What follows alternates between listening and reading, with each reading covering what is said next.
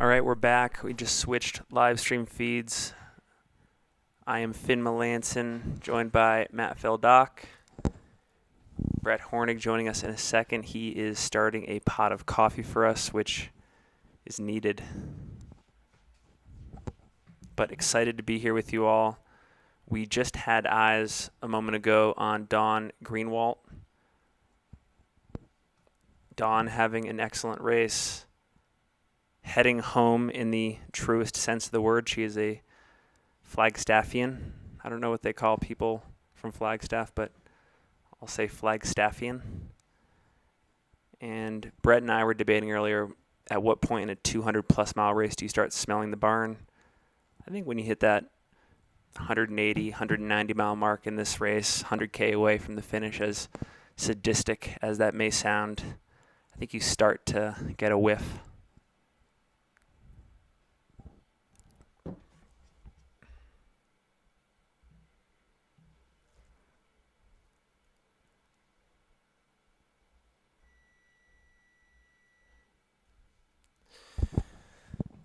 If you're just joining us, this has been one of the most exciting 200-mile races that we've seen in the young history of this distance in our sport. Perhaps the most interesting storyline to date. Killian Korth, with few exceptions, has basically led this race from start to finish. But we've seen a lot of movement beneath that first place spot. Michael Greer, who we have talked about at length during this broadcast, has really consistently moved himself up the field all day. Josh Perry as well. Josh Perry, of course, with that long trail FKT pedigree. For the vast majority of this race, we've seen anywhere from 3 to 4 women in the overall top 10, and it's stayed at 3 for quite a while. Brett and I and Matt have been commentating on the fact that these women have looked so fresh this deep into the race.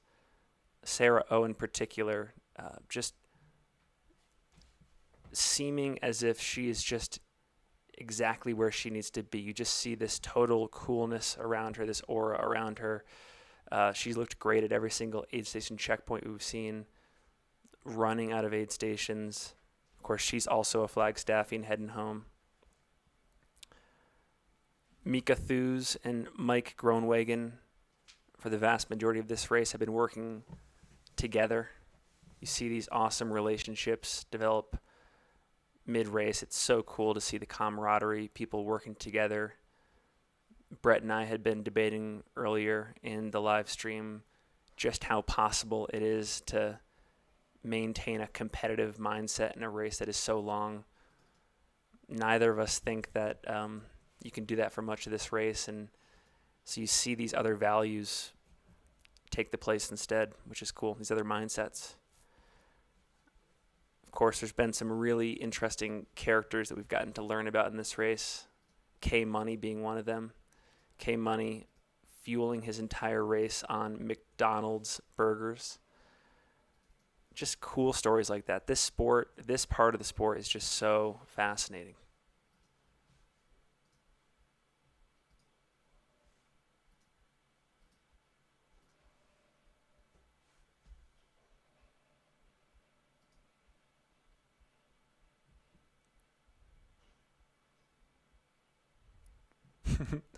I agree, Chris. The Coconino Cowboys.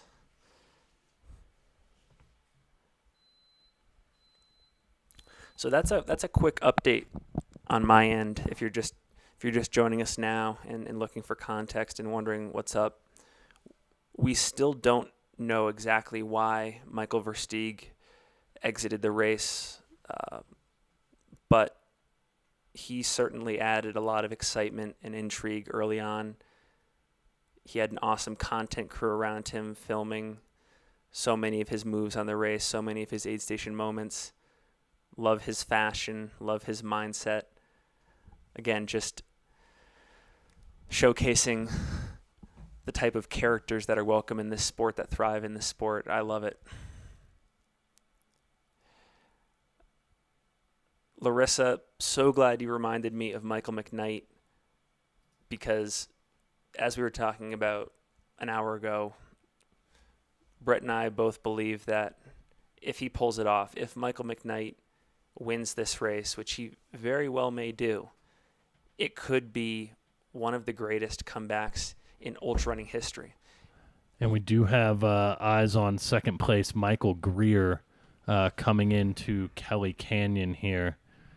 And you can see a nice wide kind of forest road here that takes you through the pines of kind of the outskirts of Flagstaff still. You're close, but you're not. We always say that Fort Tuthill is kind of like the gateway to Flagstaff at this race.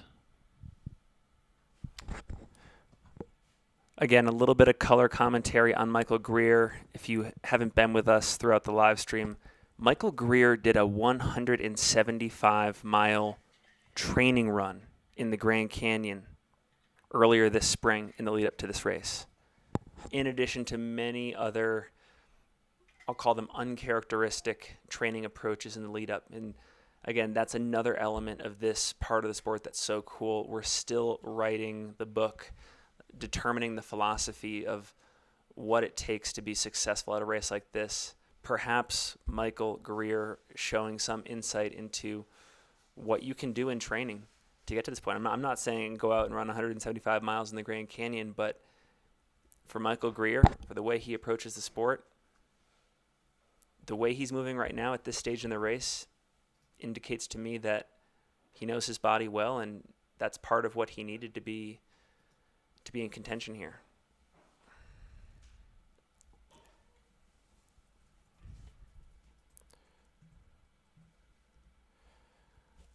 I can't confirm this comment here. Perhaps Liam, Aid Station Fireball, can. Rick in the chat says McKnight needs to run more than 2 minutes per mile faster over the remaining distance to catch Korth. I can't confirm that, but it would be interesting to do the math there or to confirm the math there.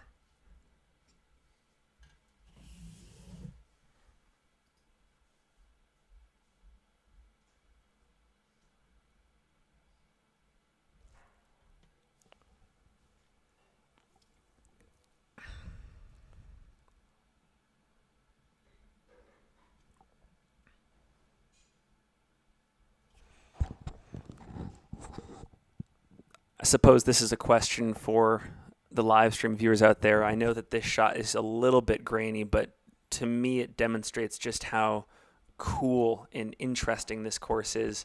Do shots like these make you want to hop into Cocodona? This is some beautiful double track.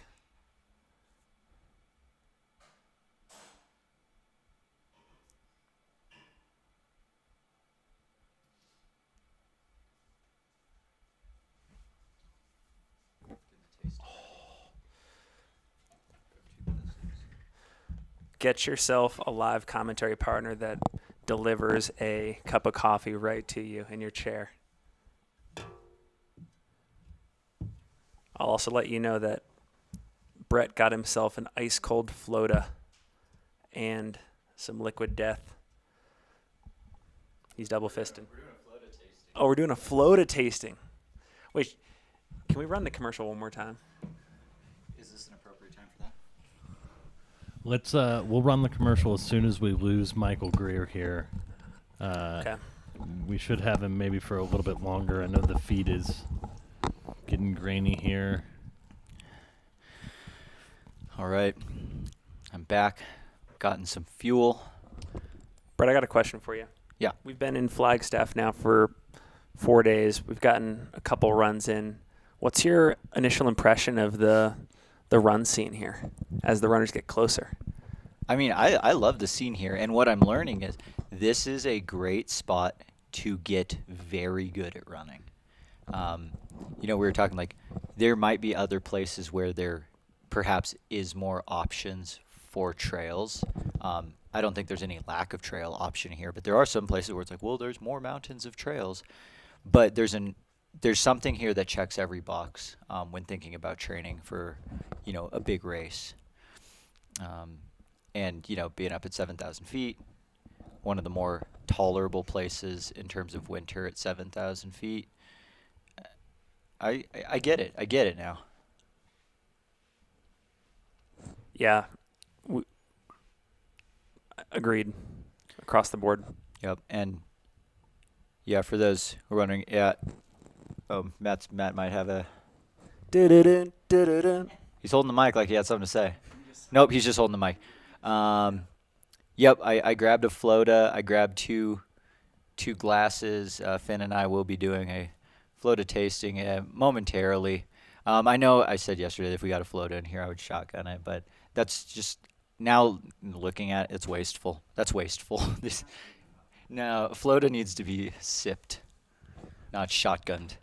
Brendan, to acknowledge your comment here about the bios, we do have a runner questionnaire that a fair number of entrants submitted a lot of info on, and we have been trying to read out some of their answers as we've gotten bib numbers, and they're there on screen. So we're planning to keep that going for the remainder.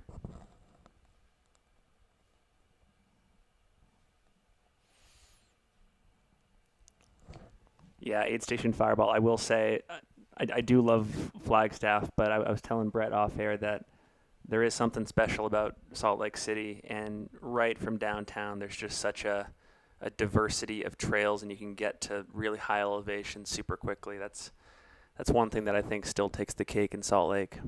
Yeah, but you don't need to explore to be good at running. You certainly don't. That is definitely not a prerequisite, but it makes it more fun. Makes it more fun. Yes. You could run the same trail over and over, be the best runner in the world.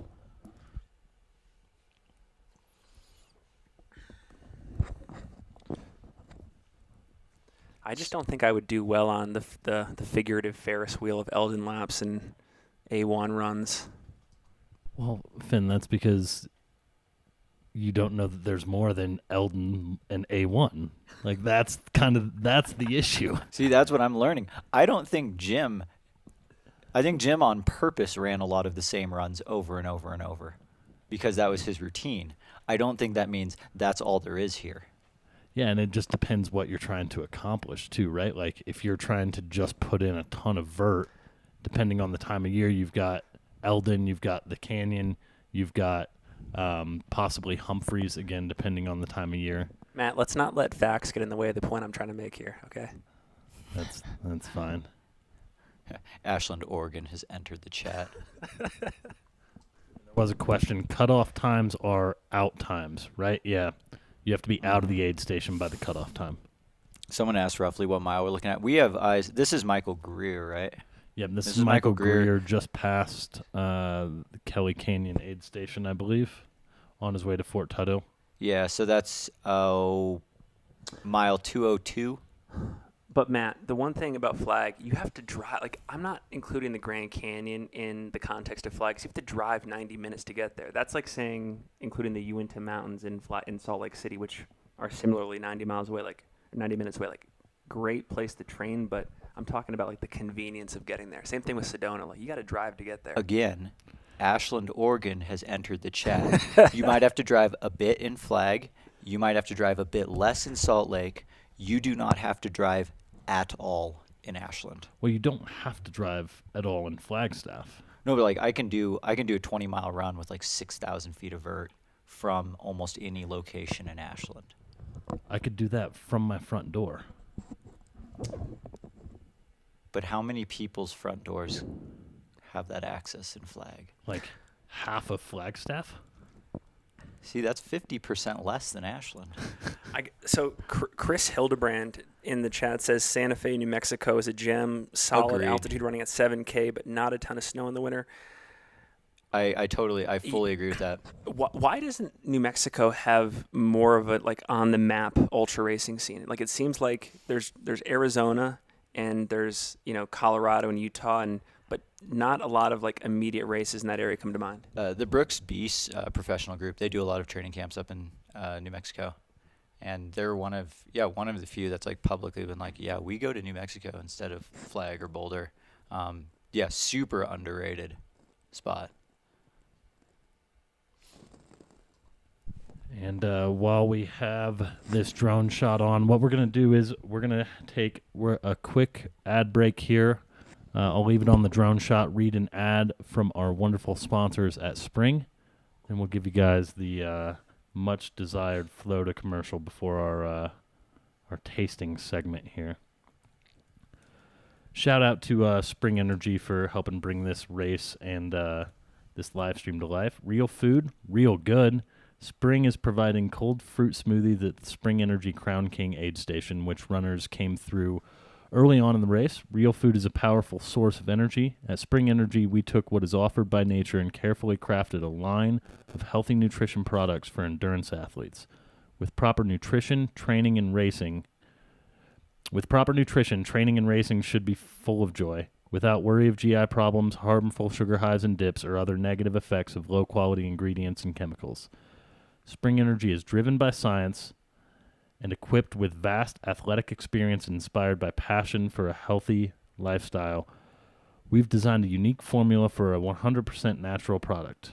We embrace the culture of active and healthy living, providing nutritious endurance fuel for athletes who choose this path. Again, a huge shout out to Spring Energy. And now for the much awaited Flota commercial.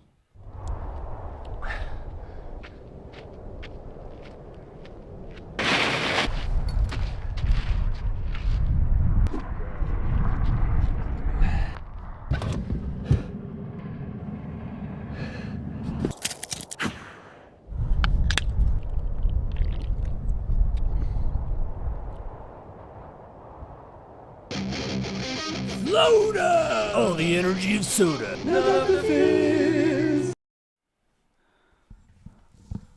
And so now we're going to Wow. keep it locked here at the Munns Park aid station, and I will bring up our lovely commentators for their Flota tasting. So that was the first time I watched the commercial with volume, and it was amazing. I didn't ever catch the silent burp because you need volume. It's funny. You need the volume to not hear that part of the commercial, and that was awesome. We got picture in picture. We got Flota. Yeah, like liquid death for scale. So for one, it's small. You could fit it in a pack. You could actually take this with you out of the mile 97 aid station that was sponsored by Satisfy. So it's flat soda for endurance. We will crack this bad boy open.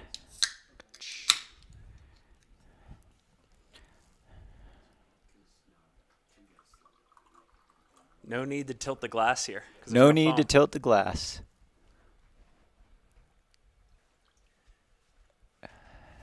So, okay. First of all, cheers. Cheers. It's flat. It looks like a really dark like whiskey. Because there's no carbonation or anything. If I was a sommelier, I would have the vocabulary to talk about each movement like I'm bringing it up to the nose. So, imbibing it that way. 93 calories in this little can. Let's see. Give it a little sniff. Little swirl. Sniff. See how it opens up. Doesn't open up. Doesn't open up as much as I thought after a nice swirl. Definitely getting large hints of cola on the nose. I'm just going to start throwing out terms that I've heard in passing. Aromatic, full-bodied, clean finish, Sonoma. So I've consumed a lot of flat Coke in my day, and this nearly tastes like flat Coke, but I will say it doesn't taste. Flat Coke tastes almost sweeter than this. Like this tastes, I don't want to say watered down, but like watered down in a good way. Like it's not nearly as intense flavored as just pure flat Coke. And I think that might partly be due to the natural ingredients. which actually, like, it's cane sugar. It's not high fructose corn syrup. Ryan, if you want a climactic taste test, you need carbonation. Obviously. Most wine isn't carbonated. You sure about that? I don't know I think the only way for you to get them was to actually have been participating in this Cocodona race. I don't feel worthy of a Flota, but I'm so grateful for this opportunity. Does have a little bit of caffeine in it, as per the nutrition label or lack thereof. Yeah, overall, I would say though it's pretty pleasant. It's definitely pleasant. Like I could drink this while running. Too much Coke makes my tongue feel kind of fuzzy, and I'm not getting any of that on the palate here. Cigar box tertiary aromas. Finn, are you just reading? Cranberry acidity. Are you just reading what a sommelier would say? Cassis. Cassis. That's a great wine buzzword. Lingering sensation. Yeah, we are kind of drinking it out of more of like a whiskey glass. I think that is affecting the aroma for sure. And I don't believe it's been aged that long. Like this Flota has not been cellared. I let it breathe for a little bit. Didn't seem to make a difference. Yes, it tastes like a smoky old man stuck in a dying Maine town. Oh, no way. That's straight out of the chat. That was a good one. Oh.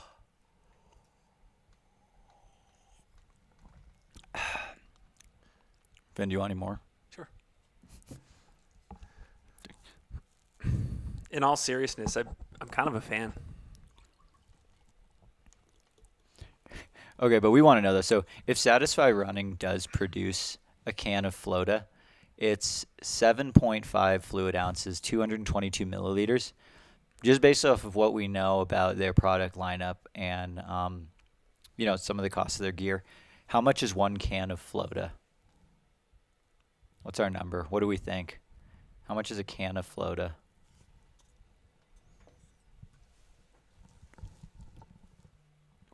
Is that my phone? This is me. I don't know where mine is. $20. Oh, the Cocodona 250. I didn't eat any corn.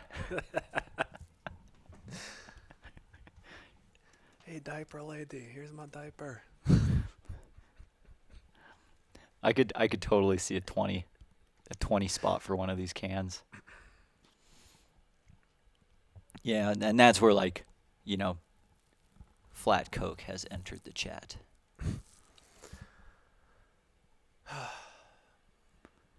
So we're approaching 57 and a half hours on the race clock.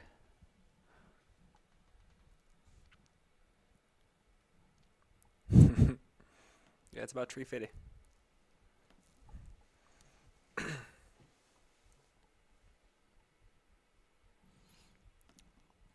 Let me get to a tracker update. Killian Korth, men's overall leader, around 205 miles. Michael Greer, second overall, around 202 miles. So we're looking at about a 3-mile gap.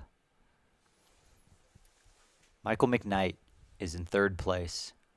He has overtaken most of this field because he had a dog water day one. It was bad. Massive electrolyte problems led to some back problems.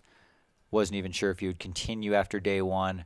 Rallied, figured it out through the night, and has just been on an absolute rampage through this course and has moved up upwards of 30 or 40 spots into the podium, has just overtaken Josh Perry, who is no more than a few tenths of a mile behind Mike McKnight. And then in 5th overall and first lady is Eliza Lapierre.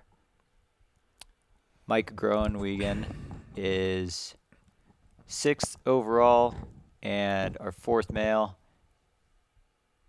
About a mile and a half back from Eliza. Then we have Mika Thews at roughly a mile behind Mike Groenwegen, 2nd lady on course, and 7th overall. And then 8th overall, rounding out the women's podium, is Sarah Ostaszewski, who her tracker hasn't updated in 12 minutes, so is probably closer to Mika Thews than the tracker shows. Sarah looked great coming out of the last aid station at Munns Park. So it'll be very interesting to see how the next few hours of racing go down. Brett, I got a question for you. So in the thru hiking community, there's always someone on trail, especially early in the hike, that brings something that's absolutely unnecessary, like a cast iron skillet in their Osprey pack.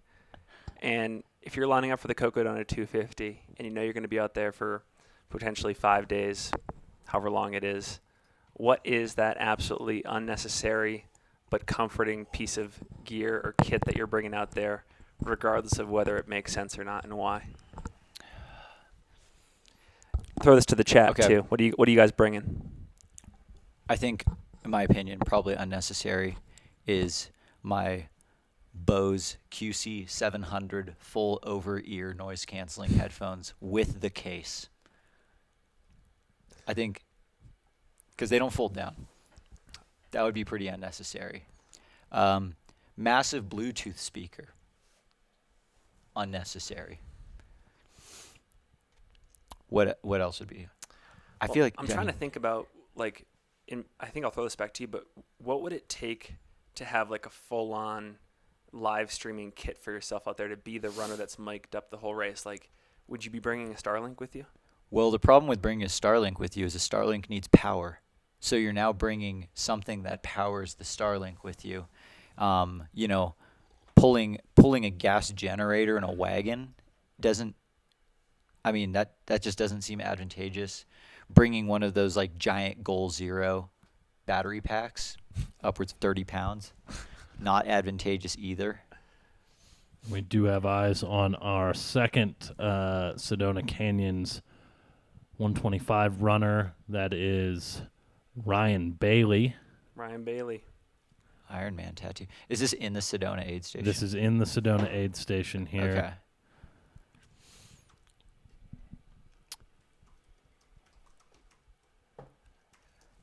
Yeah, if there was some way for a solar panel to be efficient enough to power a Starlink. Well, the problem, too, is that there is a good amount of tree coverage on this course where your Starlink just wouldn't work. So you might just have to only be able to live stream from the spots that you get phone service. And if you had a little portable battery to keep your phone charged and you say had your phone on a gimbal, yep, you would be able to live stream a decent amount. Oh, yeah. I imagine it will probably only get better. Brett, I've got a little bit of color here on Ryan Bailey. So in the lead up to this race, yes, which is in early May, he did the Coldwater 100-miler in January. Then he did the Black Canyons double. So he did a 100K and then a 60K. Oh, he did the double. He did the double as well. So for those who, I guess, aren't familiar, the Black Canyon double is on Saturday doing the Black Canyon 100K, and then on Sunday doing the Black Canyon 60K.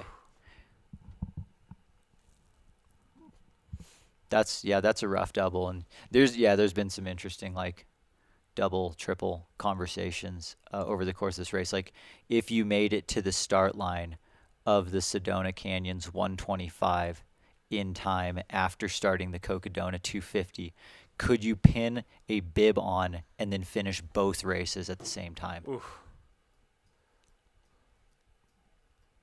I think that's, that's a great use of efficiency in my book to start the 250, Yep. grab your bib for the 125, and then you just do one race, but then you get 2 race finishes. I mean, that's a 1,000 IQ move as far as I'm concerned. Yes. Without a doubt. I'm trying to get Matthew Kahn is the other runner that's in there in the aid with Ryan Bailey. I'm trying to get a little bit of. I see we're doing some ice bandana packing. The temperatures must be getting up there. He's actually got a lot of salt on him. That's a Looks good like me. yeah, Finn, that looks like you after about 20 minutes.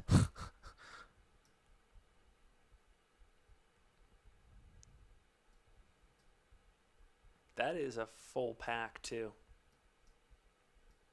It is.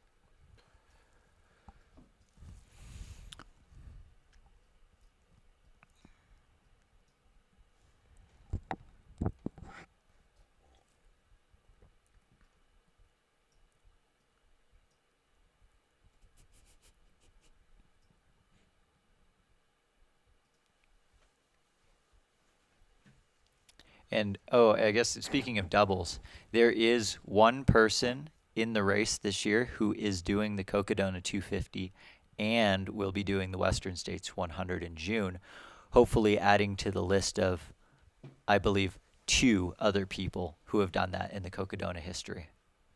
Wow. Yep. It's a short list Who do we got? for the Cocodona. I'll see if I can find it. It was from Aid Station Fireball a way back. He sends me a lot of stats, so there's a lot to sift through. How can I search?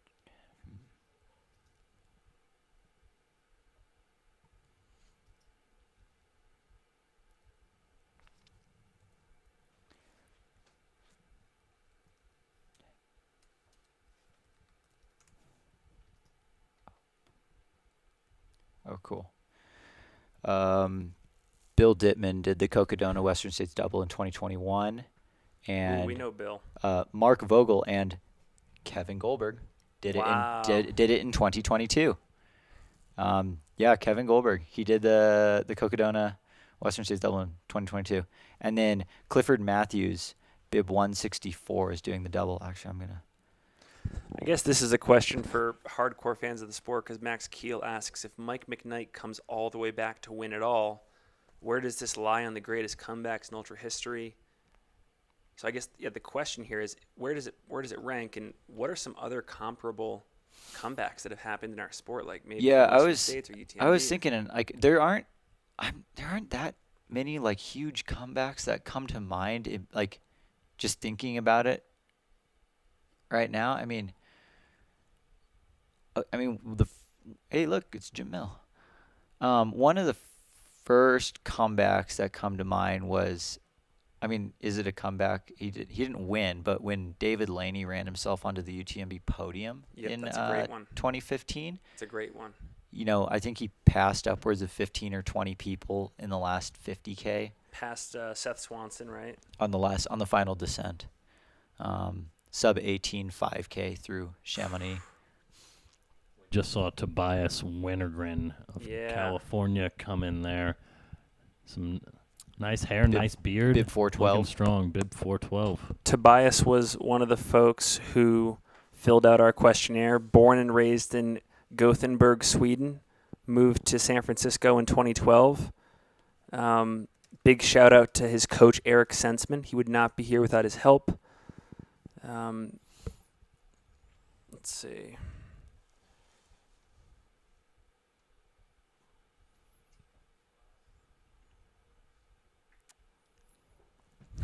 Yeah. He said that he one funny story about him. He danced all day and all night at Burning Man, and then changed into a tutu and running shoes to do the Burning Man 50K. Loved it. One of the most unique races. Shout out Burning Man 50K. That would be a fun race to live stream.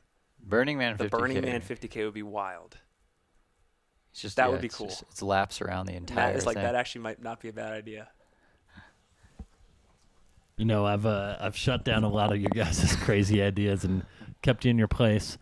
I'm not sure it's a bad idea. Yeah. I do wonder what streaming platform we'd be allowed to put that on, but Blimpcast. we'd create our own streaming platform just for it. Yes. Let's see. To answer someone's question, Killian Korth is still in first overall, with a roughly 4-mile lead over Michael Greer, and Killian is about 7 miles ahead of third place, Michael McKnight.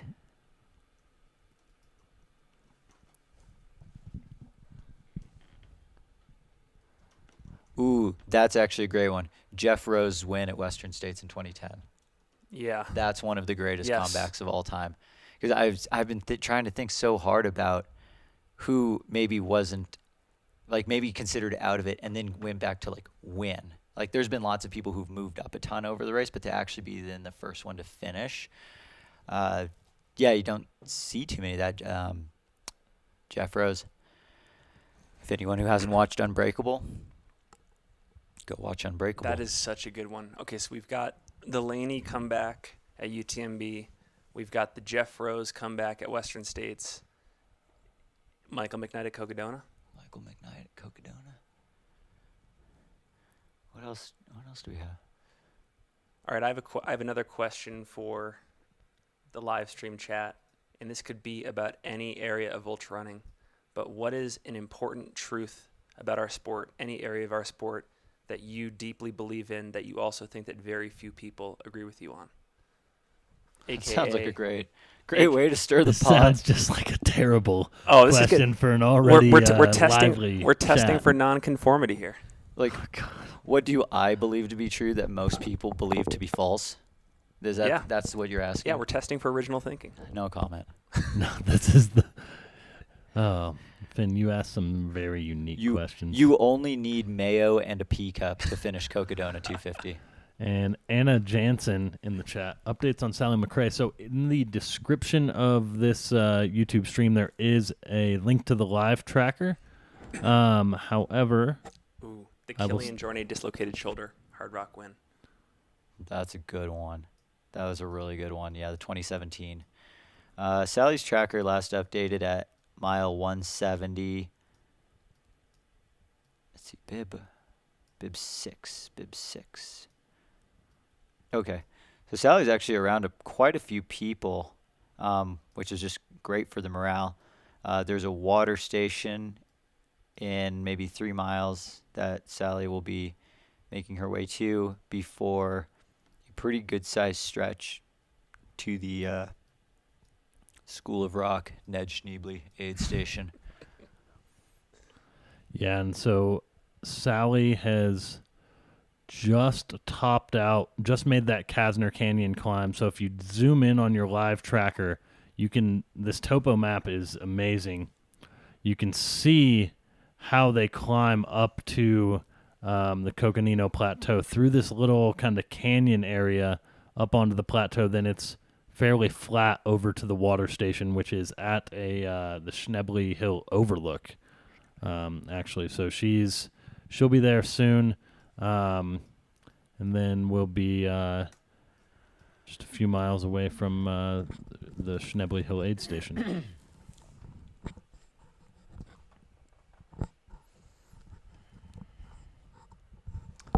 I think 200 milers are easier than 100 milers. I don't. That's probably my unpopular opinion. I've done a couple hundreds. I've never done a 200. Therefore, 200s must be harder.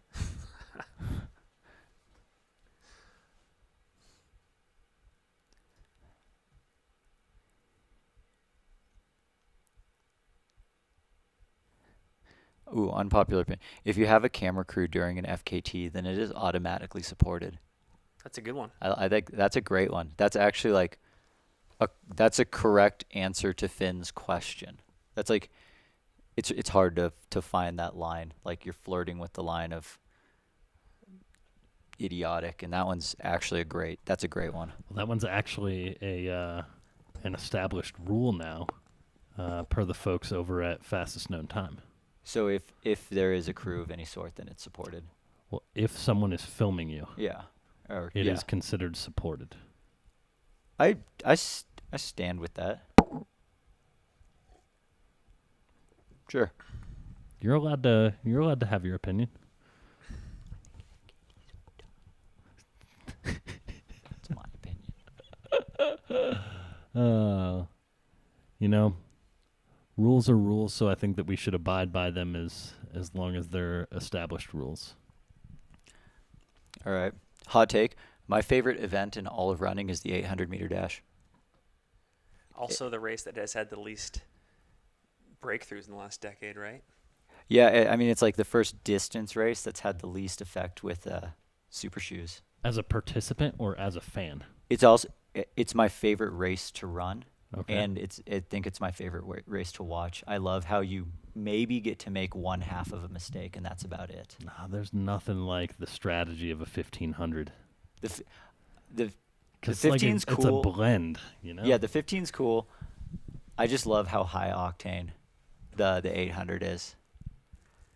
And I just wish I was fast enough to like be good at it. We got Bib 12 Jimmy Strayhorn. coming in here. Jimmy Strayhorn of the Verde Valley. He's home. He lived in Flagstaff for a bit, so he's basically running now from one home to the other. He's done a 320-mile run before and a 265-mile run before across Oklahoma. Wow. Yeah. And he's just casually strolling in with a can of Red Bull. Classic. I for one, I am a massive fan of drinking Red Bulls during ultra marathons. Like, I will drink more Red Bull than I will any other kind of soda during an ultra. Brett, you're going to love this. Jimmy named his son Elliot after Eliud Kipchoge. That's sick. You will be faster as a result, like guaranteed. Oh, Aid Station Fireball, that is a hot take because I so disagree, but I love that you put it out there. I don't think Anton's overrated. I think he's rated. What's his Madden rating, Finn? Anton's Madden rating for influence, and 100. What's his yeah, okay, so influence is 100. What's his special ability? I'm giving his for just like a Madden score, like in terms of performance. I know his ability. I have I'm it. giving him an 87.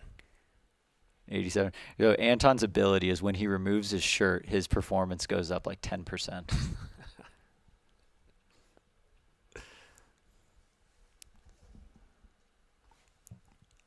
Can you imagine like a Madden equivalent of like a trail running video game? I mean, the video game itself would be super lame, but just like the profiles and the ability levels that you would give some of the runners. Like, maybe we just need some like trail running like trading cards. Oh, that would be really fun. That'd be sweet. Where's TJ at? Yeah, TJ Gardner. First of all, TJ Gardner, DM me. I want to talk. But yeah, TJ Gardner. Let's get some cards out there. Yeah, I think some trail running.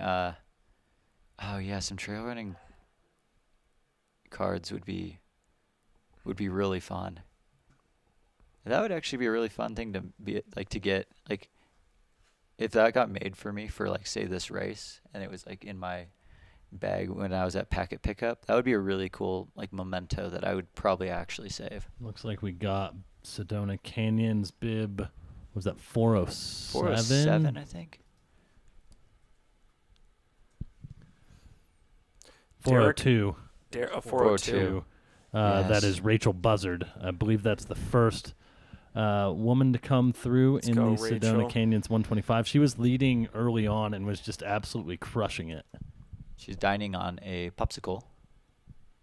I bet a popsicle is quite nice in Sedona right now. Oh man, popsicle capital of the world.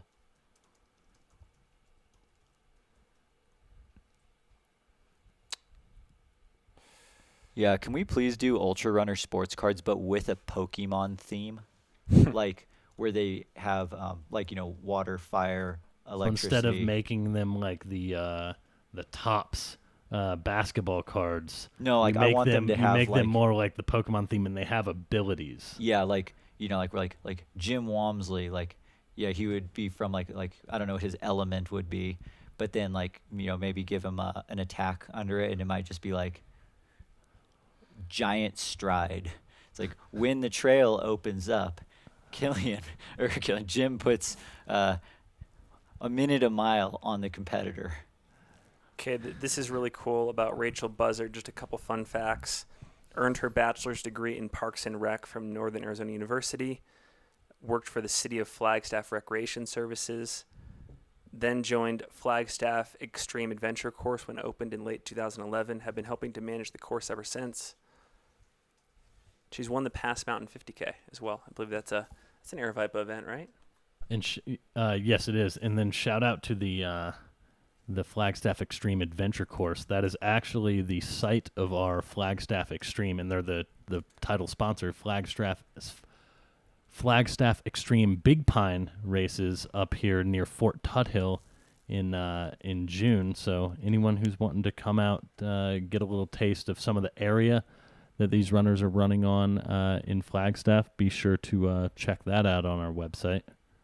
Again, Flagstaff Extreme Big Pines. You can get a ticket to the obstacle course, run a race, enjoy the obstacle and ropes course. Just make a weekend out of it. Brett, who would be the 3 holographic ultra running trading cards? Courtney last year, and Courtney 2019. 112. Oh, that's such a good one. Yeah, Courtney's charisma. Kevin Metz. Charisma boost plus 100 HP. Folks, we have a Kevin Metz sighting. Tell me a little bit about Kevin Metz. Well, the first one you got to see here is Kevin Metz still eating his McDonald's burgers.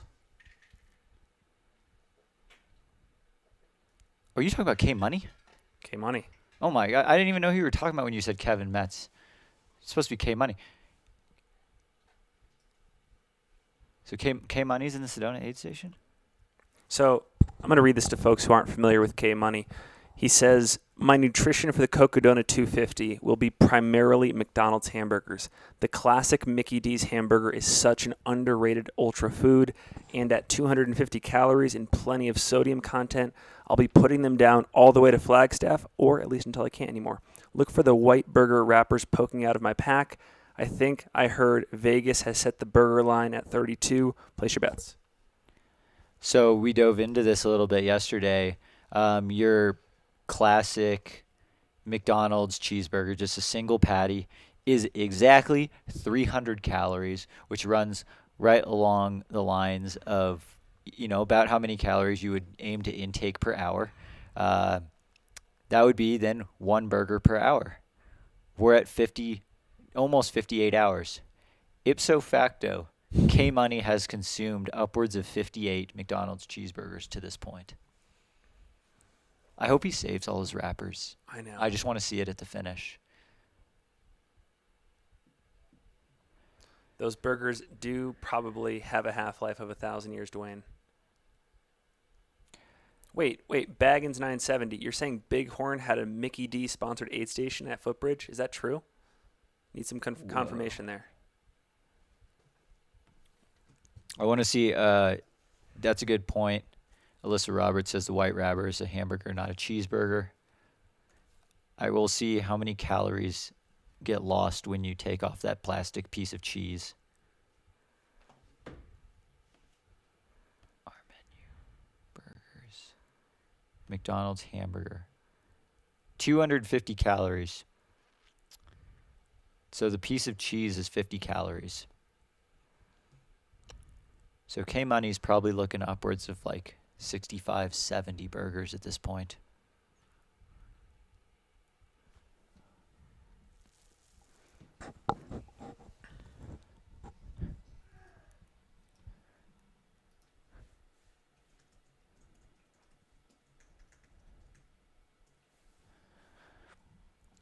Yeah, for those who are wondering, classic hamburger at McDonald's, 250 calories, 9 grams of fat, 31 grams of carbs, 12 grams of protein. That's like pretty well rounded. It's funny how on paper it doesn't actually sound that bad. 510 milligrams of sodium per burger. Like that's a very appropriate number for an ultra, to be intaking. K Money. I really think K Money's onto something with this. Scott, Floda is a combination of flat and soda.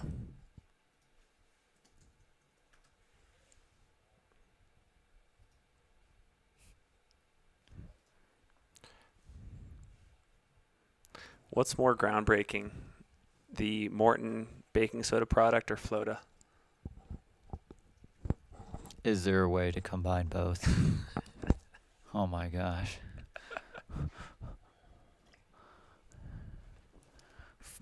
Bicarb Floda.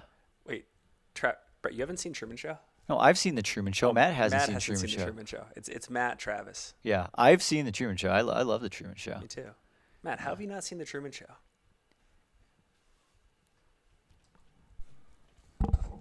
I don't even know what the Truman Show is. Oh my!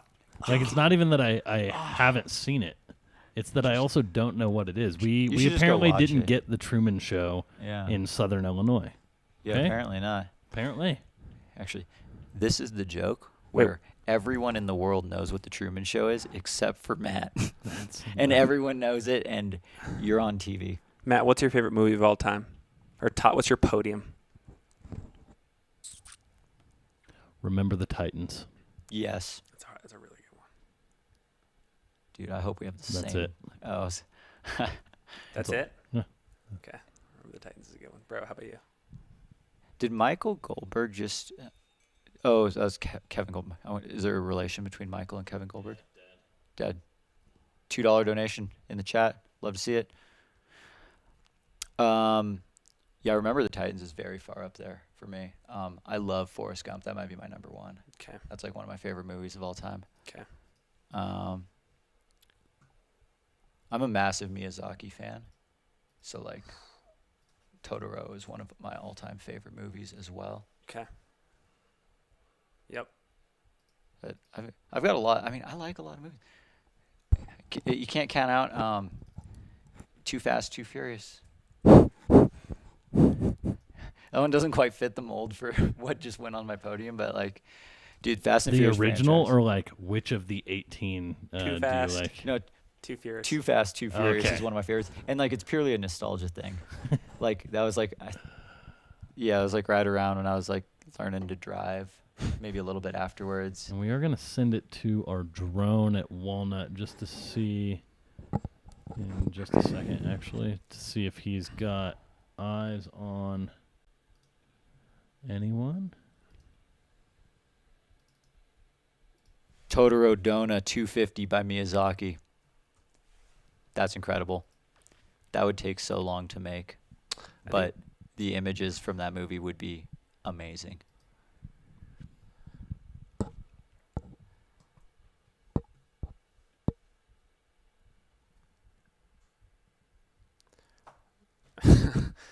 Matt is actually in the Truman Show. That's why he doesn't know about it. Yep. I wonder how many years he's been trying to book that flight to Fiji.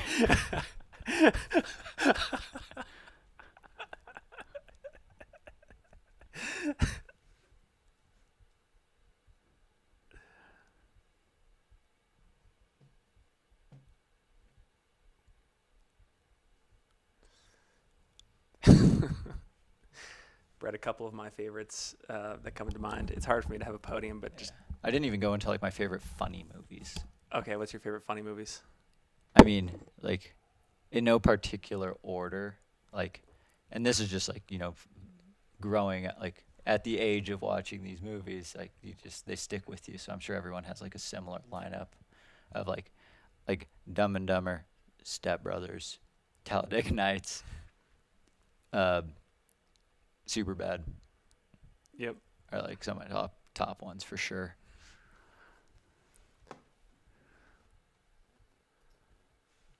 West Plate at Sedona Aid. I'm gonna move to a tracker update.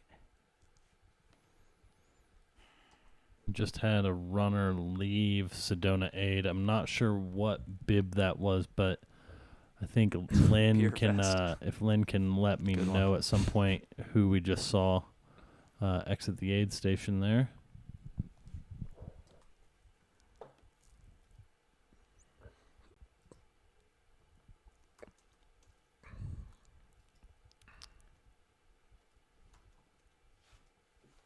Has Michael Greer left Kelly Canyon already?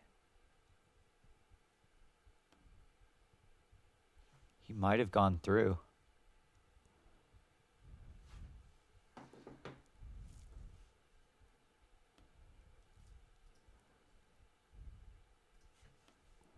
The question, Brett, I'm sorry. Michael Greer just go through the Kelly Canyon aid station? He came through a bit ago. Oh, he We did? had him on the drone either coming into or leaving Kelly Canyon. Not exactly sure which side of Kelly Canyon our drone is on, but we did have footage of him. It's either right before or right after Kelly Canyon, but it looks like he's been there for a bit, right? Yeah, that's what his tracker shows. So I was wondering if he was. Yeah, I think he's been there for a little while because he came into Kelly Canyon aid station at 57:11 elapsed. So it's Yeah, been so- 50 minutes. Yeah, So he's been there for a while. yeah. We definitely had the drone on him. Coming in. Either coming, it must have been coming in Yeah. because he clearly hasn't moved, right? So Yeah. our drone must be Okay. just before Kelly Canyon. All right. Nap time for Michael Greer. And at that point, he was less than an hour behind Killian. Yeah. So That gap maybe he's now that will have gap's much expanded bigger, a bit. but I mean, this is an interesting tactic. I mean, Michael Greer is probably gearing up for like a big final push. Well, whereas- especially you don't want to be like really real. I mean, you're going to be sleep deprived, Yeah. but you want to be as rested as you can for, like for being in a 250-mile race, especially as you go through that Walnut Canyon area. Yeah. Seems endless. There's trails that kind of wind in and out everywhere. It's a spot where if you're not paying attention, Yeah. you could get lost. Yeah, you can get off course. You can't get lost probably too far, Yeah. but you can get off course a few times. Yeah. And it can be slow moving if you're not energized, I guess, or as energized as you can be.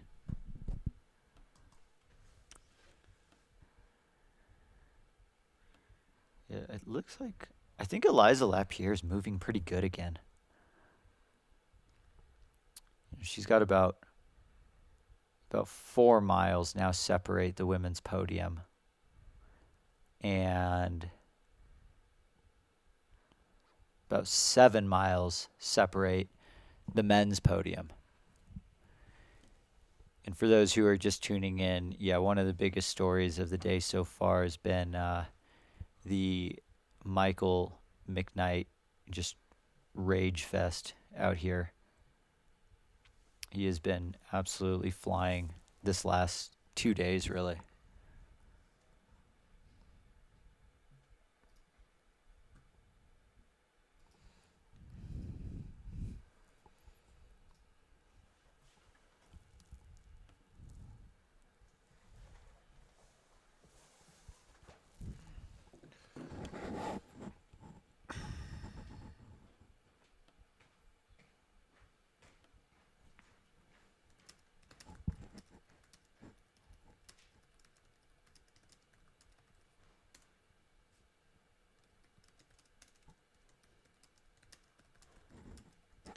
Question for the chat. For those of you that have been watching the live stream for the last few days, what is one athlete from this race that you weren't really aware of heading into it that you have since become a fan of, and why?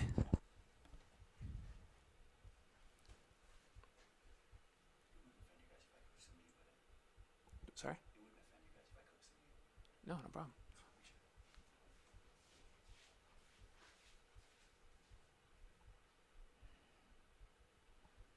Who have you become a fan of over the course of this race? Ooh. Let me see here. I'm gonna pull up the. I mean, I've always been a fan of Dominic Grossman, so I guess he doesn't count for me because Dom I've always been a Dom fan. Dom Perignon, as they say. Dom father. Yeah, Dom is a great guy and really. Yeah, that's what the Aravaipa blimp. That's one of the that's who I've become invested in over the course of this race. I didn't know anything about Killian Korth, and I'm so impressed with just how it takes so much energy to be leading a race, and he's been doing it for a long time. We have the man himself at the aid station here. Old Kevin Goldberg. Oh, I thought you were gonna say Killian, but I was like, I'm pretty sure the man himself is Kevin Goldberg. Yeah, we're at the Munns Park aid station right now. We do have cameras at Fort Tuthill, so we will have eyes there. So we got a Kevin Goldberg sighting. We don't have audio on He just wolfed down a burger. on this camera, unfortunately. The audio hasn't been coming in. Wolfed down a burger. It looks like he's got a lot of tape on that right leg. He looks like he's just relaxing, though. Again, like the fact that he can lift a leg up and put it over his other leg. Oh, look at that setup. I want that. Those are incredible chairs, like zero gravity Love chairs. it. Look at the shade overhead too. Yeah, I mean, I'm for one, I'm never getting out of that chair if I sit in it. I mean, Kevin Goldberg is a brave man to be able to get that comfortable and then get back out on course. Amazing. I really think that is one of the keys to success for a 250-mile race is what can I do to keep the stress levels low? And Kevin Goldberg, he looks like a thankful person. He looks like he's still thankful to be out there. Look at that mobility. We talk about new runners we're aware of. I did not know who Kevin Goldberg was heading into this race. I have become a fan. Yeah, definitely a fan of the Goldberg. I was embarrassingly late to the party. I was like, what the hell's BGE? And they're like, everyone's just like face palm. And I was like, oh, my bad. So yeah, it looks like Kevin Goldberg. He's rocking the Ultra Olympus. I've never seen so many Olympi. You know, I've always been, because I left the thru hiking community maybe 8 years ago, but the Lone Peak and that brand were so popular in that space, and I wonder if because there's crossover here and maybe Ultra still maintained their hold on that part of the endurance world, you're going to just still see more ultras at this event.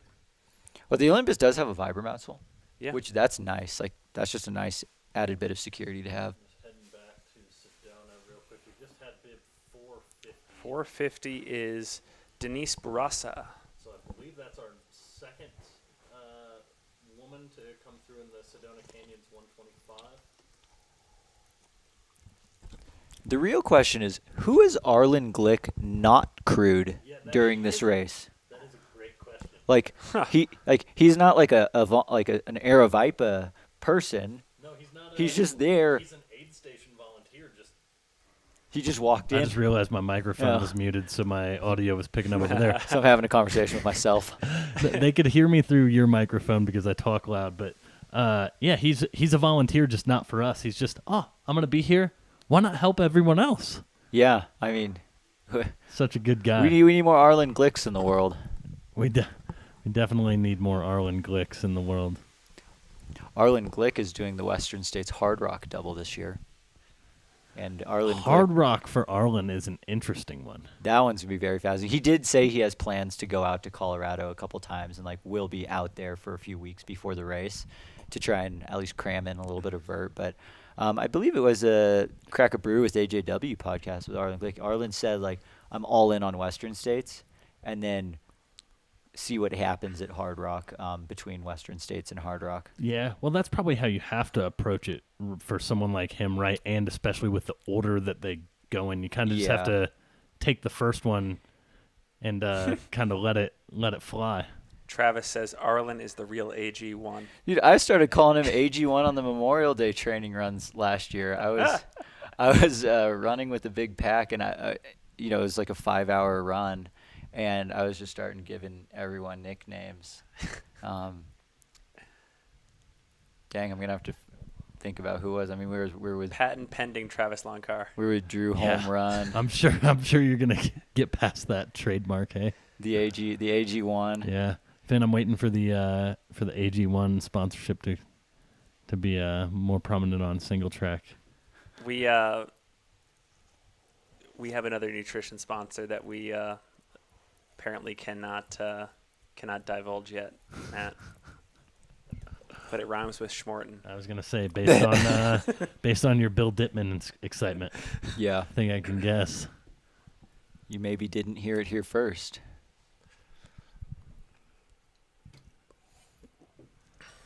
Look, this is so awesome getting to just watch. I think we have audio here.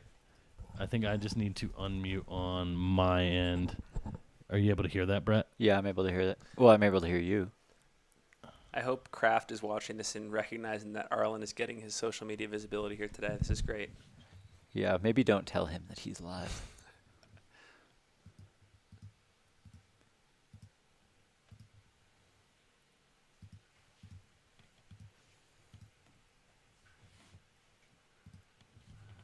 Yeah, it looks like we don't have any audio, so we may need Lynn to refresh her browser whenever she just has a moment. See if that helps fix the problem. I'd love to be able to listen in here. And we'll switch to the static came up Muns for the time being.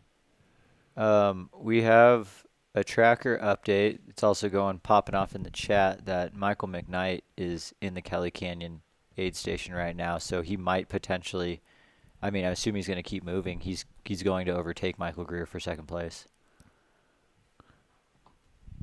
That's a race I would run, Tour de Géant. If I had to do my first 200 miler, I think it'd be Tour de Géant. That looks like that an one amazing looks really race. cool. That one looks really hard. These all these 200 miles look really hard, but that one especially looks really hard. Yeah. Michael McKnight in the Kelly Canyon aid station. Finn, what do you think he's dining on? So we got chicken burritos, tofu, grits.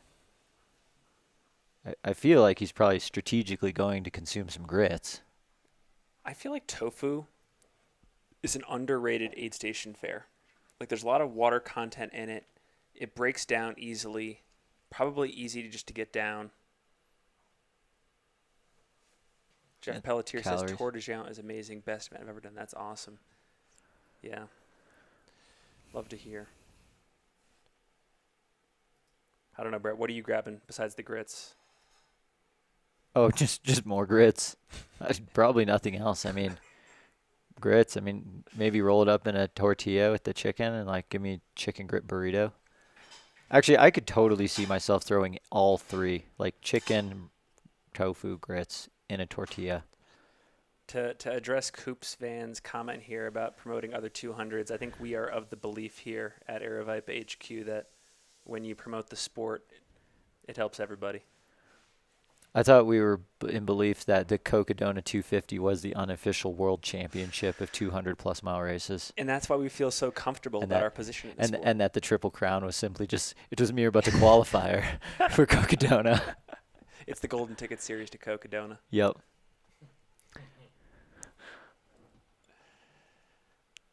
Coca do not knock me for saying that. Yep. Cocodona, the AKA Dona 400 for our kilometer-centric folks in the chat. Dona 400 sponsored by Fig Newtons, Agway, and Hostess. Can't forget Wonder Bread. If you don't chew Big Red. Not sure what to get your loved one this holiday season? Well, head down to Walmart and pick up the Jackhawk 9000.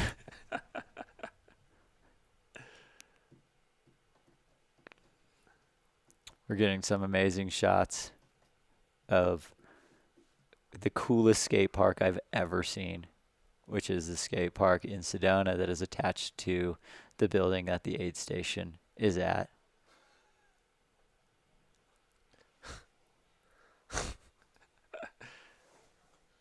True that. True that. TJ, I love you, buddy. TJ works for Aravaipa Artworks here. He's one of our designers. He's amazing. He's amazing. Can we talk about him more? He's amazing. He's been away for a little bit studying, so I haven't seen him around. But it's nice to see him in the chat, and he's an incredibly talented designer, artist, many other functional designer, all of those things. So shout out to TJ. TJ highlighting the Cold War of 200-mile races in the U.S. Absolutely.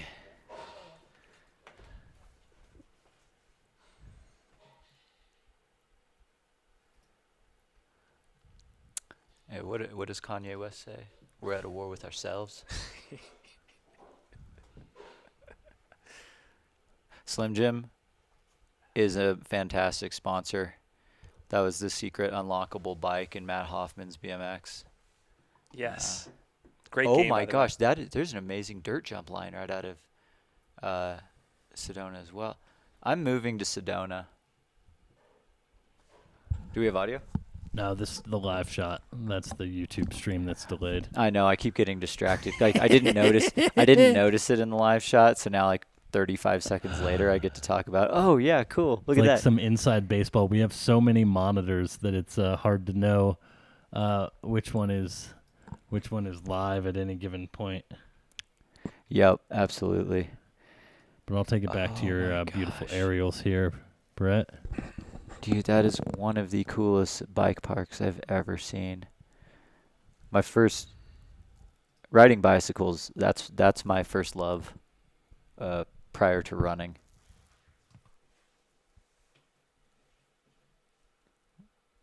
Love flying through the air and then landing on really hard dirt and proceeding to send myself to the hospital. Yeah.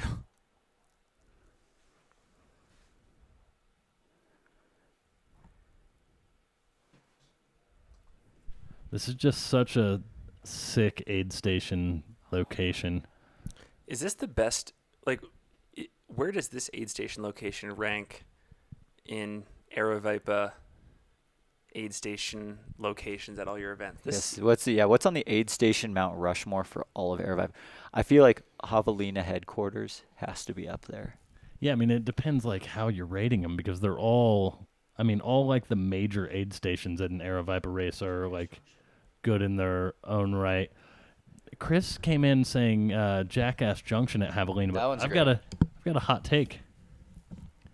Javelina headquarters, top of it's now moved, in my opinion, which is not as I don't have as much experience at the Javelina 100 as a lot of people in the Aravaipa community. I would say that Javelina headquarters in recent years is a grander experience and a grander kind of aid station experience, on-course experience than what you get at Jackass Junction. However, Jackass Junction is also a great aid station. You know what's been the biggest tailgating station is Table Mesa now at Black Canyon. Yep, Table Mesa at Table Black Mesa. Canyon is good. Although this year Black Canyon City was also Black Canyon City was on popping. that level. Yeah. And so I don't know. I think there's a just- lot. It just depends how you rate them. Because I would also say the Fireball Station at the top of Kendall Mountain during Kendall Mountain Run is a pretty epic one Like- as well. I just looking at the drone shots here and where this is, I just like I haven't been to this Sedona aid station. I've actually never been through Sedona, which I'm now like Oh, when really you guys head back disappointed to about. Phoenix, you should drive down 89A. yeah Ooh. at 4 a.m. on Yeah. Sunday. We're doing it. You All won't right. have to worry about any traffic. It's It'll great. also be dark. Matt, Brett, according to the tracker, Killian Korth is 208 miles into this race. Michael McKnight is 202 miles into this race. Does Michael McKnight have enough real estate to overtake Killian Korth? Yes or no? Well, I think part of it will come down to does Killian need more rest? Because as far as I am aware, he's only had that 45-minute nap at Deer Pass, where Michael McKnight napped prior to that, but he did nap for 3 hours. So I think that could factor into things. There's a lot of people in the Kelly Canyon aid station right Yeah. now. Does Michael or Josh have enough real estate too? Well, Michael McKnight's already out. Eliza Lapierre is at Kelly Canyon. Michael Greer's at Kelly Canyon. Josh Perry is at Kelly Canyon. Mike Groenwagen is at Kelly Canyon. And that means Oh, wait, no, just Mika- kidding. Mike is not at Kelly Canyon. I was looking at the wrong tracker. Yeah, we don't have our camera feed from Kelly Canyon anymore. However, we do have a shot at Fort Tuthill that will be on the lookout for the I think race leader coming in soon. getting eyes on Killian Korth on the way into Fort Tuthill will paint a lot of picture for how he might be feeling. Yeah, that'll probably be coming quite in. telling. For the time being, we're going to send it back to Munns Park here for a little bit as we've got, looks like some more. Oh man. What is this? That's a full wardrobe change. Dude, check that freaking drip. How am I meant to be able to identify him now without the He's got white the bucket pink- hat? He's got the He's got a pink skull cap. pink beanie, I guess. I think no, dude, that's a skull cap. Is it? That's a skull cap if I ever He's seen got one. he's got a scully on. Yeah. I know. What is Mhm. the exact distance of this event? It's not 250 on the dot, right?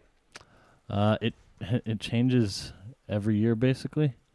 Or it has changed every year due to the different courses, but per Cal Topo, it is almost right at 250. Okay. Yeah, I think with there being roughly 50 miles to race, you know, I think everyone within the top five could potentially win it if, you know, they have that 12th win and just start raging. I think the way Killian's been moving, you know, shy of a total sleep deprivation bonk, I think Killian's going to win and Michael McKnight's going to run out of room. Let's see. We've got a shot on the drone here. Looks like, yeah, that's the overhead of Kevin Goldberg. Kevin Goldberg. We BGE. also have Bib 28 Nick Peterson. It looks like he's about to leave the Sedona aid station because we saw him in there a little bit ago. Yep. So he's on his way out. Is Kevin in the chat right now? He was just looking at his phone. I wonder if he I was don't know. Well, checking the route or checking the chat. oh, it looks like there we go. We'll send it to that. And let's just take a look here in just a minute at our camera feed over in Fort Tuthill.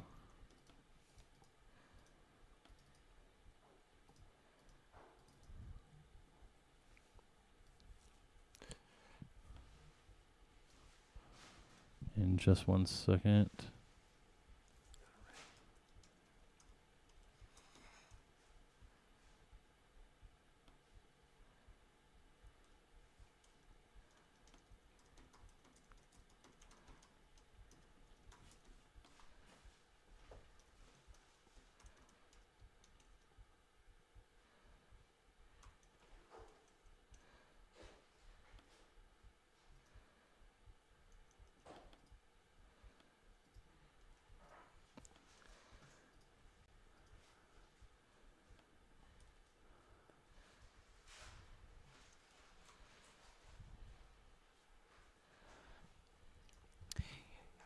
Yeah, that's a good point in the chat. You know, I think one of the biggest like X factors for whether Michael McKnight could catch Killian Korth is Elden.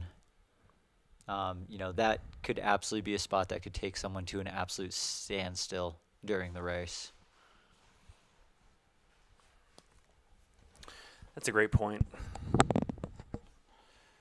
Yeah, I think it might be good, Brett, for us to talk a little bit about what the course looks like the rest of the race here with less than 50 miles to go. Yeah, I've got a map somewhere. Drone here is awaiting our next runner, which we expect to be Jeff Garmeyer. And we also have eyes in Fort Tuthill on the trail, and this is where we would expect our race leader, Killian Korth, to be coming from. So We will keep our eyes peeled on all these different streams. And one more check-in. We do have, looks like our second place female in the 125. That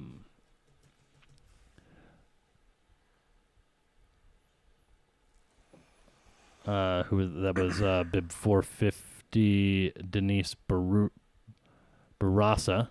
Looks like she's heading out of the aid station. Doesn't she go by Tiny Debo on Instagram? She does. What a name, Tiny Debo. Yeah. I was like, that's how I not recognize her. I was like, this is Tiny Debo.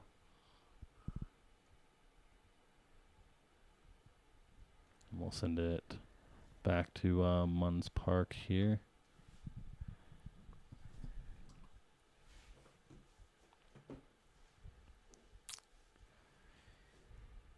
Yeah, the last 40 miles of this race from Fort Tuthill to the finish is interesting, because by the time the runners get to Fort Tuthill, I guess they've been running on this somewhat flatter plateau for upwards of 30 miles, and they're about halfway through it. So not a lot of change in terms of like the elevation profile, like rolling ups and downs, and they're only halfway through it. So once they leave Fort Tuthill, it's still a lot of like you could be making great time on that section because it's not overly vert centric, not steep downhill either. You could also be losing a lot of time if you're just like death marching it. And then the final, 20 miles of the race, you start your approach to Elden Mountain. Very steep up to that. And if we're thinking about times for when these top 5 or 6 runners are going to be going over Elden, it's going to be cold. It's going to be cold tomorrow. The high temp for tomorrow is not very high. It's only in the, I think, low to mid 50s, cloudy. So up going over Elden at, a little over 9,000 feet, and then making your way down is going to be kind of like what we said, like one of the big X factors of the race, where someone could potentially lose an hour right there. For sure. Yeah, it's going to be. And I'm thinking about in the Eric Sensman movie from last year's Cocodona, him recounting that experience climbing up Elden, how heinous it was, how he felt like he almost lost his grip with reality. It was so difficult to take every single step to get to summit that thing. And yeah, he said he got to the top and he was like, I don't know if I've ever had a moment like that, but I got up there and I was just like, what?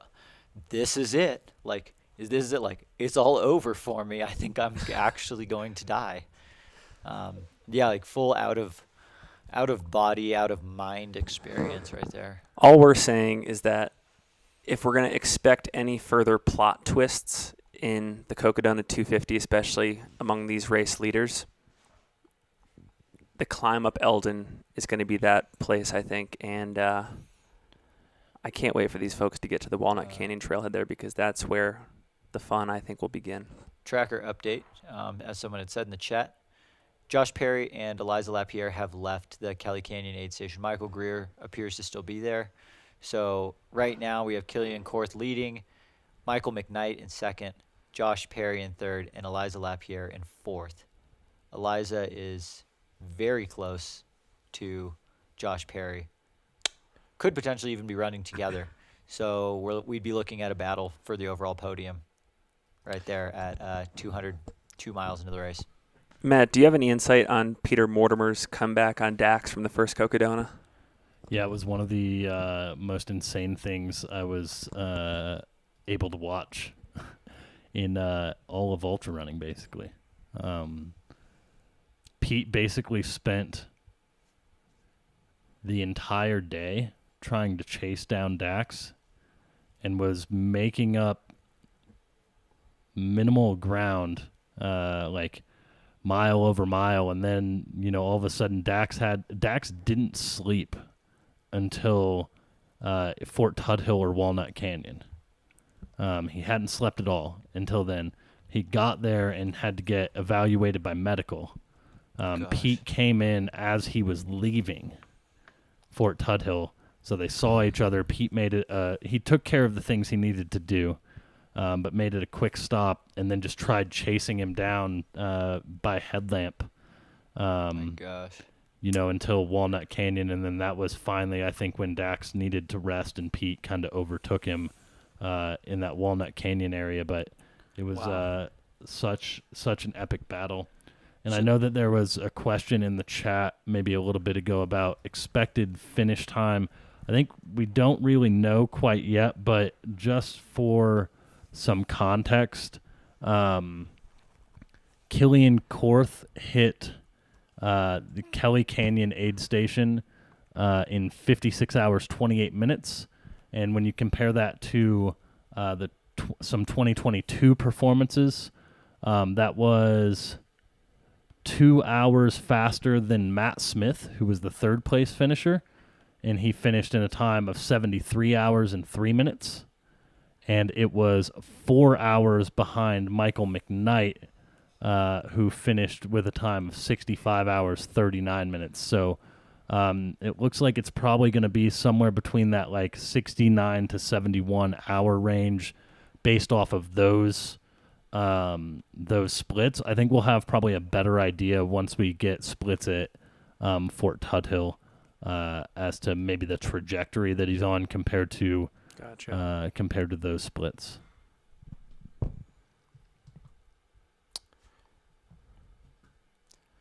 Yeah, I'm looking at Peter Mortimer's Strava from 2021, and you can actually see his mile splits get faster after the 200-mile mark noticeably. For a while there, he's averaging 17 to 20-minute miles, and then you see a pivot to 12, 13, 14, 15-minute miles the rest of the way.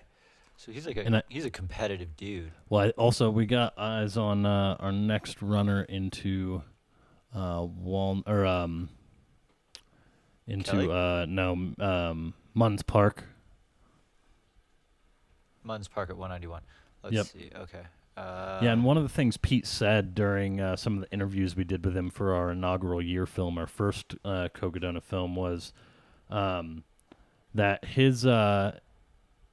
his pacer, once he got up onto the Coconino Plateau, Nick Panisse, was just charging him up, ultimate hype man, come on, we're going to get him, we can get him, let's go, just pumping him up. And I think that really helped Pete in a lot of ways in terms of just staying really amped up, especially they were coming through that section early hours of the morning, kind of that overnight time. So it was pretty sweet to watch. But he's the only person I think who has run sub 30 hours on the back 100 miles of the course, at least on the original course.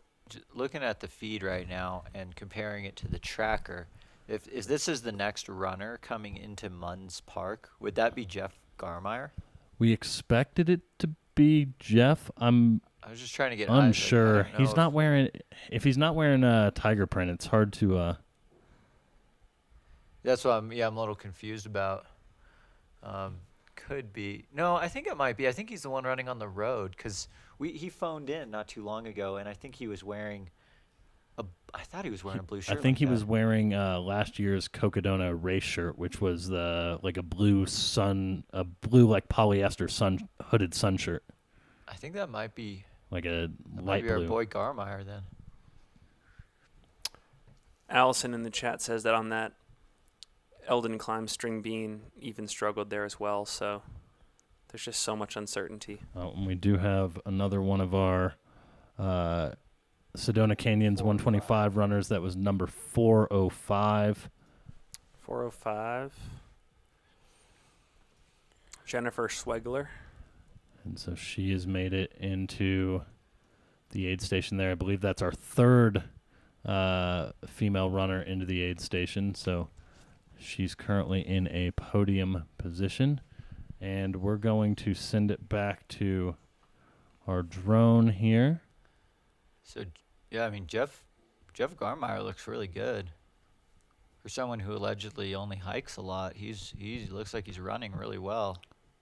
Well, I think after Cocodona year 1, he started to maybe enjoy running more, or realize that if he wanted to keep doing these things, he probably needs to He needed to pick up a new sport. need to run more, and so he's definitely gotten a lot into running a lot more. He's done some last person standing and some fixed time stuff, which is probably kind of almost the opposite end of the spectrum for like his long FKT attempts in the mountains in a lot of ways, but similar in ways too. Yeah. Yeah, I'm being told it is Jeff, so. JG. He looks like he's just out on a casual stroll. Yeah, I mean, that seems pretty on brand for Jeff. It looks like we're gonna have Killian Korth coming over to All right. Fort Tuthill soon, so we'll keep it locked here. We want to make sure we get a visual on him. Shout out to Rob Martin, who also delivered the case of Flota to the studio last night. He's out helping us film out at Fort Tuthill. I think he'll be out at Fort Tuthill most of the evening. All right. Yeah. Shouts to Rob. Thanks for the Flota. I've had 2 today already. Well, it looks like he may be a little bit further down. We'll go back to our drone, and I'll keep an eye on Rob's feed for when he gets closer. All right. Jeff's rounding the corner into the parking lot He's moving pretty strong. He looks great. Towards the Munns Park aid station.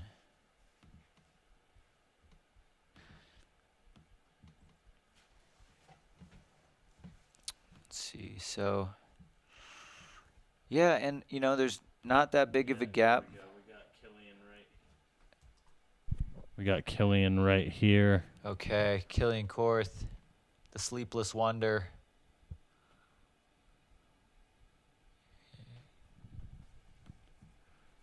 Is he the front one that just came through, or is he the second one? No, I think he's the second one. Yeah, I think so. See, Yeah, he that's looks definitely him. He looks less fresh than some of the people we've seen. But is his lead big enough? Yeah, I mean, it might be. Like that's the... He's not moving. Yeah, sure, he's shuffling, but he's shuffling with purpose.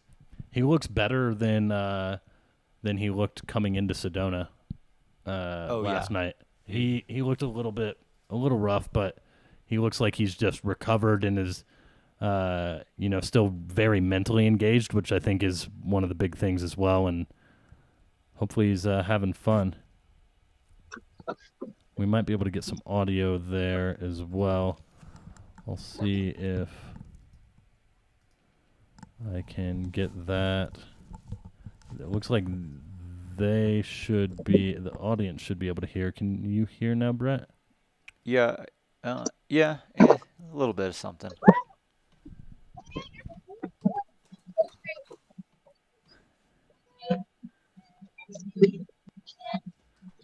Yeah, the audio here might just cut in and out, so we may just keep it muted. It'll be really interesting to see just what kind of strategy Killian takes into. I mean, this is the last major aid station on the course. In terms of, you've got interior aid station, you've got interior sleeping. Walnut Canyon is going to be all outside cots and stuff like that, tents. Okay. And then Elden is there's food. Okay. Great food, but yeah. But if you wanted to have a nice peaceful slumber, it's happening here. I think they have nap stations or nap rooms here. But is that really something Killian's gonna do? I mean, I doubt it. I doubt it as well. But I think that there is something to just knowing that this is the last main aid station. At a bare minimum, making sure that you are getting all the things you need. You can see your crew again at Walnut. Yeah. so he can see them again, but we will. Yeah, they don't have sleep stations at Walnut or Elden. So this is the last sleep station on course. Yeah, it will be interesting to see if Killian decides to forego the sleep. I'm fired up right now. Is that what you call it? I'm fired up. Synthesis? You know, all the parents out there, I hope you think of Marshall from Paw Patrol when Finn says that. I'm fired up. Fired up. Is that like the Truman Show? It's close. I know you don't get Paw Patrol up in Oregon. No, it's banned. I think we're more of in town. I think it's supposed to be Cocomelon country. 35 tonight in Dylan Flagstaff. Harris in the chat asks, I wonder if And then you're someone going to winning lose 10 Cocodona degrees. named Killian 10 degrees will going be up good for Elden. SEO on Google. We were talking about this yesterday, Dylan. Love where your mind is at with this. Totally agree. I think we should just title the press release for this event, Killian wins Cocodona, and see what happens. Also, Dylan, if this is the Dylan Harris that created the Eric Sensman film yesterday, hell of a film.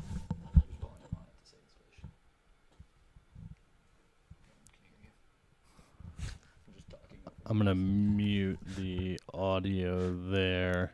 Dylan Harris. This is the producer of both Inaugural Year and The Long Way Home. So That's a big deal. shout Everyone out. needs to go watch The Long Way Home. Shout out to Dylan. Hope you're doing well, buddy.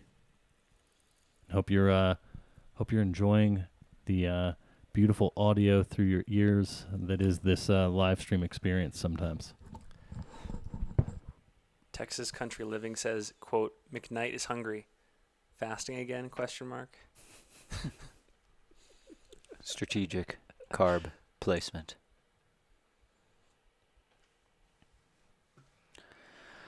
All right, so Killian's got his bowl of mystery food. We've seen him eat out of that bowl. That must be the lucky bowl. Seriously, this is like A shades few of times. Killian at UTMB. He's got Yeah. the bowl. I went, what is Killian eating? Again, Killian, he has yet to break a sweat. Yeah, this guy does not perspirate. I'm No. convinced. He's one of the best heat-trained athletes I've ever had the pleasure of seeing run.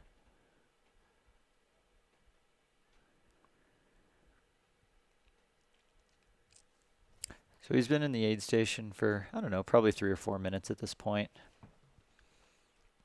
Putting food down, talking with his crew. Seems like mentally he's all there. Busting out the dude wipes.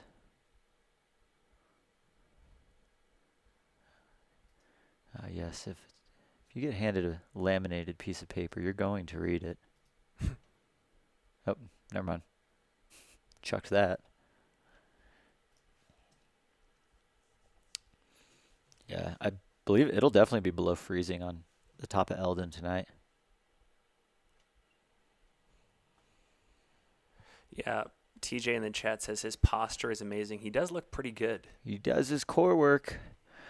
I haven't gotten a visual on the shoes that Killian's wearing right now, but yesterday and day one he was wearing the Ultra Olympus. Another person wearing the Ultra Olympus. We'll see if Rob can get us a shot of the shoes at some point. Wonder if they're this same orange pair. They look like they might be. They look like it. Yeah, I don't even know if I recommend one pair of shoes for Cocodona. Like, his feet probably hurt. Maybe he just wants to feel something.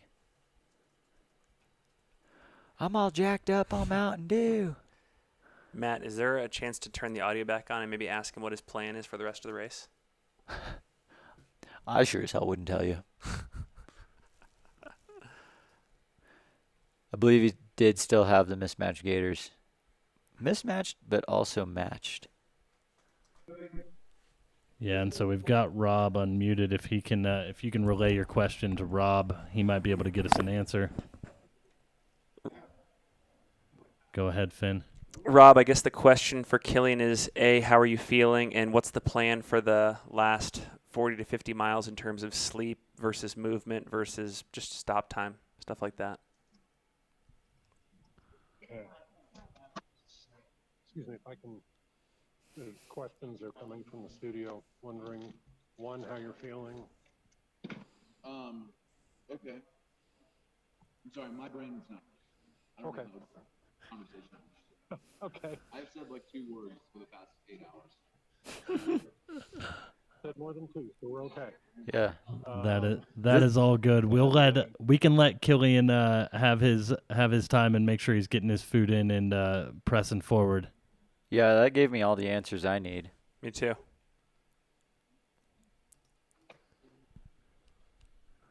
And then Is he muted? Can I speak freely?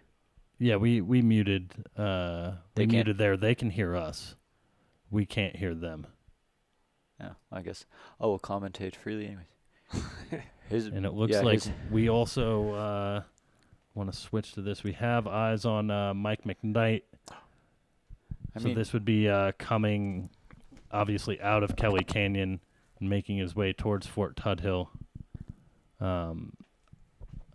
Not sure exactly how far outside Kelly Canyon this shot is, but this is definitely past Kelly Canyon. So, I mean, Killian is clearly in a deep, dark cave of fatigue right now. I mean, giving the honest answer of like, dude, I can't even think right now. That means we're at the point in the race where we've stripped everything down to the bare minimums, and that is doing what you need to get to the finish line. No extra effort goes anywhere else, not even towards thinking about words. You just need to eat his mashed potatoes or oatmeal or grits, whatever it was in the mystery bowl, and think about getting to the next aid station. And impressive, a testament to, resilience and focus on the end goal, that he's apparently been in that state of mind for about 8 hours, and it just goes to show what it takes to win this race, to be in contention to win this race. But really for everybody that's involved. I mean, everybody at this point in the race is going to go through prolonged bouts of suffering where everything is shutting down. Even just talking is wasted effort. And we do also have, it looks like Jeff Garmeyer is getting ready to leave the Munns Park aid station, so that's back at mile 191, 192. Matt, are you able to talk a little bit on like what the actual footing and terrain is like leaving Fort Tuthill, and then maybe as you make your approach towards Elden Mountain? Are there spots out there that you can, make your feet move without relative thinking, or are there tripping hazards out there on that section? It kind of bounces back and forth a little bit. I would say the terrain overall is fairly moderate, but there are sections, especially as you get into some of the descents and climbs into and out of the Walnut Canyon area, that can have a little technicality to it. But overall, it's not like a buttery smooth single track per se, but it's very runnable. Yeah. I think the bigger concern at this point in the race would just be more like navigational errors and fatigue. Yeah. Right? If you need to maybe hike sections that you normally would be running, all of that adds up when you have Mike McKnight just hammering to try and catch you. Yeah, I definitely always wonder. It's like, how much of this last section can you essentially run while you're asleep? See, I suspect that the next time we're going to get a camera on Sarah O, we might have a totally opposite experience where she's just like still smiling, still talkative, and with her pages. I do really believe that there is there is variability in experiences at this stage of the race. It's not total and complete suffering always. Yeah, and they're on some paved road here. So I believe, now this is, Is that Mike McKnight? that's Mike McKnight, but my best guess for where this drone shot is probably right when they get on Mountain Air Road, which turns into South Old Munns Highway. So they have a little bit of a road stretch before they hop on trails to come into Fort Tuthill. I believe that's where they're at. So still a decent ways away from Munns Park. Probably somewhere just under 6 miles, I would imagine, just based on his tracker and the last time it had pinged as well. Is it possible to get a check-in at Fort Tuthill aid station? Just see if Killian's still there. Is he wearing a poncho? Looks like a jacket, yeah, Shacket? or maybe maybe he's covered up in a blanket. Actually, Yeah, maybe it is just simply a blanket. doing some rolling, Yeah, keeping everything moving. trying to keep the engine burning.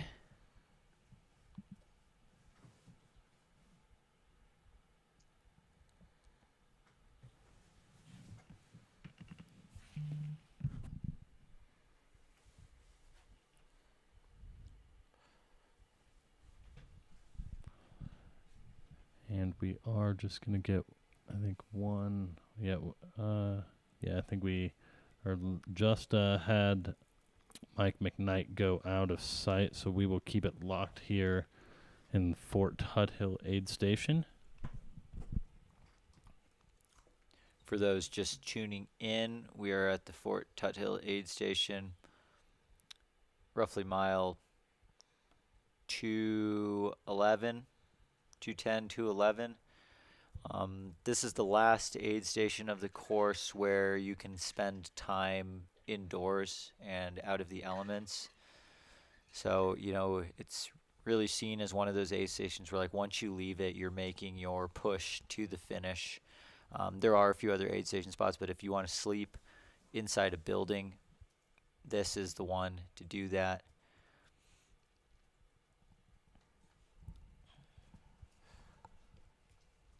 On the menu at Fort Tuthill, they've got pasta, salad, bread, and oatmeal. Staples. Yeah, that's what you're gonna eat. You're gonna eat staples. Staples of the food groups. I eat piece of shit. So, looks like Michael McKnight's tracker updated about a minute ago. We have him moving at 4.3 miles an hour at mile basically 205.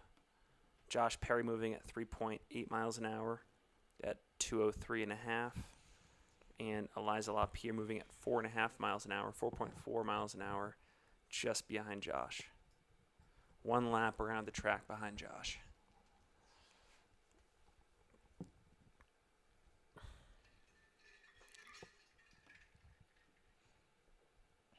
Wonder who has the fastest mile PR of the field in this race.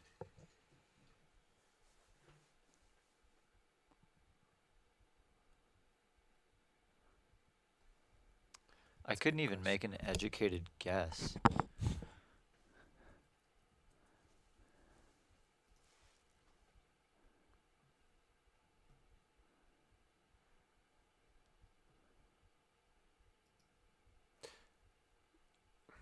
Person in the chat says, I remember when Versteeg's crew handed him an In-N-Out burger at this aid station in the first annual Cocodona. That's awesome. I think they also did that at the Mingus Mountain aid station. Is fueling with In-N-Out, Burger fueled. is that better than fueling with McDonald's? I don't know. More premium, probably. At least from a cost. It's more on brand. Matt Halverson says, getting dialed in. Sunglasses on inside. Wolf blanket. Mystery bowl of food. Time to rock and roll. I love it. Yeah, couldn't have said it any better. You're absolutely right. Looks like he's got good company. I think we see Mr. Chris Thornley of Squirrel's Nut Butter there. Yes. The Fort Tuthill aid station is the SNB, the Squirrel's Nut Butter aid station. The team over there takes over and supports this aid station every year, and we're obviously super grateful for their support. I wonder how many tons of Squirrel's Nut Butter gets used over the course of a Cocodona 250 race by I all the wonder runners. if we'll have Eric Sensman out there lubing people up during the Cocodona 250. Is it like the very ending scene of Dumb and Dumber? With Eric who's like, hey, y'all, we're looking for 2 oil boys to take on our bikini tour. You're in luck. There's a town about that way. Blaine Curry says In-N-Out would be a great sponsor for an aid station. The name is perfect. Yeah, it Yeah, is perfect. wow. Shout out to Blaine. Blaine, no relation to Jamil and Nick, but Blaine produced our first ever Javelina live stream, not this past year, but the year before, Oh. and helped us really elevate the things we do. And then he produced this past year's Desert Solstice live stream as well. So That's awesome. shout out to Blaine. Right on. Oof. Yep. I can personally attest to receiving that talk before AZ Ultra.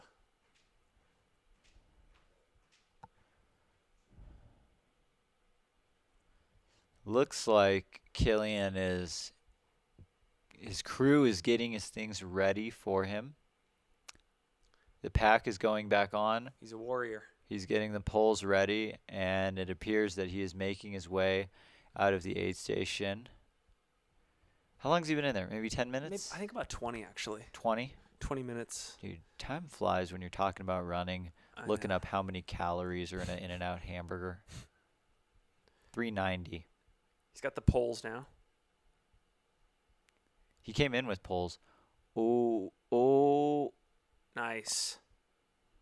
Man, this guy's See, tough. I think Killian's in the hurt locker more than I think some of the people behind him. That doesn't mean he's going to lose, though.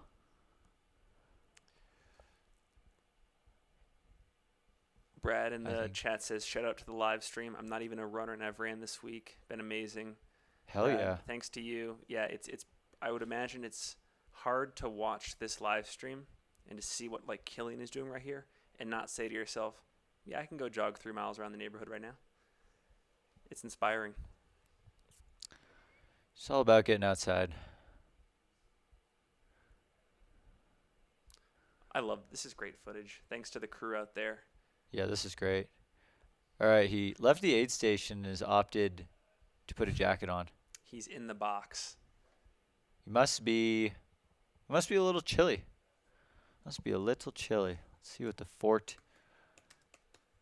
Tuthill weather is like.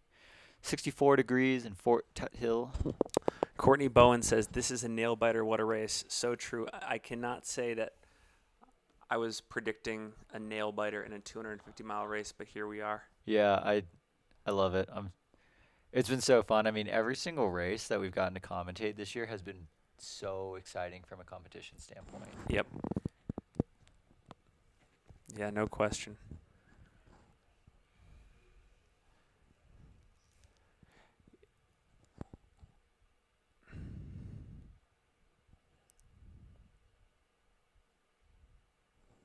Yeah, Killian's pacer does look like he is straight out of Special Forces or Army Ranger School. Guy looks like a boss.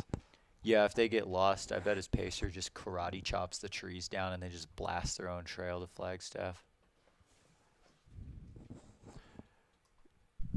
I know some people in the chat were saying he took his time, and I think he took certainly enough time. But for this being the last like kind of major aid station on the course. I think this was actually a pretty quick turnaround for Killian. We're here in 18 minutes. That's not. He spent more time at the Crown King. Well, I aid mean, this station, mile means 37. if he needs sleep, it's dirt naps only. From this point on, this was the last sleep station. DNO from the studio. Dirt naps only. But I mean, he's been moving so strong that, I think he's gonna be fine pushing on here.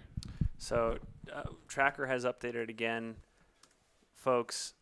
Michael McKnight is only 4.6 miles behind Killian now. That at one point in time, this was a 6-7 mile gap not too long ago. We'll see if 18 minutes of that gap just got erased because of the aid station. Yep. But Michael's been quick. Michael's been quick, but if he wants to gain any free time, quote unquote free time on Killian, he has to spend less than 18 minutes at this next aid station. Brett, question in the chat from John. We do McKay. have eyes on some more runners coming from Kelly Canyon towards Fort Tuthill. So this is where we saw Mike McKnight not that long ago. Unsure who that is. We'll try to get an update on who that is, but that should be, Could be Josh Perry and then Eliza Eliza is Lapierre. probably just a little bit behind, but off into the distance goes Killian Korth, your current race leader. Brett, there's a great question in the chat here from John McKay, who says, do you think his crew is telling him where he stands in regard to the standings? What do you think about that? I would hope that they discussed that prior to getting to this point in the race.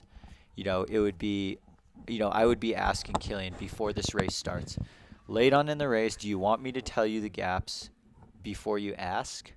Or do you only want me to tell you gaps if you ask and if you're curious? Because that answer is going to change from person to person. Someone's just like, I don't care. I don't want to know. Just let me do my thing. Don't add any stress. Other people, that can fuel the motivation and they want to know. But, I think that's something that you would have to discuss with your crew prior to the race. Yep.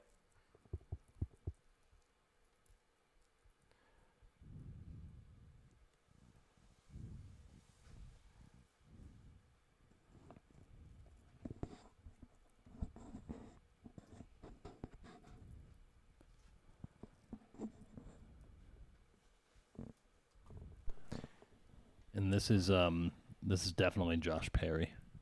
Josh Perry, okay.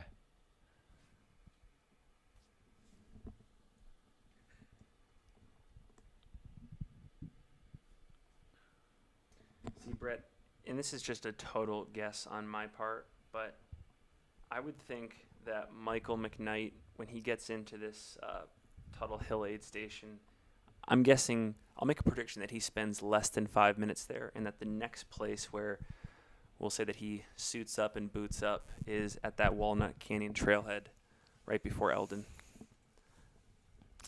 I mean, yeah, if he's feeling as good as we think he's feeling, then he's probably going to be trying to get in and out of these aid stations pretty efficiently. Probably perhaps no more sleep. No sleep till Auburn. No sleep till Flagstaff. You're fired. And we've got a lot of people over here at Fort Tuthill. We'll go ahead and take a look over there. We're at Sedona. That's what I meant. I almost said Sonoma. apologize. Sonoma is not even in the right state. We're at Sedona. Arlen Glick, wedgie pick. Live on the Cocodona 250 broadcast. Arlen, crewing a record number of runners today. Arlen Glick.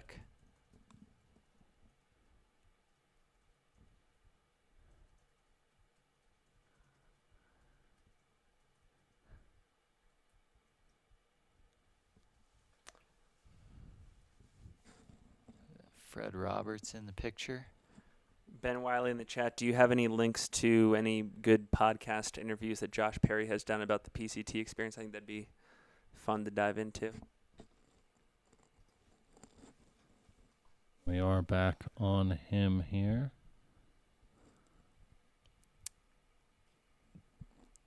This is covering Josh Perry.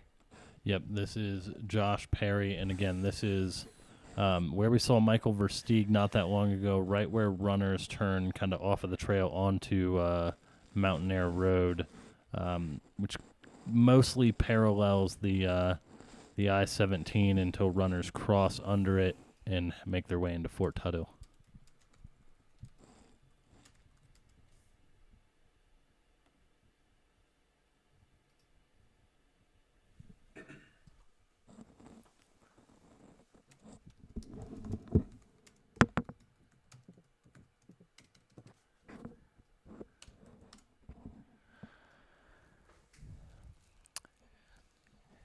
How far back is McKnight? It seems like every time I check, that number continues to shrink. But as of right now, I'm going to refresh the trackers. Michael McKnight is about little under 5 miles back from Killian Korth. Killian spent about 18 minutes at the Fort Tuthill aid station, and Michael McKnight is en route to the Fort Tuthill aid station. He was about 4 miles out from it. It will be really interesting to see how many minutes he spends down there, because if he does stay under that 18-minute mark, then he does essentially bank a few minutes for free on Killian. You know, of course, there's a point of diminishing return regarding rushing through aid stations. So it'll be interesting to see Michael McKnight's strategy. Brett, I just don't think being 4 miles back from Killian is that far of a gap at this point. What are your thoughts there? And here we've got, before you answer that, we got Eliza LaPierre. Oh, awesome. Is that Coop again? Yeah, with with Coop here. So is Coop running this entire race? It's incredible. He's just swapping in and out, you know. Pace a section, crew a section. Pace a section, crew a section.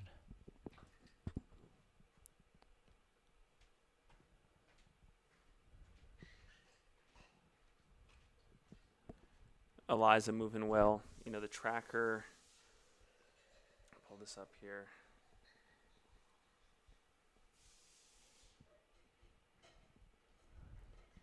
The tracker had her moving at about 3.8 miles an hour, 4.1 miles an hour, and it's about right based on this visual here.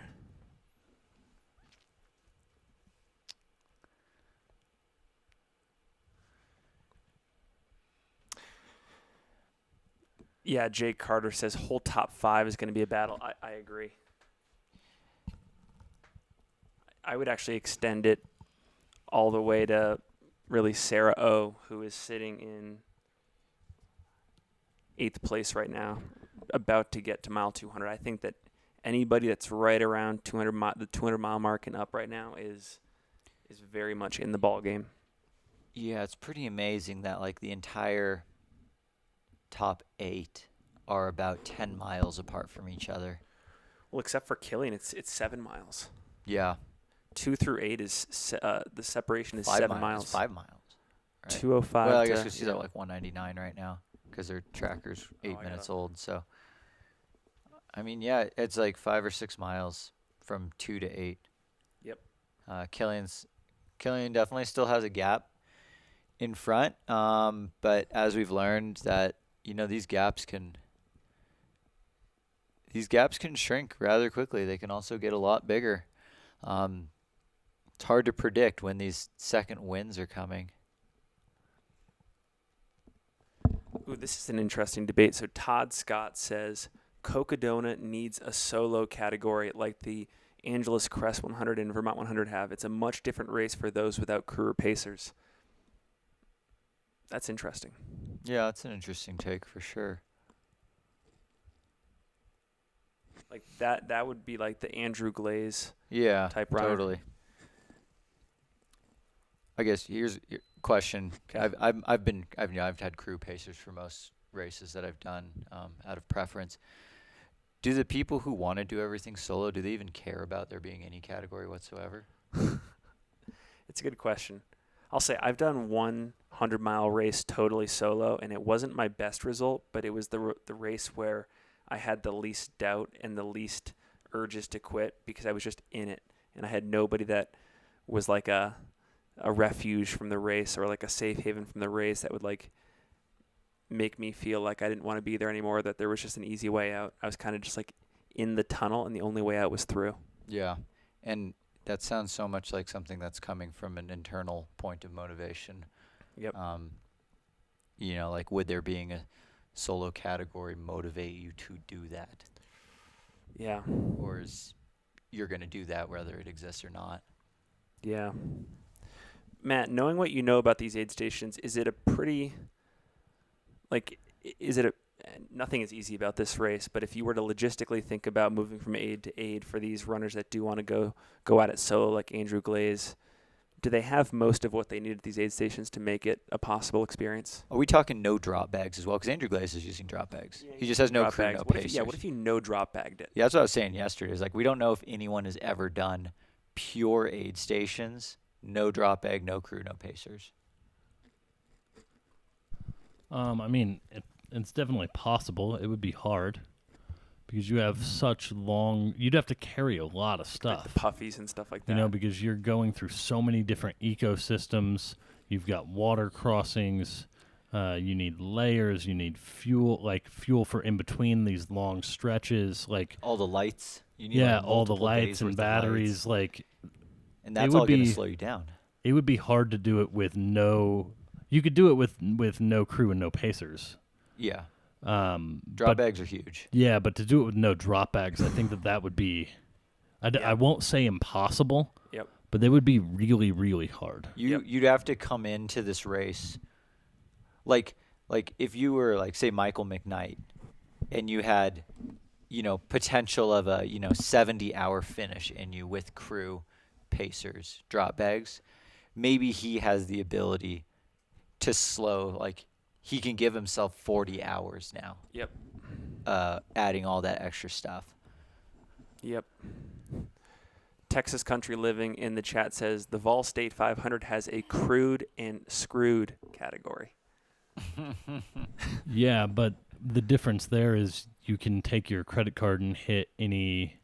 Yeah. Like there's no set distance between aid stations, right? I'm fully aware like running it without a crew would still be insanely difficult, but you can pop into a convenience store or a McDonald's or wherever and grab something because of the nature of that race. Yeah. So it's similar, but it is a little bit different as well. Yeah. The no crew, no pacers, no drop bag. I agree. Josh Perry's one of the prime people for that challenge. One comment and then one question for you guys. Jan Rice in the chat says Andre Lee tried to do Cocodona solo without crew and pacers in 2021 and almost failed. We got him pacers from Fort Tuthill to get him in as DFL. That's so cool. That's so cool. Yeah, I remember that. Tony, I know, paced him to the finish. I don't know if he took him all the way from Fort Tuthill or not, but Tony, who's a staple in the Aravaipa community, paced him. But yeah, I mean, it would be insanely hard, to do. Brett, what are your thoughts here? John McKay asks again, would it be a wise strategy for Killian to rest, reset for much longer, let McKnight keep crushing, and then maybe make a rested retake of the lead? Is there room left in this race for that kind of strategy? The way that Killian was moving, I don't think there's no more gear shifts. Yeah. Like, I think he's got one gear, and he needs to hold it to the finish and hope that he does not get caught. I think if he gets caught, he's not passing anyone back. So I think the strategy from here on out is, like, he's staying in first place as long as he can, and he's hoping that he makes it to the finish in first place. Yep. Another great question. I guess this is for you, Matt. Ben Wiley asks, can you walk into a store on like Whiskey Row, for example, in the middle of this race and like buy a burger? Like you mentioned in the Vol State that you can like walk in with your credit card and buy stuff. Is that allowed in this race, do you know? Like when you're passing through Jerome, passing through Sedona? I would assume probably not. Okay. Because I don't know this. I'm just speculating, so my take on this could be wrong. But how would that be much different than Here you like go. a Page 6 of the runner guide. what's it say? Outside aid. Runners may not receive any aid outside of the designated aid station. That's exactly what I was going to say. Is how would that be any different than like if a spectator were, in Yeah. between two aid stations and gave you a sandwich? It'd kind of be the same thing. Yeah, even if in you, a way, right? Even if you don't buy know, it. Yeah, even if you don't know the person who's giving you the burger, We do have that's still outside aid. another. So it's in the rule book, page 6, section. We got another 7. runner in between Kelly Canyon and Fort Tuthill here. Again, they'll be making a turn onto paved road in just a few moments. Steve in the chat, we'll get to your good question. We'll get to it in just a second. Matt, Steve Josepher asks, if the leader gets to the bottom of Elden in the middle of the night, like 2 or 3 a.m., will there be cameras there? Like, what's going to be the setup for the leader, like, around Elden? Do you know? I'll have to look. Give me 67 seconds. Dun-dun-dun, Oh, I was singing Jeopardy. I just love doing the Sports Center jingle whenever I can, even if it's out of context. This is a great shot right here. Who did we say this was again? It looked. Oh, I gotta wait for them to get out of the shade. Dun-dun-dun, dun-dun-dun.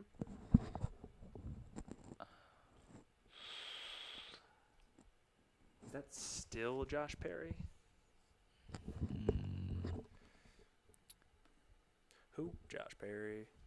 Because we saw Josh Perry on the road. That might be Michael Greer. It might be Michael Greer. It sounds like he woke up. Eliza. Okay.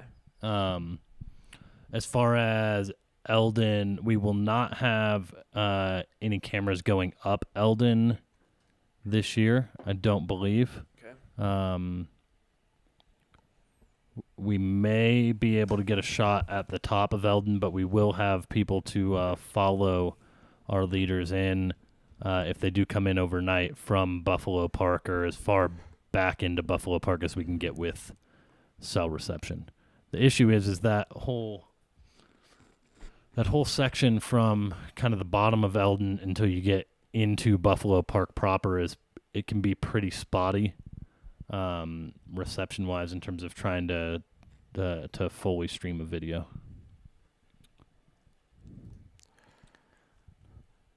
To Jorge in the chat, who's just wondering about the distribution of coverage, if I understand correctly, tomorrow's coverage and Friday's coverage is going to be really in-depth, excellent coverage of the middle and the back of the pack. And I think one of the most exciting parts of this coverage will be, Matt, is it on Friday when we do a lot of the final runners beating the cutoff? Yeah, so final cutoff will be Saturday at 10 a.m. So all of Saturday morning will be kind of our final finishers coming into downtown Flagstaff.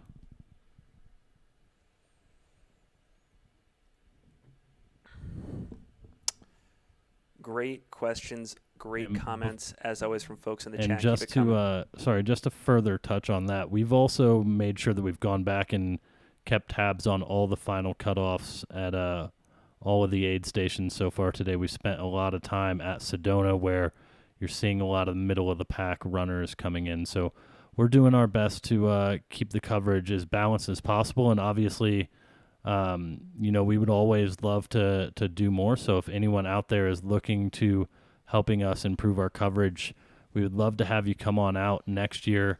Help us be able to provide more coverage of front, middle, back of the pack, following the men's and women's races more in depth, following the 250, the 135, 125, and the 36-mile races more in depth. So if anyone's interested in helping bring that vision to fruition, hopefully we'll have volunteer sign-up available, hopefully within the next few weeks after the race ends. So we obviously appreciate all the support.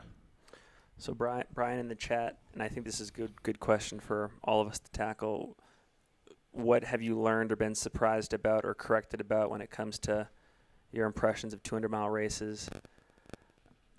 personally, I think this was a super easy race for me to love. My gateway into trail running was through hiking, and so you look at people like Josh Perry and Jeff Garmeyer. Those are people those are like my next of kin. Those are the people that I probably identified the most with circa 2014, 2015. So this is very sentimental for me to see runners like that doing so well. And I do think the experience over the last 2 to 3 days has confirmed for me that this really is a great meeting point for two sports this distance, where you can be a thru hiker who's talented in that arena, come to a 200-mile race. It's a little bit more compressed than what you might typically do when you think about the PCT or the AZT or, the Appalachian Trail. You can meet quote-unquote runners here, and it's a fair fight. It's an interesting fight, and so that's the first thing I can think of. Brett, what comes to mind for you? This, the distance of this race, especially as we've seen it unfold, has just shown and showcased so many different strategies that as of right now are all succeeding in terms of sleeping early, putting your sleep off as late as possible. Mike McKnight has shown that you can have a horrible first day, and he's run all the way up into second place now. I guess I just didn't really quite have my head wrapped around like the amount of time that there is in a race like this where you can really truly turn it around. And I think that's, really important and something that, these runners would benefit from remembering, because there are, certainly many low points that you experience over the course of this race, and knowing that there is still time to, rebound and recover from a low point, that's going to play huge into securing that finish.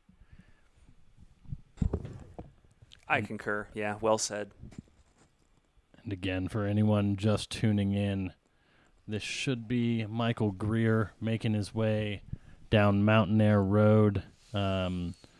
This road kind of currently it definitely parallels the I-17. You can see the bend up here. It'll bend away just a little bit, but runners will actually then cross under the I-17 before making their way into Fort Tuthill. So that is who we currently have eyes on, and he's been having a strong run. Took a nice rest at Kelly Canyon, so should be rejuvenated, and he's definitely going to make a push all the way to the finish. There's not going to be, if you rest at Kelly Canyon, that's kind of like your last point, and you're going to try to push all the way home from there. Let's see. So, let's see. Just an update on kind of the overall leaders of the race. There had been a few questions in the chat about, who was where. So, Killian Korth is leading the race overall, roughly 210 miles into the race. He had recently last seen him passing or going through the Fort Tuthill aid station. Michael McKnight is in second place overall. He's 207 miles in, so about three-ish miles back, 4 miles back from Killian. Third overall is Josh Perry, and that is who we were just watching run along the highway. Brett, this is an interesting comment in the chat that, not to put you on the spot, but some folks are asking, are runners tested for steroids or other enhancements at this race? I think the answer is no, but it makes me wonder, would you benefit from something like taking EPO for this race? What are your initial thoughts there? I mean, that's a stupid question. Do you drug test? Yes or no? No? Okay. Does a performance-enhancing drug enhance my performance? Yeah, dude, let's just ruin this sport. Prior to that idiotic question, I was going to say that Eliza Lapierre is still winning the ladies' race and is in fourth overall. Do you want to give a quick rundown of the women's race if I pull up a little leaderboard here? Yeah. And it looks like, according to this, maybe we can try to confirm on the tracker, has Sarah overtaken Mika? I don't see that on the tracker. So it could just be that the leaderboard hasn't Yeah, quite fully populated yet. according to the tracker, Eliza Lapierre is leading the women's race in third overall, I guess tied for third, like right with Josh Perry. Then Mika Thews is running with Mike Groenwegen, who they have shared probably 150 plus miles together at this point. Mika's in second, roughly 3 miles back from Eliza Lapierre. And then Sarah Osazuski is our third lady, seventh. Yeah, I wonder if Sarah Overall? maybe had an errant ping or something, because it looks like, Mika's distance is somewhat accurate, and it's Sarah's that is way off. So Yeah, Sarah appears to be around the 200-mile mark, Yep. which means that the women's podium is only separated by 5 miles after 59 hours of racing. You know, 5 miles at their average paces, that's like an hour and a bit, hour and a half, hour 20 of movement separates the podium, which over the course of a 59-hour race is not very far at all. Michael McKnight very, very quickly closing this gap on Killian Korth. Now it's now down to 3.3 miles, so we're beyond the point of the aid station time. This is just, they're both out on course, and Michael McKnight is simply moving faster. This is very interesting.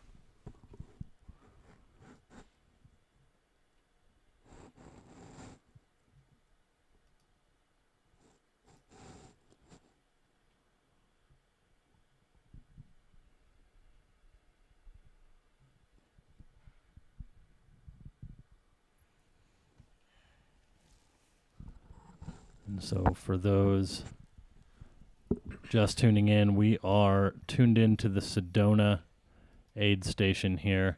You're getting to see a little bit of what that aid station setup is looking like.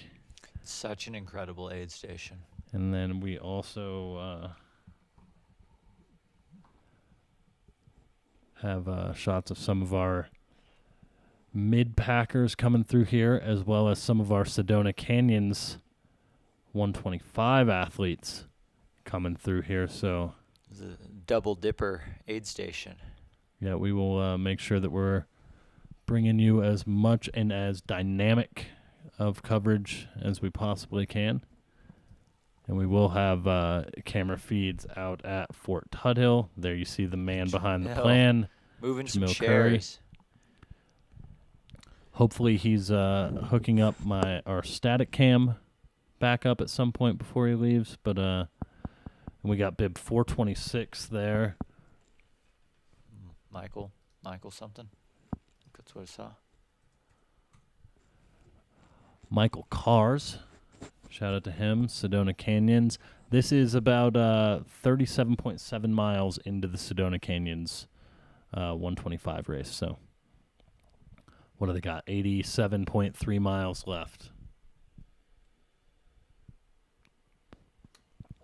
And bib 429.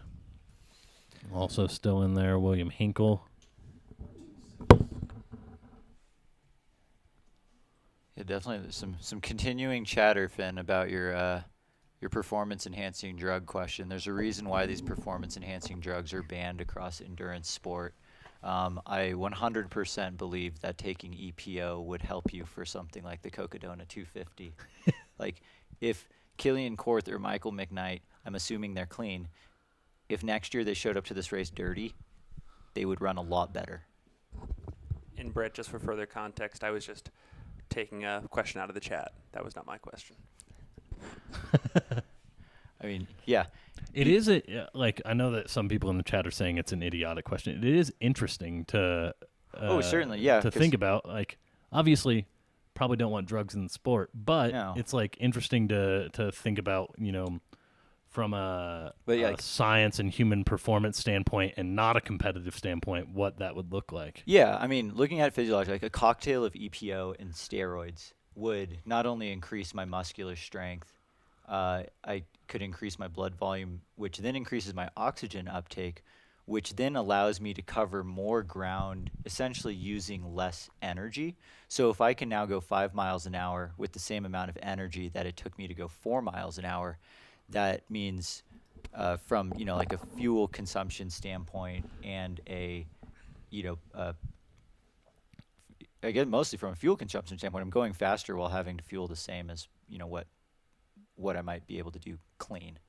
Yeah, and fuel in a variety of ways, right? Like your working muscles need oxygen at these aerobic paces to where, if you're able to more readily, provide oxygen to your working muscles in addition to being able to transport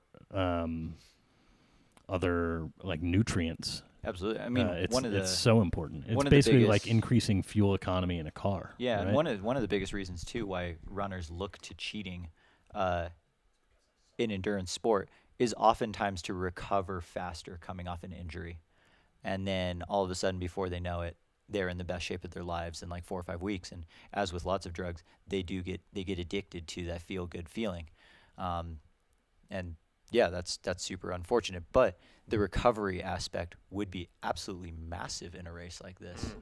Yeah. Yep. So, last tracker updates: Killian Korth moving at 2.9 miles an hour. Michael McKnight moving at 4.1 miles an hour. Of course, the big question, and Steve Josepher, brought this up in the chat. What is Michael McKnight going to do at the next aid station? Yeah, and I think one thing though to factor into that is Michael McKnight he's either on a road still, or is on some really groomed trails that lead into Fort Tuthill. So he's definitely on like much more runnable terrain. It looks like he's off the road and is on the trails that lead kind of into Fort Tuthill. Those are much more runnable than the trails leading out. I mean, maybe much more is a bit of an overstatement, but those are very buttery smooth trails over there. There was a question in the chat from a while ago that I outsourced to Aid Station Fireball, and that question was, how many spots has Michael McKnight moved up in the last 24 hours? Ooh. And Liam gave me placing checkpoints for, I think, every single aid station. And his worst placing was at mile 78. Michael McKnight was in 62nd place. He was in 62nd place, and now he is in second. So Michael McKnight from mile 78 to about 211 moved up 60 places. This could be one of the best comebacks of all time. This is like Patriots, Falcons, Super Bowl comeback. Such a good comparison. That still hits a soft spot over here, Brett, as someone who was living in Atlanta in downtown Atlanta during the time that occurred. I can't even imagine. I couldn't even imagine being in Atlanta when that happened. It was, I'll tell you what, Brett, that not would good. just be, not good. like, you probably go through all the emotions of like loss. Well, I mean, at the time, you think you're going to win, right? Yeah. You're like, oh, this is awesome. And then you're like, my well, wife went to bed. Surely couldn't score that many points. Oh, well, it's only still the full fourth quarter. And there we got to give a nice shout out to the man in the blue shirt, the great Steve Adderholt, race director for the Cocodona events. I highly doubt Steve is in the live chat there, despite him being on his phone. But shout out to Steve, the man behind making these events happen.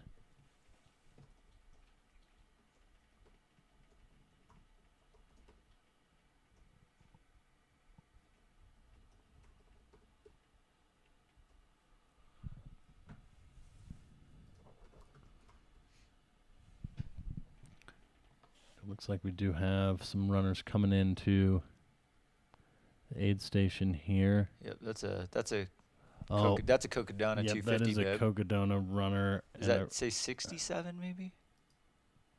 Let me.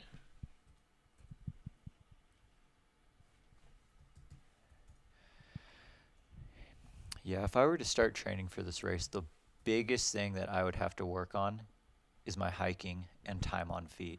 87. Bib 87 just came into the Sedona. Yeah, aid Leo station. Fung. That's right. Leo Fung coming into the aid station. And for anyone just tuning in,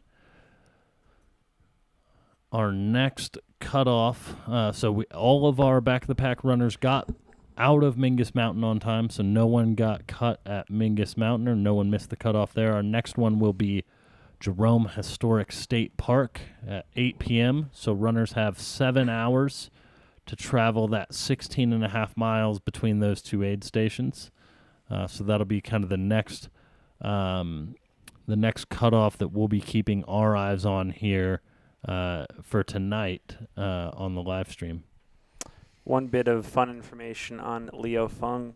Finished Hard Rock and Western States in 2022. And so he says he needed some new shenanigans in his life, and Cocodona was going to deliver. And I think it is. Yeah, I feel like that Western States Hard Rock double, that's a solid prerequisite, you know. If you can do that, I like your chances for Cocodona. And he said he tried burro racing for a little bit while waiting to get into Hard Rock and Western. That's cool. Oh, how does one get into burro racing? Can I rent a burro? And we had a whole conversation about this during a Aravaipa Trail Talk episode. Yes, you can rent burros. Okay. Some people own them and kind of do burro racing, but it's so interesting. I think it'd be pretty cool.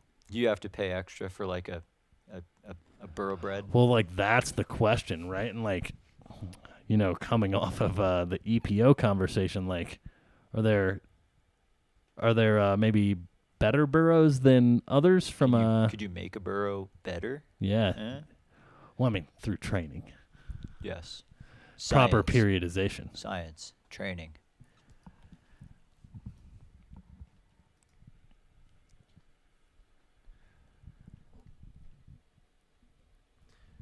Leo Fung repping the white Solomon bucket hat in contrast to Michael McKnight's red bucket hat.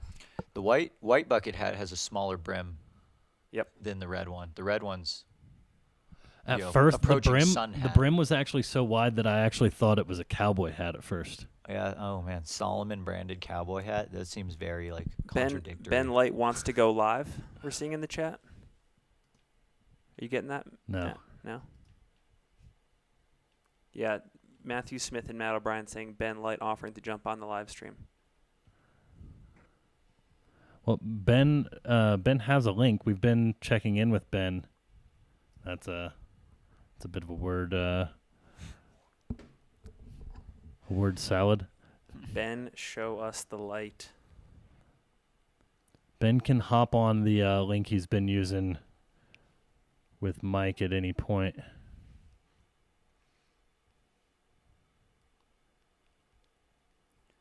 Jamil looks so casually relaxed, just chilling on one of the chairs, having a little chat.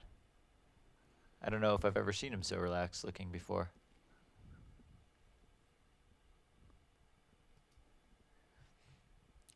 Yeah. Sounds good, Ben. No worries. I'm just trying to get the chat to stop yelling at me. That's all I want. Now, shout out to the chat. The chat, I feel like sometimes the Cocodona live stream chat is the reason I continue to do this, because you all like engage so much that it just makes the time go by and is so awesome. So even though I give you all a hard time, I appreciate you. You are appreciated. There's Jamil. Yeah, he's just hanging out. He maybe scrolling through scrolling through the live stream to see how things are going. I should text him and say we can see you.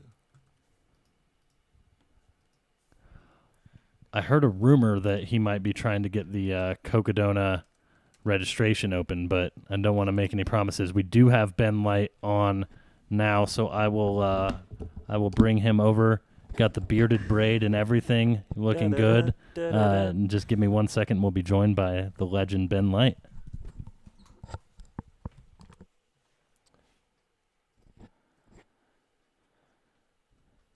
Hey, Ben. Hey, how's it going? Doing great. How are you? You look great. Oh, yeah, no shower and just about 60 miles under my belt with a lot of sweat and salt in my beard.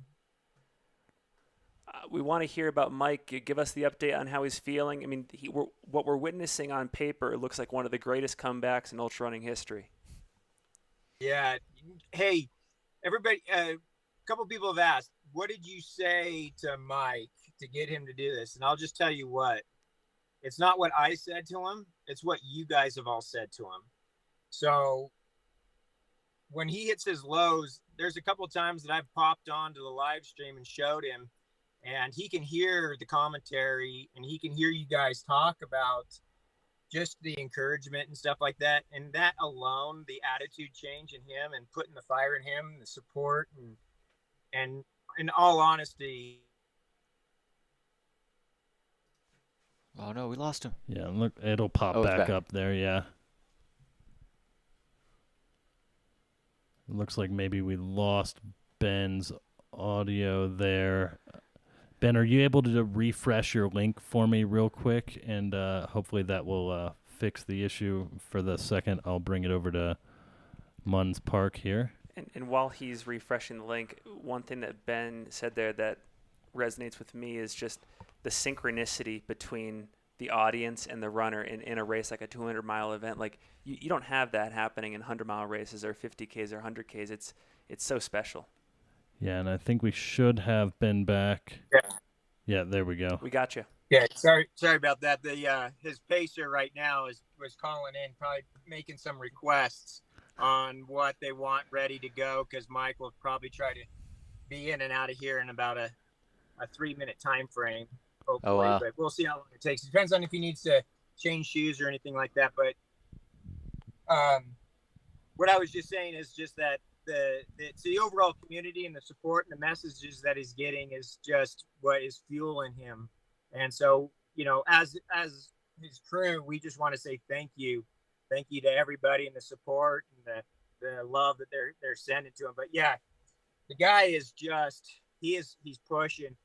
He's talked to me when we were running the last sections together, and he's like, I've never pushed this hard for this long.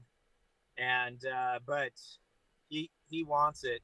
I think it's going to come down to possibly he may pass him in before Walnut, but if not, it's going to come down to an Elden showdown, I think. That's what we were debating as well. I think you might be right. I think Elden might be the X factor on this course.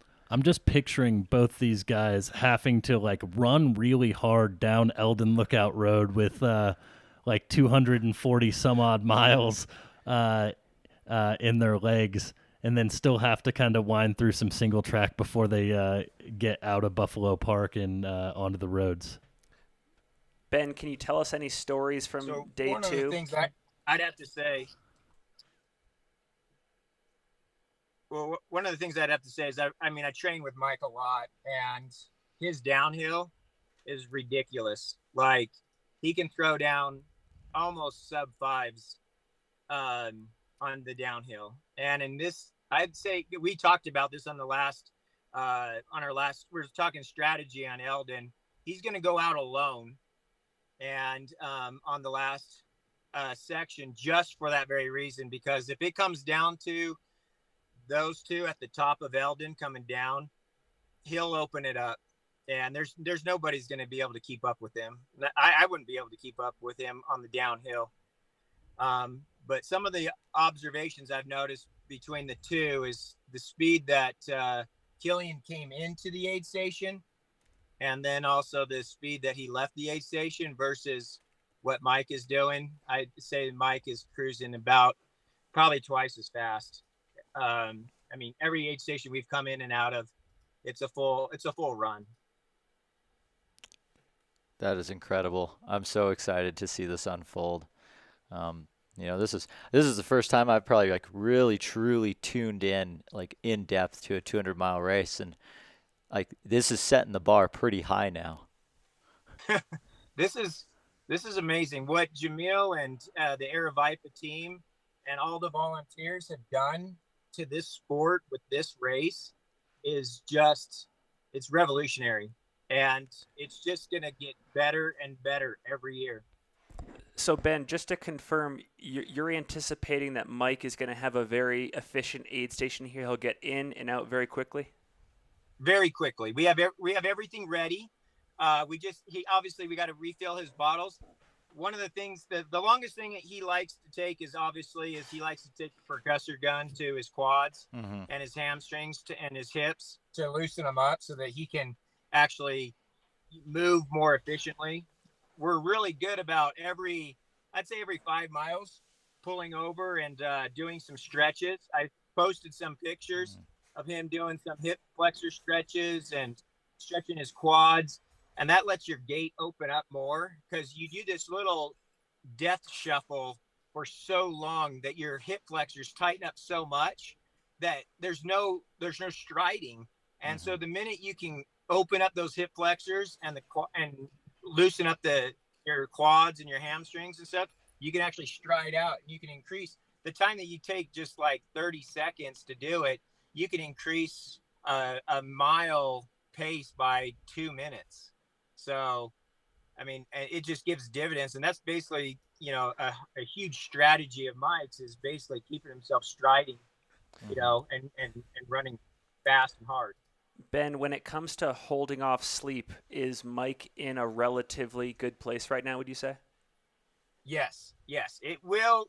When the lights go out tonight, it might, that's something that we're concerned about. But at the same time, the difference is from this race, from the other race, is that he had a really rough first day and he took it easier into that night. And then he slept for 2 hours. Like, honestly, he was trying to decide if he was calling it before the Friendly Pines.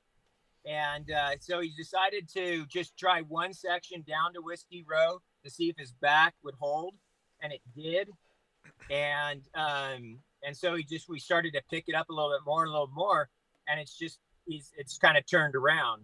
So the differences from this race and the last couple of races is that he's usually now it's night 3. He hasn't slept because he doesn't sleep the first 2 nights, and that's a big concern. But this is different because he did get some sleep, so he's not going into night 3 with no sleep. He's only going into night 2 with no sleep. And with the fact that the hype and the overall drive and determination of what's going on, the feel, it's fueling you. You got a huge adrenaline rush. So I think that alone will keep him, awake and coherent. And plus, he only has to go into the dark. Like we're looking at probably between around a 1 o'clock finish. Okay. Depending on what happens over this next section, but that's what he's averaging. And if that's the case, I mean, he's not going a whole night without sleep. He's only going a few hours. Right. Man, this is so exciting. Well, Ben, we can't thank you enough for hopping into the live stream and providing this perspective. Brett and I have been talking the last couple hours about just how historic and impressive this comeback is. There's someone in the chat, Liam, who calculated that at one point Mike was in 62nd place at mile 78, and now he's closing in on first place about 140 miles later. Are there any stories that you can tell that have occurred in those 140 miles that might rile up the audience even more and just identify with Michael even more? Oh man, I don't, I don't want to obviously you put carrots in front of you to encourage you to push harder, go faster these next few miles in front of you. Try to catch the next person. We have a lot of friends out here, and there's a lot of friends that, you say, hey, so-and-so's in front of you by so many miles. Let's catch him or her and say hi and see how they're doing. And, every time he runs by somebody, he takes the opportunity to try to knuckle bump them, give him a hug. And it looks like, sorry to cut you off, we may have him coming in here. Oh, we got Michael coming into aid. Yep. So I want to cut away from Ben, and I'll let Ben get to his duties. And we've got Mike McKnight here. Wow. See, it is an interesting. Yeah, the bucket hat from the side though gives me a little cowboy. Yeah, like, cowboy vibe. I don't know if it falls into the bucket hat category. I don't think it's round. You know what category it does fall into? What? Swag. Swag. Ben Light, thank you so much for that. This is another one of the special aspects of these 200-mile races where you have time to go in depth with crew members to recap a whole section of the course or the race to date. That was awesome. That was so cool. I mean, it's such a unique perspective to get to talk to the crew of the runner who's passed 60 people as he's, nearing the aid station at Fort Tuthill. Now we kind of have the stage set a little bit for this aid station. We're looking at a very quick turnaround. Sounds like Michael knows that Killian spent about 18 minutes in this aid station, so any minute that you can be under that are minutes that you're going to gain on the leader somewhat for free. I feel like the theme song for these last 50 miles with Mike McKnight, it comes from the band Red Rider. The song is called Lunatic Fringe. Great pump-up song. You just go in, check in, hey guys, see you later. Well, I think I know what conversation happened there. I think he checked in and is just gonna go to his crew van. He wants probably. to do the he just wants to swap Tarragon too, yeah. right? Yep. Yeah, and it's gonna be a quick aid station, so he probably doesn't need anything from the actual aid station. His crew's got everything ready for him. Yeah. Hey guys, big gulps, huh? All right. Well, see you later. That was the conversation at the aid station. Yes, Arlen Dirksen, sorry. It's all in the hips. It's all in the hips. But yeah, I mean, Brian in the chat had asked earlier, what's something that surprised you about these 200-mile races? And that interview with Ben Light right there, that is such a cool, such a unique feature of these 200-mile races. They put so much emphasis in avoiding the quote-unquote ultra shuffle, which happens when the quads and the hip flexors start to lock up. I thought that was fascinating how much they pay attention to that and make sure that things stay open. So that way you can continue to stride out. As we saw, earlier when Killian came through this exact same aid station, he's just full well leaning into that ultra shuffle, and he's like, I will just shuffle my way out of here in first place and stay in first. Yep. So it's going to be really interesting to see which strategy ends up crossing the finish line first.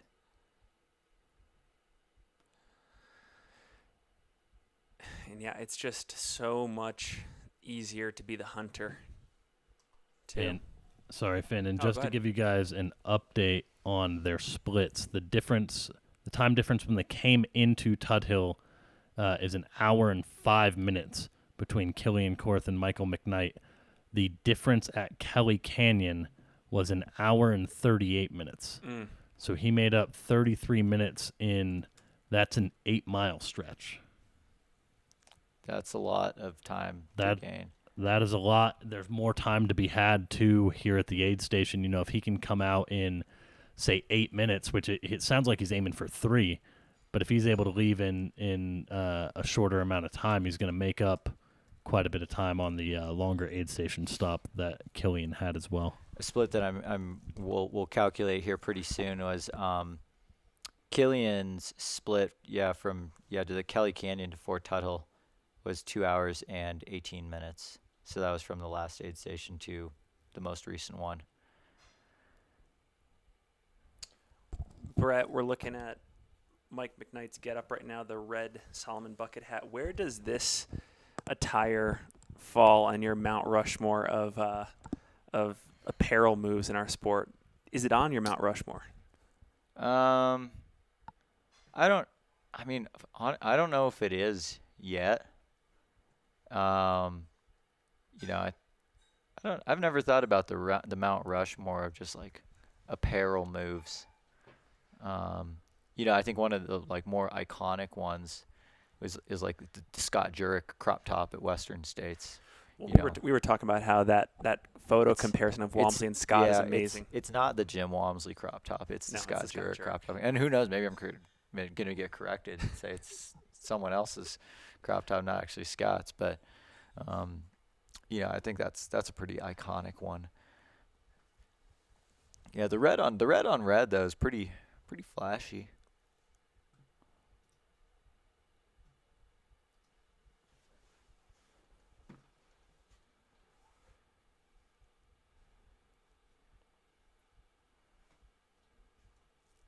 Question in the chat, can Pacers mule as well? They cannot. All the runners on course have to carry all their own gear in between the aid stations. Yeah, we'll see if Rob can get a closer look at the shoes for us. He was wearing the Saucony Glide Max TR. Solomon, sorry. It could either be a new color of the Glide Max TR, or it could be the new Ultra Glide 2. I know the Ultra Glide 2 does exist in that color. Michael McKnight is a Solomon athlete. It's pretty high stack, pretty cushy looking.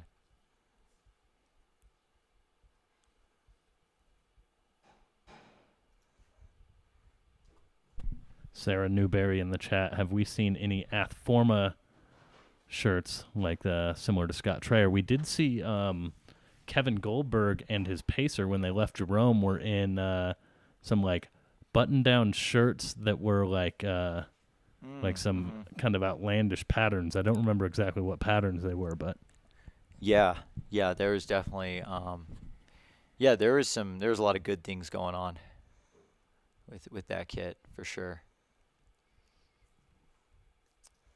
Yeah, all day yesterday, Mike McKnight was wearing the Solomon Glide Max TR, which is one of their newer high cushion shoes that just updated. This is a good question in the chat. Do you think Killian is aware of how much Michael has been gaining on him?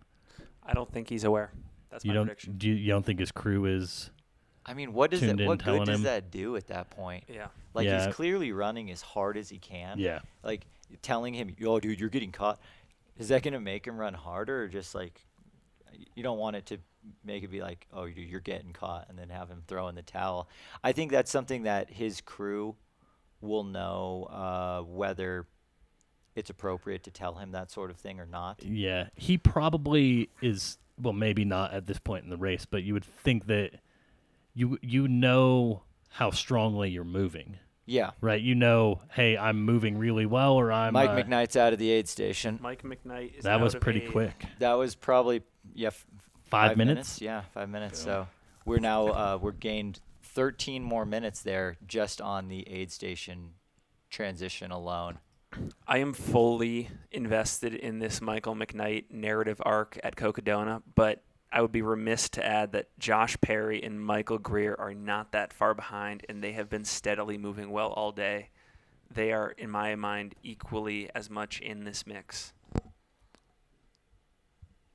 Yeah, I mean, I don't disagree.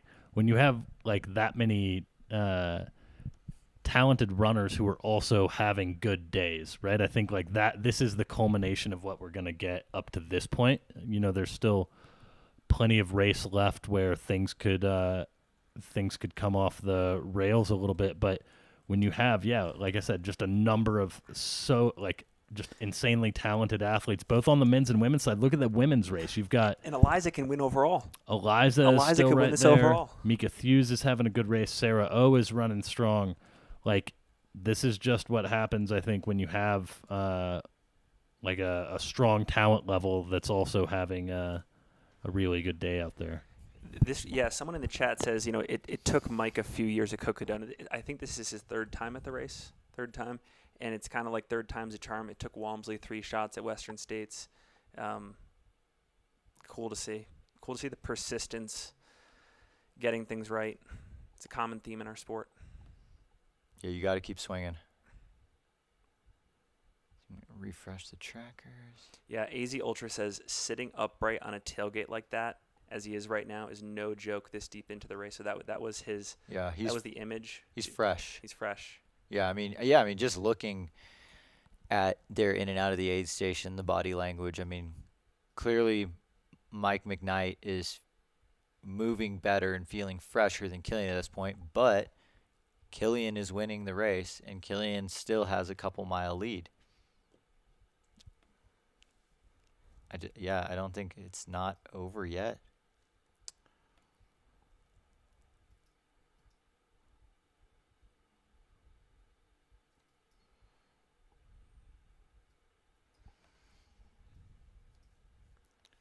Yeah, there is always the debate. Would you rather be the hunter or the hunted? Some people draw a huge amount of motivation of like, I've been in the lead this long. I am sure as hell not getting caught now. Yeah. And then you just keep going. You run scared. Some people do a great job running scared. Some people do a great job of running like, I'm going to get them. I'm going to get them. I got the sense, Brett, and I'm curious what you think, when we heard those few words from Killian, that I don't think he's even paying attention much to the race anymore. I think he's in survival mode. No, yeah, it's got to get to the finish as fast as possible. But I cannot think about, because what Michael does, that doesn't change how fast Killian gets to the finish. That's out of Killian's control. Why would Killian worry about that? Because, yeah, it's if Killian runs as fast as he can, he gets passed by Michael. Yep. Killian can't be too upset with that because he had his best day out there. Yeah. So you got to just do you. Control what you can control. Do not think about things outside of your control. That's a waste of brain power. And it really seems like at this point in the race, you need every ounce of brain power you can hold on to. We got to talk to Killian for like 2 seconds when he was at the aid station. And he was just like, I've talked like 2 words in the last 8 hours. I don't have time to think about my race and how it's gone right now. So, Brett, we heard Ben Light on that interview say that he anticipates Michael McKnight aiming for a 1 a.m. finish. That would be 8 hours from now, and he's roughly 40 miles out. So you're looking at 5 mile per hour pace the rest of the way. That's wild. If that's he aggressive. does that. To just to put into perspective what the splits have been from Fort Tuthill to the finish, because this route from Fort Tuthill in has been the same every year. The year Versteeg won, he ran 10 hours and 46 minutes. Last year, Michael McKnight ran 10 hours and 53 minutes. And I need to pull up what Joe McConaughey ran. But it was 9 hours 50 minutes. So that's the fastest for split. Joe. So that is the fastest. And what did you say he would need to run, Finn? 8 hours. 8 hours. 8 hours. So he would need to run almost 2 hours faster than what Joe ran. I'm not saying that it's not doable because he's moving so well, but think of how impressive that would then be. It would be so impressive. Yeah, just looking at the 2 years of data points, probably looking at 9 to 10 hours. But he's also running really well and saved up a lot of energy by not trying that hard on the first day. It's like a blessing in disguise. And then I do have another update from the field for the Sedona Canyons race. Jeff Browning passed through the kind of intersection of Schnebley Hill Road where it kind of goes under the I-17. And I'm being told he looked fresh as a daisy and all smiles. So he is up on the Coconino Plateau now, and he would be coming to the Schnebley Hill aid station soon. We don't have a camera feed there, so the next time we will see him would be, or any of our runners, would be at Munns Park. Although we will have eyes on some of our mid and back of the pack runners as we have a drone shot from the Midgley Bridge area, courtesy of Enzo. Enzo may or may not have crashed a drone earlier this morning, but he's back out there flying again. Yeah, I think he's given me the nod on the drone. So shout out to Enzo for being out there and following some of these middle of the pack, back of the pack. I guess this would be middle of the pack runners here who are leaving Sedona and making their way up to the Kasner Canyon climb. Matthew Smith's remarks, Michael McKnight's brain is firing on most cylinders right now. I love that. Yeah. We're firing on most cylinders.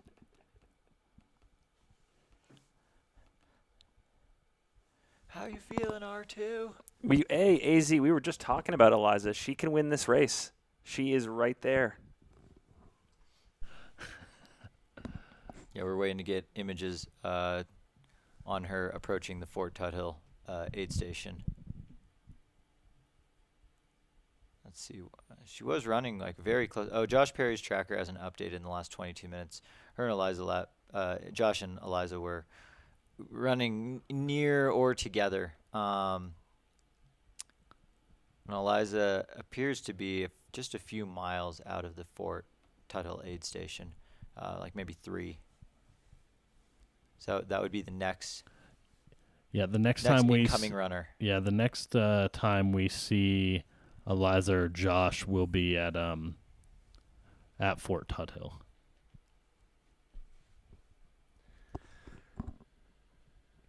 I want to know how much more of this race Coop paces with Eliza, because it seems like every time we have gotten a shot on Eliza, Coop has been there. He's run a lot of the race, which is impressive. I wonder what he's training for next, because this is definitely a great training stimulus for something.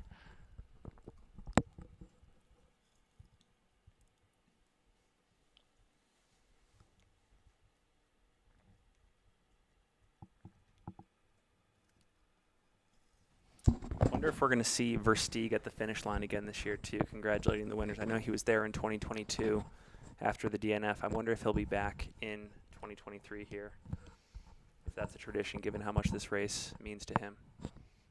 Yeah, it'd definitely be nice. Nice to see. We will soon find out, though. And again, just the amazing imagery coming off of this drone cam. Like, what a nice bridge. Toe Rex in the chat says, Eliza runs all winter in Vermont. Tonight's cold will seem like home. So true, Brett. You said that it's going to get cold on Elden tonight. Yeah, that's one of the benefits of training through a crappy winter. The exposure that you get in that cold weather, like it really toughens you up. Yep. Like you get that. Sure, maybe it's not physically the most ideal, but mentally, it makes you tough, and that's where Eliza's going to be at a huge advantage tonight.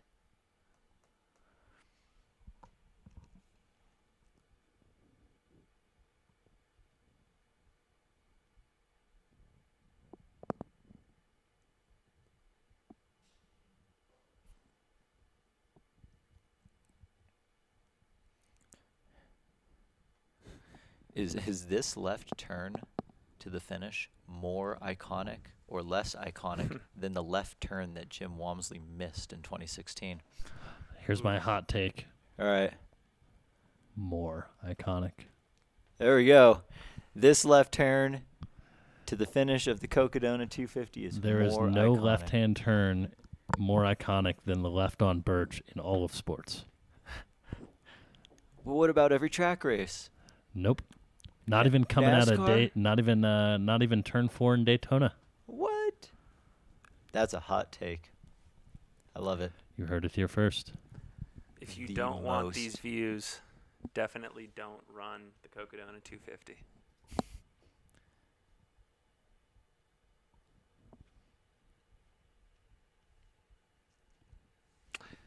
Here's a totally random question that just popped up in my head that I think would be fun to debate in the live chat. Which athlete in our sport who hasn't written a book yet, hasn't written a memoir yet, would you like to see write a memoir, write an autobiography, and why? Jamil Curry. That's a really good one. Matt, who should write a book? I would love to know what's been going on in Jamil's old noggin for the last 20, 30 years. That is a good one. I don't know if I don't know. That might have to be like a series of books with all the thoughts Jamil has and all the ideas. Who would I want to write a book? I'll go with a low-hanging fruit. Okay. Anton. Yeah, Anton. He's a very good writer. He's a great writer. He's a great writer. I think, or even if he just compiled like his race reports into book format, or like his training logs into a book format. I'd like that. I agree with Buck. I would love to see Carl Meltzer write a book. I feel like every sentence would just be so blunt. I did the race. I won. Next.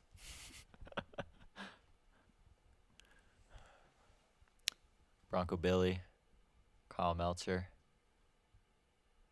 Walmsley book. Arlen Glick. I don't think Arlen Glick's ready to write the book yet. Not I think yet. I think he's gonna have a great book to read, but I bet if he writes it now, he would have to write a second one in a couple years.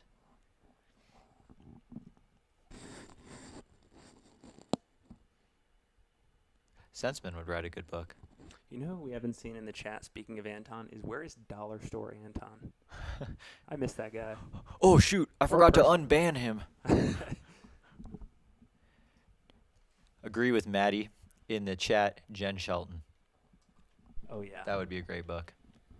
Jen's got a lot of stories. There was also a Michael Versteeg comment. I think that those two might have like the most interesting book, like stories in the entire sport. Jen and Jen and Versteeg. Like they've been around for a long time. They've seen a lot. They're very interesting people. Yep. Yeah. Yeah, not necessarily even known for doing like the most iconic races, but have gone on iconic adventures. Yep.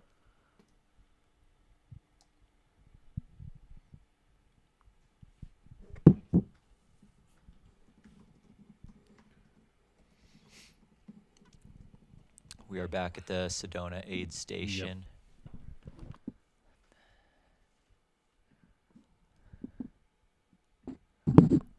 I mentioned it yesterday, and I said we would discuss it in the in today's broadcast, but maybe we'll do it tomorrow. Michael Versteeg has a blog. It's a great blog, and he wrote a report about his DNF at Cocodona last year. It's titled, "What a Time to Not Be Unalive, a Not So Appropriate Musing on the Cocodona 250. Maybe we can go through that tomorrow. We can do a little book club tonight. Brett, read it. And Yeah.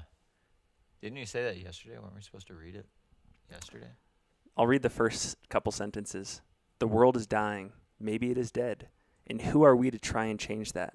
As we hurtle around our dying sun, the pressure can become overwhelming. God is killing you. She never loved you. She doesn't care about you or your IRA. Those are the first few sentences of this race report on the Cocodona 250. I encourage you to go check it out. Riveting stuff. That's pretty cool. That's pretty cool. Zach Miller book. That would be cool.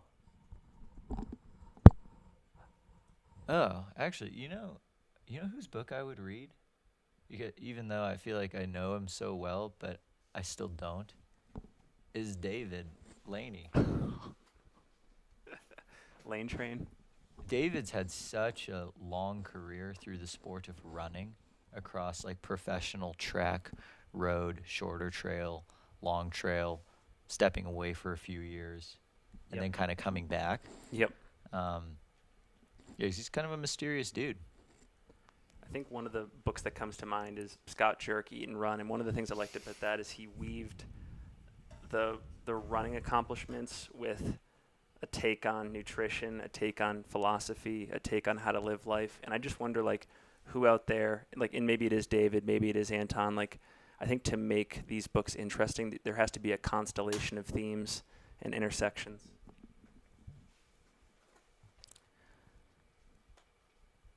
Yeah, I think David's theme would probably mostly be around like Skittles, fueling off of chocolate chip cookies and candy. Trail Gangstas is apparently not a fan of this blog post because it says nothing. But I'm not entirely convinced that anybody ever says anything.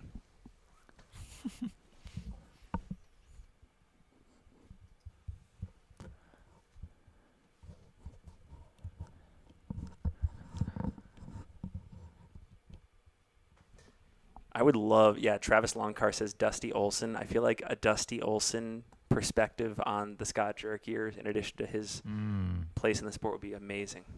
A lot of the behind-the-scenes folks are fascinating. Yeah. What about Ann Trayson? Ooh, yeah. Because I just don't. I just wish there was more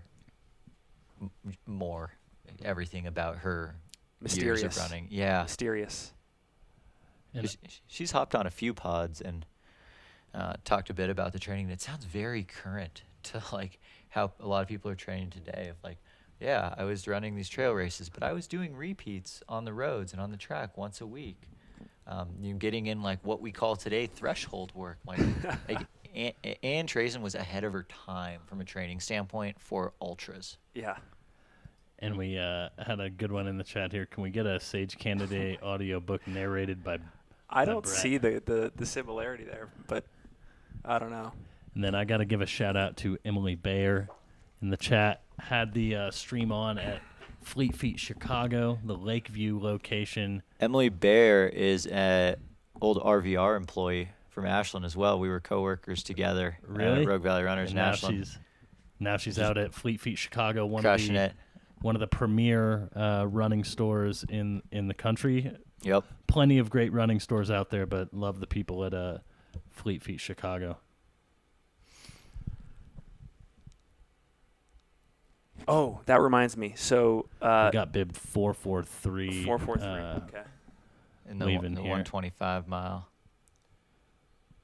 I love how different the bibs are. I wonder if they kept us in mind when they. I Design really this. appreciate it. Yeah, I'm gonna just act like they were thinking of us when they created these distinguishable bibs. So Matt and Brett, this is cool. Ben Cameron, who's bib 443 that just came in on the live stream. He says, "I've watched the live stream the last 2 years. It's so good to be here in person this year." That's awesome. So that's a convert.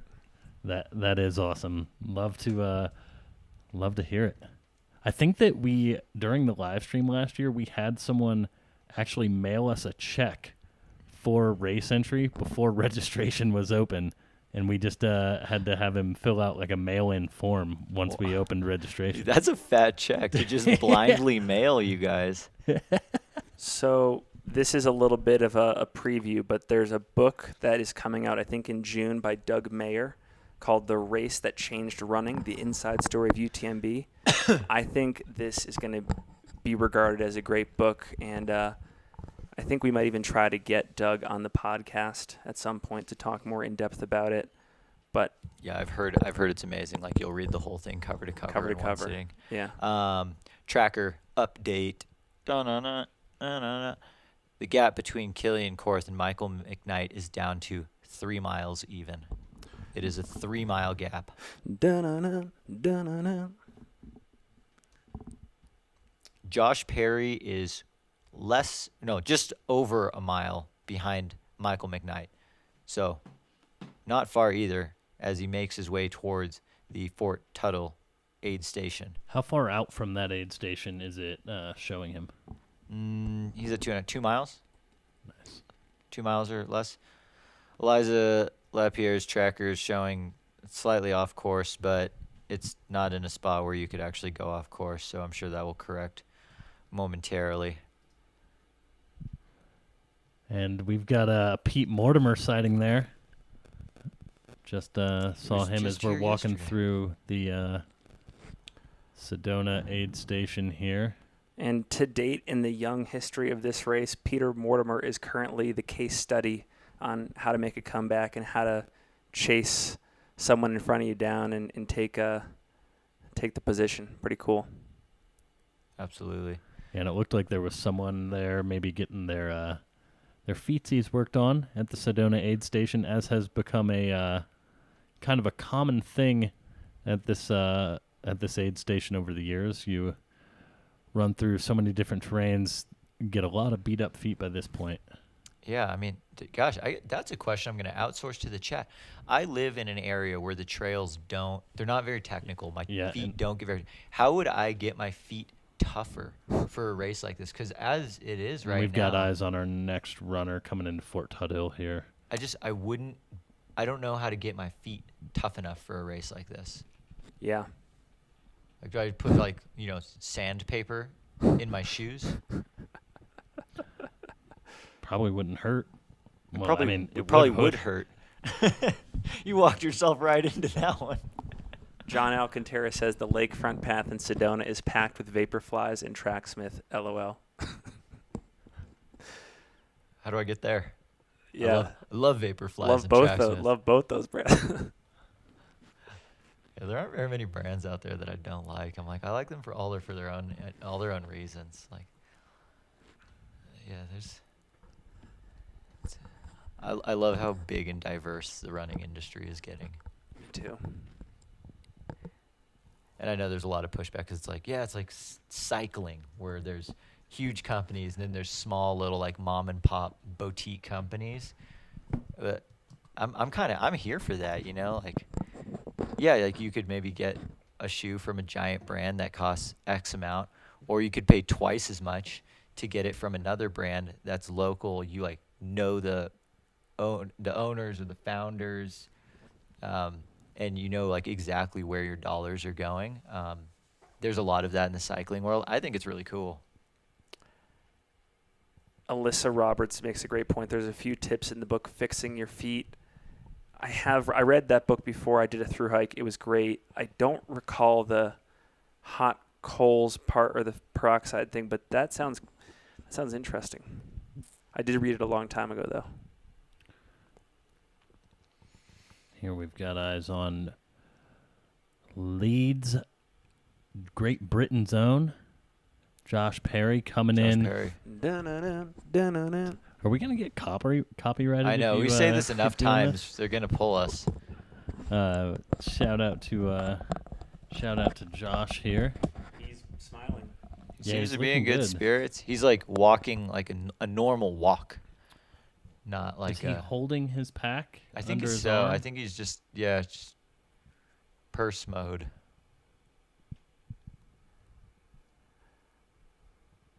It isn't, everyone is in a different state of mind at this point in the race. It doesn't seem like there's necessarily a rule. Hot coals and peroxide was a joke. Dang. Took about a minute too long to type that one in there. Side note, great song by Edward Sharpe called Hot Coals.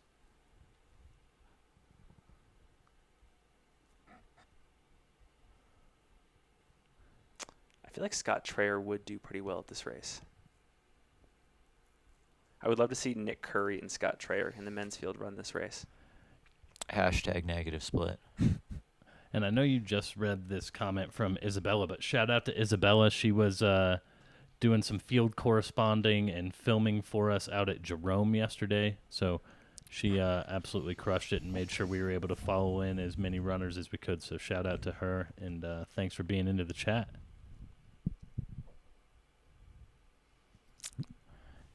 A few hundreds in Vibram Five Fingers would toughen up the old pegs.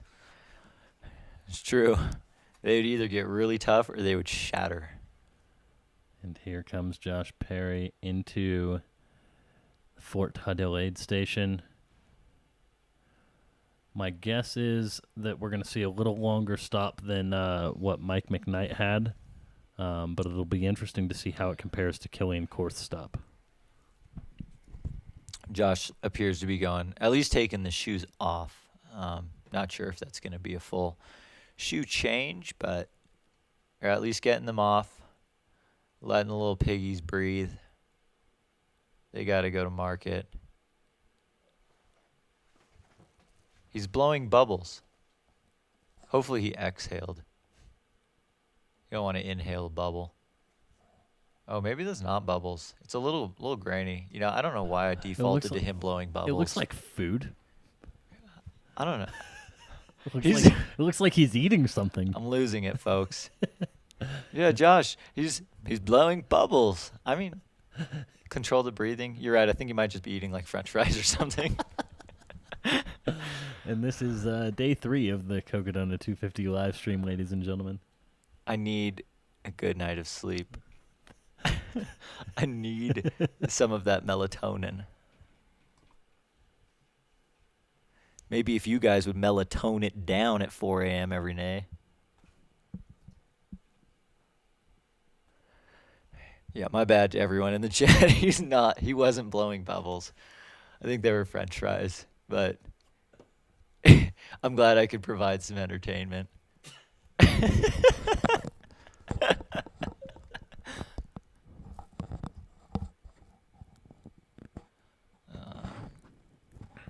Yeah, I don't feel too confident now about getting an ID on the shoe. 'Cause I don't recognize the profile of it that well.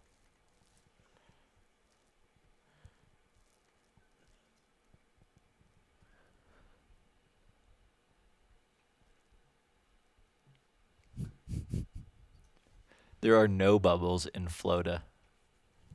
Let me tell you.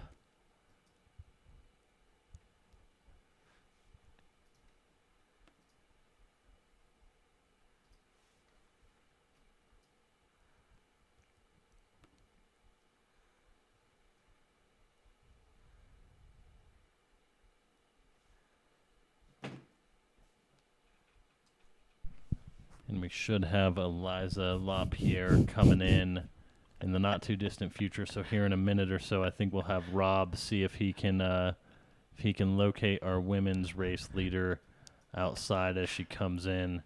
As of 11 minutes ago, she was still just over a mile out. So she should be, less than a half mile away. The chat has actually just been throwing some gold in right now.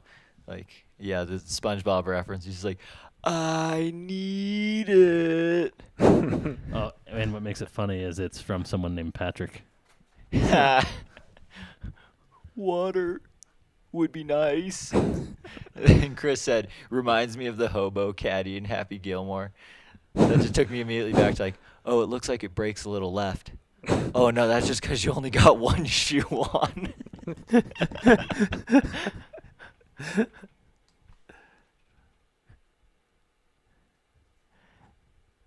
That's awesome. While Rob's looking for our women's leader, I am just going to see if we can pull up our women's leaderboard here. And again, I believe that Micah and Sarah are swapped position. Sarah's GPS tracker must have done something a little bit weird because she has not hit mile 213.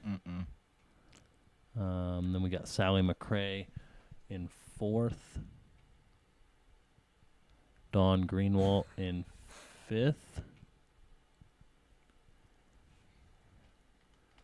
Yeah, the next runner incoming to the Fort Tuthill aid station will be either Michael Greer or Eliza LaPierre. Eliza's tracker's getting a little wonky on us, so we'll just keep an eye out. And while we wait, I'm going to have Rob refresh his browser if he can for me.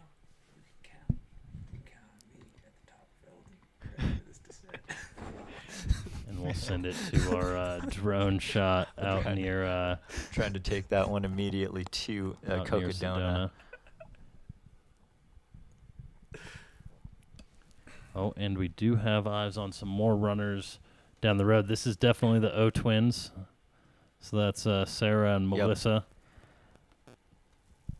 They've made that turn on Mountain Air Road, making their way towards Fort Tuthill. Again, looking like they're running pretty well.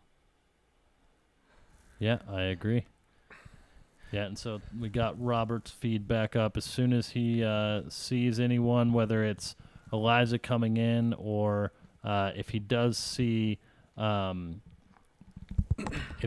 Josh leaving, we'll go back to Josh. So Rob will just have to keep one eye one way and one eye the other way for us. So for folks in the chat, Brett and I have 30 minutes left on this edition of our 12 to 6 p.m. shift. It's been an absolute pleasure being here. If there's anything else you want to talk with us with before we go, we're game. We can keep the Happy Gilmore references going if you want. I'm going to try to force some Killian through. Korth accomplished that feat just a few minutes ago. Oh, actually, I did have one thing to bring up. I can't pull up the comment from earlier, but if Lindsay McDonald is still tuning in, when we were talking with Ben Light, he pointed out that Mike can run, really fast downhills, something along sub 5 minute pace, and she's like, we should make a segment for that, maybe for the last 10 miles. And the one that I'm interested in is if there was just and there might already be a segment from basically Elden aid station to where they hop onto the social trails, because I think Jim Walmsley has ripped the entire descent at like 420 something. Yeah, pace. I think he dropped like a 13:25K. Yeah, it was down it. And there are other like notable names who have run down that road who have blazed some pretty insane 5Ks coming down that. But Yeah. it would be cool to see kind of what Mike McKnight's able to put out there tonight or in the early morning maybe. Yeah, and I feel like Michael McKnight he's one of those people that actually runs faster when it's dark. So he might be descending, a minute a mile. That's his Madden ability. The Dark McKnight. The Dark McKnight. When it's dark, The Dark McKnight. he gets a free minute a mile. Yep. Thanks, Canes. Yeah, I don't know if we'll get the winners on the single track pod. I think we'll have to look at the Aravaipa pods first, or hopefully we do some finish line post race interviews on the live stream. That would be sweet. Yeah, I'm hoping Jamil has time at some point to set some of that up. That'd be but amazing.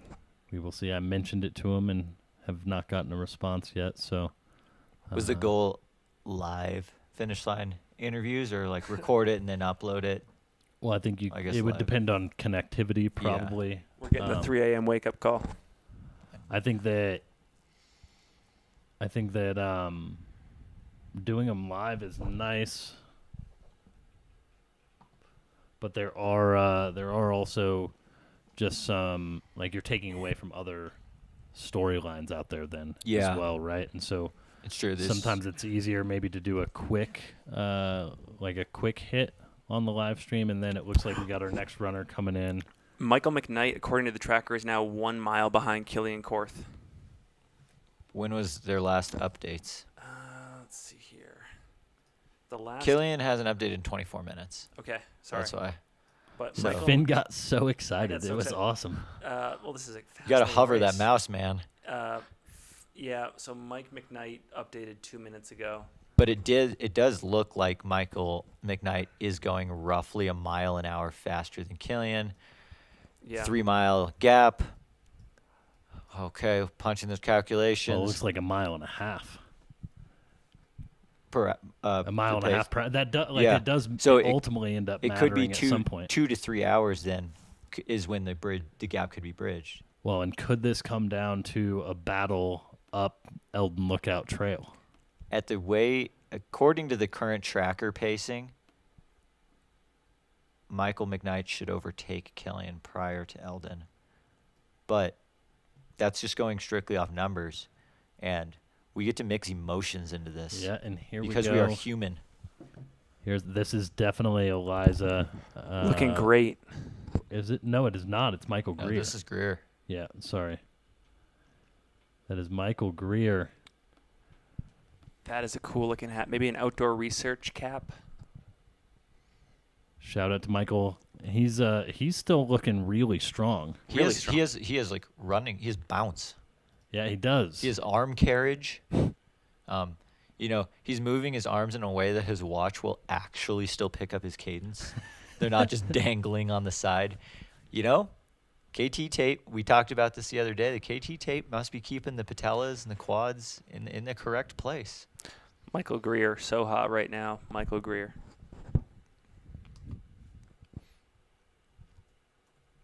How crazy would a sprint finish be for a 250-mile race? I agree. That would cement what Matt said about the most iconic left turn in the history of sports. Well, just picture this. The two runners come out of Buffalo Park. They make their way onto the roads. They turn left onto Beaver Street, past the hospital, and the entire town is just out lining the roads, cheering on this epic duel to the finish line. It would be, I feel like if that happens, this might need to be the last Cocodona. Oh God! Like, no, that's a hot take. Where do you go from there? Like, the greatest race ever of all time. Yep, we've got. We don't have eyes on him. So no, he's jumped the Rob gun. is trying to make sure that we don't miss Eliza, as she should be pretty close behind. Yeah, the trackers had shown them being no more than a half mile apart, probably even less than that. So we just watched our 4th place overall, Michael Greer, run through the camera on their way towards Fort Tuthill. Next runner we should be seeing is Eliza Lapierre, who is our lead lady and in 5th place overall. And just like, again, you never know what can happen in the last 35, 40 miles of this race. Eliza's only 5 miles back from the lead. If she's going a mile an hour faster than the leader, that's 5 hours. There's much more than 5 hours worth of racing. Ooh, that's a great one. Hey, Finn, when will we see a strictly 200-plus mile racer in the top 10 for you, Roy? I feel like Harvey Lewis is like probably one of the closest. He's flirted with that. I mean, Camille is definitely not a pure 200-mile racer, but she'll have that 200-mile world record. But like, under we her can't belt. do anything shorter than 200 miles. That's hard because they put weight on the frequency of races to an extent. Yeah. Like, they even said, like, if you're only doing like 2 big races, that hurts a little bit. So how do you squeeze in, like, gosh, I mean, what are we having to do here? We got a podium or win, like the Triple Crown of 200s plus the Cocodona 250 championship? I mean, I guess the question that I have in order to think about this more is, and this is for folks in the chat too, who are the top 3 male and female pure 200-mile specialists in the sport right now? Like, if Mike McKnight is one of them, it's the podiums of this race. You think so? So you don't think there are people that are not here because of Moab and Well, I think Tahoe? Joe McConaughey. Joe McConaughey. He's only Negative. done one, but he's surely Podiums. gotta be in the Greatest. conversation. Yeah, I mean, Courtney DeWalter has crushed Moab 240 before. But if you're talking like who has maybe the best resumes up to this point, which would be an interesting way to look at it, like Mika Hughes has to be in that conversation as well, in terms of like entire body of work. She's had some incredible runs at a number of 200s. Very consistent and as then well. Mike McKnight, I know Most of the best 200-mile racers are not 200-mile specialists right now, I think. Yeah, they're not specializing in the event. Yeah, Annie Hughes, another one for sure. Yeah. But like Annie's not only going to do 200s at this Mike point. McKnight is one of those. Mike McKnight is interesting- one of those kind of specialists. Like he's won all of the major 200s, or I should say he's won the Triple Crown of 200s, all 3 races. Is he the standing goat right now? Well, when he was at the start line of the inaugural Cocodona, I called him the Michael Jordan of 200s at the time. Yeah. That's a solid one. And obviously he's had his struggles at Cocodona. Last year's performance was solid. Wasn't maybe what he wanted competitively. Probably he wanted to maybe push Joe a little bit harder. But like that was still a really solid run.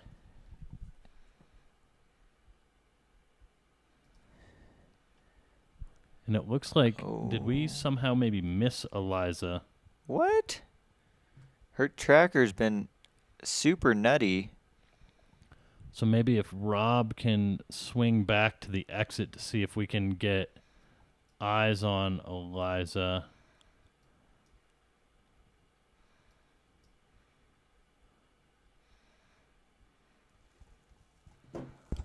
It looks like her tracker is pinging at the entrance of the Fort Tuthill aid station. So I wonder if she's...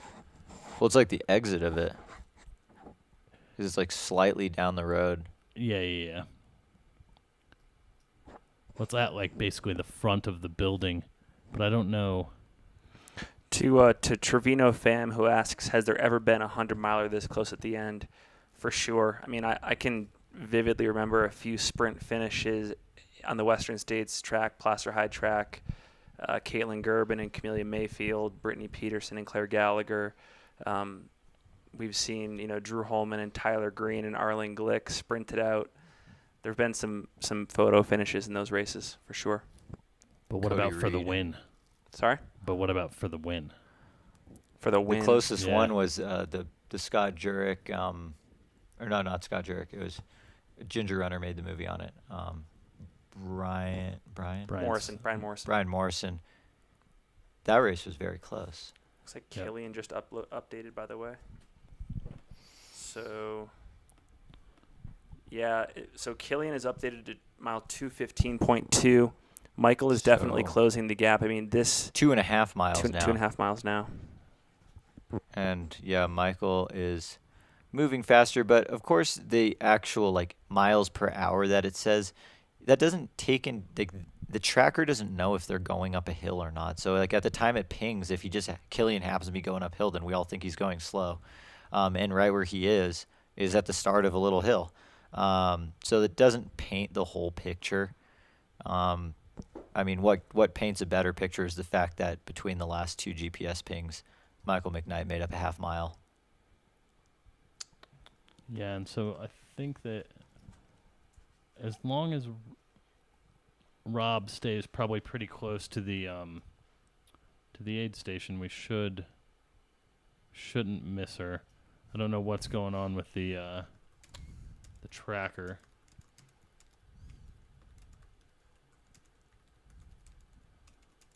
But it looks like she is just... Yep, looks like Rob has eyes on our next runner here.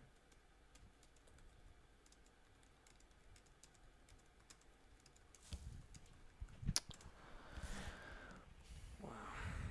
Yeah, where in the world is Eliza?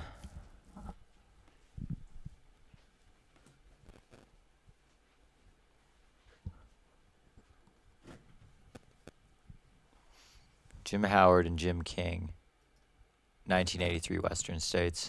They were both on the track for a sprint finish.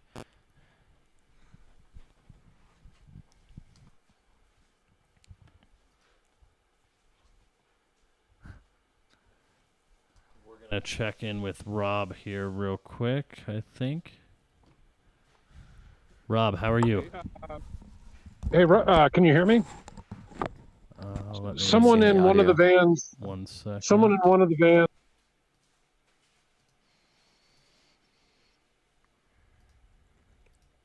Did her crew out at the? While we're waiting for volume, can I read off Michael McKnight's?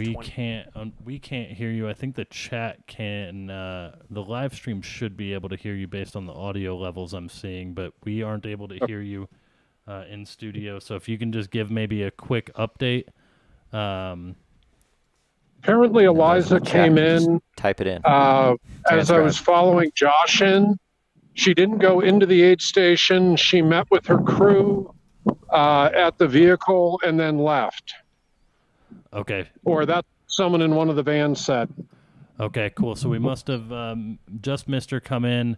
It sounds like maybe she checked in but didn't go into the aid station and just went to her crew vehicle and kept it going. That's what I understand.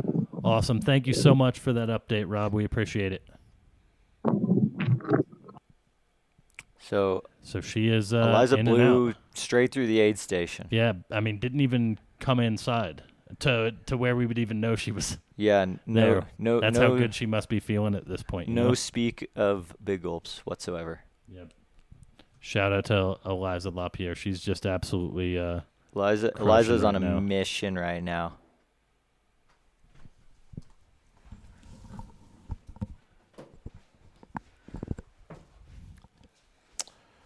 Brett. Is there a knock? There's a knock at the doorbell. Brett, I got to read this 2019 to you for Michael McKnight because this is just a wild racing schedule. So March 2019, he does the Antelope Island 100-miler. In June, he does Western States. In August, he does the Bigfoot 200. September does the Tahoe 200. October does the Moab 240. And then he does the Across the Years 24-hour event in December and the 48-hour. Just That is so many miles and hours of racing. Like I'm genuinely so curious. What do you do in between the races? Yeah. Like what? Yeah, is it mostly just recovery? Is there any training at all? It must be. It must be. Yeah. And then you just keep, assuming you stay healthy, you just keep gaining fitness with your races. Yeah.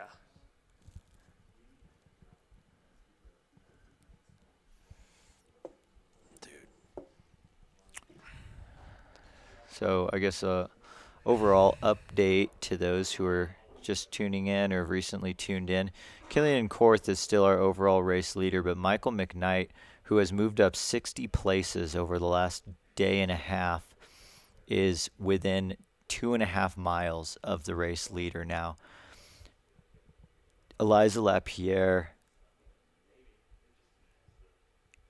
is potentially overtaking Josh Perry and Michael Greer at the Fort Tuthill aid station, depending on what this aid station transition is like. Eliza could be moving herself solidly into third place onto the podium. And, you know, as we've said, as a lot of people in the chat has said, like, there's still enough hours in the race for Eliza to reach the front of the race. Like, it is far from impossible. Absolutely. Yeah, Josh Perry is in fourth. Michael Greer's in fifth. And I believe making their way through Fort Tuthill. Second lady overall, and I believe sixth overall in the race. Mika Thews running perhaps with or around Mike Groenwegen, who they've been sharing miles together for nearly the entire race. And then Sarah Osazuski has been rallying and raging through this section of the course and has appeared to be gaining a little bit of time on Mika Thews. So there are absolute battles for both the men's podium, the women's podium, and just the straight up overall win of the race. This has been such a fantastic race to follow today, and yeah, it's going to continue all the way through the night. You know, this is where the fans of the sport have to, you know, we got to put on our ultra caps, get in the mindset, and, you know, hunker down for a late night of tracker refreshing, live stream watching, keyboard warrioring in the chat. It's going to be a good one. Brett, we've got about 10 minutes left here before we transition. I think it'd be fun to do predictions. Are you willing to make a prediction right now for who you think is winning this race? I got to go with Michael McKnight. I mean, I said at the beginning of the stream, I said it was Killian, but just the way he looked coming out of Fort Tuttle and how Michael McKnight did and getting that interview with his crew, it just seems like the momentum is on Michael McKnight's side right now. And momentum in sport is one of the most fascinating things ever. How it's not tangible, Yep. but it absolutely is. Yep. You see it all the time in like baseball, football, basketball. It's like, oh, so and so has a momentum. Like, what does that mean? It's something that you can't grasp, but it's absolutely there. And I think as of right now, Michael McKnight has the momentum. I think that's a great pick. It's hard to dispute. Producer Matt, got to put you on the spot here. Yes. What is your way too early prediction for who wins this race and why? I think that I would probably lean towards Michael McKnight just based on what we're seeing. However, I would say I wouldn't be surprised if anyone in kind of this top 5, top 7 range here ended up ultimately winning, right? Like, the sun hasn't gone down yet. There's still plenty of room for things to go wrong. There's room for and blow up. And you still have to climb up Elden. Yep. You know, it's going to be cold up there. You're going to be in the dark. You're going to be 240 miles in. There's a lot that can go wrong, but obviously, based on how everyone has looked up to this point, I would say that Mike McKnight would probably be the betting favorite. Okay. Brett, who else is on your podium? I mean, I like the way Eliza's looked all day. Eliza's looked very strong, clearly in like race mode right now. So, you know, I've got Michael McKnight and Eliza up here on my podium. Can Killian stay on that podium through the night? Oh, I'm so unsure now. You know, he had sat down for a while at Fort Tuttle, and, you know, of course, when you sit down for 15 or 20 minutes and you get going again, you look horrible. So there's very well the chance that, you know, the body's loosened up and things are working a little bit better now. But I'm sheepish. Yeah. One more thing I like want Josh Perry to round Yeah, out the Josh is podium. hard to bet against. And runners or Mike McKnight is starting to hit kind of this Skunk Canyon section. This section of trail right through here is just absolutely beautiful. They're going to kind of loop around on the Flagstaff Loop Trail before I believe they they'll hit a water station right at the junction of the Arizona Trail and then hop on the AZT. Take it past Fisher Point and around to Walnut Canyon. This section of trail between where they currently are, or where Mike McKnight currently is, and the Walnut Canyon aid station is just absolutely incredible. One of those sections of trail that you wanna hit up in the daytime so you can see it all. Yeah, I would say so. I think my pick is going to be Josh Perry. Do you think Josh Perry's going to do the double comeback and overtake Mike McKnight? I'm going Josh Perry 1, Eliza 2, Michael Greer 3. So you think Michael McKnight's going to just blow up at some point? Like, you think he might have pushed too hard today and yesterday? Just for the sake of being contrarian, I'll raise the question: did Michael McKnight make his move too early? Finn, you were becoming like the Skip Bayless of like the running media here. We don't even have good reasoning behind yeah, these the picks. logic is Finn wants to be different from the rest of us, which is absolutely fine. But that take is so spicy, so beyond spicy. Let's revisit it in 6 or 7 hours. I'll come wake you up. Are you doubting Michael Greer? Are you No. doubting Michael Are you No, McKnight? doubting I'm just Michael Greer? not One sec, doubting one sec. Michael Are you McKnight. doubting Michael Greer? No, I'm just not doubting Michael McKnight. Oh man. But in all seriousness, he did have a really strong run from Walnut Canyon to the finish last year. So Mike McKnight ran. Let me see, just under 7 hours, 6 hours and 45 minutes, 43 minutes, something like that, or 53 minutes, 6 hours, 53 minutes. Mark, I'm a huge Mike fan. I had him on the pod. Great guy. I don't know, man. Fan. Not a believer in Courtney and Mike. I think there might be some sort of subliminal hate that Finn has against Solomon. Here's the thing. There's something about the running community where if you pick against someone, there's an assumption that you somehow dislike them. We need to absolve the community, or we need to remove that notion from the community because it's bizarre. Yeah, it's totally true. I mean, I could pick someone to lose. That doesn't mean I don't like them as a person.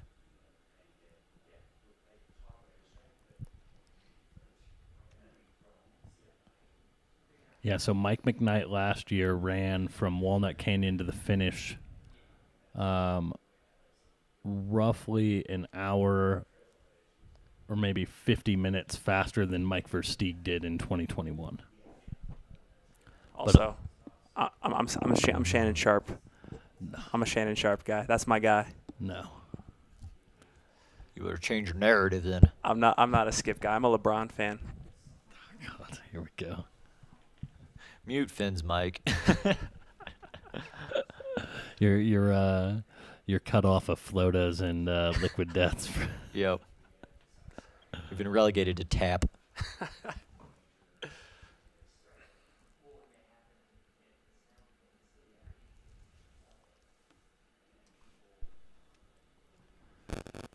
And we are now just taking a look inside of the Fort Tuthill aid station. We have probably a little bit of time before our next runner comes in. Brett, who should we be expecting to come in next at Fort Tuthill? I think it should be Mike. Is it Michael Greer, or did he already come through? No, Michael Greer already came through. Okay, so his tracker's just old. Yep. Mika Thews or Mike Groenwegen. Yep. Mike's tracker hasn't updated for 26 minutes. Mika's updated 7 minutes ago. So maybe splitting that gap. They might still be running together. Maybe 2 to 3 miles out from the aid station for both Mika and Mike. So that would put it within the next 30 to 40 minutes, probably.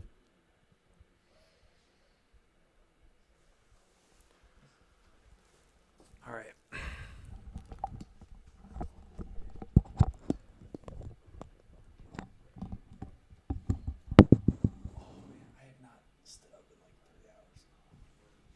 And I think we're nearing a commentary swap here. So in just a couple of moments, we will swap out Finn and Brett, and they will go on their merry way, and we will bring on Chris Warden to kick off the Aravaipa After Dark segment of our broadcast. And he has a host of guests lined up tonight. We're currently joined by the star of last year's Cocodona 250 film, Eric Sensman. He's in the building. I believe that Chris also has Corn Brown lined up, I believe. I could be mistaken there. And we will also hopefully be joined by some remote guests. Yeah, including possibly the great Andy Jones-Wilkins. Everyone in the chat is in for a treat. Looked over to my left, and I was like, oh my gosh, it's the actor in that one movie that I just watched. And I'll bring you guys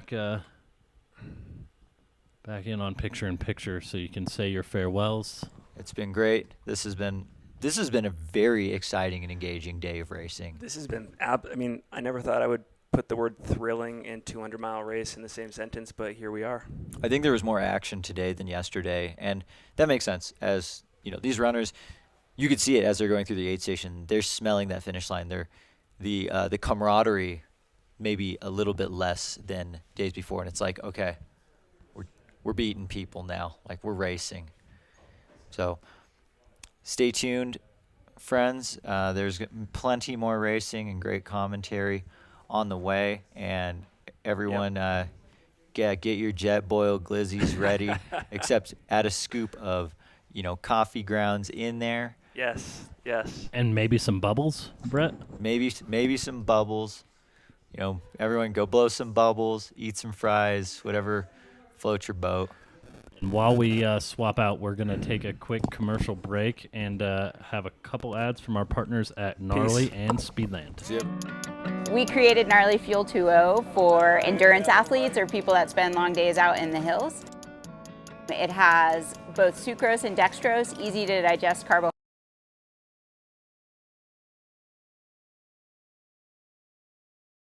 It's 250 milligrams of sodium, and then also chloride, potassium, magnesium, calcium.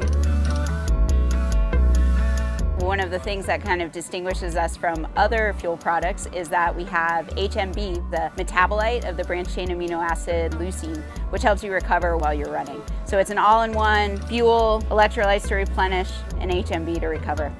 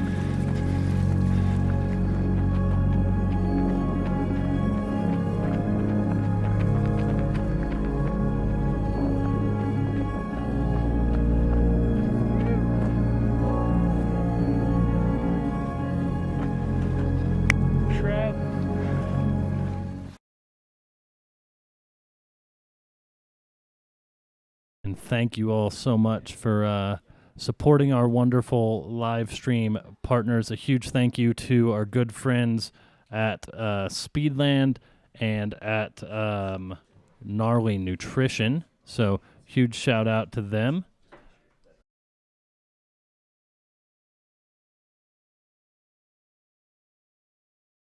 If you are just tuning in, we're currently looking at the Munns Park aid station. We have a static cam set up here, so we'll continue to look for our runners coming in there. We'll also be keeping an eye on Rob Martin out at Fort Tuthill, and he will keep us posted when we have some runners coming in there. And in just a second, I'm going to send it in studio here to the wonderful Chris Warden, and he can introduce his next guest. Hey everybody, thanks for coming in. I'm Chris Warden. It's time for Aravaipa After Dark. We'll be following the what possibly could be leading to the finish of the Cocodona 250 tonight. Not tonight, but perhaps in the wee hours. We'll cross that bridge when we come to it, and we will follow along. Right now, though, I have a special guest in studio, somebody who I'd never really talked to until about, a week and a half ago, extensively. Corinne Brown, welcome. Hi, thank you. I wanted to bring you in to talk. We were having conversations last weekend at a gathering of runners, and of course, you have a lot of familiarity with this race. I'd like to talk about that as well as what you're doing at this year's event, and both on the course as somebody at Fort Tuthill, as well as what you're planning on doing to help the runners as the race draws to a close. So when you see all of what's going on in Cocodona, how much does this bring you back to your run last year? Tell us about your experience on the course. So I did last year and the year before. So I did the inaugural year and I DNF'd. And so last year in 2021, my objective was to obviously not DNF. And it's weird to be sitting out this year. And I've seen some posts on Facebook from other runners that are feeling the same way. It's definitely a feeling of FOMO. And I mean, it's exciting because I'm seeing the behind the scenes. I was just over at Tuthill a little while ago, and before the runners are actually there, and I didn't pay attention to a whole lot except for what I was focusing on for me. So Sure. now I'm getting to watch just the overall experience. So like looking at the live stream and then seeing the runners on course, and I'm following quite a few people that are, friends or acquaintances that I'm familiar with, and just people that DNF last year that are back this year is kind of exciting. So yeah, it's just, I'm seeing the other side of it, which is, I don't know, it's fun, but it's different. Of course, right now the shot on screen is the Munns Park aid station. This is one of the last points where they actually ascend up the up to the Cocodona Plateau. When you got to Munns Park last year, how were you feeling, and what were your thoughts? Does this bring you back some good memories, something that you'd like to better forget, or? Well, I'm kind of jealous that there's no out and backs on this course this year. Oh, that's a good point. So Munns Park was a very different arrangement because we didn't start in Black Canyon. We started in Prescott. So on one hand, I didn't have to do the climb to Crown King, but on the other hand, I had to do what was a very grueling out and back that night. And I got there on, I think, on a Tuesday. No, it was Munns. Munns was on overnight, I think, Tuesday night. Yeah, okay. Maybe Wednesday night. The time is like not with me, but I just remember arriving at sundown and then having to go out 8 miles, punch a hole in my bib, and then turn around and come back. That would have to be brutal, especially in the middle of the night. Obviously that's one of those things that we had to deal with as a collective Cocodona community because of wildfires that had laid waste to certain areas of the lower section of the course. But you got it done. How did it feel to have come back, after that first year didn't go your way, but the second year, you're able to cross that finish line? I remember you were probably about an hour and a half ahead of the final cutoff. I was, yeah. Well, it was a learning experience to DNF in the first year, and I went into that kind of, fires blazing, thinking I hadn't completed 100, let alone a 250-mile race, and I signed up for it. So I didn't realize that. Yeah. You jumped from, what was your prior long? In a day, I had done 50 miles. And so you jumped from 50 miles. Had you done like longer, maybe during a multi-day race or something? Multi-day. I've done I've done a 4-day multi-race. Okay. And so yeah, but never more than 50 in a day. That's absolutely fantastic. So. And now that you've completed Cocodona and you are one of the proud finishers of the race, do you feel like heading back out there? I know you said you talked about having FOMO, but then all of a sudden you get in front of the computer and you debate whether or not to actually register. Do you see that happening for you sometime in the next couple of years again? I feel like I'm going to, because I can't not. This race is so special to me just because I've been in Arizona for 15 years. This is my home. This is where I'm raising my boys. And every time I drive, I live here in Flagstaff. Every time I drive down to Phoenix, I see that wilderness, and it's just I don't know, it's special. I don't know why, but there's other 200-mile races I'd like to do, but I just don't have that same passion for it. So Sure. I feel like I will have to do this again just so I get the full Cocodona experience. And sorry to cut in, Corinne. I do have some breaking news here, Chris. Yes. Registration for the 2024 Cocodona 250 is open as we speak. So you can register today. Basically, the lowest prices that you will see available until the end of the month. The race date, I know that was a question that came up earlier, is May the 6th. So registration is open for Cocodona 250, Sedona Canyons, and Elden Crest. So any of the 3 races, whether it be 250, 125, or 36 miles, those are open as we speak. And I'll pin the registration link at the top of the chat for everyone. That's just what I was going to ask. And if you decide that you're here in the chat and you're registering for Cocodona or any one of the other distances next year, yes, TJ Gardner, go make bad decisions. So this is the hot tip, the hot news of the moment. Obviously, we have a barn burn of a race going on, and we're going to head back to that in just a moment. But for those that are just tuning in, we have just gotten word that registration for Cocodona 2024 and all of its sister races are open. You're not reaching for your phone, are you, Corinne? I feel like that carrot's being dangled on purpose since I'm sitting here talking about it. Coincidence? We'll see. We will see. All right. Well, once again, I'm here with Corinne Brown, a 2022 Cocodona finisher, and we're going to talk about some of your activities out here on the course in 2023, as well as your potential for joining in 2024.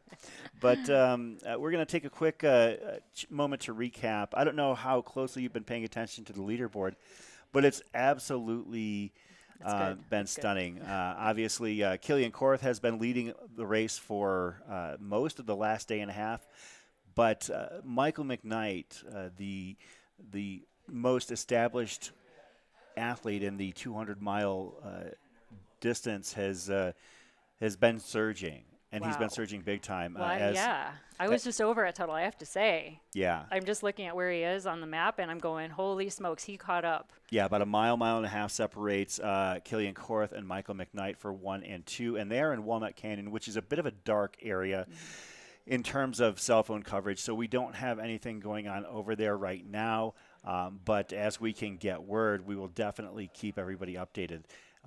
They are roughly, if I had to guess, about 10 to 12 miles out from Walnut Canyon, so we'll see what happens, and we'll follow that very closely. In third place right now, it's actually, again, another close fight in the men's side. A UK native, Josh Perry, through hiker, is currently holding third, is about 4 miles back of Michael McKnight. And then in fourth place, Michael Greer and Mike Groenwegen look like they're right at, looks like they're wrapping up at Fort Tuthill as we speak. On the women's side, Eliza LaPierre has been surging as well. Not quite to the extent that Michael McKnight has, but she is currently third overall in the Cocodona 250. Basically, it looks like neck and neck with Josh Perry at this point. Second place is Mika Thews out of Colorado. Mika is no stranger to the 200-mile distance as well. It looks like she is in at Tuthill, and Sarah Ostaszewski is giving pursuit, Flagstaff native, running home. You know what that's like. And I do. She's currently at about mile 207, so we're going to keep tabs on the race as it draws ever closer to Heritage Square in downtown Flagstaff. And I know we've had a couple of people asking what the coverage plan is for the potential finish if it happens in the wee hours. The answer is we're going to figure it out. We'll see what happens. With that in mind, also I want to take a chance to look at some of the DNFs that of note on the course. Of course, most notably 2021's Cocodona 250 winner Michael Versteeg DNF'd late yesterday, about I believe at Dead Horse Pass, or just right after, or Dead Horse Ranch rather. Pete Kostelnik, former Badwater winner, opted to end his race at Whiskey Row. We were going to have Pete on tonight, but he's still kind of recovering from the race, so he's going to join us probably tomorrow morning at the crack of dawn. Another notable result, Carrie Henderson, former Cocodona finisher, I believe that she finished 6th last year, also DNF'd, as well as Ed the Jester Eddinghausen, who has run probably more 200 milers than anybody. Yeah. But this is really not Ed's bag. He's more of the go on forever. This is a different animal. Yeah, he likes those loops, doesn't he? Yeah, he loves the loop. He'll do 400 or 500 of them in 6 days. Yeah. But Corinne, back to what you're doing here on the during Cocodona 2023. You've got a couple things going on, and I'd like to address what you're going to be doing on course starting tomorrow. Yep. So I was just at Tuthill today. I set up my equipment. So I have all of my equipment out there. I do body work as one of my jobs here in town. I don't really consider it a job because it's kind of a passion for me to take care of people. And so I'm a stretch therapist, and I will be at Tuthill as early as I can get there tomorrow after my kids hop on the bus. And I'll have my stretch table up for some manual therapy. most of these runners are going to just really appreciate an opportunity to get off their feet and get some glute and hamstring and quad love. Little feet squeezies in there. That's one of my faves. And then I've got my Normatec compression. I have 2 pairs set up for anybody that wants to hop in those, which is amazing. I used those last year during my my whole race. Every time I laid down for a nap, I had Normatec on, and it is life-changing. So I'll be out there doing that all day tomorrow. And what day is that? Tomorrow's Thursday, I believe, Yeah. as we see Brian Bondi leaving Sedona Aid right there. So Brian has got roughly about 91 miles to go here in order to complete his Cocodona adventure. When you were leaving Sedona, what were you feeling like? Did you leave there during the day, night? Because it was pretty hot last year during the day. So I slept in Sedona overnight. Okay. So I got through to, I remember there was a church aid station right downtown, and we slept there. I cannot remember the name of that aid station. I was in pretty rough shape. And those sleep stations, I believe, were air conditioned. Oh, no. They weren't. Lies. Such lies. They were apparently the first year. But they must have turned it off for you all the second year. By the time we got there, you're there at like 2, 3 o'clock in the morning. There were a lot of bodies. It was very humid, and it smelled special. I can tell you I'm that. sure. I'm absolutely sure. Folks, this shot right here is basically the entryway to Elden, to Tuthill, if I'm not mistaken. Is that correct? Okay, so we'll be using this as our eyes on the course. Just so you know, Corinne, that's the live feed, and that's what's going out on YouTube right there. As we've mentioned, for people who haven't been in the studio before, there's a lot going on, a lot of things to look at. We've got our chat window in here as well. And we'll pull up some comments whenever we've got something that we'd like to talk about. So when you mentioned that you're going to be on the course stretching runners out at Fort Tuthill. Yep. How popular does that make you if you're doing that out on a race? Like, have you done that out at Haviland 100 or something before? I've done it at a few races. It's been a while. I didn't do much after COVID, during COVID and then after. So I've definitely been at Big Pine in the past, and I've been at Whiskey Basin was one of the first races that I did. Okay, this year? No, that was before COVID. Oh, pre-COVID. So, okay. and then I've done some Mad Moose events. I've gone out and done stuff there, and I can't think of any of the other races. Oh, Born to Run in California. Oh, I'm sure you were very popular at Born to Run. Yeah, I do enjoy that event. So yeah, it's not everybody's going to have time to stop by and get stretched for 10, 15 minutes. But I suspect, especially the 125s coming through, they'll take advantage of it because they have a little more time, presumably. We'll see how fast they move. Yeah, I've done a multi-day before and had it separated by a bit of a break in the Normatex, and oh boy, that's a great feeling. So I think that it's awesome that you're going to be out there giving time from yourself to take care of the runners here during the week. One of the other things that I know you are involved with here in Flagstaff is something that is an interest of mine, and it's because my son Braden had been a part of a chapter in a different area. But you are involved with the Healthy Kids Running Series. Can you talk about your involvement there? Absolutely. I started out with Healthy Kids as just a parent with a child, and when I lived in Phoenix, I was down by Chandler, and I took my kid to that event. Moved up here to Flagstaff. There was a Healthy Kids chapter up here. Did a season, and then the coordinator said she was stepping down. Does anyone want to take over? And I took over in 2019, I believe. So I've done 5 years of that now.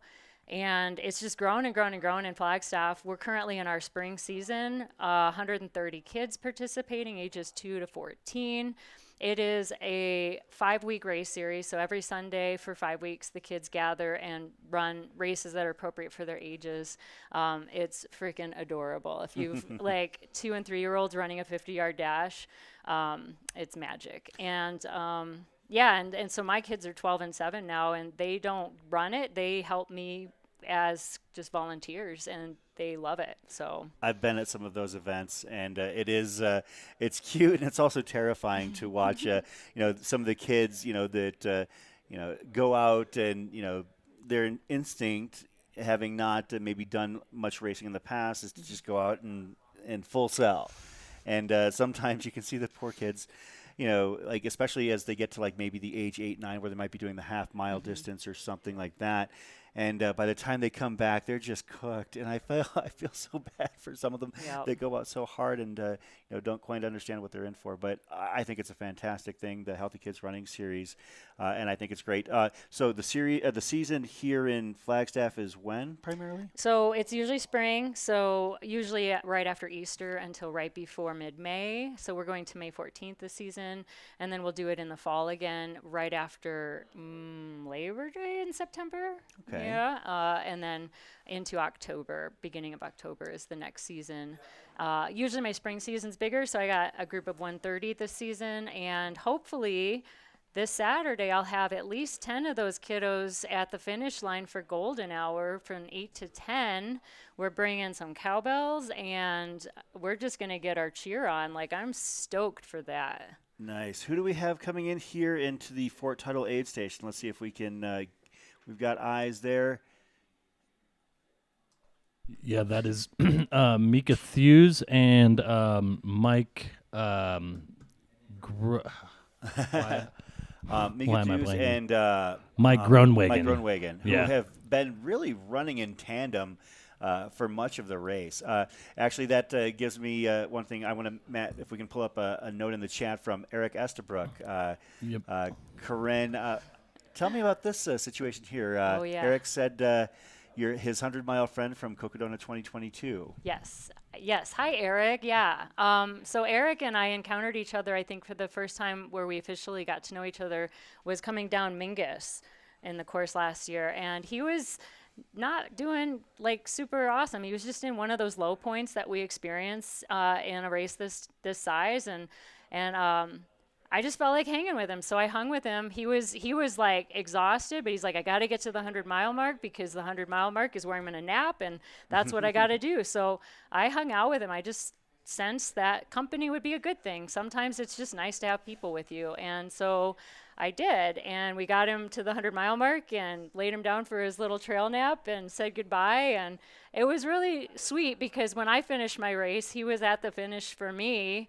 And he just amazing, incredible, sweet, very, very awesome dude. So hello, Eric. It's nice to see you. That's fantastic. And what that does to me is it speaks to the trail culture and like how people just kind of connect and bond throughout these adventures. I mean, I've met people at races, whether even things like 50Ks and Crown King Scramble. It seems like every year I end up basically running alongside somebody who's like, oh man, this is crazy. Have you done this before? I'm like, yeah, 6 or 7 times. And they're like, why do you keep coming back? And I'm like, I love it, I think. but yeah, that's one of the beautiful things about the culture of the race. As you're seeing right now inside Fort Tuthill, thanks to the amazing race photography, videography of Rob Martin, a friend of the family. This is Mika Thews and Mike Groenwegen out there at Fort Tuthill. They've got roughly 37 miles to go. Speaking as somebody who's run this race before, when you get to Fort Tuthill, I feel like it's the gateway to Flagstaff, just speaking as an observer, and that it's got to be a huge, great feeling to know that not only can you see the San Francisco peaks in the background, but when you're looking at those peaks, you know that your destination is between what you're seeing at that point. I mean, how did you feel when you got to the San Francisco or got to Fort Tuthill? Well, like you're right. It's a very, especially as somebody who lives in Flagstaff, Tuttle's one of my main running spots. Like Okay. I run Soldiers Trail pretty often. I live about 2 miles from there, so I'm over there almost to the point where I get sick of it, right? So when I was coming into Flagstaff, especially between Kelly Canyon and moving into Tuthill, I started seeing friends, and when Seeing you friends start like in your head or seeing friends along? on the trail, Okay. I actually had friends come out. Like That's fantastic. my good friend Kate Risa came out on her bicycle just to find me, and she was there for other runners, but she knows me, so she rode her bike out to greet me just randomly on the trail.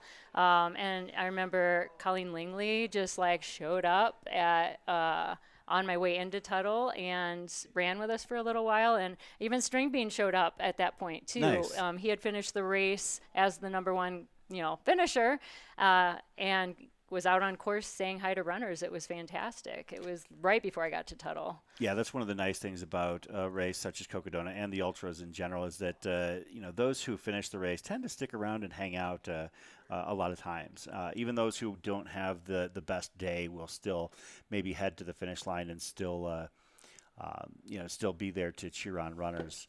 As we see Mike Groenwegen digging for perhaps something to keep him warm, because from here, from Fort Tuthill, it's going to be about a 20 or so mile relatively flat stretch to Walnut Canyon. And then from here, and one of the cool things about that stretch, I've only done bits and pieces of it because I'm not crazy. But when you leave Fort Tuthill going eastbound, you kind of hit like a little bit of a meadow, if I remember correctly. And when you look over, you can see Elden. You see the high point end game. It's crazy. And, you got to think, man, I got to get up there. I mean, I did Elden on Sunday, and I was, fresh, and I still was absolutely it's a butt kicker. exhausted. Yeah. But keeping one foot in front of the other. Did you do Elden at day or at night? I was overnight, and that was definitely one of the most emotional parts of the race for me, because I had a herniated C4, C5 during the entire event. So, I was dealing with a lot of nerve pain and just constant pain in my left arm. Anyways, and by the time I got to the Walnut Canyon aid station, there wasn't enough time for me to get a good amount of sleep. So my body hurt quite a bit. So climbing Elden overnight, I was on all fours for some of that. I'm not going to lie. There was a little crawling going on, getting up the steep stuff. No shame there. Oh, no. I'm going to take actually a quick moment to take a look at the leaderboard if I can figure it out. I'm still learning now that we've actually added the Sedona Canyons 125. Okay. I want to see what's going on there really quick. These live shots are from Fort Tuthill. We don't actually have the capability to do audio there right now, folks, so we're bringing you what we can. But if I have assumptions about this race and the Sedona Canyons, I'm assuming that Jeff Browning is doing Jeff Browning things. Jeff is actually planning to join us here on the live stream later this week, which kind of tells you how he expects the week to go. He's pretty confident, huh? Yeah, he expects to be in here on Friday morning. Jeff is currently almost halfway done with the race. Where is he? He's at mile 50. Well, his signal pinged 22 minutes ago. Okay. And at mile 58.5, and the way he's moving, he's got to be past the halfway point, or close to the halfway point, rather. He's heading to Munns Park, which is pretty astounding if you think about crazy. it. He's going to hit Munns Park before dark. He is a beast. Yeah. We'll see if we can figure out who our top women's runner is right now. Okay, and this is something that I'm not surprised at either. Denise Barassa is currently the lead woman at about mile 48. She is currently, it looks like she's got about from the looks of things, maybe about a 1.5 mile lead on the second place woman, Jennifer Schwegler. So we'll be following the Sedona Canyons athletes as well here, as well as the Cocodona 250. And yes, we are keeping extremely close tabs on the top two men as they make their way through Walnut Canyon. And as soon as we have any further developments, we will definitely share that.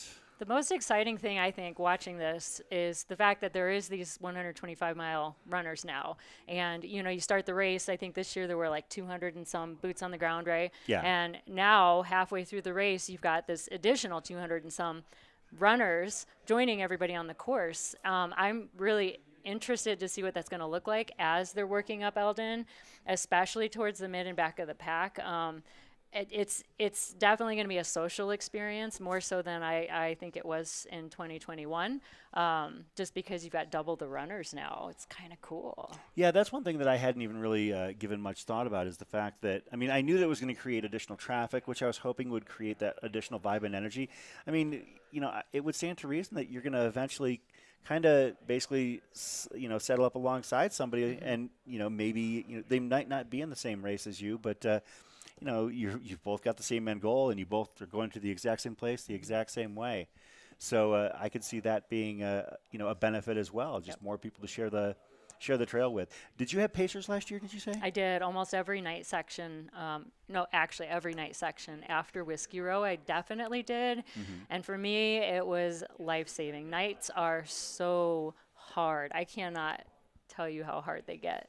There's just this like weird witching hour where you just don't know up from down, and it's helpful to have a babysitter sometimes. Hey Matt, we don't have we don't have audio over there, so we're just doing what we can. Let's see here. I don't know if we've got anybody who is actually registered for the 2024 Cocodona yet. I'm trying to. We do have some registrants. I got a screenshot.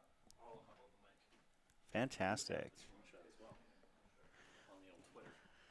We have a screenshot on the old. So Twitter we do list. have a commitment on Twitter. I see a screenshot with all the details blacked out except the first name, so I can confirm that it is Liam, Aid Station Fireball, coming out for Elden Crest 36 next year.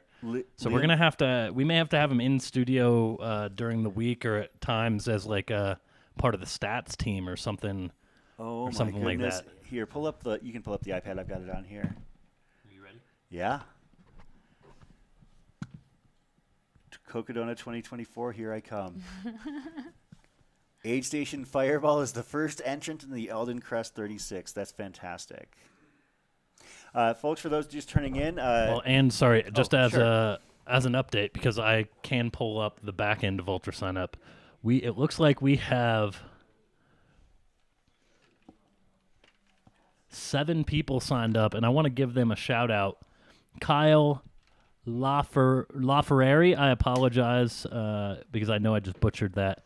Man, people with tough names to pronounce have been signing up. Dandelion Deluvio Scott, Liam, Thomas O'Reilly, Josh Courtwright. Thomas O'Reilly from down in Phoenix.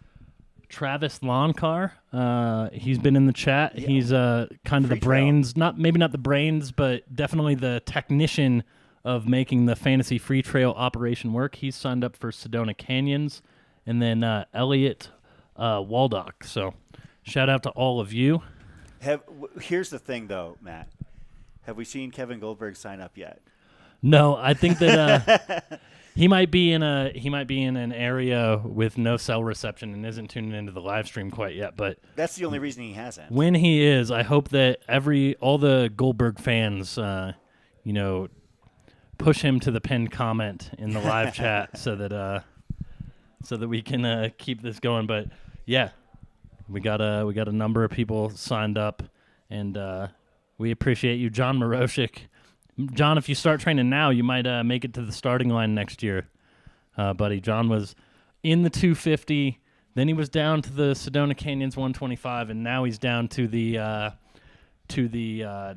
100 hours of Cocodona live stream watching on his couch. But shout out to John. He helps manage all of our warehouse things and operational things and make sure all of the stuff we need for all of these aid stations gets to the right spot, and then that they get from that right spot to the next right spot. So shout out to John. He's easy to pick on, but he's one of the a lot of fun. Heroes. He really is.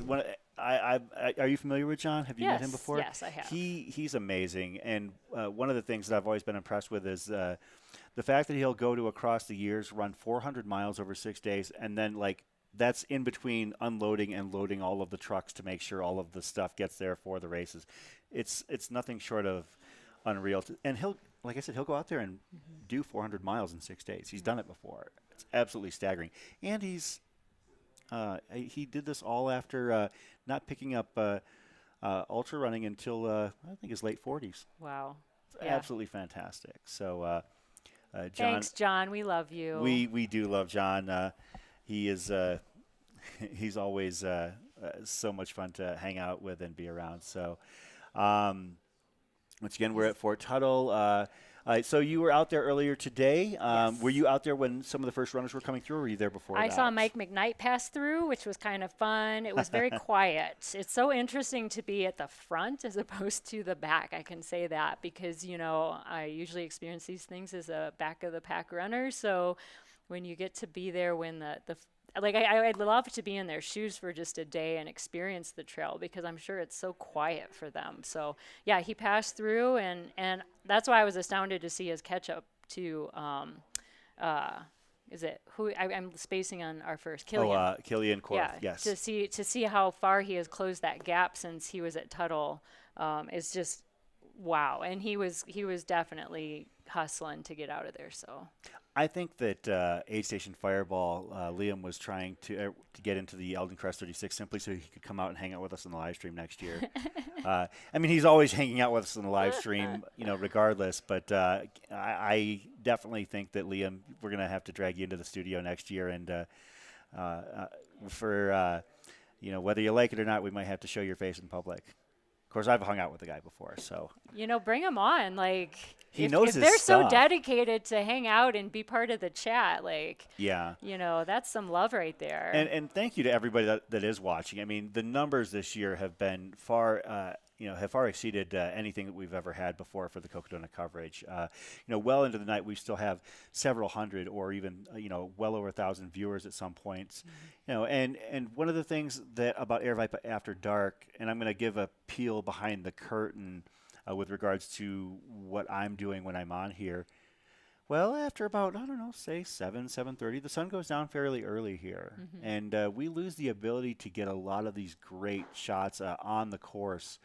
We're limited in terms of the manpower we have out on course anyways in terms of cameras. So we basically just play around, have fun, and do our best to keep tabs on the movement. But Aravaipa After Dark is all about having fun. And frankly, if Liam is going to be in town, he's definitely going to be sharing the desk with me.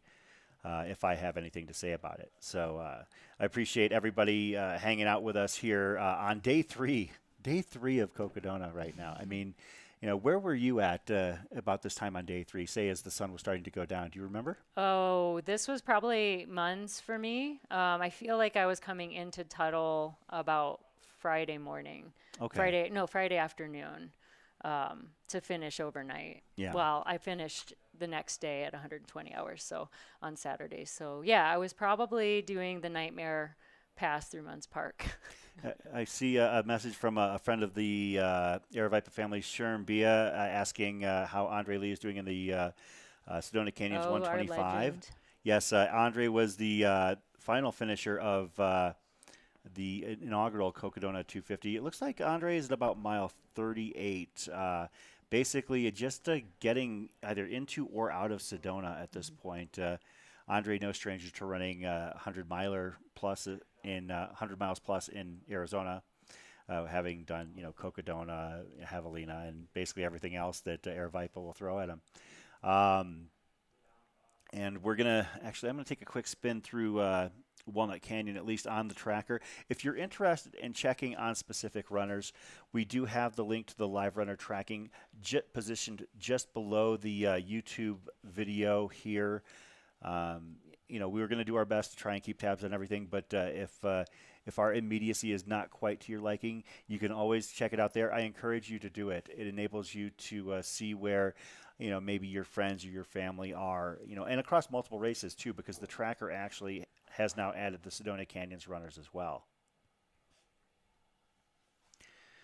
I'm really, I think, okay, I'm looking at the tracker now.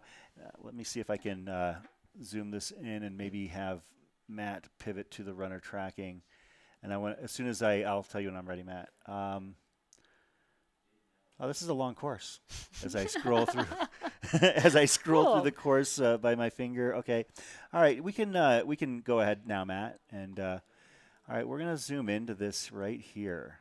So we've got Killian Korth, whose satellite pinged about 8 minutes ago, mile 217.8, and Mike McKnight, who's pinged immediately right behind him. 217.6. So it looks like Mike McKnight is about What's the pace? I would say 8 to 10 minutes back from Killian Korth at this point, which is really with Of Sarah O coming into Fort Tuthill. Sorry to cut you off. No, there, Chris. absolutely. This is fantastic. Thank you.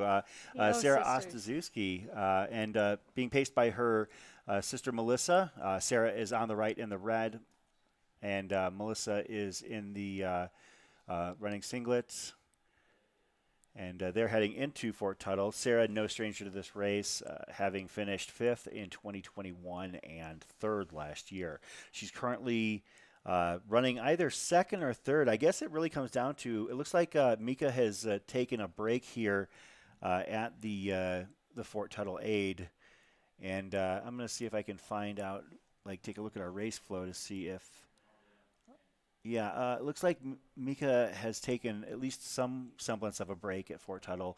I wonder if seeing Sarah come into the aid station is going to cause her to maybe get up and get back out on the trail here. So It's so tricky though when you think about it, because they're going into one final night, right? They've got to get themselves in a good place to move through the night. It's going to be windy as heck on top of Elden. Like, we have wind advisories here in Flagstaff until tomorrow afternoon, so it's going to be breezy. what sections of the course coming from Fort Tuthill to the finish line are they really going to be affected by the wind? My first inclination is to say obviously Elden, but are there stretches maybe on the quote lower section on the southern part before they make that loop around where the wind might become an issue? I think Walnut Canyon has potential regardless, because once they get up into that, it's a bit of a mesa, right? And there's just certain areas where there's just less trees. So as they're approaching Elden, there's going to be spots where the wind will definitely be, more annoying. And that was one thing I remember from last year's live stream is we had Jamil following Joe McConaughey and his pacer Witt through that section between Walnut Canyon and like the base of Elden there. And you are just like kind of on a flat mesa, super exposed until you get to the base of Elden. And then you'll probably be okay on the climb up. You'll have a little bit of reprieve, but once you get to the top, if the wind's blowing, you're definitely going to feel it up there, and it's going to be cold. 20 to 30-mile gusts. The reprieve from the wind, of course, you're actually doing arguably the most painful part of the course, so it's kind of, 6 of one, a half dozen of the other. Looks like Sarah is possibly rearranging some gear here. I'm Liz, yes, they are twins. Sarah and Melissa Ostaszewski. And just while we wait on Sarah, we do have a kind of a cool shot out here from the Schnebly Overlook, which is basically where that water drop is between Sedona and Schnebly Hill Aid Station. And so you can kind of see, you can't necessarily see the trail, but you can see kind of the crevice in the mountains there, and that's basically what runners are kind of running up here. And it's steep. It's hard, but once you get done, you get a long stretch of, maybe more runnable or rolling type of terrain until you have to start climbing again. But it's just a super beautiful section because you look out over the red rocks of Sedona. And Corinne, do you know what time you would have hit this section? Probably during the day because you slept at Sedona, right? I slept at Sedona, so I think we left Sedona at like 5:30 in the morning. So yeah, it was, and I've done Schnebly Hill so many times. It's a great training run in general. Yeah. So I believe National Lampoon was filmed, one of the scenes there. Oh, really? I do believe so. That's awesome. The original Vacation, the Wally World trip? Yeah. Oh, now I have to stop there on the way home. Yeah. We, I remember last year we had Joe McConaughey coming through this section at sunset, and there were times where he and his pacer just like stopped on the climb and turned and looked back, and you've got the sun setting over all these red rocks. You've got a view of, the Hangover Trail area, which is, for runners maybe one of the many iconic sections of Sedona. And I remember him just like multiple times, the guy who's winning the Cocodona 250, just taking the time to soak it all in, and I thought that was really cool.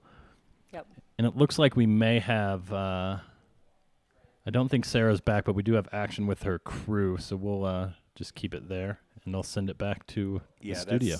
I believe that's Melissa there that is taking care of some of the gear, potentially. And I don't know how many miles Melissa has paced Sarah. A lot. So far. I'm sure that it's a lot, but I believe that Sarah had some other pacers as well. Isn't that who Arlen Glick was pacing here? Yeah, I think that Arlen Glick was scheduled to pace Sarah somewhere along this race, which is can't do much better for a pacer than Arlen Glick. So she has some fast pacers. I know that. Yeah, and Arlen is an absolutely a hoot of a guy. He's hilarious.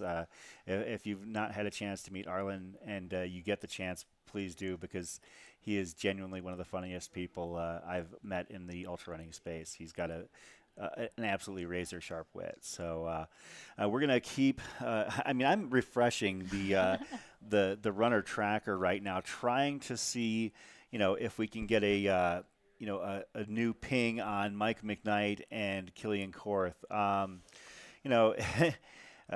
Mike McKnight has been charging hard here as the day has gone on. I know that some people were expecting like a 1 a.m. finish. I felt like that might peak a little bit extra ambitious. Yeah. Because he's still got to get through the rest of Walnut Canyon, up and over Elden, and back down to town. And at this point, that would be, 6 hours. 6 hours, 15 minutes. That's an extremely tall order, because the climb up Elden is going to slow him down, especially as he's going to be doing it in the dark. But I'm looking also, the last ping is showing like his pace. He's over 5 miles per hour trying to catch Killian. And like just pulling off 5 mile per hour pace at this time is just like, if he can maintain that getting to the base of Elden and then just hike to the top, it could happen. Oh, it could. Yeah. It's I think that, we're going to see. Oh, actually, is that behind? Is that Rory Monahan? Rory Monahan's pacing her in from the finish. I think he actually did mention that into the finish. So, Trail Gangsta himself. Love Rory. I think that's him. If our camera can either just shade to the left or to the right, I want to see who is in that. Looks like blue and yellow. Is that the? Yep, that is him. That's Rory Monahan. Of course, Rory was in the studio with us on Monday night as we did our night one Cocodona coverage. Did you get to hear his rap? No, I've heard many of his riffs, though. He is quite talented with that very obscure skill. He loves it, and frankly, I have so much fun, hearing him when he's done raps for Cocodona in the past, raps for Heaven 100. He just has fun, kind of just playing around with it, and he's got a talent there. So yeah, Rory is going to be hanging with Sarah Ostaszewski. Of course, Rory is an extremely talented runner in his own right. Ever so close to that Olympic trials qualifier for the marathon. Basically, I want to say he's got to shave 3 minutes off his time in order to make the Olympic trials. And I just need to say, too, that he is an incredible human being. He's helped me with Healthy Kids Running Series as a pacer. He helps get volunteers sometimes for just, when you run an event on a weekly basis, it takes a lot to pull off, right? And even for small little kids and a smaller group, there's still, you got to have eyes on the kids. So he's helped me a lot. Looks like we've got eyes on a couple runners heading into Sedona. Yeah, that's Sarah Shore and Neil Blake coming into the Sedona aid station there. So this new Sedona aid station is really, really cool. Yeah. Just haven't seen some of the aerial shots. It's a really cool location. Yeah, I don't know if you saw it, but it's like literally right next to a skate park. Okay. And the skate park and the facility where the aid station is are just like overlooking Sedona, which is obviously going to be amazing no matter what. Yeah, you can see the view of the. Looks way better than the church. Shout out to St. John Vianney Church there in downtown Sedona. They have chairs basically, so you can just sit there and soak in the views. Well, there's Arlen right there. I think he's been there all day, helping other runners. So he must have been pacing Sarah prior to this. And I see Andre Lee down in a chair. Is that Cole Fahrenbrook right in front, standing there? Cole is pacing Aaron Barber. I believe he is going to pace Aaron Barber in from Sedona. That's awesome. He's going to have himself a nice long day. Aaron moving very well, Phoenix resident rather, not native. Yeah, I think that we were maybe just starting to outgrow that St. John Vianney aid station too. Like I remember drop bags were like out in the middle of the parking lot and we're cooking, and just a lot of things where as the race grows, you have to kind of find other staging areas for some of these things. And I'm glad that we found like a cool location. It means there's maybe a little bit more road running to get to the aid station, but then you take trails basically straight out, which is also pretty awesome. Yeah, I noticed they took out the section of Sedona around the airport, right? Like that whole section was. Yeah, it was goes around the other scrapped. side of the airport now, I think. If I Well, it remember. doesn't. So in year one, it almost circumnavigated the airport. In year two, they came on the other side, so it was like a partial pass of the airport. And this year, it's like they get right to where the airport is, and then they hop off and take roads to this aid station. So that entrance into Sedona has been different each of the 3 years so far. And I think that this way into Sedona is probably a little bit more appreciated than at least the first year, where you had to run basically entirely around the airport loop there, and it felt like it was never going to end for a lot of those runners. A little bit. It's amazing to me that you've got Arlen Glick and Andre Lee basically right next to each other. How much niceness can you put in a small, like, confined area? Because, like, the two of them are just, two of the most, gregarious, friendly people imaginable. And the fact that they're standing right next to each other, that's just like, you just, like, feel that positivity radiate from both of them. Corinne, one of the things I also wanted to talk to you about, having done Cocodona 250 means that you had to put a lot of time and hours and training in. And I've seen, we've had a few people in the chat over the days of this race talk about, the fact that they would love to try and do something like this, but how do they balance time? You're doing this while balancing a family and doing it. How are you able to do that and still get the training in required to give this race the effort and finish that it deserves?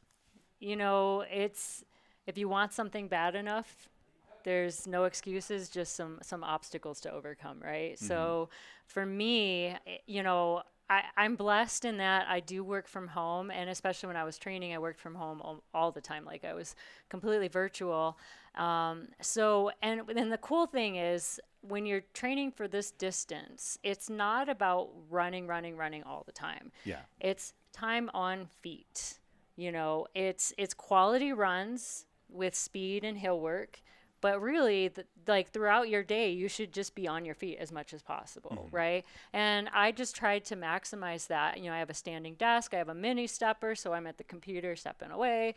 I could throw on a weighted vest if I wanted a little extra resistance. I'd put on ankle weights. I'd walk farther to the grocery store. I just park further away, take stairs. You do all those things for health anyways, right? But just upscale it a little bit for 250 miles. Yeah. And that's a lot of the training that I did, as well as just making sure I had quality runs. Don't do junk miles. I don't think junk miles really serve for a race this distance. I think it's about just being intentional with the time that you have. I think that actually is interesting. You put that, like, talking about just even little things, kind of to, I guess, I don't know what the word would be. I guess to play the edges, so to speak, even little things like wearing ankle weights or something like that to maximize the strength work that you're getting out of mundane tasks. Yep. That's actually a pretty excellent approach. I hadn't even given that much thought. Well, it looks like Sarah Ostaszewski has emerged. It looks like she has done a change of wardrobe. Her sister Melissa is in the white racing top.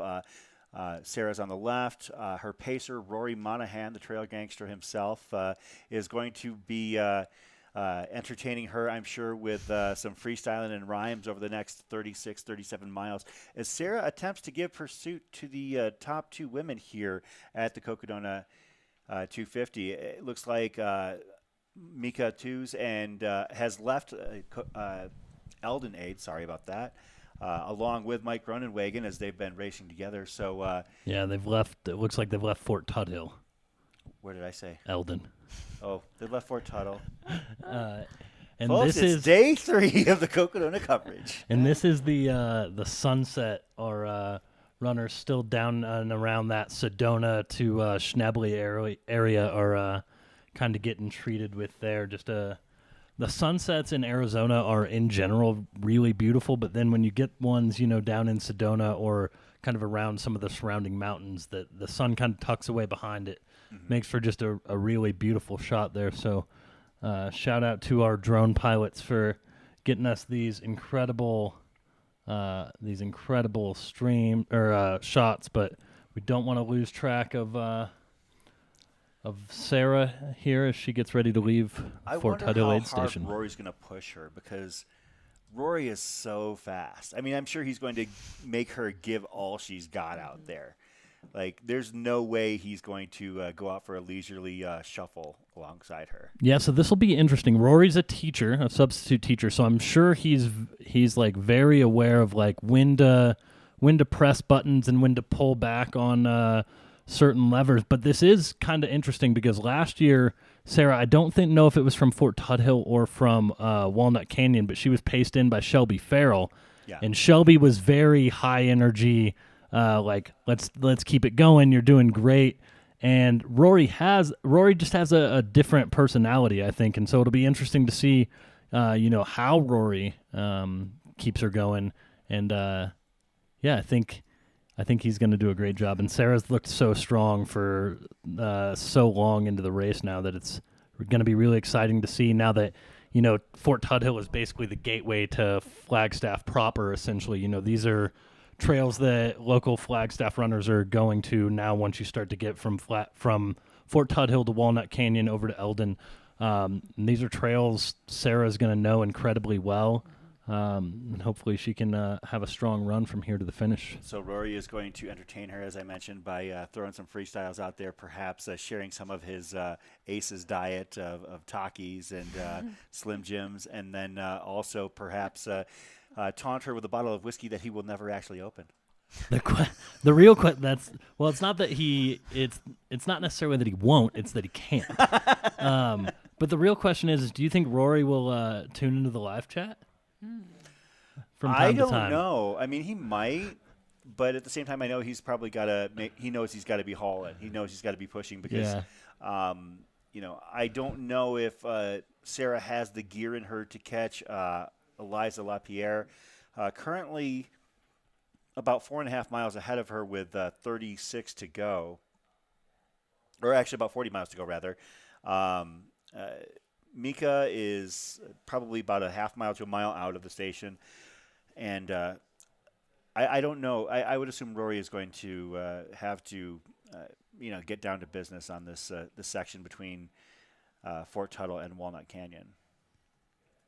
He's a maker's mark. Yes, maybe he'll bring her a maker's mark in Florida, assuming he can open the bottle of maker's mark. I'm refreshing like crazy. Yeah, I mean, we're sitting here watching in the studio. I mean, as has been pointed out in the chat, the tracker, Killian Korth, is showing as being, just ahead of Mike McKnight, but Killian's tracker has not pinged in 27 minutes, and Mike McKnight's has not pinged in 19. So we might not be witnessing the passing here, but I can't stress enough that this area of Walnut Canyon is so remote. This is about where I was at last weekend when I was up here with Pete Mortimer, and he was doing recon. I was doing junk miles. Doing what you do. Yeah, I was hanging out at the back. Julian Galuzzi and I were basically shuffling along for his pre-run run. And so I know that this area, you don't get cell reception, and so I'm sure that the pinging is probably just as bad. 219, we got McKnight in the lead. Oh, we do? Okay, let's take a look at that. Hey, Matt, can we flip to the iPad here really quick? I can do that. I've got the knowledge. All right, let's pull the Stream Deck up. On the iPad, as you can see, thank you, Karen. Mike McKnight, as of now, is at mile 219.1. But let's take a look and see what Killian Korth. So Killian Korth has not pinged in 28 minutes. So while the tracker is currently showing, as you can see right there, that Mike McKnight has had, I can't say with any certainty that that's the case because we need to see something more recent in terms of the pinging from Killian's tracking device. So we'll see. We will keep an eye on that. And let's see. I'll go back to one of our see if we've got any sort of, is that the, okay, so that's Munns Park. Not a lot of light out there. I'm going to see if I can find our Fort Tuthill cam, the Rob cam. There we go.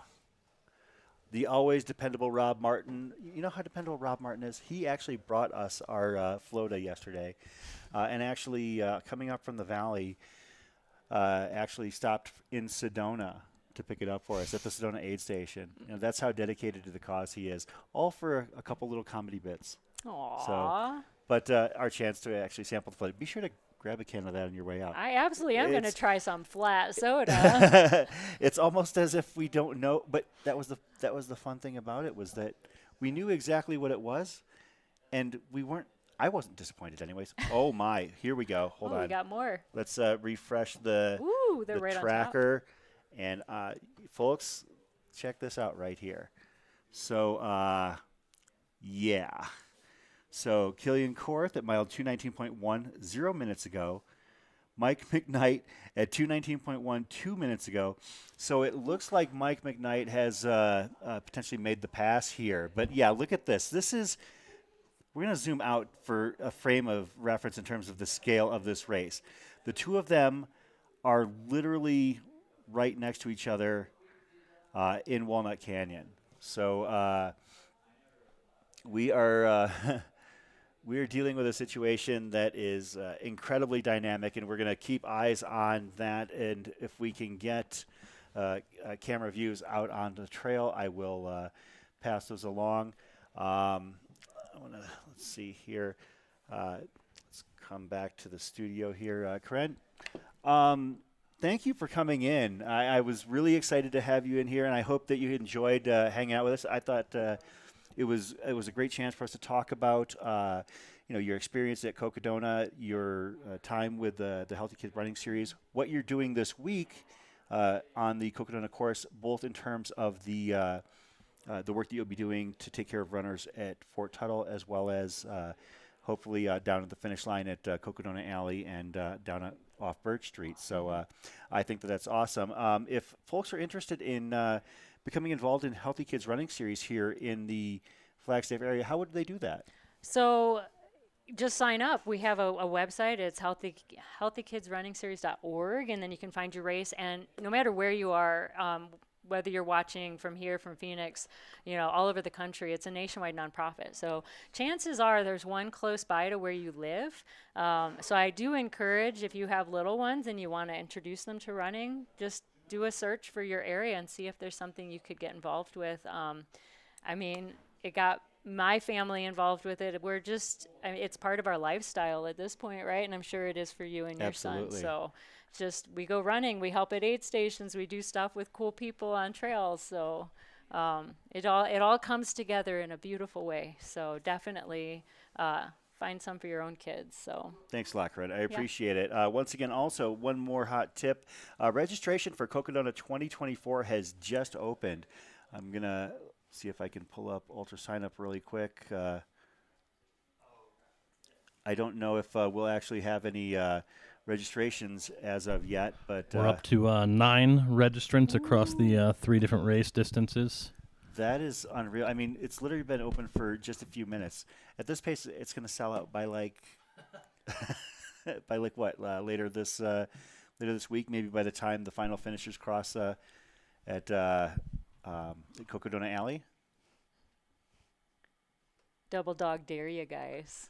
Bring it on. Here we go. All right.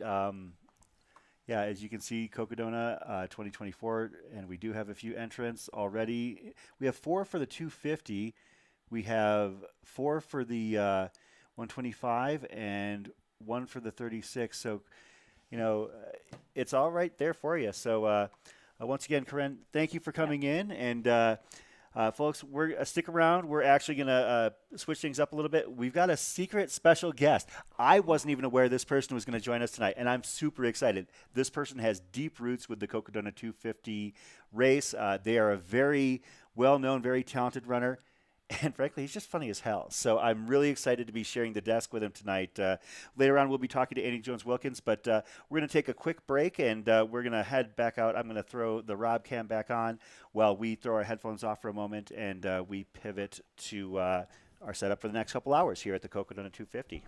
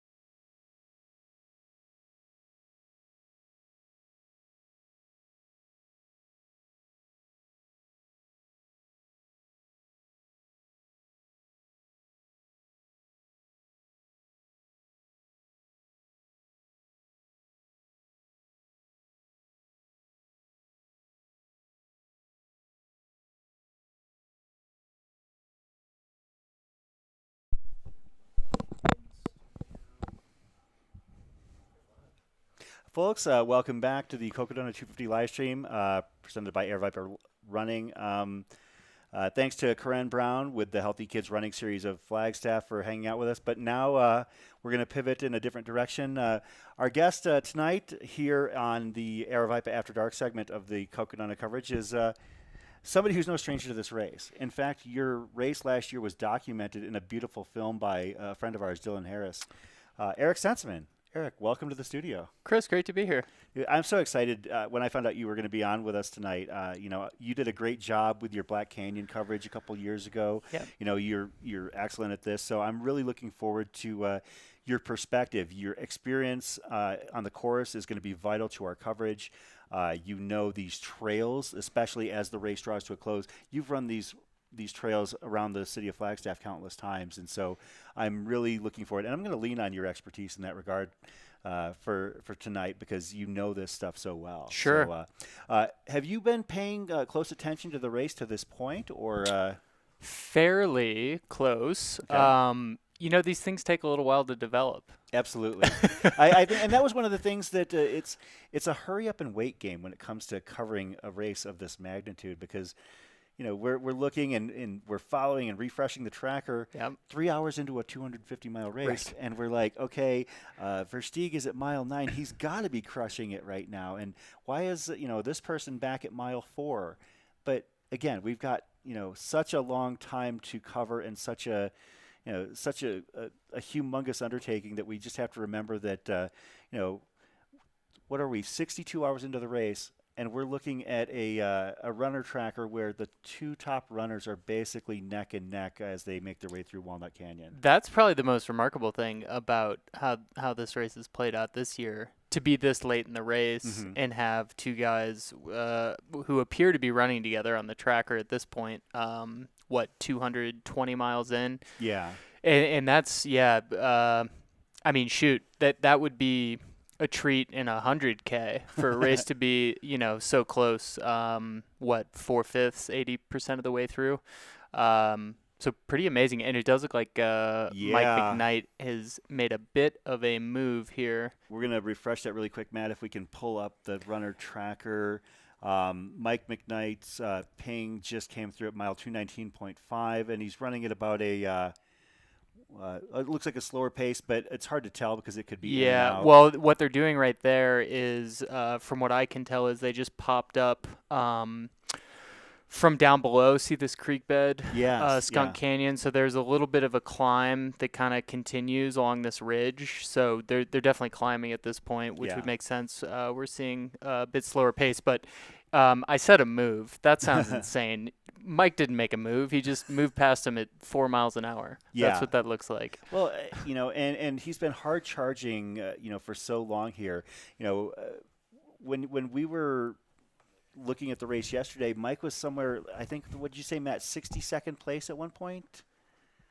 The furthest back in the race he was at was around Whiskey Row. I don't know if it was Whiskey Row or the aid station prior. He was in 62nd place. Yeah, and we had eyes on him at Camp Kippa, and he really looked rough. I mean, I literally thought he was potentially going to call it a race at Camp Kippa. He'd missed the turn into the aid station, so there's an out and back you have to do to get to the aid station back. He missed that.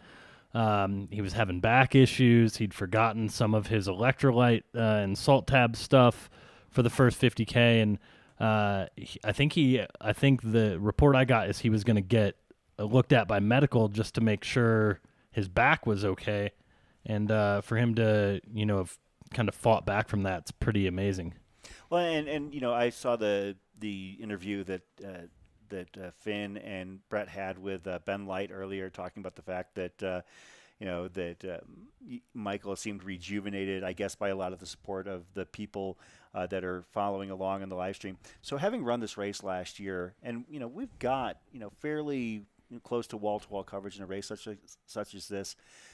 When you're doing this event, are you paying as a runner any attention to what's going on here, or are you using the runner tracker as a tool to figure out where you're at and where you should be? I never was utilizing it, but my pacers were. Okay. It's not. What's it really going to change? That information. especially when you're in 22nd place. There's Chris Thornley. Shout Yeah. out to Chris. And Sarah O, it looks like is Sarah is heading leaving. out. Yep. Her pacer, Rory Monahan. Is she heading out with a scarf? I It's cold out I there. think that's some party garb. Yeah. It was a boa, Okay. perhaps. Okay. Yeah, it looked like it might have been a boa of some kind. Or She something. looks like she's having fun, which seems a little bit. She took a little bit more time in the aid station than I would have expected there, but it looked like she was taking her time. And frankly, if there's anybody who is more than willing to push her over the next 35, 40 miles, it's Rory Monahan. Yeah, that'll be a good combo. He of course knows the area quite well as a resident up here, and I'm sure he'll keep her moving. So yeah, we've been talking about the men's race and Mike and Killian up front and how close it is here. Fairly late into the race, but you could say the same thing here with the top 3 women. We were discussing that earlier. I don't think that race is a foregone conclusion at all. No, We've got, no. Eliza LaPierre currently holding the lead at about 215 and change miles in. Sarah is actually in 3rd place. In 2nd place is Mika Tews, but I think that Mika's tracker might not be pinging. Pretty we may have a recently. delay there, or she just took a little bit longer in the aid. I don't know. Mika, well, it pinged 5 minutes ago, and it's still showing her as at Fort Tuthill, whereas Sarah's actually still shows her as not having hit Tuthill. Right, and we've just seen her go through, so doesn't look like we're getting anything here. Did she forget something right there, Matt? Did she come back into the aid station? I can't tell. Because we're back inside now, and I just saw Sarah kind of darting out there really quick. Maybe Thornley could give us an update. Yeah, Chris Thornley has been running the Fort Tuthill aid station out at Fort Tuthill Park. And have you been out there at all in the first year? I know that you ran obviously the race the second year, but the first year or this year, have you been out? Yeah, I was out there for a few hours in 2021 with Chris and his aid station. I had to get out of there fairly quickly because quicker than expected. I was pacing Jamil from Walnut Canyon to the finish. Okay. And he had left Fort Tuthill, and I'm thinking, well, Jamil's going to take forever to get from Tuthill to Walnut Canyon, but he did it pretty fast. Oh. So I was there for a couple hours and then had to get over to Walnut. And then you got to take him up Elden. Yep. And I'm going to have the opportunity to do it again this year, but for the 125, the inaugural 125. I have an athlete who's running it, so I'm going to pace him the last who's your athlete? 21. His name's Tobias. Okay. Wennergren, I think is how you pronounce it. Okay. He's doing quite well. Saw him come through the Sedona aid station on the live stream, I believe. Was he in third? Was he top 5? Yeah, he was up in the top 5. I can't remember the exact position at the time, but I want to say he was not in first, but he was in that 2nd through 5th position because old Bronco Billy is leading out the there way. just He's giddy up and things up there. Well, I don't want to move on too quickly. Just real quick, Sure. Matt. Tobias obviously has a really good coach, Yeah. and that's why he's doing so well. Yes, of course. Yeah, there's Naturally. Tobias right there, Eric. Okay. Yep. I was having a hard time. So they're all in orange, I guess. Yeah, the orange and yellow for the Sedona Canyons 125. Got it. So yeah, it looks like Tobias is approaching Schnebly. So Getting close. Do we see on the other side of that horseshoe? This is a horrible part. That horseshoe from Schnebly over to Munns Park is a rough go. Is that Jeff? Yeah. There we he's go. already over 100K into the race. That started at 7 a.m. this morning, and approaching Munns Park at this time. That point, he's just unreal. Yeah, he keeps doing it. Yeah. It's pretty remarkable. He's how old now? 51. And I think he's probably going to add to his collection. I believe he's got roughly 24 100-mile plus victories. Yeah. And if things hold the suit, then he will have added another one to his resume. I hope I'm retired like by a pool when I'm 51. Am I alone?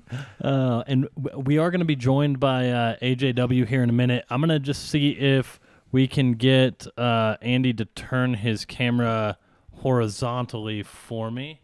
And it looks like Andy's really good with the tech, so... Yeah, there we go. And I'm going to take 1 minute to fix something real quick. Actually, and while I do Drink this, those. we are going to We're gonna wait. we're gonna get a live reaction here to the infamous Flota commercial, Which I haven't seen. courtesy of our good friends at Satisfy Running.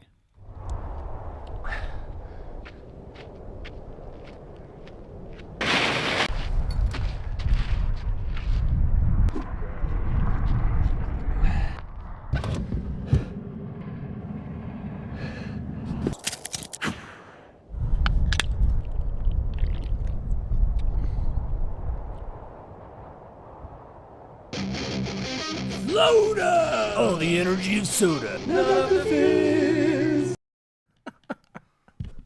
Shout out to the team at Satisfy Running there, and we are going to bring in the legend himself here as soon as I can get this to work. So what did you think, Eric? I And love there we that. have I love that. AJW. There he is. And I may need to fix an audio set. Can you guys hear him? Can we hear you? Hey, can you hear me, guys? Very, very Yeah. low, Okay, good. slightly. Yep. Perfect. I It's- don't have to fix anything. No, it's pretty We can hear him a like, little bit. barely. It's staticky and very low. Andy, Yeah. let Yes. me see here. Yeah, can you Sounds very sit a little bit pixelated and, closer to the The mic. yeah. Yeah. Let's get it That sounds better. Yeah, Yeah. right up there. How's that? That's better. It's a little bit better, yeah. AJW, Chris Warden here with Eric Senseman. How you doing? Hey, how you guys doing? Good. I'm gonna see. Can we have him like dial back in and possibly try and get a better connection because it's a little bit. Chris is very particular about our connection, Well, I just want to. and I respect it. I apologize. Yeah, so Andy, if you can refresh your browser there, we'll see if that kind of helps solve the issue there. And in the meantime, we're going to send it to the Sedona aid station. The good news is we have like 7 more hours until we have a finisher. Yeah. So we have time. Yeah, we'll I guess we might have to do some figuring of things out a little bit here as time goes on. So now you're actually trying the Flota. Yeah, it tastes like flat cola. Was that That's what they were good. going for? Flota. Well, let's soda. work through. Yeah, let's work through the word here. No, it's great. I mean, I could see this being very enjoyable during an ultra. What do you think? I sort of prefer the carbonation. Same. Maybe I'm Same. alone. But I know there are those that prefer it to be flat. Well, the thing is, it wasn't my favorite thing in the world, but I'll be darned if it's supposed to be flat soda. Yep. It tastes like flat soda. Yeah. I mean, it doesn't taste like a bad flat soda. It doesn't taste like a cheap generic can of cola. No, it tastes like a good brand name soda. Just Right. So has this been discussed at length on air here, or are we going down a rabbit hole that's a little already bit, been? and it okay. looks like we do. Oh, we just lost the feed, but we do have. We're going back. All right, we'll come back to Is that Florida. Bronco Billy? Bronco 'Cause people Billy, are into- coming into the in. So Florida. so this is the live shot actually. Yep, And yep. and that's the feed, but yeah. What do you think of the can design? The marketing that they've got going on there. They're clearly good at marketing. I think we can say that for sure. I just didn't know that Satisfy Running was a beverage company. Neither did we. Did they know that even? I'm impressed. Well, not only were that, I'm but they were impressed. apparently like a luxury nightclub company as At well Fain at Fain Ranch. Yeah, it looked pretty posh. Satisfy Yeah. diversifying their portfolio. Yeah, no, that was impressive. So we saw Jeff Browning. He's coming into Munns Park, I presume. Which is just insane. Yeah, He's that's already at moving Munns well. Park. I was wondering, whether or not he might be able to break 24 hours, and somebody in the chat, Julian Galuzzi, said there was no chance. And at this point, he has been on the course for roughly 12 hours, and he's halfway there. He's got one of the big climbs out of the way already. So Yeah. There's a chance. yeah, I think that he's going to cut it close. I think that 24, 25 hours is entirely possible for where we're going to see Bronco Billy. Yeah, well, if you look at, there's 16,000 feet of climbing over 125 miles, so call that, 13,000 over 100, Mhm. roughly. I mean, Jeff Browning's run his fair share of sub 20-hour 100 milers. Yeah. You know, that on that type of course, right? So if you get to 100, Yeah, he did Mogollon Monster in sub 21. Yeah, exactly. Like that's unreal. So 24 seems possible. Yeah. Yeah. I'm trying to back you up, Chris. I appreciate that. I think he might have it. Yeah. You know, Yeah. he's at 66 miles with, at basically the 12-hour mark. So we're going to see if we can pull AJW in here. It looks like he may have to unmute on his end as well. And let's see if our audio is a little bit better here. Andy, how are you doing? Hey, how are you guys doing? There so it is. much. See? We can hear you. I think that's fantastic. You sound great, AJW. The world would be amazed. Is that one better? And what just a good refresh can do. You know, it's like, oh, unplug it and plug it back in. It's a metaphor for life. A good refresh is all we need sometimes. Well, no, I've got a better story, guys. I'm here with my friend Henry Bickerstaff, who came down to visit me at my hotel here in in Oklahoma, and I'm using his phone because it's a much more modern, better one. Sometimes that's all you need. Maybe That's that's another fantastic. good metaphor. Sometimes Folks, you need new technology. That's true, too. Folks, for those unfamiliar, right now we're speaking with running legend Andy Jones-Wilkins, AJW, having fun with his friend Henry Bickerstaff's phone right now. AJW is a legend in the sport, in my opinion. 7 top 10 Western States finishes, as well as just being a great writer and ambassador for the sport of trail and ultra running. The AJW's tap room has been a staple in the community for over a decade on I Run Far. So if you're not familiar with his stuff, now a brand new podcast, Crack a Brew with AJW, that just started just about 9 episodes ago. Some excellent guests, some high-profile runners, as well as some entertaining ones as well. AJW was hoping to be with us here this week during the live stream. Unfortunately, he had some family commitments that he needed to take care of. But we did see him at length out yesterday, or was it Monday? Time flies. Monday on the course at Crown King, working in the aid station because he wanted to still be a part of this race. AJW, what were your impressions of your time out at Crown King on the course for the Cocodona 250? Well, first of all, this was my first exposure to a 200-mile plus race.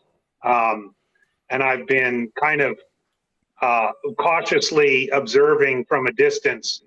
And I finally had a chance to sort of see it. And I remember talking to Matt and you just, months ago, like, guys, I know you want to help on the live stream, but I really want to volunteer at least one day to see what this thing's all about. And so, I got a chance to spend, 11 hours up at Crown King. It's interesting because for my entire ultra running career, I've associated Crown King with the finish of the Crown King Scramble and the party at the end of the race and everything else.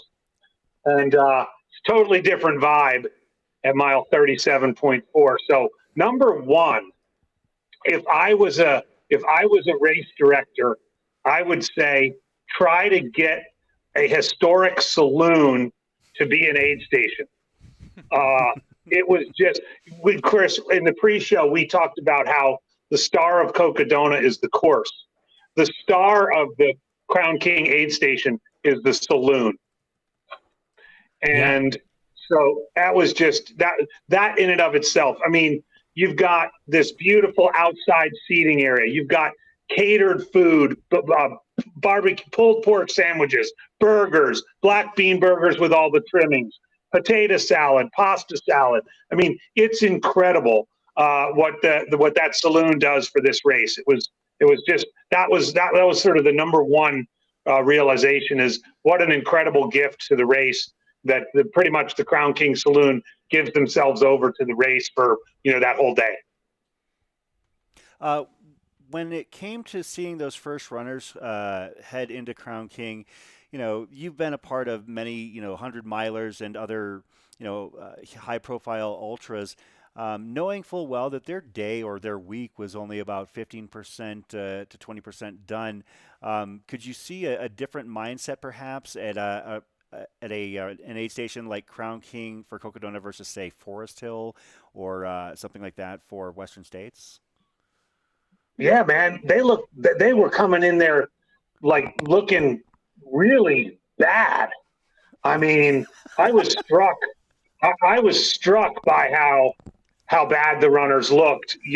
Not so much the front ones, but and so and really, the headline for issues that they were having were their feet. I mean, I saw blisters. I saw insane maceration. I was, by 6, 7 o'clock at night, which was like the time that the bulk of the mid pack was there. We probably, I mean, the medical crew and everybody else was kind of only working on feet.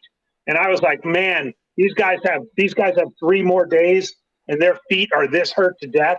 I mean, I pity those souls. I've seen that sort of thing at Michigan Bluff, at Western States, and at Uray, at Hard Rock, but not quite at this extent, and not quite with so much of the race left to go.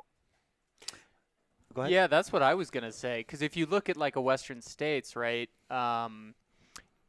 call Robinson Flat your Crown King, right, roughly 31 miles into States, people tend to look pretty good at Western States at that point. Like even middle of the pack, in my experience, you would have seen, I'm sure, a lot more people come through there than I have, Andy. But it is crazy that they're only 37 miles in here at Cocodona, have way further to go, but look in a lot worse shape. Like anyone who's ever been to Crown King, this is their report. It's like, oh, everyone looked like they were about to drop out or die.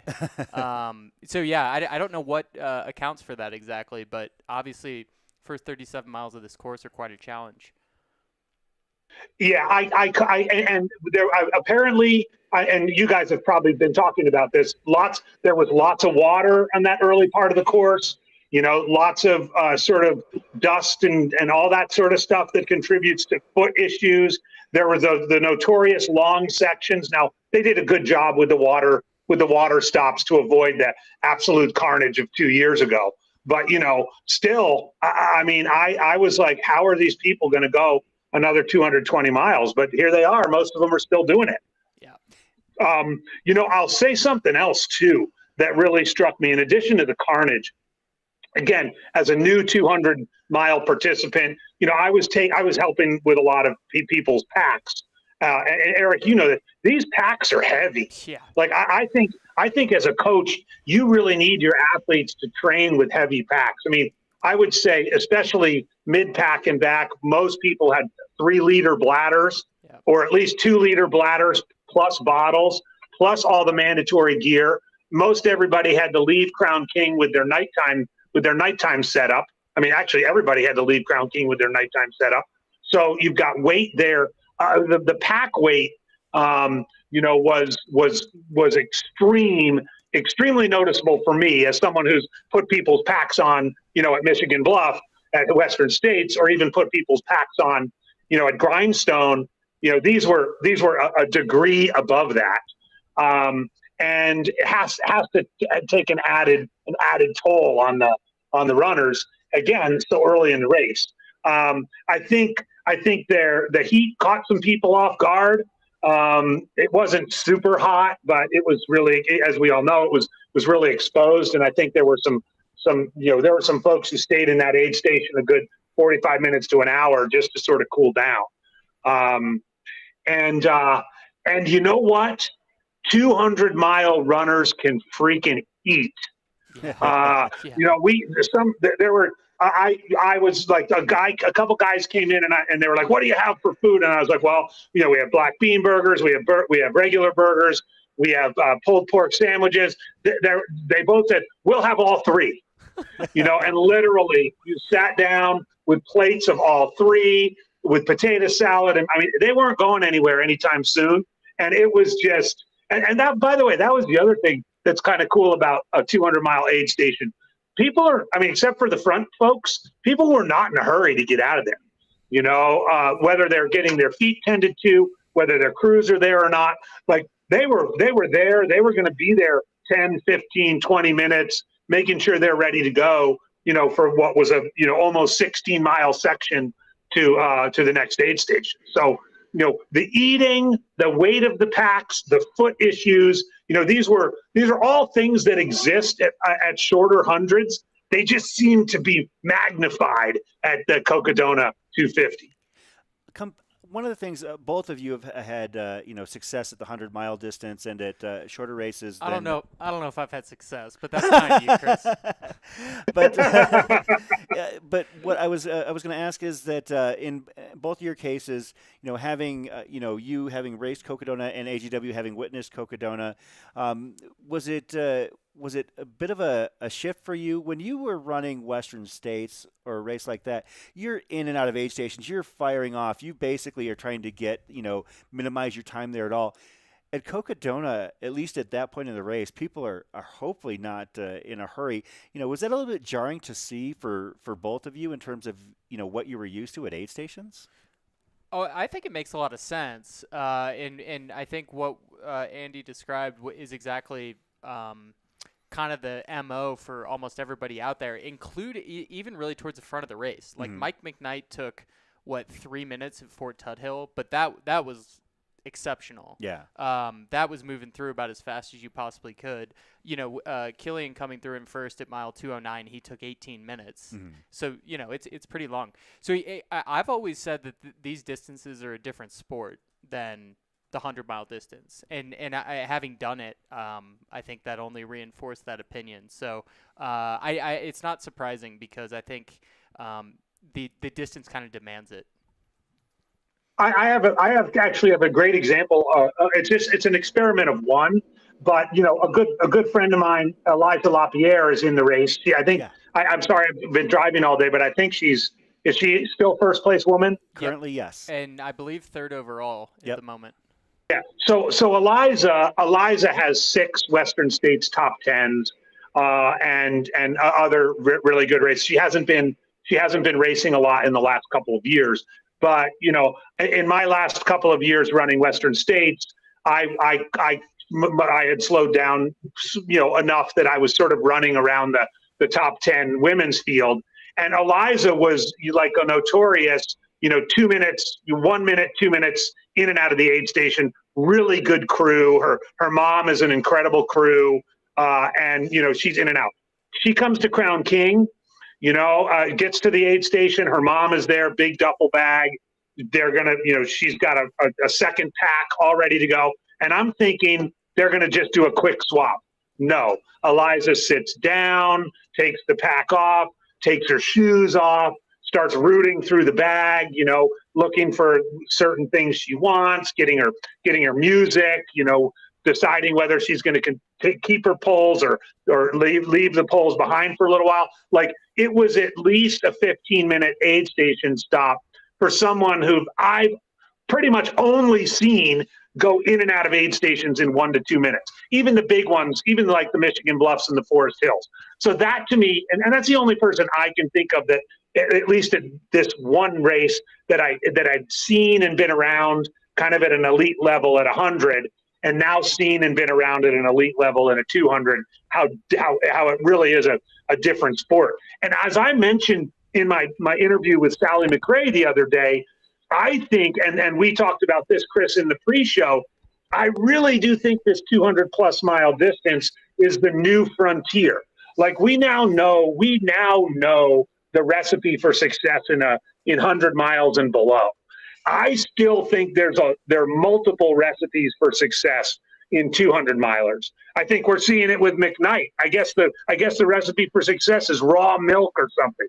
But I think that we're still seeing different tactics and different techniques that work or don't work. But man, I do think the aid station. I'll say one more thing too, that the importance of crew and careful selection of drop bags if you don't have a crew are really important. I mean, we had 4 runners in the early, probably in the top 15, including Killian, who was in the lead at the time, who got to the aid station before their crew, and then 3 others. All of them said, "I'm staying until they get here," which I've seen the opposite in 100, where if you beat your crew, you're like, I'm out of here. I'll see him at the next one.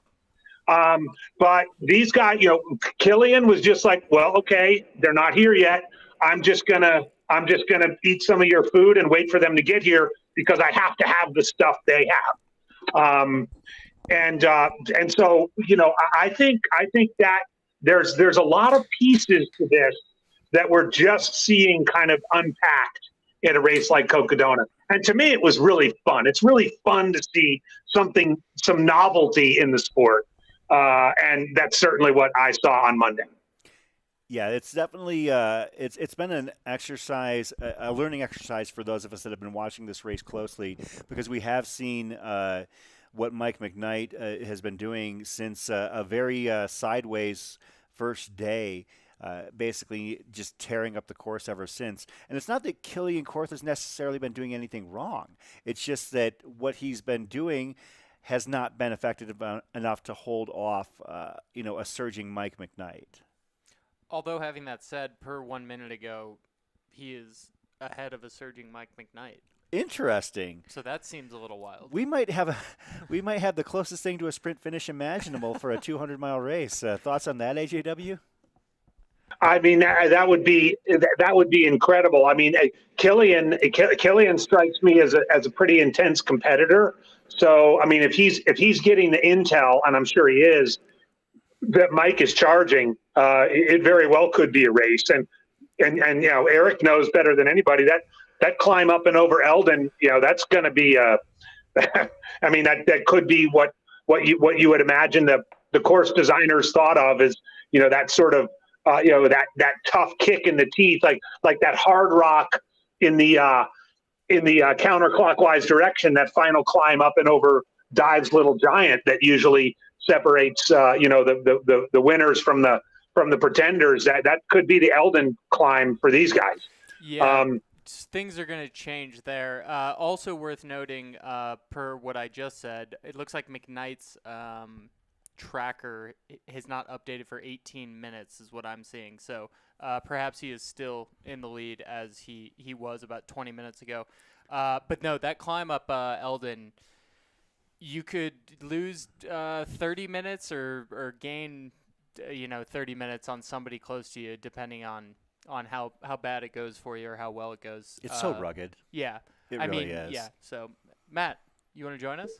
Oh, yeah. AJW, I know you can't see me, but I just wanted to give an update. We do have Mike Groenwegen and Mika Thews at Fort Tuthill here, so they were down sleeping, so that's why their trackers were still showing as there. So that means that Sarah Ostaszewski has moved into the second-placed female runner, and that would move some of our other runners who came in. Michael Greer, I think, came in after as well. Would have moved him up a spot as well. Yep. What's Eliza's gap on Sarah? About 4 miles, perhaps. Looks like 5 miles if these are both updated. Eliza's 216.8 and Sarah is 211.8. So 5 with about 30 and 34 or so to go for. And then Matt, you said Micah was just sleeping a bit, but is she starting to move again? Yeah, Mika Thews and Mike Groenwegen are both. They've been running together for probably 100 miles at this point. They're both together at Fort Tuthill, and that's what we have kind of on the screen for our viewing audience here. And then just to give you a little bit of perspective, AJW, on the aid station splits, Eliza came in at 60 hours and 39 minutes, and Sarah came in at 62 hours and 12 minutes to Fort Tuthill. So at the last aid station check, that would have been kind of the gap there. AJW, one of the things you've been traveling, of course, during the day.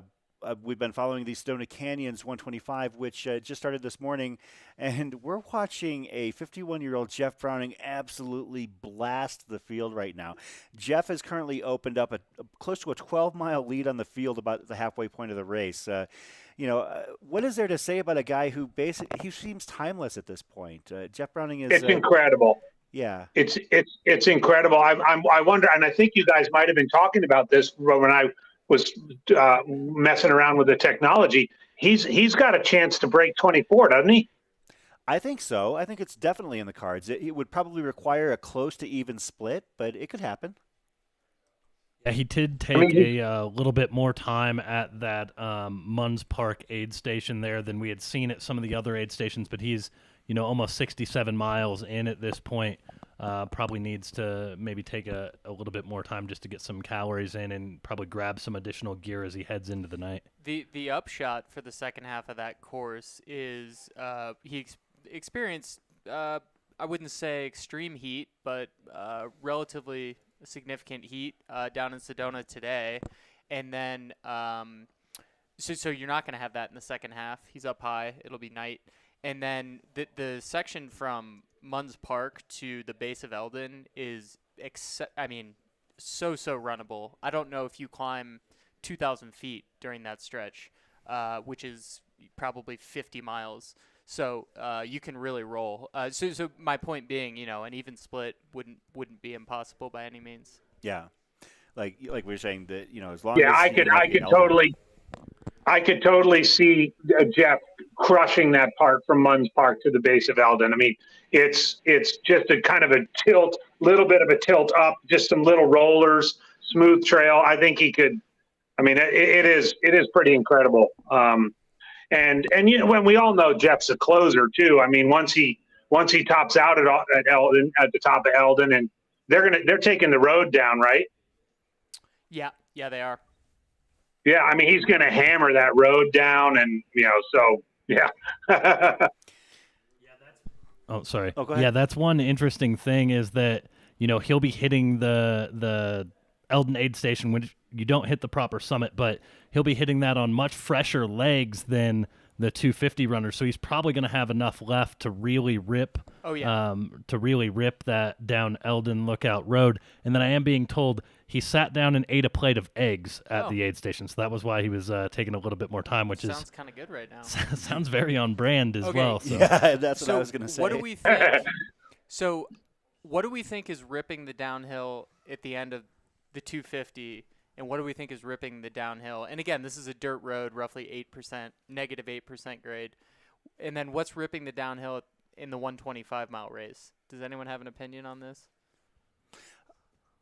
I think Jeff will do that road at 8-minute pace or under. Yeah, that sounds right. But I feel like if you get under like 10-minute miles coming down that in the 250, that's moving yeah. If you don't have to walk down at that point, like sometimes it hurt when you run up and then run back down the road. Sometimes it's like it's a little uneasy on the quads, even just on a training run. I can only imagine what it's like, 240 miles or something in. Maybe everything's numb at that point. I don't know, but you'll have people who are probably going to rip it. It sounded like Mike McKnight is looking forward to that section. Once he gets to come down and is looking to rip it. So. Yeah. That's incredible because they've already done 30,000 feet of downhill at that point. Sure. But, I mean, the way Mike looked coming out of Fort Tuthill. And the way he continues to look on the tracker. I mean, it looks like not only is he caught and passed Killian Korth, but it looks like he might be really dropping the hammer through Walnut Canyon. We'll see as we get closer to the finish, but he could actually be opening up a double-digit minute lead here on Killian Korth. Yeah, we'll see. Hey, you guys, I'm going to need to jump off in a second, sure. But I wanted to just offer up one more really refreshing thing about my experience at Cocodona. Please, if that's okay. By all means.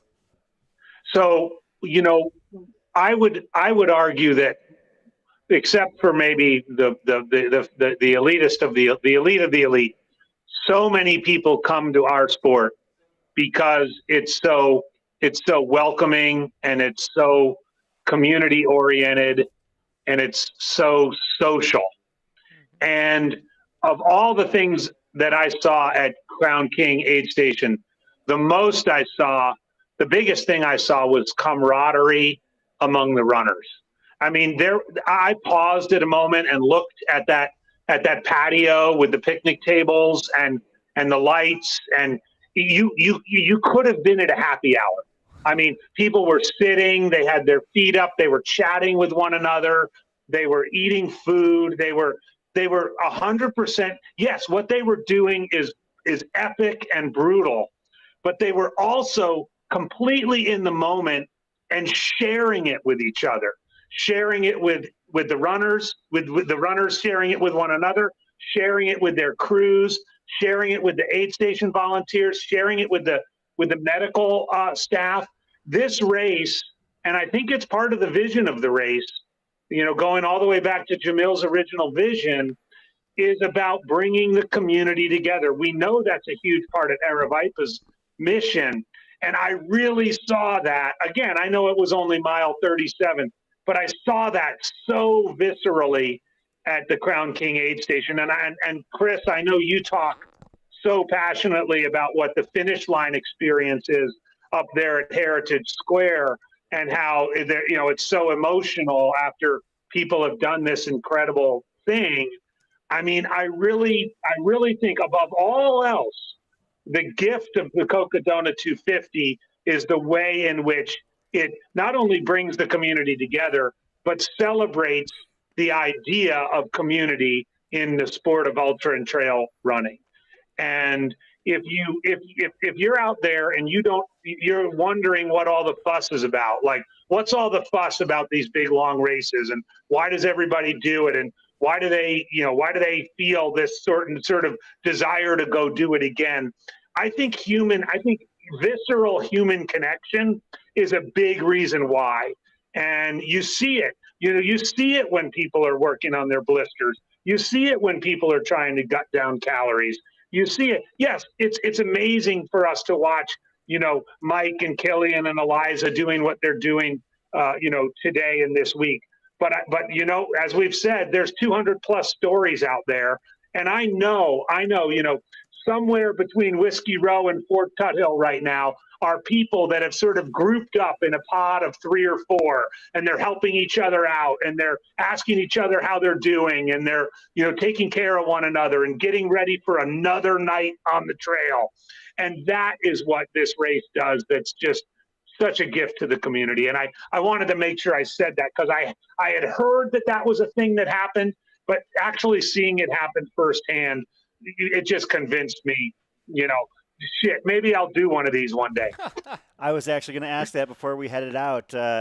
Is this something that you are feeling inspired? Has it filled your cup? I know you like to joke that you're somewhat retired from racing big races, but do you have one last go round in you, perhaps, to run the Cocodona 250? I haven't felt that way since. This is the first time I've felt that way. I will say that. As anybody who knows me knows, I'm 10 and done with Western States. I'm 2 and done with Hard Rock. For obvious reasons. There's lottery. There's tons of people who want to go and be in those races. There's no reason for me to take up a spot in one of those. I'm intrigued by this. I live in Arizona now. I love living in Arizona. So yeah, I guess Chris. It's not a matter of if, but when. Oh, man, that just fills my cup right there. I love hearing that. AJW, maybe we'll have a side conversation, and I'll talk you out of this. I don't know, man. It's tough. All right. I've seen the movie. Yeah, then No, it's a worthwhile experience, but God, is it hard. Andy Jones-Wilkins. Matt, did you have something you wanted to add? Or No, I just wanted to say, Andy, that speech you just gave there gave me goosebumps. Just hearing you talk about the community, and I think I speak for everyone in the chat, saying that thanks for blessing us with some audio gold here on the live stream. Well, and I mean, I want to say, it's a big part. I know Aravaipa Running is a big organization, and they put on a lot of races, and they've got a wonderful group of people who work for them. But let's not forget that the mission of the organization is all about community. I mean, those Wednesday group runs that Chris tirelessly organizes every Wednesday.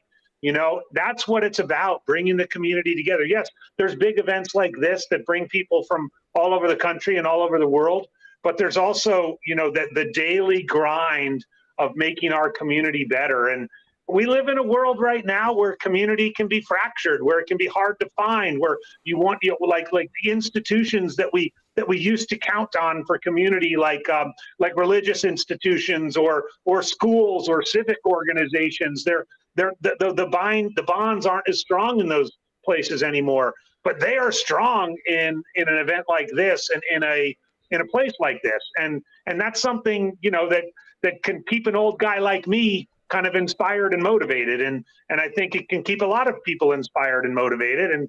And I think that's really important. So I'm glad, I'm really sorry that I can't be there. As I think Chris has mentioned it. I'm going to my son's graduation back at University of Richmond in Virginia. And because he's had some car trouble, we need to drive one of our cars out there so that he can bring all of his stuff back, because he's moving to Denver and starting a new job in like 7 days, which is great. You love your kid to graduate from college and start a job right away. But the trade-off is I get to drive for 4 days to get the car there. So, Andy Jones-Wilkins, we can't wait to have you back here in town. I know that you're on the road to recovery from your own physical ailments, and I can't wait for you to join us on the Wednesday night runs. And I know that you wish that you could be here. And next year, Cocodona, if you're not running it, you're going to be right here at the table with me and Senseman, and we're going to have a great time being inspired by the runners that are out on this course. You can count on it. All right, guys. Thanks so much. Thank you. The legendary Thanks, Andy. Andy Jones-Wilkins. I feel ready to run through a wall right now.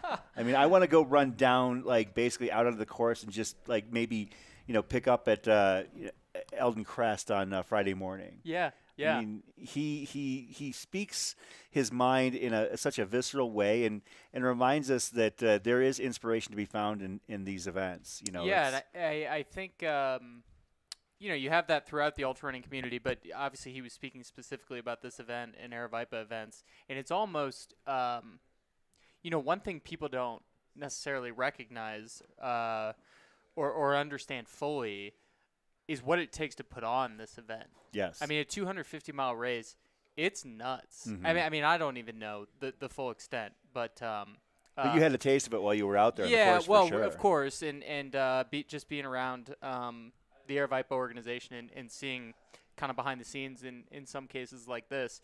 I mean, it's crazy. So it starts kind of from the top in that respect at this event, that community feel and the sense that people are out here and a part of it and with you. I think it's inherent to just putting on the event because you need hundreds of volunteers to begin with. And so when you have people who are willing to spend their time coming out and helping people wander through the woods for a couple days, you're starting off at a pretty good place. Yeah, when you distill it to its very core, it really is a bunch of people wandering through the woods and through the desert for a couple days. Yeah. We're going to actually do a quick little wrap on, kind of recap rather, not a wrap. We're still hanging out on the coverage here for the Cocodona 250 presented by Aravaipa Running.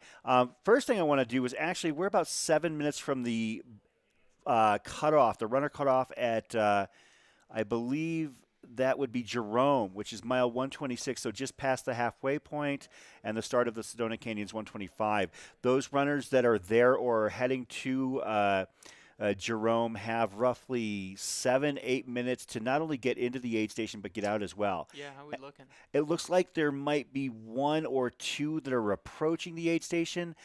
Bib number 189, Kyung Lee, looks to be about, it's going to be tough, probably about a mile out.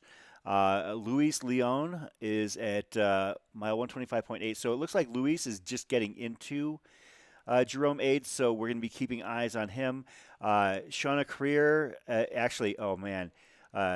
Shauna Greer, her ultra sign up is absolutely robust. She's got like a race schedule that is something to behold. I mean, you're talking like basically any race that's like longer than 150 miles, she's registered for it. Shinoa. Yeah, if you take a quick look at. She's out of Georgia? Yeah, so she's got, for instance, coming up, Infinitus 888K, Vol State Screwed, Bigfoot 200 a month later, Barkley Fall Classic a month later, 2 weeks later, a Last Runner Standing, then Moab. I mean, I didn't know you were allowed to run 888 kilometers. well, I had not heard of this race, Infinitus, myself. So it looks like there's about a dozen people that are lining up for this event in Vermont later this month. Is it a looped course? Do we know anything else? I would assume it is, based on the fact that there are that many these distances. yeah, right. But check this out. It starts on May 18th. She's halfway through Cocodona right now. I don't. So Shanoa Career, hoping that her journey on the Cocodona course continues, because right now she's about the halfway point. But Cassidy Hood, I believe, is still out there, as well as Christopher Raup. So we've got a handful of runners that are chasing that cutoff. And if they can make it in and out of Jerome by the top of the hour, it looks like their next cutoff will be to get to Dead Horse Ranch at just after midnight at 12:30.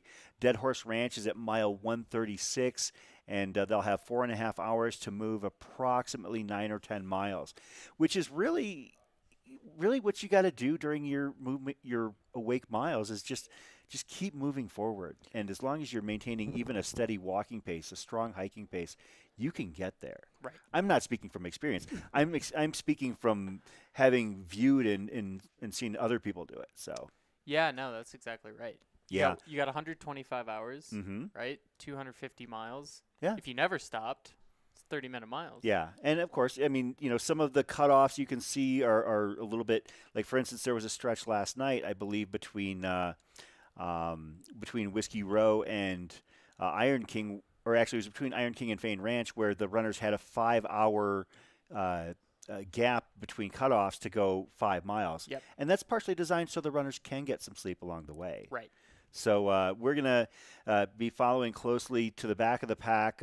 Obviously, we are paying attention to what's going on at the front of the pack, which has been absolutely bananas for those who are not aware of what's going on. Killian Korth, longtime race leader, and somebody who had been really putting on a clinic for the most of the course, is now in second place, because the guy who really knows this distance, this discipline more than anybody, Mike McKnight, is really kind of opening up on Killian Korth, and as I can guess right now, it looks like if I had to venture a guess, Mike McKnight has extended his lead to close to 2 miles. Yeah, it last looked about 1.5 miles, but it's been some time since they've had updates. That's kind of a tricky area of the course in terms of service or satellite reception. So not surprising that that's maybe a little delayed through there. You know what I want to talk about, though? What? Is Eliza LaPierre. Yes, let's do it. Can we talk about Eliza? Because she's in third overall. Mm-hmm. She's at mile 218. Now, Mike McKnight has earned his accolades. By all means, he deserves to be spoken of highly, especially at these events. But this is her first time doing a 250. Yeah, and she's less than 3 miles behind Mike McKnight at mile 220. Having an amazing race, and it really incredible. It really went out fairly conservatively in the first half of the race. Was not at the top of the leaderboard of the Cocodona 250 for the first 80 to 100 miles, but just steadily grinding and moving forward. And now she is in command of the women's race, about a 5-mile lead on current second place Sarah Ostaszewski, who is going to give chase the best she can. I know that for a fact. We both know Sarah, and know that she really wants this victory bad, because this is right in her backyard. And she's being paced by Rory Moynihan, who knows these trails well, and is going to be able to really help, I think, guide Sarah if she needs any guidance. And do some freestyling to keep her mind off the pain that she might be going through. Yeah, I think, too, at this point, I admittedly have not been following close enough to know how much people have been sleeping. I don't even know if you'd have to be following fairly closely. In any case, that, so right now, Sarah O is about, what do we figure, 5 miles, 4 5 miles behind Eliza, which seems like a lot. But at this point in the race, sleep or lack thereof becomes serious. Even though you're close, you still got 35 miles to go.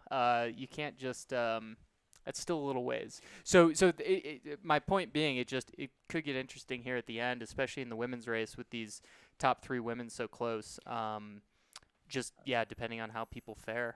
A few moments ago, we actually just saw Mika Tews and Mike Groenewegen actually depart from Fort Tuthill, so they will be giving pursuit to Sarah Ostaszewski and they Michael both Greer. just napped, so that was kind of their final rest break before they push on to Flagstaff. And I know that Sarah, I believe, napped at Sedona kind of in the wee hours of the morning, so when we picked her up on the drone, she had just kind of napped down in Sedona. And so it is interesting how where you're at sleep-wise can kind of come into play here, especially in these later stages. Like I think Killian Korth hasn't slept since he had his 45-minute nap at Deer Pass. And I think that I don't like that. I think that makes me tired. Well, that's a long way. For anyone who tuned into the inaugural or to the live stream last year, you were asking if it was too early to nap at about the 50-mile mark. 50. I think it was like 37. And I believe that Mike McKnight hasn't napped since the Friendly Pines aid station, which was before Whiskey Row, but he had taken a couple hour just break at Camp Kippa to get evaluated. He went to the next aid station, took a 2 or 3 hour nap, and then got moving. And so Ben Light, his kind of crew chief and pacer, was saying, it's basically like he's a night behind because he spent most of that first night like sitting or sleeping and kind of relaxing. And, they were hoping or thinking that possibly a 1 a.m. finish might be in the works, so he wouldn't even have to try and go through much of a night. It's only probably a few hours into the night kind of. So it is something to follow, though. There's still definitely enough race where the wheels could certainly fall off, and sometimes that can really compile once things start to unwind. Yes, especially given the final climb and being up over 9,000 feet at the end. I know that doesn't seem that bad, but if you're this late in the race and it's 2 a.m., even though you just have to get down the mountain and into town. I can't fathom climbing Elden at 2 a.m. That sounds like one of the most miserable experiences that you could ever hope to have. Yeah, I just think very disorienting at that point in the race, for sure. And it's meant to be really windy tonight, so I think they were saying maybe over 20-mile-an-hour gusts, which it's going to feel really cold without the wind, and then that wind is going to be pretty chilling once you're up on Elden especially. Let's talk about that for a minute, because this was referenced before, the Elden Summit. So in years past, you would come up about a quarter mile short of the summit and skirt it on sunset, but that trail has to be totally... Are we allowed to say the F word? Maybe I won't. You get the point. It's in bad shape. But so they are going to the very top, correct? To come along the road. That's what it looked like. I'm looking at the file right now. It does appear.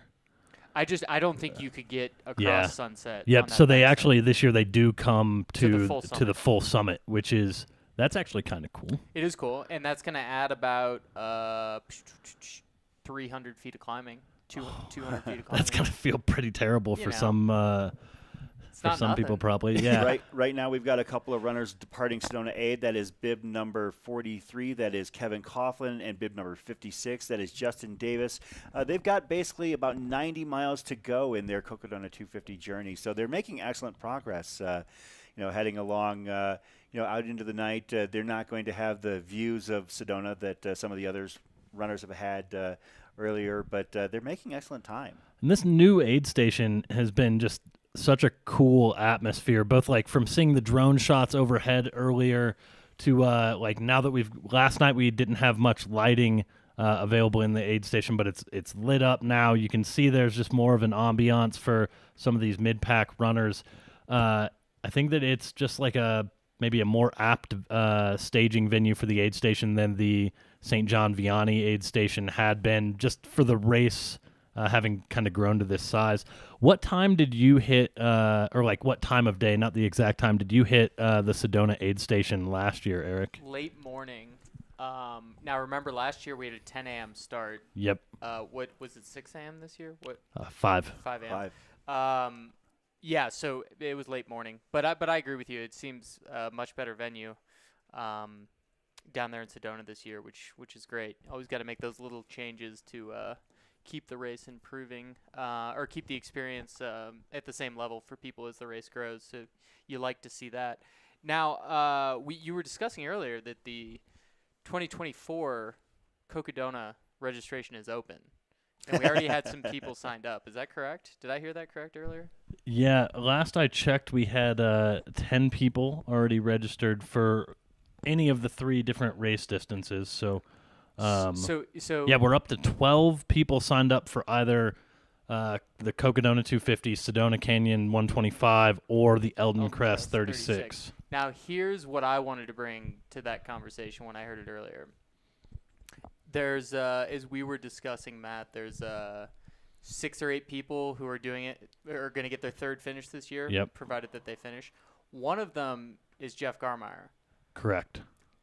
I'm going to say that before he is done with the race, he is going to have signed up for the 2024. Does that sound like Jeff? Because that sounds like Jeff to me. You know who else it sounds like? It sounds like Kevin Goldberg. Yeah. Kevin is Kevin. checking in on the live chat here.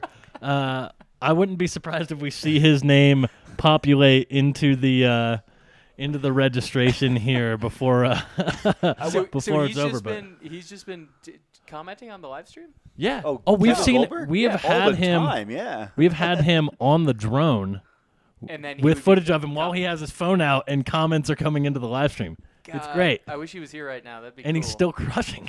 Yeah, I'm gonna do, he's in like 7th or something. Yeah, I might. He's up be there. Yeah, I was able actually to- going to do that. I was going to do a quick little overall Yeah, top 10 overall, here we list. go. Chris has got us. Currently, number 1 race leader is Michael McKnight. Michael McKnight is about 28 maybe miles away from the finish line. Killian Korth is in 2nd, but now a situation has come up where I believe that Josh Perry is closer to Killian Korth than Killian Korth is to Michael McKnight. So Josh Perry, the through hiker without an ultra sign up at all, is actually potentially giving chase for 2nd place.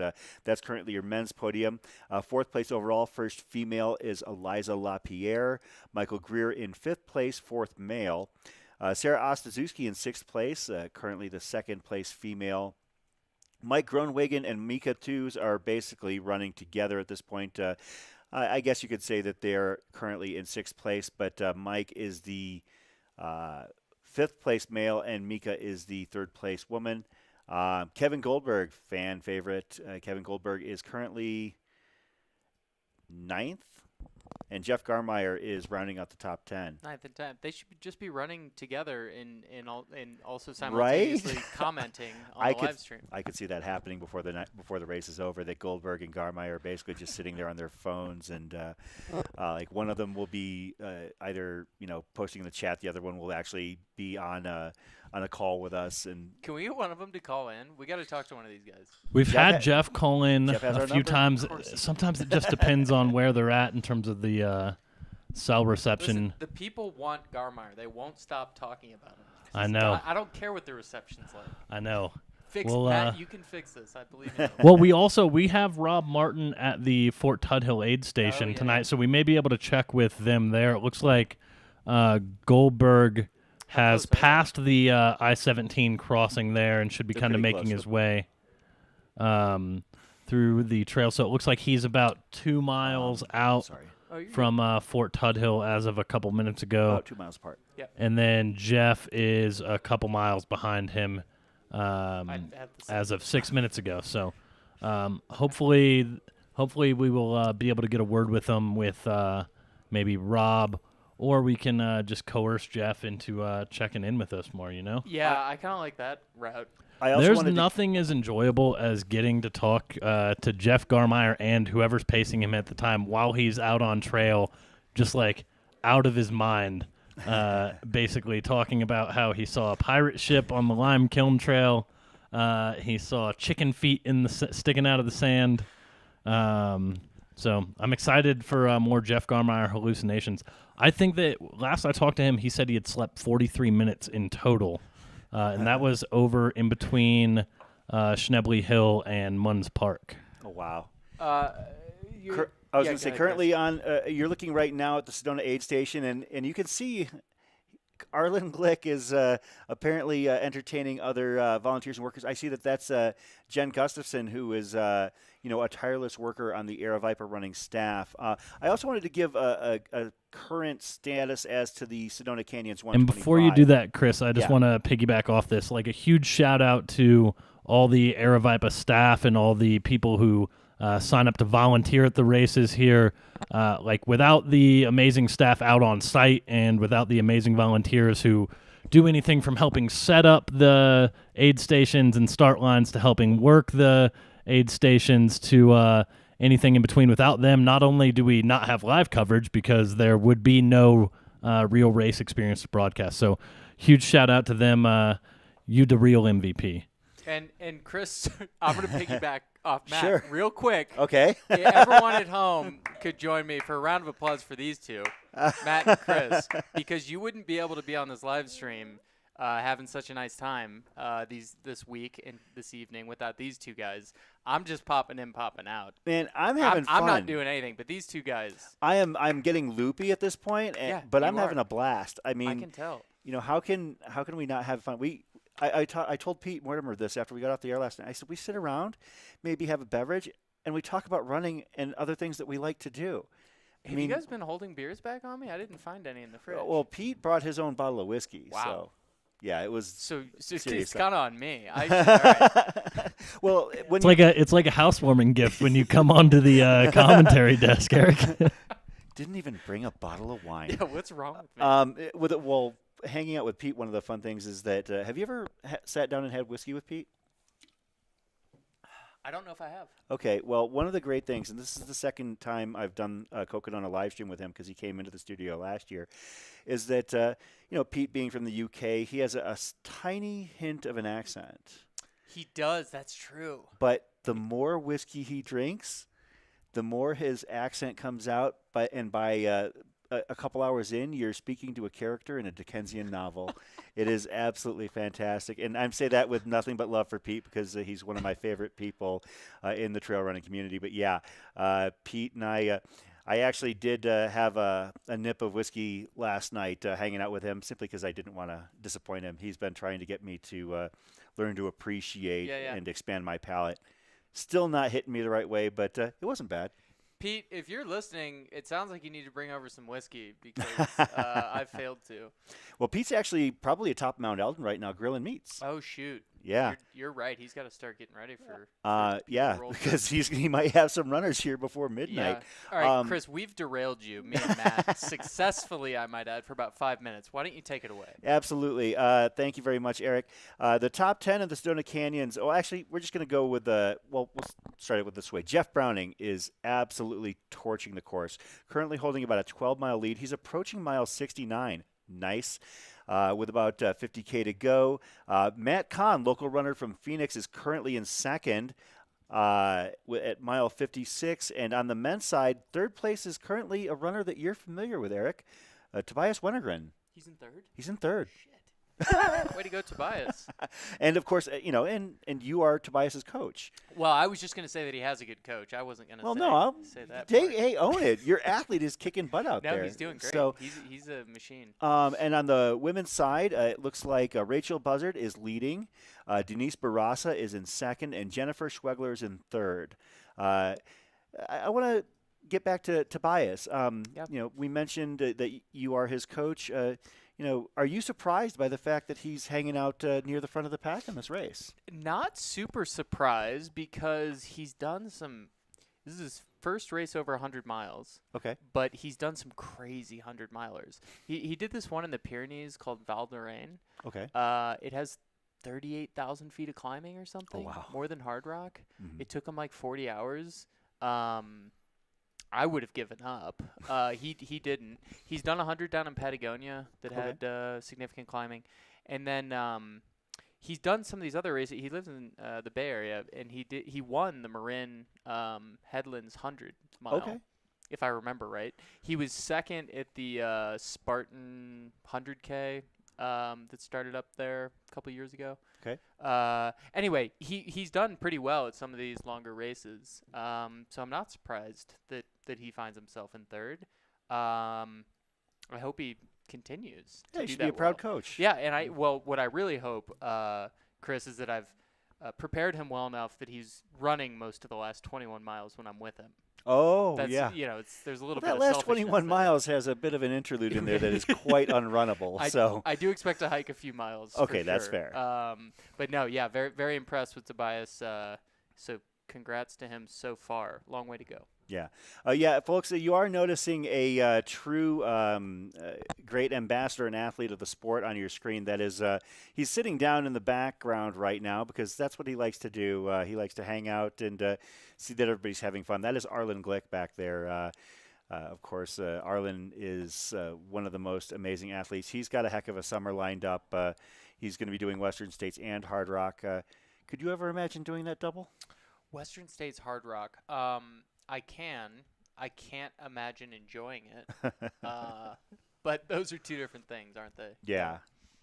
Well, Arlen has been, I believe he paced Sarah Ostaszewski earlier in the race, and I'm not sure what he's doing at Sedona, but whatever it is, he's hanging out, and I've seen him talk to all sorts of runners. He's the kind of person that when you talk to him, you do, enjoy the conversation because he's just so darn friendly. So, thankfully, we have people like Arlen Glick hanging out, and that's one of the cool things about some of these bigger races like Cocodona, Javelina, Western States, Hard Rock, is that it's like you don't have to be there and running, but you still want to be there and be a part of it. The energy that you get, I love going to Hard Rock every year.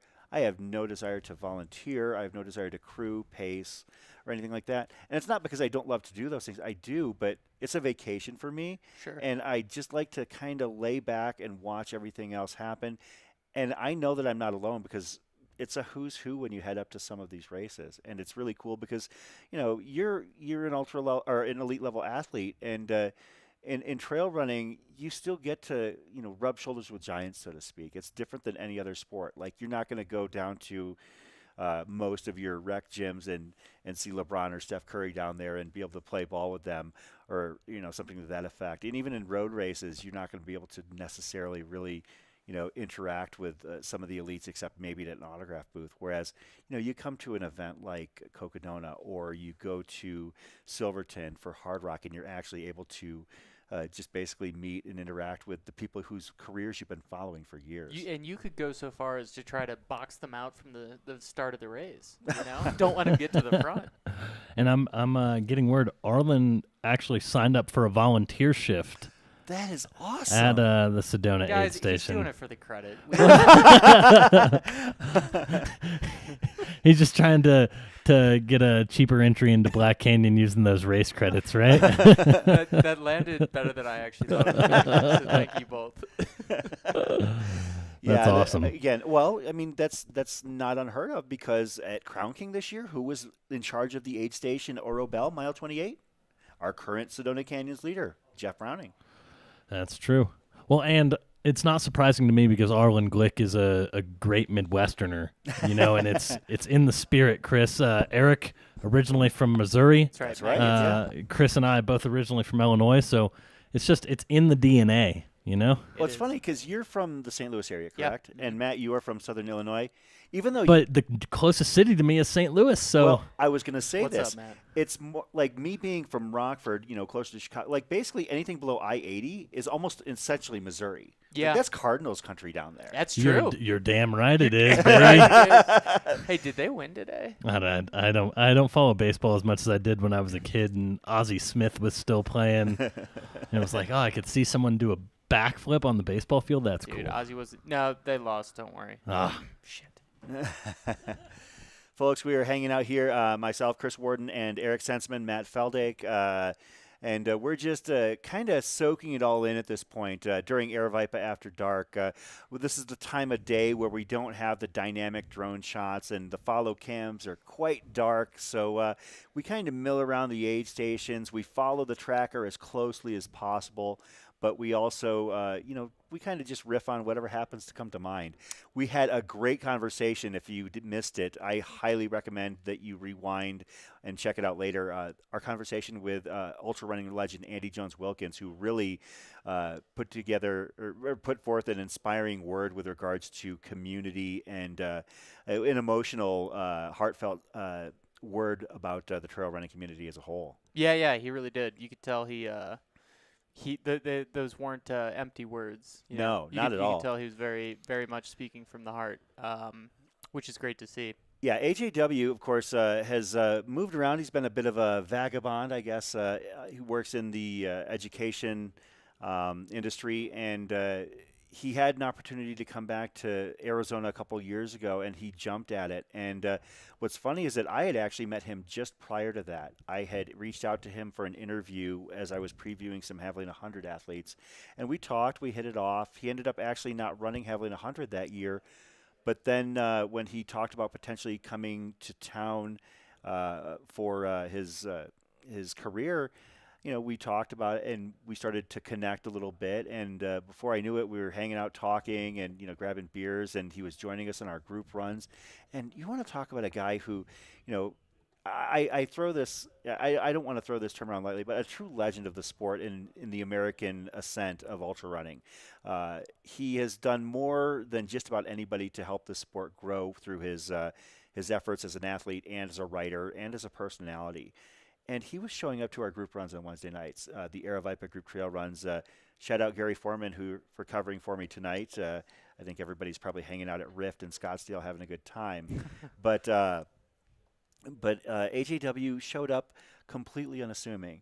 If you didn't know who he was, you really didn't know who he was. He would come up and introduce himself and, just, hi, I'm Andy, and really wanted to get to know the members of our local Phoenix community. And it's been awesome. And what's funny is that, people will tell me, oh, yeah, I met Andy. And it's like, do you realize who that is? And I'm, still awestruck by it. But they're just like, oh, yeah, he's a great guy. And when they find out, they're like, wow. They didn't expect that, and of course Andy, I usually give them a link to his column where he is, given his opinion, his sometimes hot button opinion on the trail and ultra running scene for over a decade. Right. But he's just such a great guy, and we are glad to have him on here. The amazing thing, kind of to his point, I suppose, the ultra running community and how tight knit and welcoming and really unassuming it tends to be.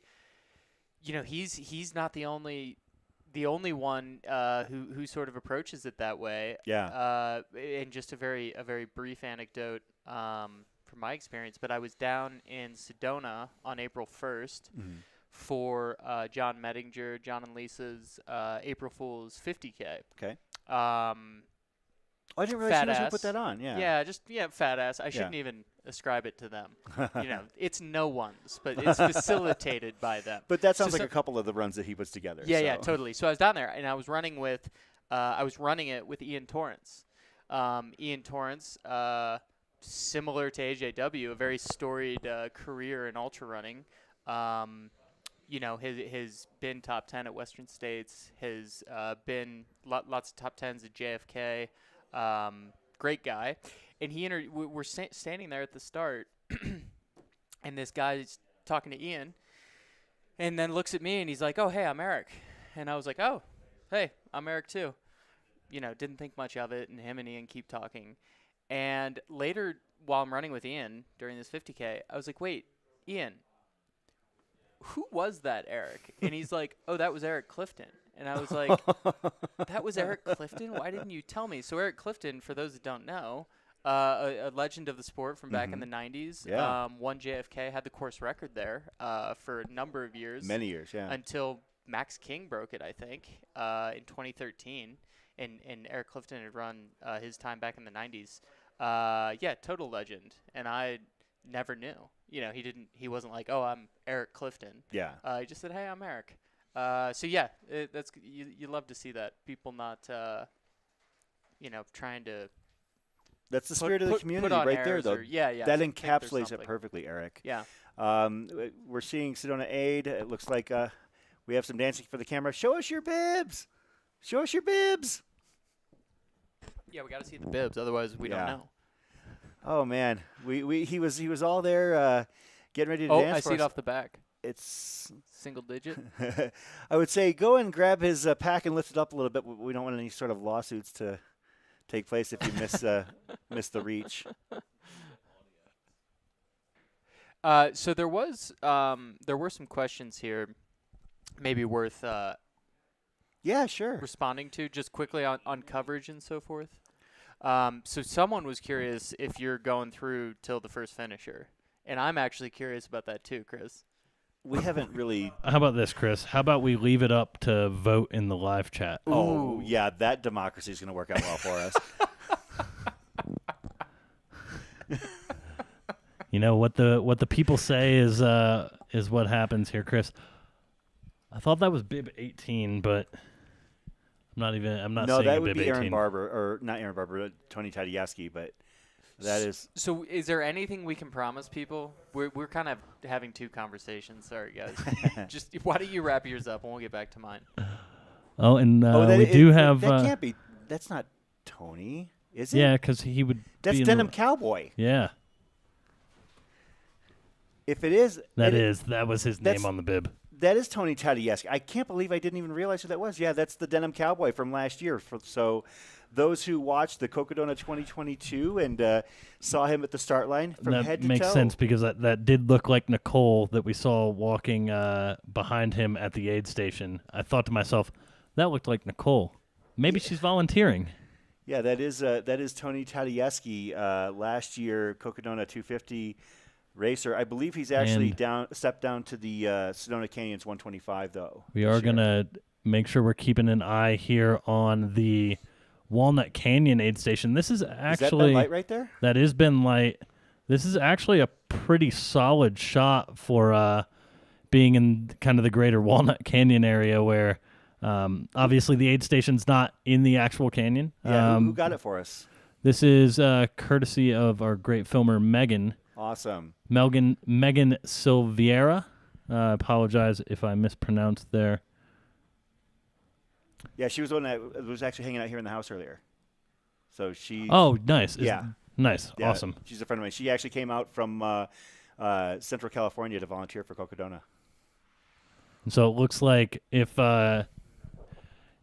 past history is anything, it looks like Mike's crew here is going to try and make sure everything is ready by the time he gets in, so he can make quick work. Yeah. They got some time though. They probably got a half hour, right? How far? Well, 22 minutes ago he was at mile 223.4. How far out from the aid? So 22 minutes ago, or 14 minutes ago. Wait. So 223.4 versus. Killian pinged 5 minutes ago at 221.3. So, yeah, it looks like 24 minutes ago, he was 3.7 miles away.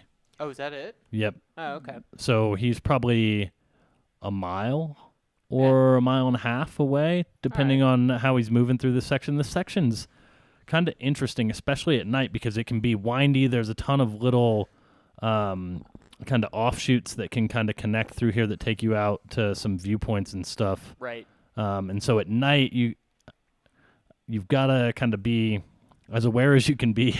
So get this far into the race. So Megan, who is currently filming, she was actually out at Walnut Canyon earlier and was having frustrating issues with her phone. She literally went and bought a new phone. You're kidding. No, dead serious. Well, that's insane.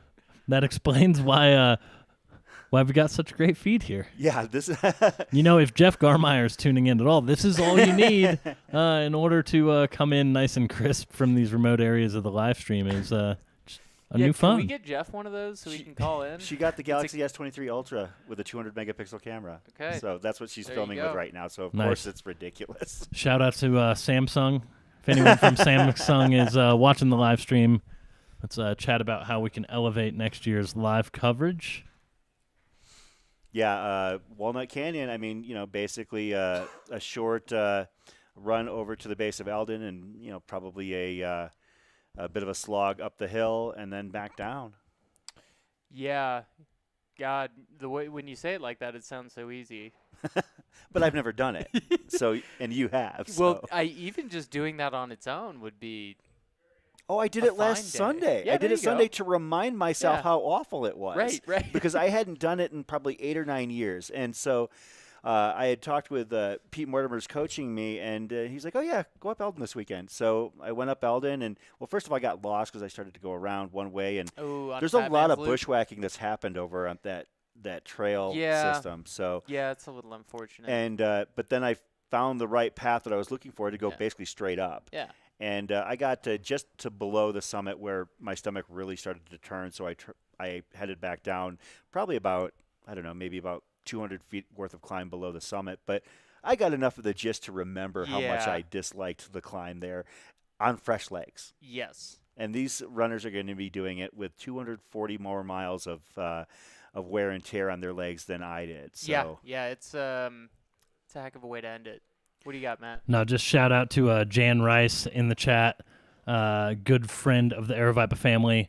Why would Aravaipa open registration for 2024 during the Cocodona Endorphins?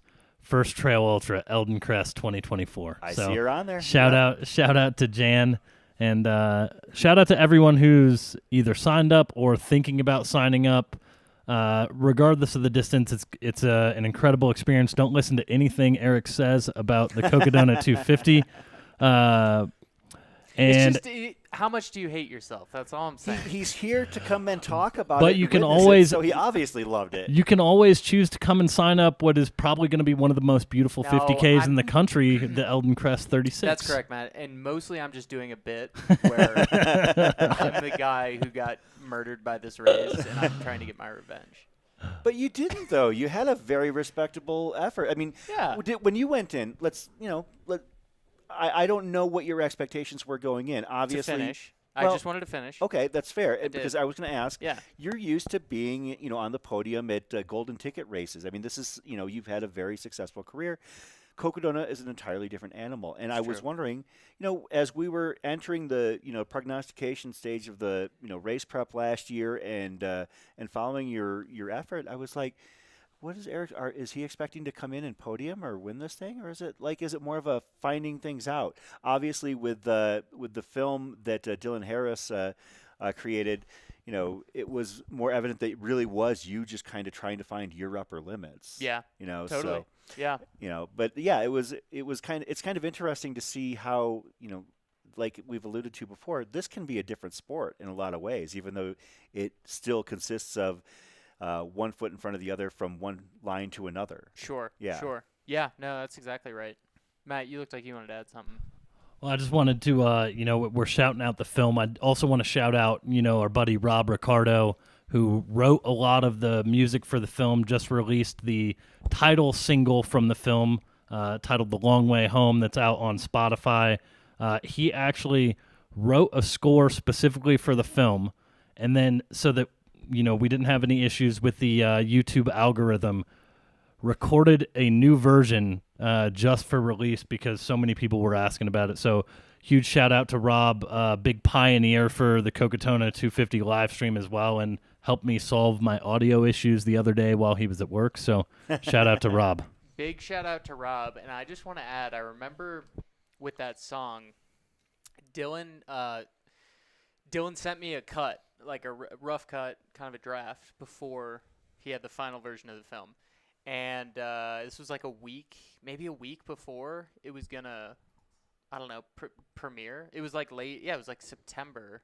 It's like mid-September, and at the end of September, it was going to premiere here in Flagstaff. Mm-hmm. So he sent me this rough cut, and we get to it gets to the end, and like on the rough cut, there's just nothing. It went to a black screen, and I was like, well, that's obviously not how it's going to end, or Dylan would be not very good at his job. So, it's going to be something's got to be there. And then Dylan told me afterwards, like the next day, he's like, hey, the ending's going to be different, obviously. He's like, but I actually asked Rob Ricardo to write a song, and he said he's going to be able to do it. So the in terms of the timing, I think Rob put it together in like a very short period of time, like a week or something, and it really it made the film that much better for sure. Yeah, I have a little inside info on that. Yeah, Rob, I think, had about a week to turn that song over, and he was in Silverton, Colorado, camping as he was writing most of the song. I think he had, when he got back to his studio, I think he had 1 day to record it, to kind of make sure all the audio things were dialed, that everything was good, and then get it out. So huge shout out to Rob, and hopefully we can coerce him into coming back into the commentary booth one of these days. Oh, he'll do it, man. Oh, he can't he's so stay good away. at it. Well, I mean, he commentated Black Canyon with you a little bit. Bit, 8 hours yeah, all the time. well, or 10 hours, whatever. Yeah, you guys. in Cocodona world, that's a little bit, man. Yeah, you guys caught me when I was fried and dropping out at Bumblebee. All right, we got to get back to the task at hand here. This was really fun, but we got to get back to this race because fan favorites, and I do mean fan favorites, Jeff Garmire and Kevin Goldberg. Those are our two fan favorites. I'm going to say they're the two fan favorites. I'm inclined to agree. They're about to come into Tuthill. They're not together, but they're fairly close, assuming Jeff isn't on the side of the road sleeping. He hasn't moved a whole lot lately, but you never know with him. We're hoping the best. We would love to get them on the screen. Everyone wants to see. Yeah, we'll try our best. Right now, I'm not seeing the Fort Tuthill camera feed up right now, but if we get that feedback up, I will make sure that we get over there. So I saw the Chasing Cutoffs podcast asking about the cutoff at Jerome. Yeah, the cutoff at Jerome was actually about 35 minutes ago. Any runners whose day is going to continue, whose race is going to continue, have already made it through there. The next cutoff that runners have to worry about is at Dead Horse Ranch at 12:30 in the morning. That is a sleep station and a cruise station, so they will have an opportunity to potentially recharge, but they still have to be out the door at midnight. Yeah, and we did have one runner get cut off at Jerome, so there is a new last place runner. So we are looking, folks that are asking in the chat, we're looking at Ben Light, the crew / pacer for race leader Mike McKnight, and they are currently at Walnut Canyon, courtesy of these shots. Thank you, Megan, our fantastic filmer out there who literally went and bought a brand new phone to help us out here. So we're grateful. But Ben Light helping to take care of Mike McKnight, who has roughly 25 miles or so to go between now and the finish of the Cocodona 250. Yep. So when you were at Walnut Canyon, what was your mindset? Oh gosh, I just wanted to be done. Yeah, I mean it's a bittersweet place to be because you've been out there so long, so you really do want to be done. And you realize how close you are. I mean, it's the last major aid station. Mm-hmm. Like you're not dropping it. Elden at the top, right? You're coming down from there, so you gotta keep moving and get another 20 plus miles in. I could imagine it being a more favorable experience, like for Mike McKnight. And here we have oh heck yeah, Kevin Goldberg. Shout out to Rob. He comes back on just at the right moment, like he was paying attention. He was listening in. Rob he is knew. The man. He's great. Rob, who is filming here, his first time working with us was the 2022 Black Canyon, when he said he'd hike the Black Canyon Trail, so he figured he'd come film, and he loved it, and so here he is. Hey, do you think we could get a hot mic on Kevin right now? Because I would love to hear what he's saying. saying. I think if Rob can unmute on his end, we should be able to. I think we got it. Yep, we've got their audio. If I'm gonna find over to it. Oh, it's better chocolate. Strawberry. Everyone's gonna be so grossed out again. Can we ask him if he's tired? Tell him Eric wants to Tell him know. Eric Sensman wants to know if he's tired. Rick Simpson wants to know if you're tired. He's on No, not even a little. Why would I be tired? Not as tired as Eric was last year. Is that a grilled cheese from Wildflower right there? Some artisan bread, perhaps? Oh, that looks nice. Yes, Yeah. it is. Garlic and mac and cheese. And strawberry chocolate milk or strawberry milk, whatever. He's He looks looks very like he's calm. been. Yeah, he's been taking. Well, you know, he's no stranger to this race. You know, he knows what's ahead of him. So, you know, I think that. Hey, Kevin, is this the first time you're going to be hitting this stretch at night, or do you normally hit it in the day, or in your previous 2 years? Changing socks. No, that's fine. They're asking, have you done the stretch at night before? Or I've done it twice a night. Once pacing and once running. Last year was night. Yeah, he would have hit it at night last year. Okay. What should I do it in? How many hours should I do? Tell him that 908 is course record split. 950. I thought it was 950. 950 is course record split, so under that. Be 950. Isn't McRae trying to do an 8 or something? Yeah, but I get like the former course record split. I'm fine with it. I'm over it tonight. I'm over it. Jacob, he got his nickname as the People's Champ simply because the people in the chat decided that was going to be his nickname. So Kevin Goldberg has a very animated and vocal fan base, and if we don't show him and if we don't mention him, we get in trouble. As we should.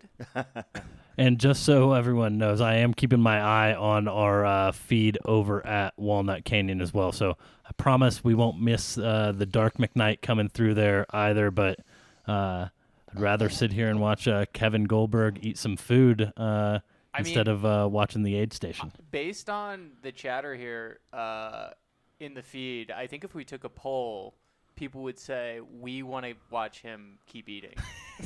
Well, they probably want like a food review live on air here. Yeah. Welcome to trail. This is not your first rodeo, but this is what is so fascinating about the trail and ultra running coverage that we do on the live streams, is that people would much rather see, you know, people that are just worked 200 miles into a race sitting and eating as opposed to like maybe some beautiful drone shots of Sedona. Yeah. It's very interesting.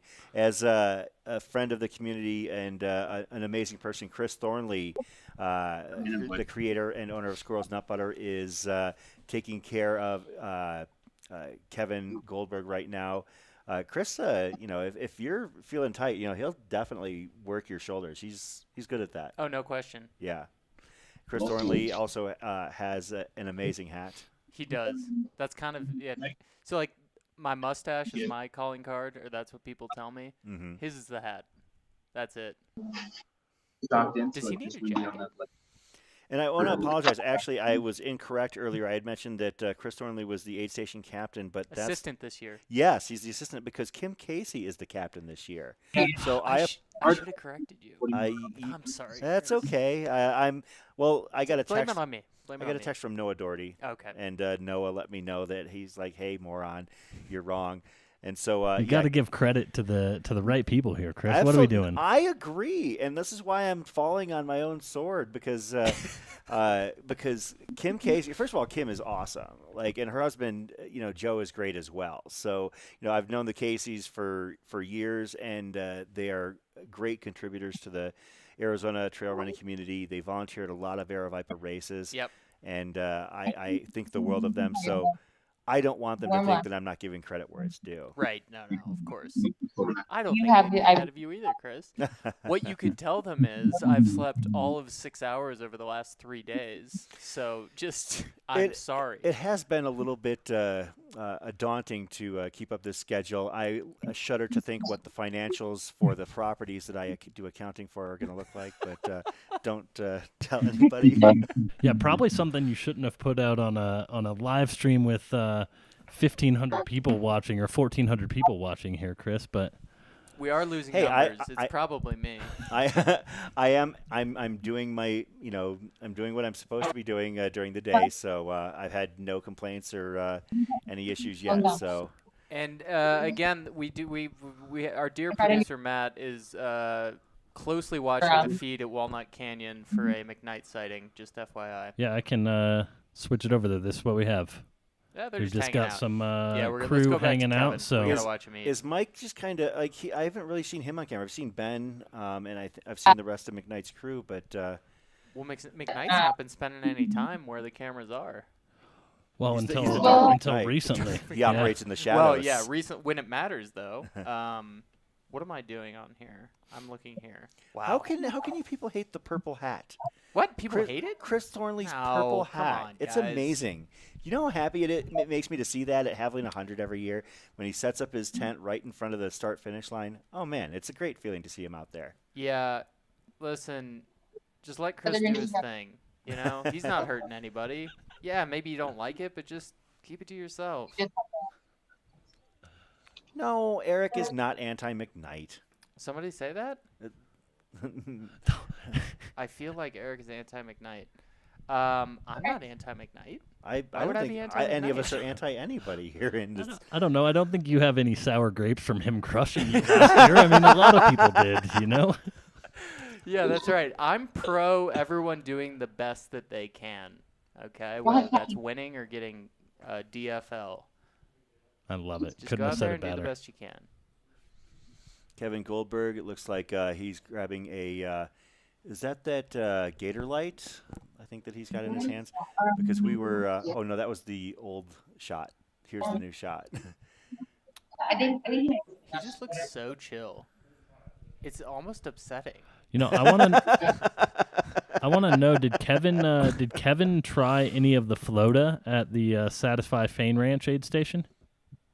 Did you try any of the floata at the Satisfy No, Fane I Ranch? didn't know about. I already passed it. Didn't miss anything. Did someone deliver the it? finish line? We'll have to see if we can deliver you a can at the finish line. Yeah. Nice, thanks. Thanks.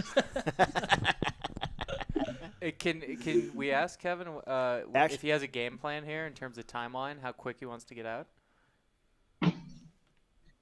No, I'm not going to ask him that.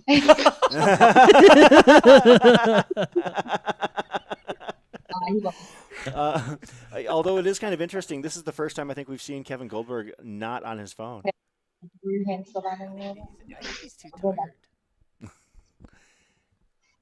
He's got to be tired. Oh yeah. I mean, he looks great. But I mean, he's 210 miles into his You race. say you look great, but you've got to be tired. I always look great.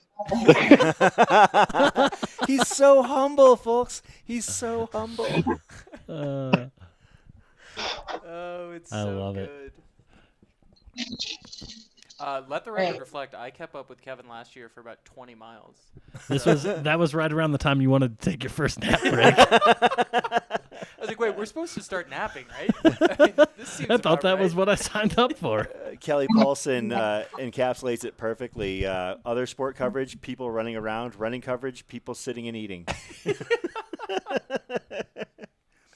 There was a great comment that somebody had made in the chat earlier today, and it had me howling.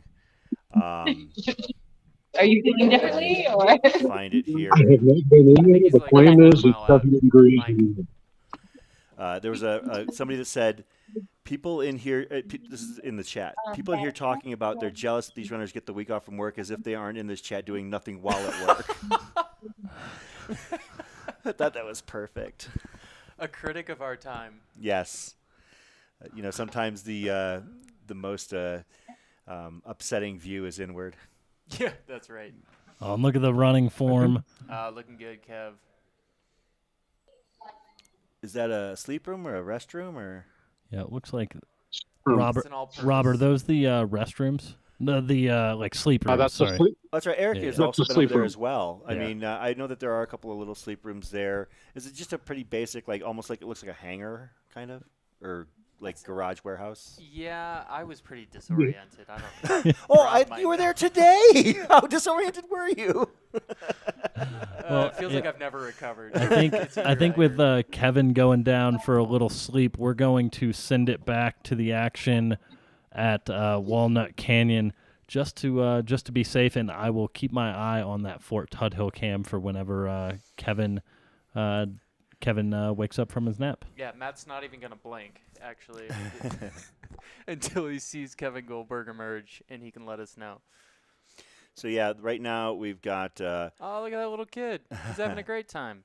Ben Light is in the red jacket, and they are basically at the Walnut Canyon aid station, about 25 miles from the finish here at the Cocodona 250.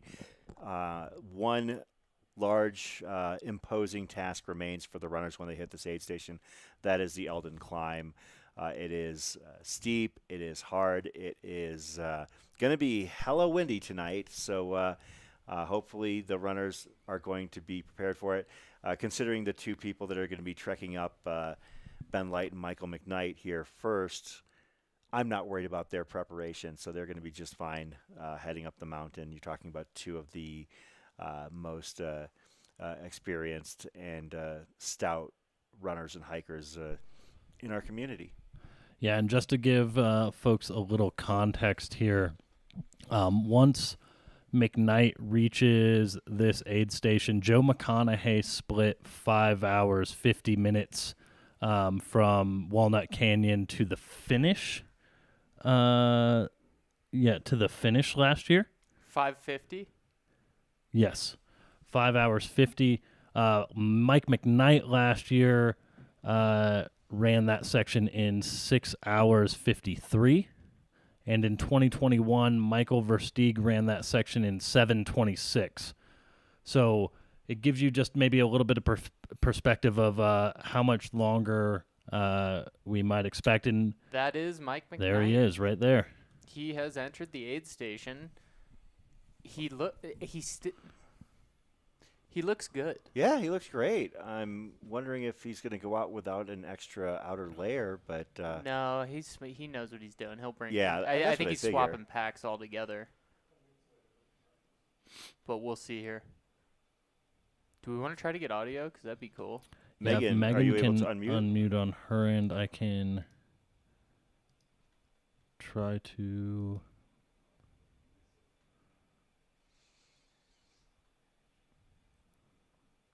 Looks like he's got some very specific instructions. He's probably been thinking about what it is he wanted for Yeah. a few miles there. We'll see if Megan can unmute the audio on her end for us. If not, then I'm If texting not, that's her. all right. you'll have the sound of our beautiful voices.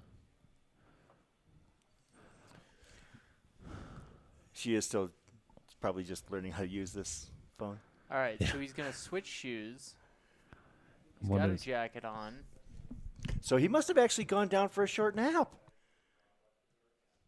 As long as Ben Light has been at that aid station, it's been what, 10, 15 minutes perhaps? I'm going to operate under the assumption that maybe McKnight took a short rest. On the side of the trail? Maybe. I mean, Yeah. it's crew aid, so maybe he was able to, lie down in the backseat of a car or something. I think we would have spotted him, right? Yeah, I would imagine so, but Well, I'm just saying, because we've seen Ben at this aid station now for Yeah. 10 minutes, and that's Okay. that's what really kind of made me think that, because if now Mike is just now getting around to possibly doing gear and foot changes, I mean, other than going to the bathroom or sleeping, I can't imagine what else he could have been doing. All right, I got a theory, Chris. Okay. I think you're going to like it. Okay. I think that you're so tired that you're imagining ways people could sleep. I'm I think maybe I'm you took a projecting nap. naps. I'm just messing with you, Chris. Yeah, here's one thing. It's definitely getting cold because the sun is set. I bet the overnight low is probably mid-30s here in Flagstaff, if I were to guess, which means it's probably mid-20s at the top of Elden, and with a lot of wind. So I don't know that that's relevant to the outcome of the race, but it's worth noting. It's cold out there. I bet they got some heat in that tent, too. Yeah, they had a couple of propane heat lamps I saw there. Yeah.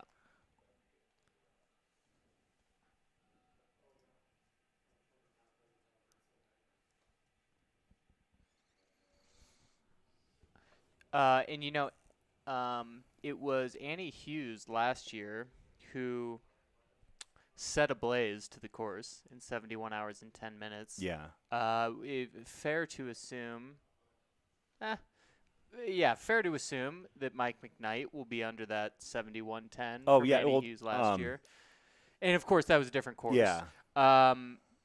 Which it was an easier course last year that Annie Hughes ran. Well, on the men's side, the course record for the original course is the Versteeg. But even this has some differences in the course as well. Yep.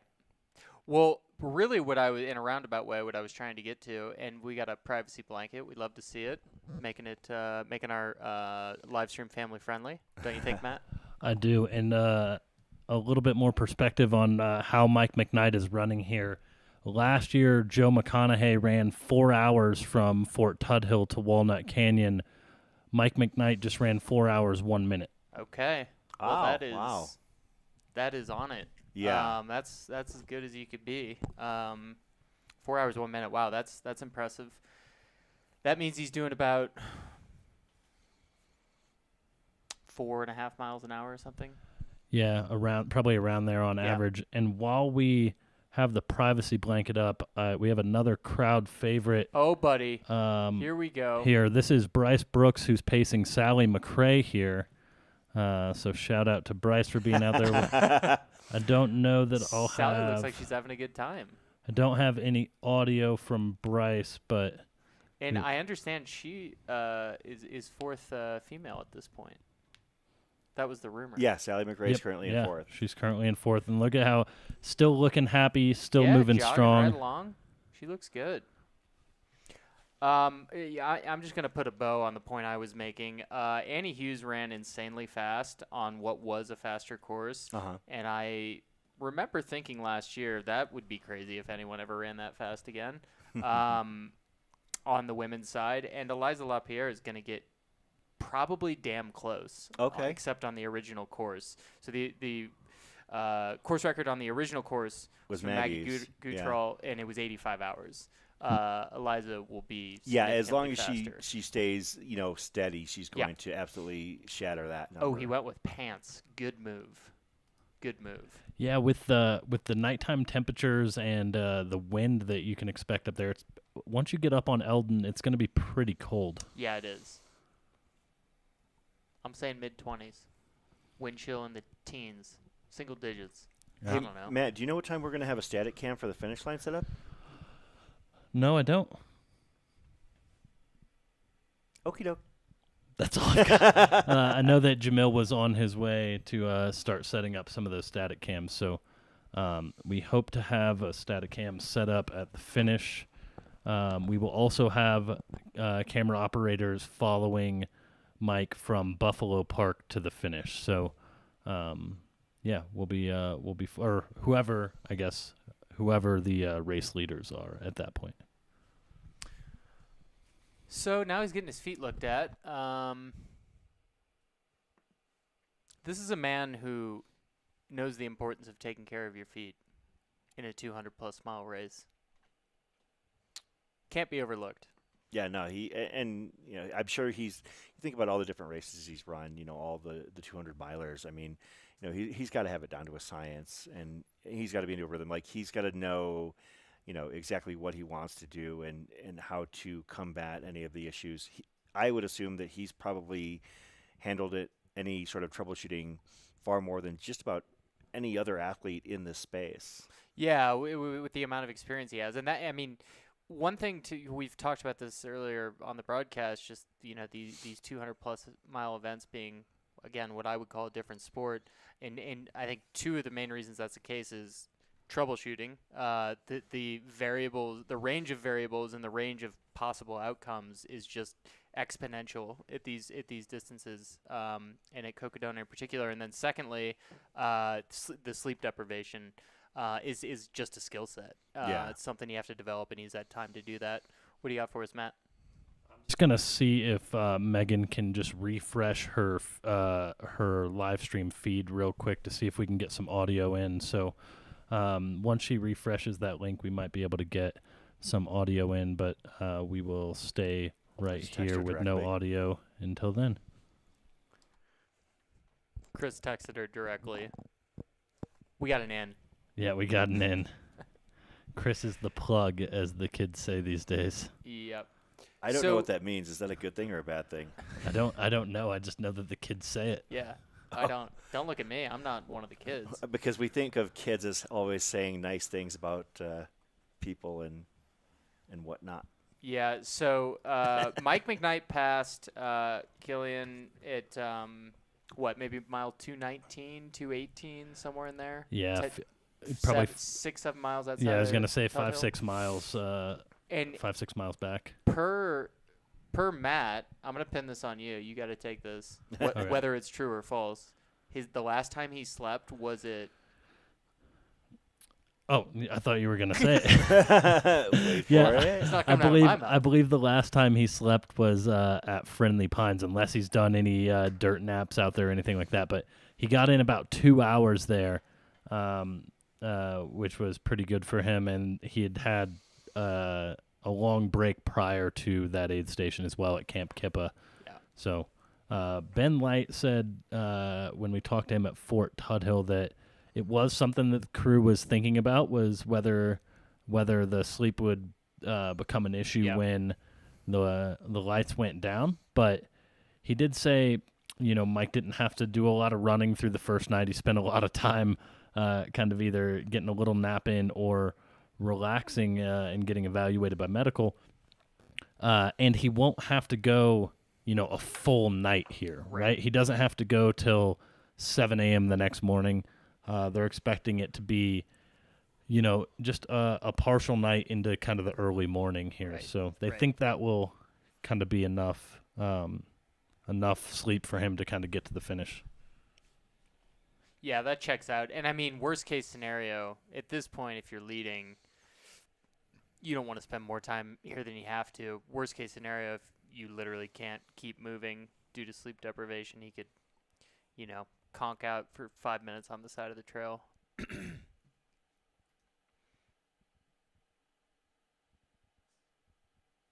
Yeah, I think that at this point, Mike McKnight, his crew has definitely kept him aware of where Killian Korth is right now, and I think just by the fact that they seem like they're being very meticulous and methodical, that he knows that he's got a sizable enough lead that he doesn't need to rush anything here at the last way station before the Elden climb. Yeah, exactly. I'm kind of shocked he doesn't have a puffy on right now. I'm just getting cold looking at him. Yeah, because that Walnut Canyon station is. Well, I mean, look at some brisk. of the people standing around. They got they're all puffies too. Big puffs. So I don't think we've seen him eat or drink anything. Can you confirm or disconfirm? Didn't he have some raw milk a little bit earlier on camera? Something like that? Here today, or? I don't think so. Oh. I don't think I've seen him have anything at this aid station. Is he puking? Well, he spent a lot of time He's off camera. puking. So that's something. I bet that's not the first time he's puked so far. If I were to guess. If I was a betting man. You want to bet, Matt? No, I don't want to bet, but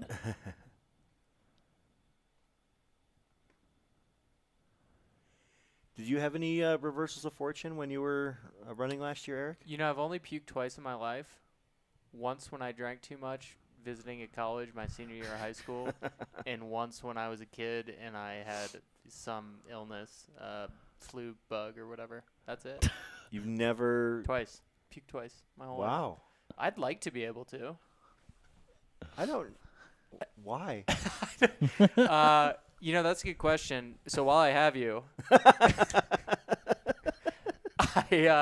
I choked on a bunch of fettuccine Alfredo when I was younger. Literally had to have the Heimlich maneuver done. Was it at the spaghetti factory? Right, it was in an right Italian on the restaurant. Laclede's Landing there. But I'm convinced that there's a tie there, that having choked on pasta going down my throat, in the future I would never let anything come out. Is there anything there? I don't know, but that's my answer as to why I've only puked twice. That's a. And now that I say it out loud, it sounds even stupider than I thought before I said it. But looks like he. Yeah, he's going out. He's little puke. He probably does it all the time. Well, I'm more interested in the fact that he hasn't still thrown on another outer layer. Yeah. Well, he probably do a zip up puff of over the top. Yeah, right. So when he pulls it off, it's easy to remove. Well, maybe that's how you elites do it. The rest of us we put the puffy under the pack. Yeah, we put our this is staying packs on. over the puffy. Sorry, that's what I meant. Yeah. Wow, I've only been doing this 3 hours, and I've 2 hours. But you had to sit out there and talk with Finn and Brett for an hour. That's true. Just that kind of primed me. That's got to count. Yeah, no, that counts. Sensiment can't puke, String Bean can't burp. Get these guys to sitcom. Oh yeah, I forgot that Joe can't burp. Yeah, bizarre, huh? Yeah. I couldn't. Yeah, that'd be tough. I guess he'd be a floaty guy. Oh, he'd definitely be a floaty guy. All right, yeah. So Mike McKnight, he just puked a little bit. Probably not a great feeling, but yeah, he looks better. She said she unmuted. Megan did. So are we able to check those levels, perhaps? Yeah, I'm sitting here with her unmuted. I need her to refresh her feed when she can to kind of reset the audio. All right. But it may be best to just wait if he's about to leave. He is about to leave. He's getting the poles in. That's always a sign. Again, looks very good. He's been here, 6 minutes? Oh, more than that. Yeah, a little more than that, probably. 10 minutes? Time flies when you're having fun. Let's call it 10. Can we call it 10? And here's the view outside Fort Tuthill. We're going to just refresh that feed real quick, and we will get right back over there. Going. In the meantime, Killian Korth, the leader through 200-plus miles, in second, but Josh Perry is walking him down from what it looks like. The Pride of Leeds. Pride of Leeds, West Yorkshire. Yep. Is that how you say it? Because I'd say Yorkshire, but that yeah, doesn't no, Yorkshire. Yorkshire. Yeah, looking back down the trail a bit, Killian Korth currently in second. What looks to be about 4 miles back, and being pursued now by a couple of runners, Josh Perry and looks like and Mike Greer. is Mike McKnight's about to head out, possibly, or is he heading back towards? Well, their vehicle's there on the right. Yeah. Yeah. When you come into this aid station, Eric, do you have to? You have to go through the parking lot to get out. So the other way from where he's going. Yep, correct. Okay. Cool. Well, no, I can't make that judgment based on what I'm seeing. Yeah. I believe he is going the correct direction. Okay. Which is if he continues straight here, he'll get out of this parking lot and onto the dirt road.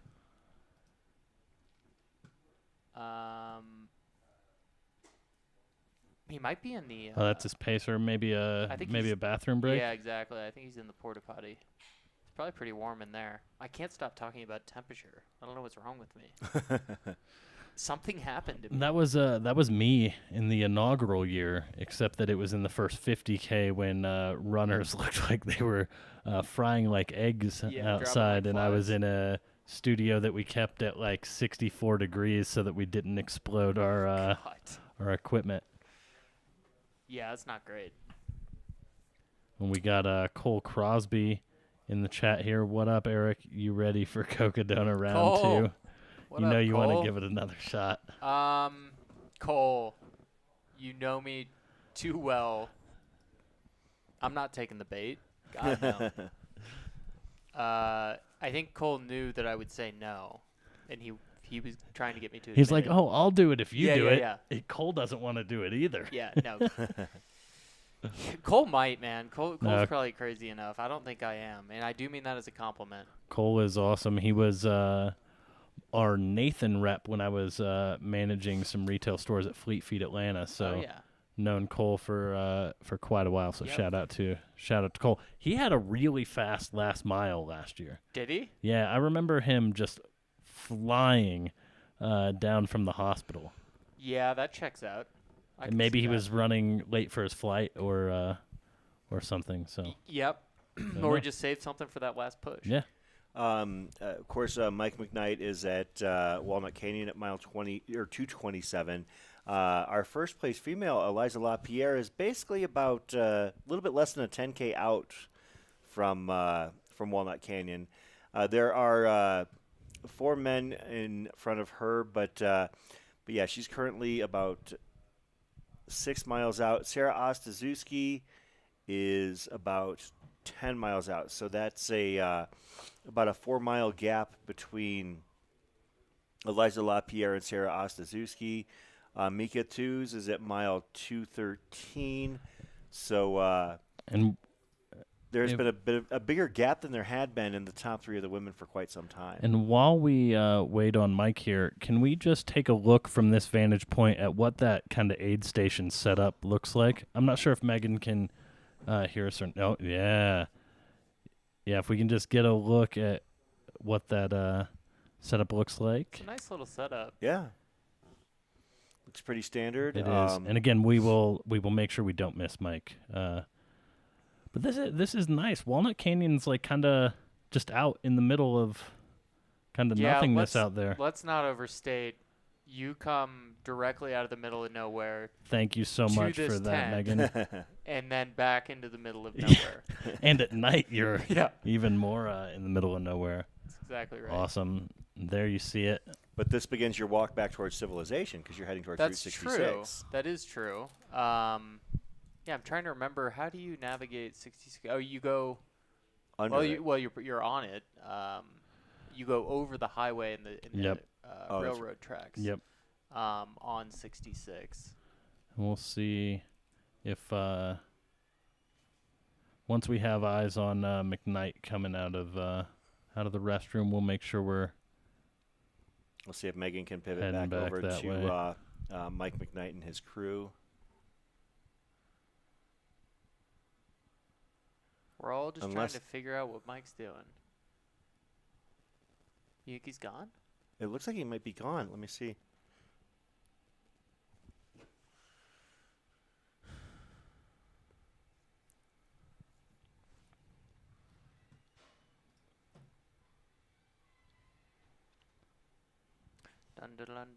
Dun.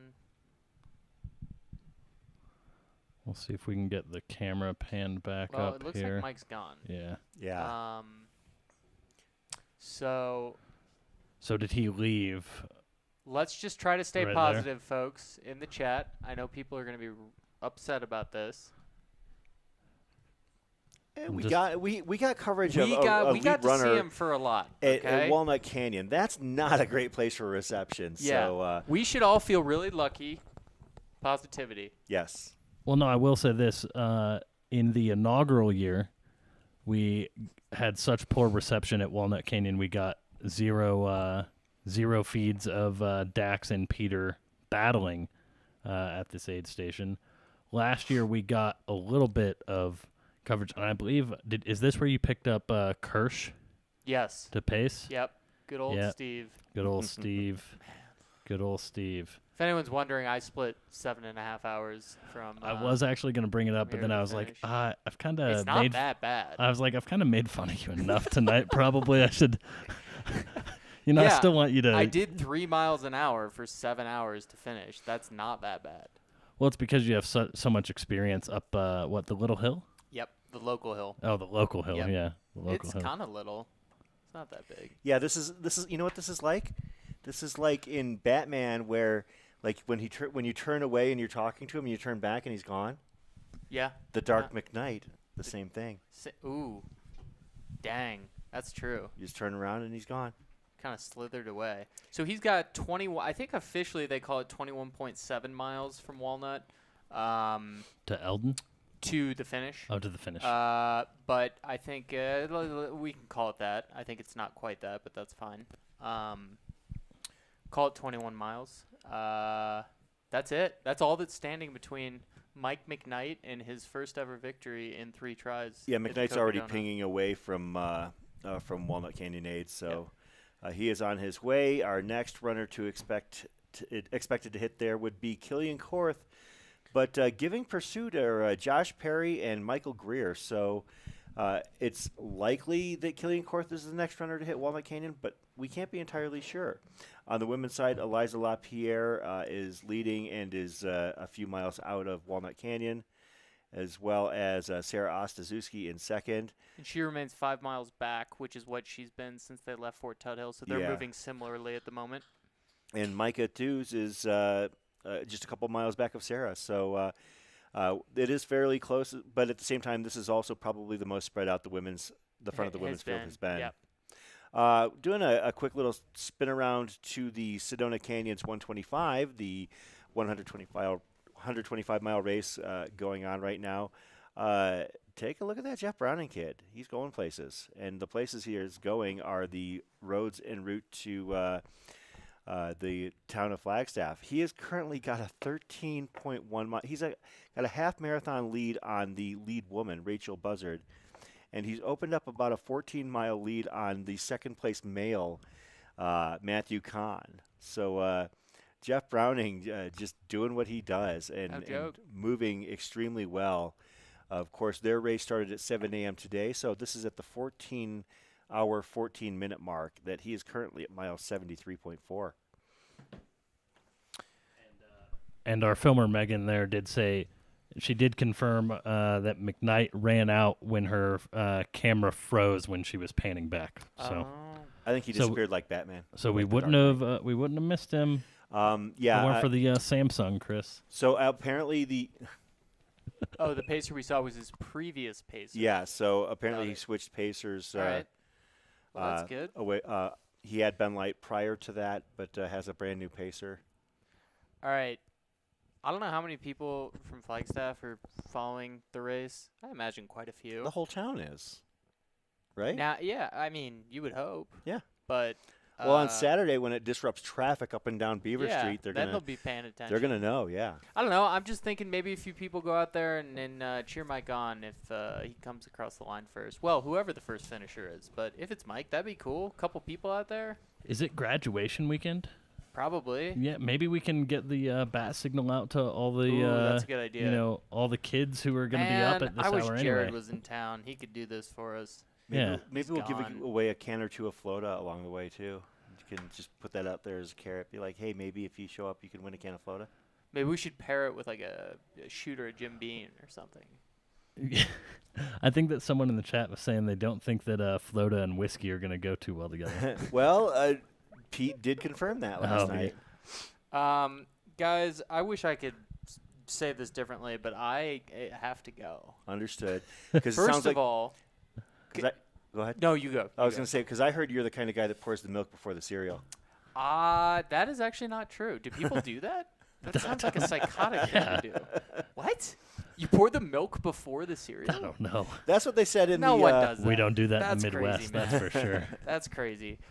So I've had 2 19.2-ounce Liquid Death sparkling waters. Mm-hmm. Are they still a sponsor? Yeah. Shout out to Liquid Death. Yeah.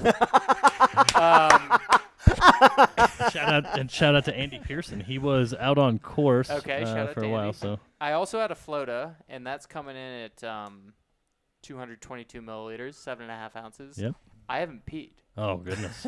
So first I got to pee, but then I do have to go because our third place 125 male currently is in need of pacing. It's some wee hours. Yeah, so you're going to actually be heading out onto the course to pace Tobias Wennergren. That's right. And prior to that, my buddy Kevin, who's in town, is going to pace Tobias from Fort Tuthill to Walnut, and then I'll go Walnut to the finish. But I've got to drop Kevin off at Fort Tuthill. Looks like that's going to be about 4 a.m. Oh, my. Yeah, Kevin, the star of...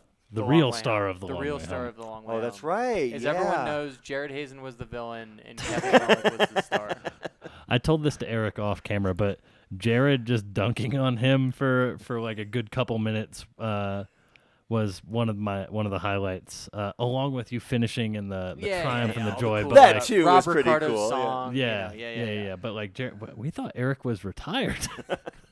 Just the way he said it was so awesome. And now he's doing 250 miles? That doesn't seem right. Well, he wasn't wrong. Well, listen, it's been a real pleasure. Thank Eric, you so much, it's man. been a blast. Seriously, thanks for coming in and hanging out in the Cocodona studios here in Flagstaff. This time we brought the action to you. That's So, right. This was nice. Yeah, and that's one of the cool things about having the studio here in Flagstaff is that, we're going to kind of figure out what our plan is tonight. Obviously, we're looking at a potential very odd hour finish for the winner of the men's side of the Cocodona 250.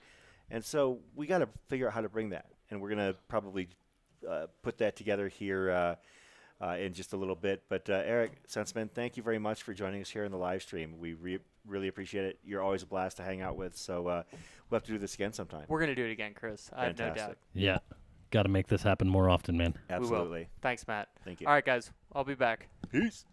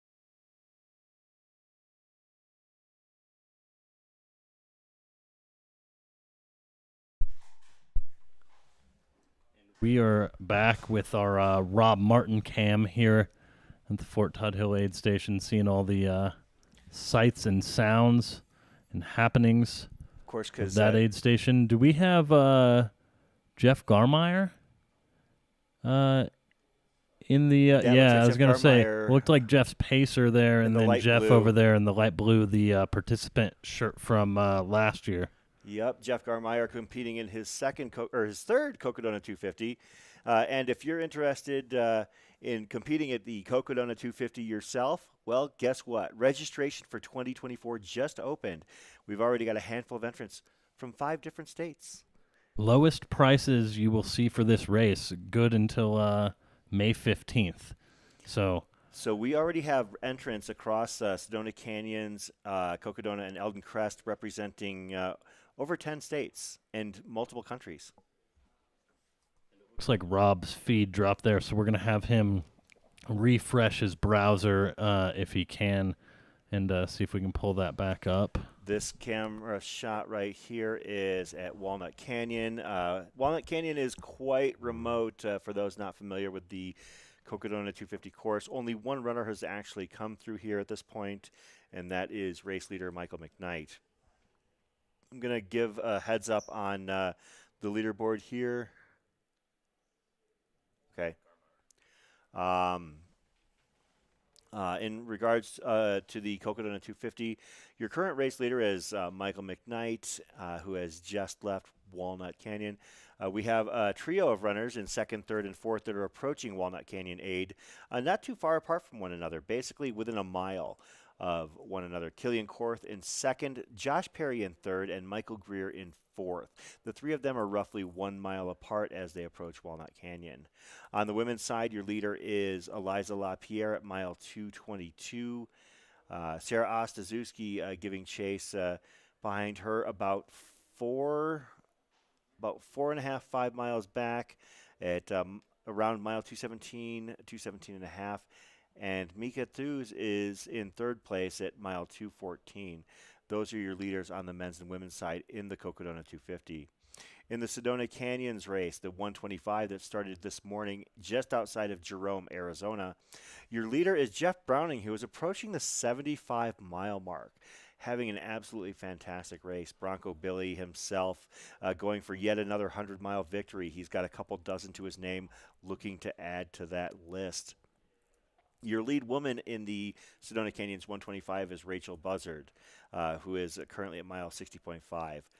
In second place in the men's side, Matthew Kahn, Phoenix resident, is at mile 60.4, and Tobias Wenegren, coached by my co-host tonight, Eric Senseman, is currently in third place at mile 59.3. That's why Eric had to bounce out on us tonight, because he actually heading out to pace for his runner Tobias here in just a little while. On the women's side, your second place runner is Denise Barasa. Denise, no stranger to 100-mile plus running races, and is currently about a mile back of Rachel Buzzard. And in third place, Jennifer Schwegler at mile 54.7, about 4 or 5 miles back from the top two.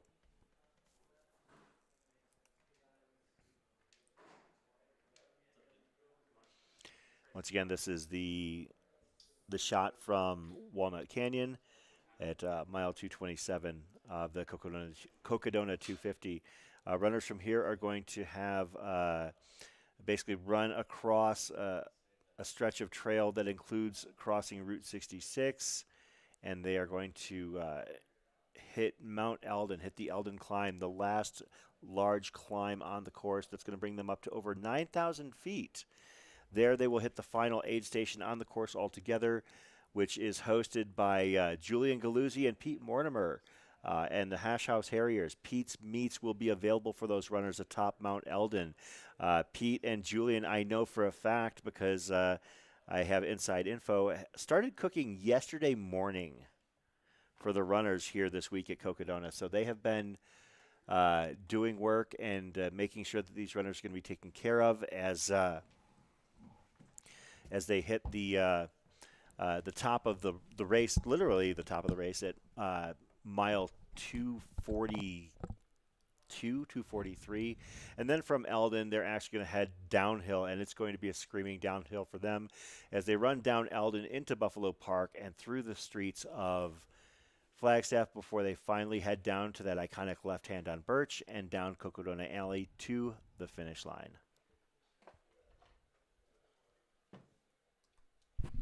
And Chris, I believe the great Finn Melanson just can't keep himself off the audio, so he's hopping on the second headset here as we're tuned into the Sedona aid station. And the cutoff for this aid station is going to be tomorrow at 12:15 in the afternoon. So runners still have a good amount of time. About a little under 15 hours before the cutoff here, so runners still making their way, probably near Dead Horse at this point, or closing in on Dead Horse for a majority of the runners. Yeah. And that cutoff's at 12:30 a.m., so midnight 30. And I do have the list of runners who are basically chasing that cutoff at this point. Of course, Dead Horse Ranch is at mile 136. The runners that have yet to reach that point on the course include, there's a handful of them right now. They've still got a couple hours, still got 3 hours, so they're fine. But from the looks of things, Bart Mangino, Brandon Hozak, Hector Ailman, Joshua Canning, Sally Hernandez. My feed just refreshed on me. Derek Kirkman, Josh Lysen, Shanoa Creer, Christopher Raup, Jeff Brown. Oh, no, those are the runners. It has the mileage totals a little bit out of whack. But, yeah, so those are the runners right there. Did you hear us talking about this Shanoa Creer and her ultra sign-up and what her schedule looks like for the rest of the year? No, I have to learn more. Okay. This is absolutely bonkers. And by the way, Chris, awesome to share the commentary table Absolutely. with you. I'm excited. We'll have fun. We've got we're kind of moving on the fly tonight because we have a dynamic situation going on at the front of the race, because normally at 2-3 a.m. we're all in bed. We might not have that opportunity tonight, because Mike McKnight is just torching the course and looking at finishing well ahead of the Mike Versteeg, on pace to finish well ahead of Mike Versteeg's course record, which was just over 72 hours in 2021 for the original course. So Shinoa Career. Is that a typo? No, it's an 888K. I actually have some intel on that, thanks to a friend of mine, Rich McKnight, who sent me some information. Said so Shinoa is running the Infinitus 888K in Vermont. Rich said it's almost as difficult to finish as Barkley. Since race inspection in 2015, only 7 have finished. The course is a 27-mile loop, and you have 240 hours to finish. Wow. So that's what she's doing. In 13 days, 14 days. This is her taper. Yes, this is the Cocodona is a taper for Shinoa This is the Career. final long run. Yeah, and of course she's going to take a month off. She's going to take June off, and then in July she's going to run Vol State. Wow. And then in August she's going to run Bigfoot. September she's going to take it easy and run the Barkley Fall Classic and the Little Dog's Backyard Ultra. So she's going to hang out in Tennessee for a little while. Then in October she's going to run Moab. That's incredible. That's her year planned out. Shinoa Career, currently one of the runners chasing cutoffs. When you're if you're chasing cutoffs in a race like this, you obviously got to make sure you get in under the gun. But if you've got a race like that Invictus 888K, do you want to leave a little something in the tank? Oh my gosh. I've never heard of that race before. I had never heard of that race before. But now it's something I want to look up and learn a little bit more I want to about. look up. Seems like that would be a cool race to live stream when we think about expanding opportunities into. That's 10 days, man. Folks, Chris Warden here with Finn Melanson. We are looking at the Sedona aid station where runners are at about the 161 mile mark. A little bit of dancing going on in the aid station because the people who are working aid are trying to make sure that the runners have an upbeat experience because it's hard to go out there into the night and make your way north from Sedona. It's going to get cold out there for these runners, and if not physically warm them up, but also give them an emotional pick me up as well.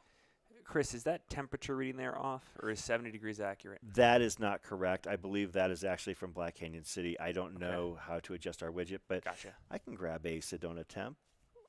So 61 is nice, though. 61 in the desert is weird because it's very dry, and once it's not that it's cold necessarily in and of itself, but when you've been out in the sun all day and it drops 25 degrees, it really feels frigid at times. Yep. Nick Cornell in the chat letting us know they offer relay options for the 888K. Then what's the point? I'm still speechless. I didn't know that distance existed. Finn cashing checks out. Collected vocal cords can't cash. Skylar Hall in the chat. Chris, one thing I want to point out, I love the enthusiasm that we're seeing in the chat around signing up for next year's Festival of Races. We're seeing the Sedona Canyon 125, the Elden Crest 36. Two of my favorite people here, Travis Longcar is in. I believe Liam, Aid Station Fireball, is in. I love it. I love the influence that this whole live stream has on future race calendars. I'm really excited at the fact that Aid Station Fireball is going to be in the Elden Crest 36 because that means we've got a whole week that we can mess around with him in studio. Incredible. We're going to have so much fun. Liam is a blast to hang out with. Have you ever hung out with him before? We've only talked over the phone, but and over Twitter, of course. But I really enjoy Liam, and if we could get him in town for Cocodona Week next year, maybe get some of his stats up on graphics that we can, plaster onto the live stream feed. It would. I mean, that's just one more way we can enhance this experience next year. Yeah, and this experience is just going to keep getting better and better, folks. If you're interested in registering for the 2024 version of Cocodona, as we mentioned, the registration is now online. You can go to Ultra Sign Up for sure, I know, and just search for Cocodona in the window at the top of the page. I know there should be a link on the Cocodona page, but don't quote me on that because I can already see that there are 5 names in the Cocodona 250. There are 6 entrants in the Sedona Canyons 125. Nice. And there are 4 in the Elden Crest 36. And as I was mentioning to Matt and Eric Senseman a little bit ago, we're already representing 10 states and 2 countries. That is awesome. Yeah, and that's just off of our first 14 entrants. So that's great. Yeah, Chasing Cutoff says sign up, Finn. Here's the thing.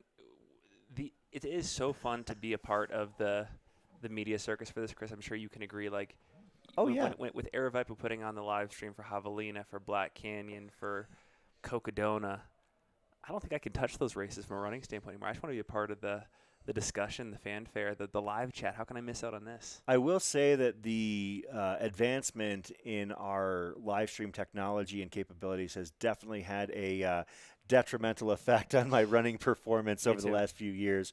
I mean, I've had a couple of years where my training has gone sideways, and right now I'm on year 5 of the Western States Lottery chase, and it's getting harder and harder every year. And I don't think it's just because I'm getting older. I feel that.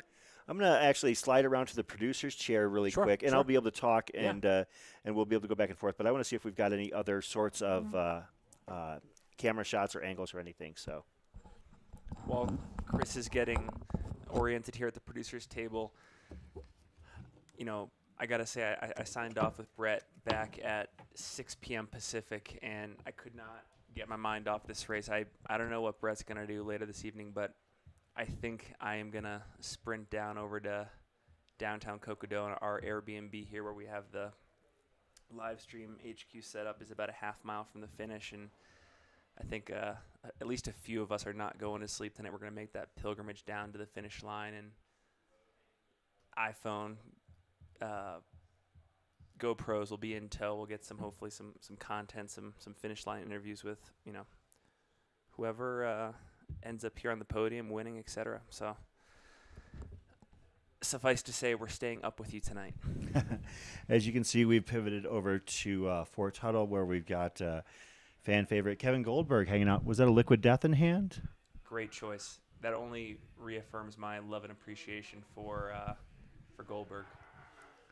Yeah, he's having a heck of a showing here this year. That is sneezing blood. That looks like.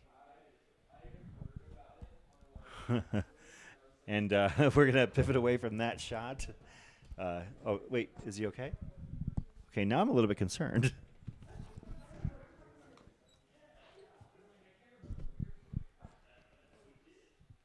Yeah, unfortunately, it doesn't look like we're getting audio from Goldberg here. I don't know, Rob, are you able to unmute or?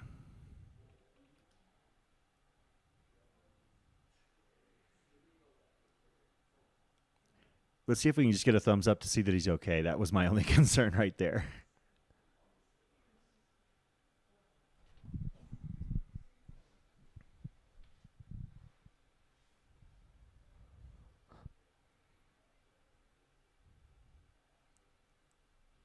Yeah, I mean, he looks relaxed. You know, he's getting some massage work on his lower legs done, and he's got his shoes off, hanging out, having another bite to eat. He's been eating quite a bit there, which is a good sign.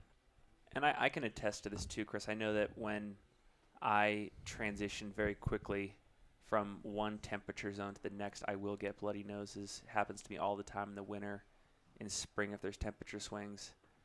Yeah, and it's a very dry elevation change here too. So as you're heading up the hill from Black Canyon City, I'm sure that there are going to be some points where your sinuses, get challenged. Yep.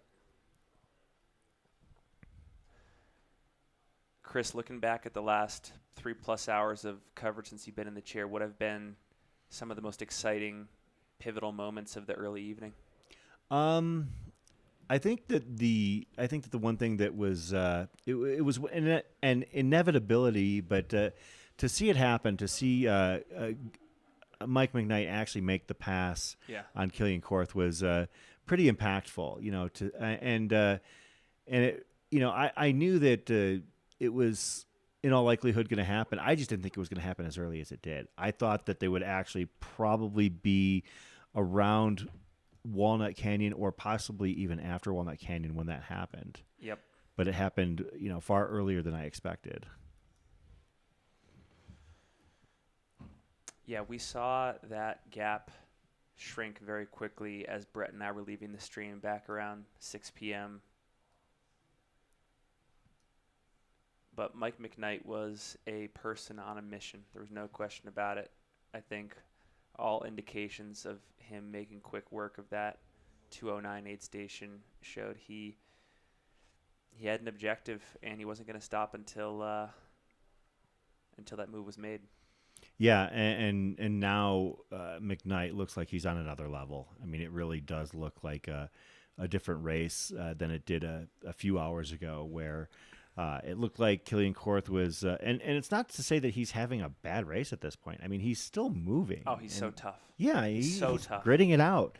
It's just that Mike McKnight is, Mike McKnight is already a couple miles past Walnut Canyon 8 and approaching one of the highway crossings he's going to have to make, Interstate 40, on his way to the Elden ascent. Did you get a chance to climb Elden this week, Finn? Brett and I are going to do the Blue Dot Trail tomorrow morning if we're not totally trashed from staying up till the break of dawn. What we might end up doing is we'll go and welcome in the runners at 3, 4 a.m. and then we might just put our headlamps on and start the run at like 4 a.m. and catch a sunrise on Elden or something like that, and then just go to bed after. And From downtown? From downtown. Oh man. Yeah. That's a heck of a run. No, it'll be gorgeous. Bundle up because it'll be also cold at the top of Elden in the morning. I know. Chris, two interesting bits of information that Brett and I got from Mike McKnight's crew chief, Ben Light, or one of his crew members, Ben Light. And maybe you were listening on the interview. He said two things that I thought were interesting. One, the only thing that is concerning to him is how Michael responds from an energy standpoint as soon as it gets dark. So will he feel an urge to sleep as soon as the sun goes down? The sun has gone down. How is he responding in this environment? But then B, on a positive note, Ben was saying Michael is one of the best descenders in the 200-mile scene. And once he crests Elden and he's got that long descent into downtown Flagstaff, he thinks that even at this stage in the race, Michael is capable of running 5-6 minute pace downhill heard miles. That, and I have to admit, I was skeptical. Yes. Okay. Very. I was thinking, man, that's tall timber because that's such a hard section to get up Elden, and obviously, he's gonna pick up the pace as he's heading down. I could see. I wouldn't have blinked. I wouldn't have hesitated. I wouldn't have disagreed if Ben had said like maybe 8 or even 7:30, which is amazing at that stage in the race. Absolutely, because I remember when Versteeg was hitting to Buffalo Park. I want to say because Rory Monahan was pacing. Rory said that he was going about an 8:45 9-minute pace. Yep. 250 plus miles into the race. So, but yeah, when he said sub 6, I was again I could be wrong, but it just sounded like such an ambitious number. Chris, one thing that's interesting to me, and I'm just looking at the leaderboard here. It looks like Sarah O, who we have just been so impressed by the last 2.5 days. It looks like the gap between her and Eliza has shrunken just a little bit. A little bit. I'm actually, I picked Sarah O to win the race, and I've known her for years as we've both been parts of the Arizona running community. But I'll be honest, Finn, I feel like I thought it would shrink a little bit more. Okay. She had taken on Rory Monahan as her pacer, and Rory's a super fast, disciplined athlete, and has run with and trained with the Ostaszewski sisters. But Eliza Lapierre has been absolutely just crushing it for the second half of this race. And again, that's Eliza and Michael both were not in the top of the leaderboards after day one. They basically kind of laid back. Obviously, Michael for some health and health concerns at Camp Kippa, but Eliza had been playing it pretty conservatively that first day, and now, well, she's atop the leaderboard on the women's side, and right now 4th overall. 4th overall.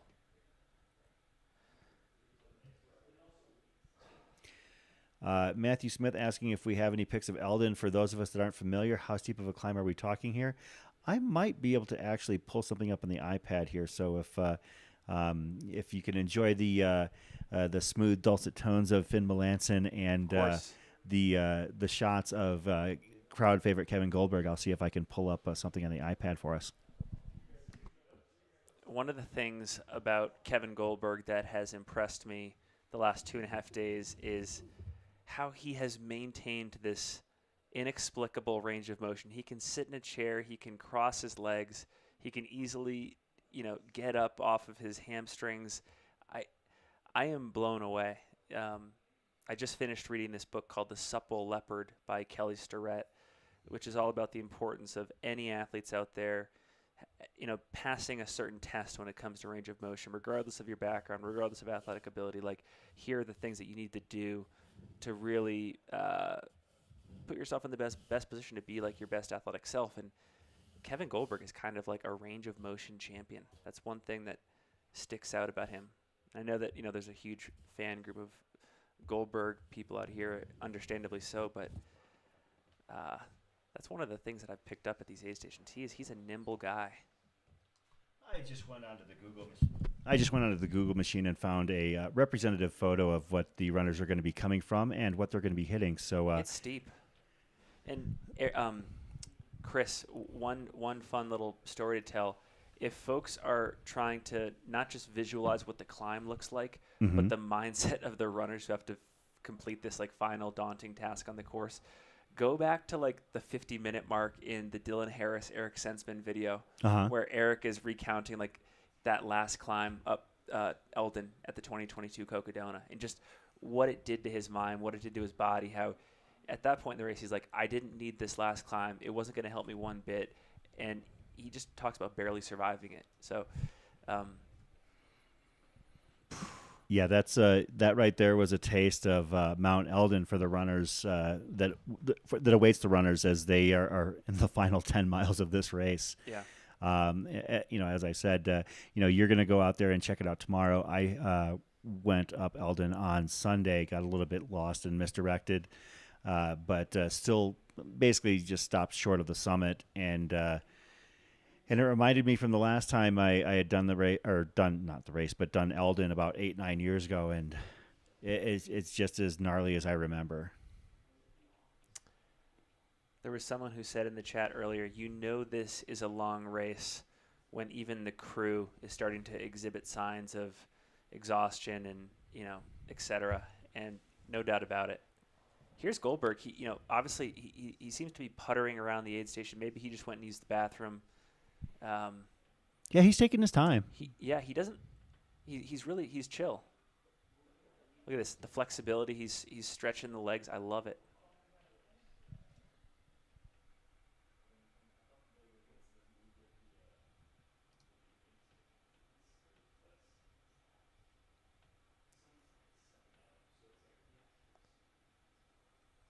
Yeah, he's got a pretty ample crew. I know that Jeff Garmeyer is in the aid station. I believe that he is out of our viewfinder here right now. I'm not sure if we'll see him, but I know that Garmeyer has hit the aid station. I don't know if he's actually left yet. Actually, you know what? He has left the aid station, so he is in and out. Rob, if you want a thumbs up to confirm that Jeff Garmeyer has left Chris, Fort Tuthill. Can you confirm that Michael Greer passed Killian Korth? Let's take a look. That would, according to so the tracker is showing that. Actually, it shows that Josh Perry and Michael Greer passed Killian Korth. Wow. Let's if you want to pull up the leaderboard on the iPad, I can share that with the audience as well. But I want to take a look at that and be sure, because as we know, we're kind of at the mercy of when the tracker pings in its respective moments. But yeah, based on how quick they are, let me know when it's ready, and I'll pull it up on the big screen. So it's showing the leaderboard a little bit out of order in this view. Yeah, But I am seeing.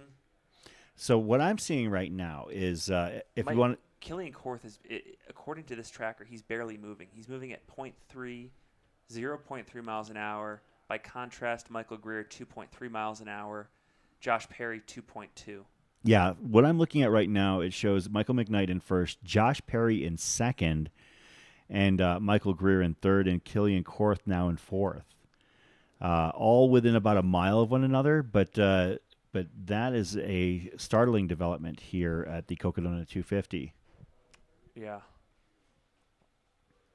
So just my hat's off to, I'm sure both our hats off to Killian. It is not easy to lead this race from start to finish. No, I know Joe no. McConaughey did it last year. Killian did it for the first 215 miles of this race, and he's one tough dude. I know that the last time we saw him at the 209 aid station, he had said that there wasn't much to say because the last 8 hours were, he was really in that pain cave. He was excavating that pain cave, as Courtney DeWalter might say, and he was existing in there. Yeah, the shot we're getting right now is from Sedona. One of our runners just left the Sedona aid station. About 90 miles left to go for that runner here at the Cocodona 250.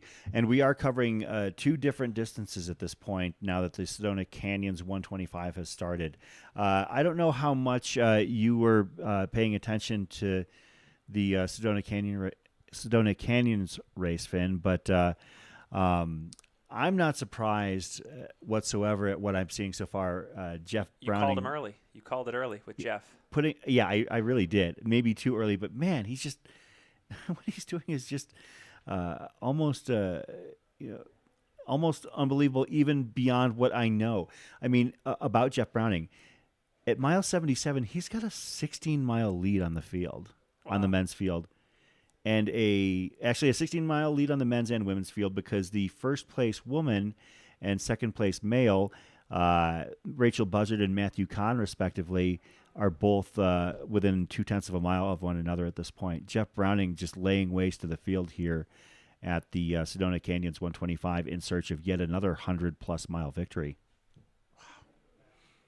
And at age 51, I mean, at what point he's not slowing down. He had a 5th place at Hard Rock last year. He's a regular whenever he races Western States or Hard Rock, he's always in the discussion of top 5, top 10. He won the Mogollon Monster here and set a course record. He's just an amazing athlete, and frankly, I love getting the chance to see him run up close because it really is a treat because. He shows that if you do things right and you work at it, you can maintain, a high level athletic capability well past what other people would have otherwise thought. I know that Father Time is undefeated, but it's always great to see people like Jeff who put up a fight. Absolutely. Yeah. They put up a fight and they do everything in their power. They examine their nutrition, their training, their sleep, their stress, their lifestyle, and they just hyper-analyze each of those categories, and they are clawing for every single possible advantage to extend the health span of their career. We have a runner here that I think of a lot when I think of Jeff Browning and how he has maintained his physicality and his skill into his 50s. His name is Kevin Tuck, and you're probably not familiar with him because he is a Phoenix local, but Kevin Tuck is still a kind of guy that hops on podiums here in the Phoenix area, overall podiums. Wow. And he's 66 years of age. Wow.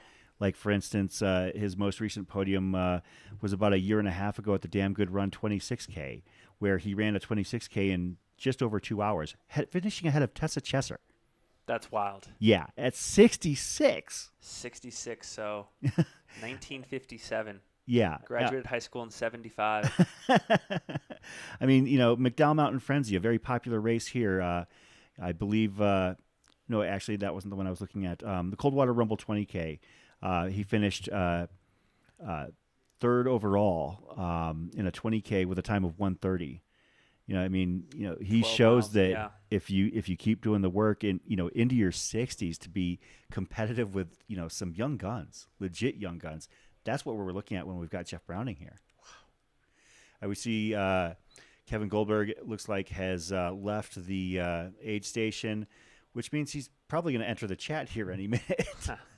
Yeah, there's a couple people that are inquiring about Jeff in the chat here, and Jeff has done a lot of podcast interviews in the past. One of the most recent ones he did was with Dylan Bowman on the Free Trail podcast. I really enjoyed it. I think Jeff does a great job of not just going through his background and hinting at, just some of the lessons he learned early on that, shaped him into the human he is today. But he goes very in detail about all of the things he does on a daily basis to make the performances that he's putting on today at Cocodona possible.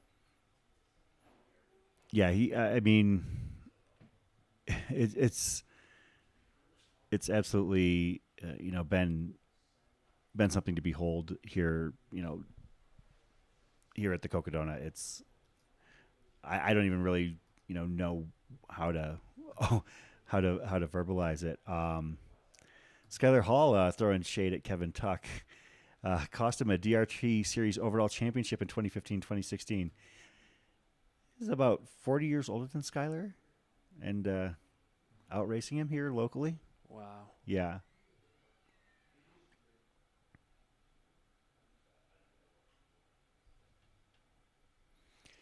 Folks, this is a shot from the Fort Tuttle Aid. We are limited in terms of the cameras we've got out on course. I know I saw a couple of familiar faces creeping around the Cocodona studio house, including Jamil Curry, which means that he's probably going to head down to the finish line and set up a static cam there, which will give us another perspective. I will tell you this, the static cam at the finish line is probably not going to be one with a lot of action at the wee hours. You have been warned, but at the same time, we got to make sure that we've got eyes down at the finish line because we're going to need them here in a few hours. If we're talking about Skylar Hall for a second, I'm curious, with all of the broadcasting pedigree and talent that he brings to the table, is Aravaipa going to re-sign this guy to another commentary deal? Where is Skylar? We need him back. We're missing you here, Skylar. There's an empty seat, and you should be in it. It's right here, right in between me and Chris. I'm always excited to see Skylar on the roster when we're putting together announce teams for these various live streams that we do because he really brings it. His work here with us at Aravaipa, his time on the Western States mic as well. I love his coverage, his knowledge of the sport of running in particular puts mine to shame. I mean, he's got a knowledge well beyond the ultra trail scene. I mean, I try and keep up with the races that I'm covering and the ones that my friends are running. But, if you ask me about a lot of races, perhaps abroad or, dare I get into the whole, road and track realm, I'm clueless. Yeah. Skylar knows all of that. I remember we were out to dinner at Tombstone. I remember that when you were in town and, he's talking about racers, in shorter disciplines. I'd never even heard of half of these people. And, I admire Skylar's dedication to his craft when it comes to learning about this sport. A little bit of confusion in the chat. Jason, Eric Sensman is now outpacing that. This is Finn Melanson on the bike now. Yeah. Certainly cannot totally make up for the loss of talent in Eric, but some people will say that I'm 25% as good, so we're working with it. I think you do a fantastic job. I really enjoy working with you, Finn. Eric was gracious enough to suddenly show up at our door literally this afternoon. I knew that he was going to be joining our Cocodona live stream at some time or another this week, but when he did show up, it was a pleasant surprise. Partially because he showed up with pizza, but the pizza was actually brought by a delivery person. He just happened to open the door for her. So that's incredible. Chasing cutoffs. Shinoa, our current person bringing up the rear in the Cocodona 250, who we talked about, has a crazy race schedule for 2023, is back on course. We'll be keeping an eye on her progress, but the runners right now that are in the back of the pack are chasing their next cutoff, which is at Dead Horse Ranch State Park. Dead Horse Ranch is at mile 135, and they have until 12:30 in the morning, which here in Arizona is 2.5 hours away. Skylar, the team that he coaches has conference championships this week. That's why he couldn't make it here for Cocodona. Gotcha. I mean, I would assume that he would be all in for a week of hanging out and being able to have some pizza coletta and some Flagstaff mountains, but because he's a big fan of the vert. Yes. Huge fan. Loves to climb. There's nobody who loves hills and mountains more than Skylar Hall. Audrey asking if Finn brought drinks because Senseman didn't get the memo, referring to the fact that Pete brought that bottle of Monkey Shoulders last night. And I always come strapped with liquid death. Good call. Good call. Yeah, I was hanging out with Pete last night, and That seemed fun. He put a dent in it. I mean, I had a couple of sips of Monkey Shoulders.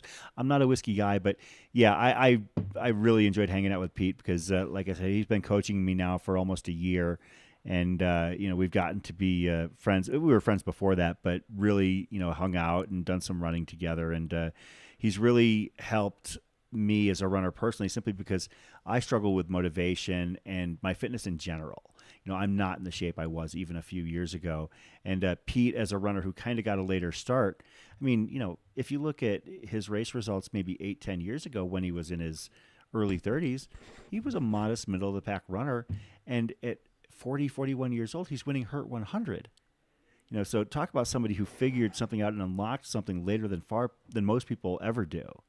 So that was one of the reasons I hired him as a coach, Yeah. Oh, that's awesome. Yeah. I mean, well, I saw a lot of parallels with his life experience and with mine that, that I was getting a later start on things as far as, how to learn how to run better. So hopefully we'll have some other cameras up and about here on the Cocodona course.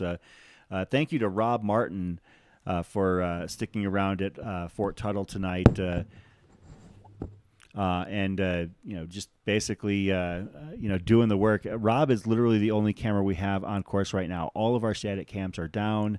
All of our follow cams are down. We don't have drone pilots at night for the most part. I'm going to see what I can do to get some camera coverage out there on the course. But Skylar, nothing but love. Top 60 performance is far more than I could ever hope to do. Who needs sleep? Ryan Fry. Hey, Ryan, thanks for volunteering to be out here. We really appreciate it. Folks, if you're in Arizona and you're interested in being part of Cocodona, I do believe there are still volunteer slots available. So if you want to check it out, you can always go to the Cocodona website. There is a volunteer tab on the ribbon at the top of the page.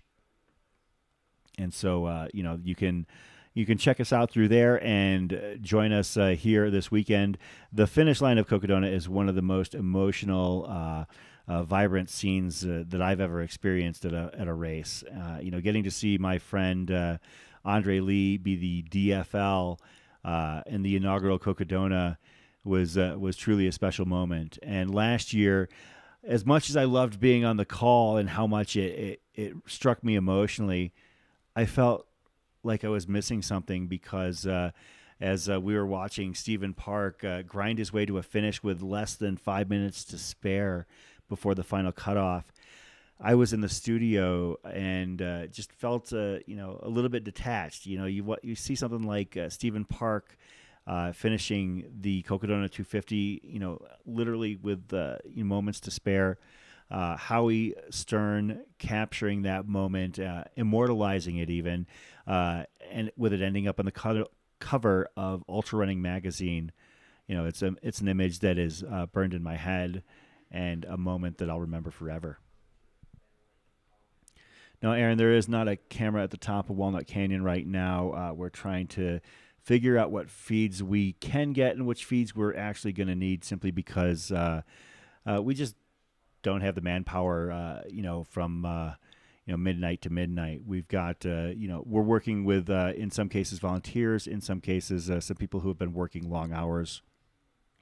But, we're grateful for all of the help and all of the manpower that has been provided by Aravaipa employees and our volunteers. So, John McKay, last night, once the Monkey Shoulders came out, we started playing a drinking game. Carnage was the word. Carnage is the word of choice for our broadcast colleague, Matthew Feldake, and producer extraordinaire. I want everybody here who is on the live stream to understand that when I'm on the air and Matt's on the air, Matt's working. When Finn and Brett are on the air, Matt's working. When I'm here with Eric Sensman, Matt's working. I'm actually giving him a moment's break right now, working as a producer/host, simply so he can step away from the microphone and from the headset for a few minutes. He has been working extremely hard this week to try and bring this Cocodona coverage to you. Not only coordinating the actual output of the broadcast, but for instance, when we have volunteers that register, he has to pivot from being an on-air producer to a coordinator of volunteers. So Matt Feldake has, I'm not saying that just because I know he'll probably come back and listen to this later, but Matt Feldake has done a fantastic job with this Cocodona live stream, and we do it because we have so many people out there that are enjoying listening to it. As of right now, we've got kind of a lull in the action. I mean, let's be frank. We're watching an empty aid station because we don't have cameras elsewhere out on course right now that we can access. I could show you our Munns Park static cam. In fact, I'll show that because that's literally the only operating camera that we have right now. And as you can see, it is nothing to write home about. So we really can't move on that camera right now. So Rob Martin's static cam is what we've got going on. We didn't expect to be on at this point. The original plan was the original plan for the Cocodona 250 coverage today was that we were going to sign off a little bit early. In fact, we were going to sign off about 9, maybe even 8:30.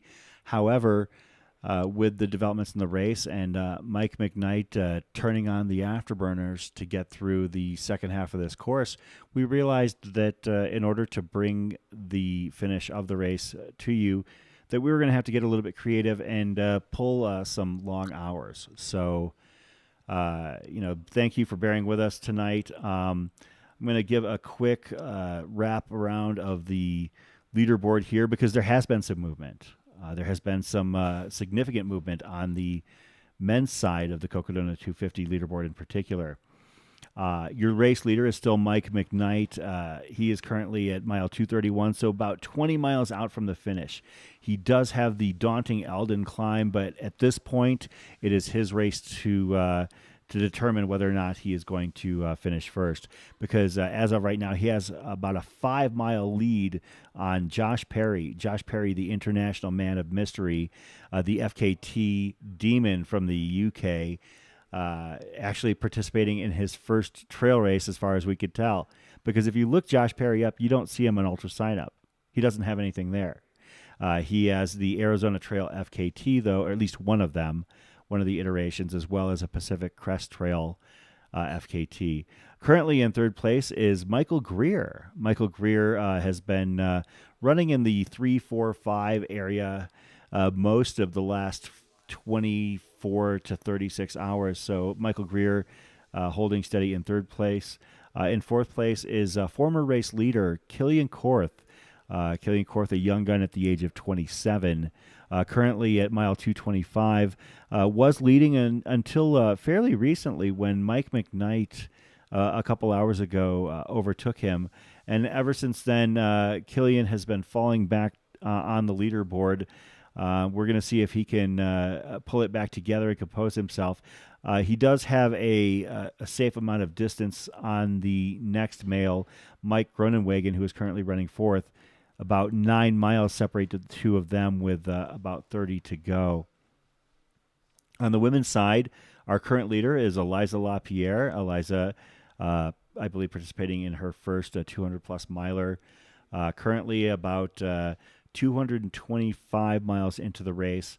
Running in second place right now is Sarah Ostaszewski, Arizona's own, about 4.5 miles back from Eliza. Excuse me.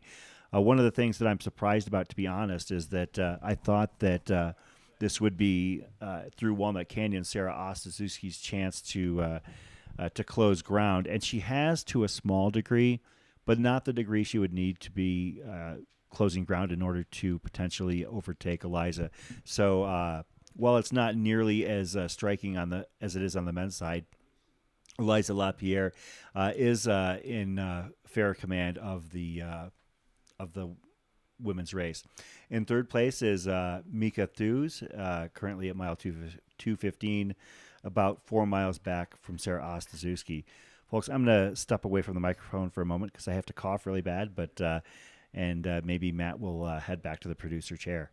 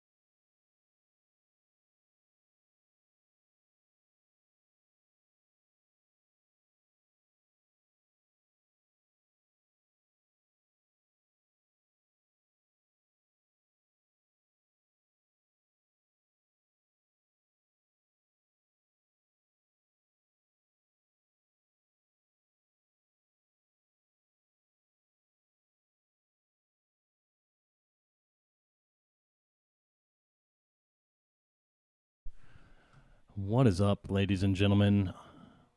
I'm back. This is your steady producer, Matt. I was on the commentary earlier. I'm back on the commentary plus producing here. So we are currently tuned in to the Fort Tuthill aid station. This is mile 211.3 for the 250 runners, and this is mile 86.1 for the Sedona Canyons runners, and this should be the starting line for the Elden Crest 36 mile, which will be starting on Friday.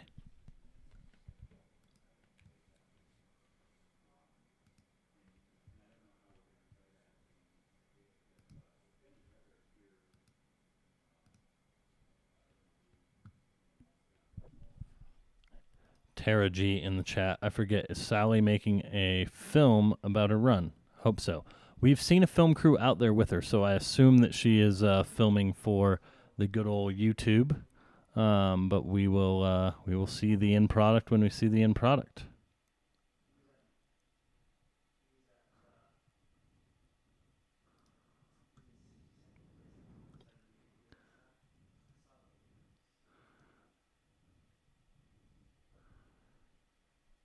Kevin Lara in the chat. I don't know if you're talking to someone in the chat or me, but hello, Kevin Lara Photo. Appreciate you being in the chat. This is true too. Thank you, Josh. Josh was filming out at Sedona, so he I'm not sure if it was Josh's camera that got the great Chad Wright audio, but Chad Wright from Georgia has a full dock crew running with him. Yeah, okay, you said that. I didn't read your full should have read your full comment before I started. So yeah, shout out to Chad Wright. He might have had some of the best audio sound bites of the entire day so far.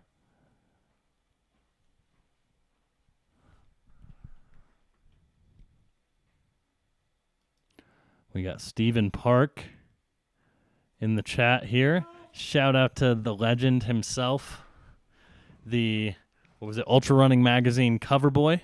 Yeah. The man that nearly made Chris Warden cry on the live stream. Yeah, nearly. And yeah, shout out to you. That's one of the most indelible images of this race. It's seeing the picture of Stephen Park. Ooh, this is a great question from Josh Fruin, who was filming for us out at Sedona.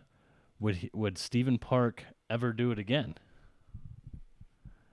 That's a great question. We heard from Eric Sensman earlier, who said no quite quickly. So we'll see what Steven says.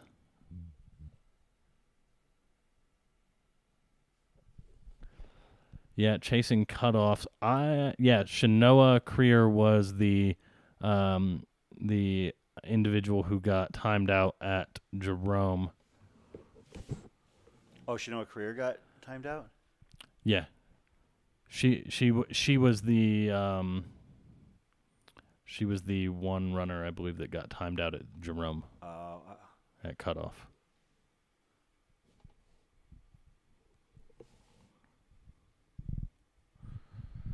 Stephen Park, I'll be back. My feet took a month to heal. Yeah, it sounds like a lot of people in the chat cried. Yeah, amazing effort, Shanoa. Huge shout out to Shanoa and to every other runner who towed the starting line at the Cocodona 250 or the Sedona Canyons 125. Just having the gumpture and the fortitude to even make the decision to sign up takes a lot of courage. So shout out to you all, and Chris Warden having me pull up the iPad here. Just such a memorable moment in the history of this race. Stephen Park finishing the Cocodona 250 2022 with less than 5 minutes to spare, and his effort, captured by the incomparable Howie Stern, made the cover of Ultra Running magazine last July.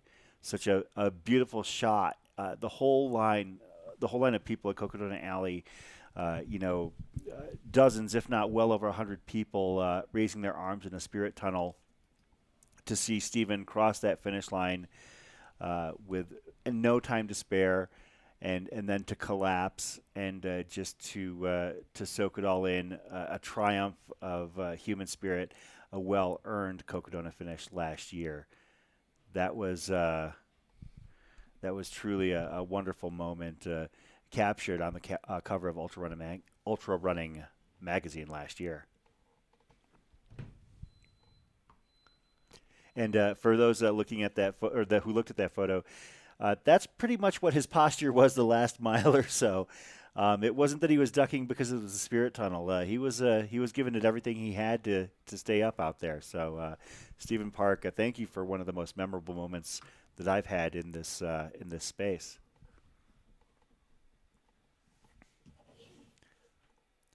Do we have an update on Cocodona registration for 2024? We'll have to take a look at that. So we're going to be tracking that here through the rest of the week, because now that the secret is out that the Cocodona 2024 registration is available, we do have a handful of people who have already jumped in. 5 have jumped into the 250-mile Cocodona race. We are now at 7 in the Sedona Canyons 125, and we have 4 entrants in the Elden Crest 36. Yeah, and if you are in the chat and you have signed up, put your favorite emoji in the chat for us. We want to know if you signed, or put a mountain emoji in the chat if you signed up for the Cocodona 250, the Sedona Canyons 125, or the Elden Crest 36 for next year. I'd have to figure out and scroll and find the mountain emoji. I don't ever use it, so when I was talking about the fact that this was our solo feed right now, I just got a text message from Rob Martin saying, "Are you saying I'm stuck?" No, we have some relief headed out there for you, Rob. So we're going to set up a couple of static cams across the course and kind of figure out what our game plan is here, as we're looking at a potential middle of the night finish for our leader in the Cocodona 250 this year, because Mike McKnight is just torching his way up to the base of Mount Elden, and when he gets there, it's going to slow him down quite a bit, because you just. What was it?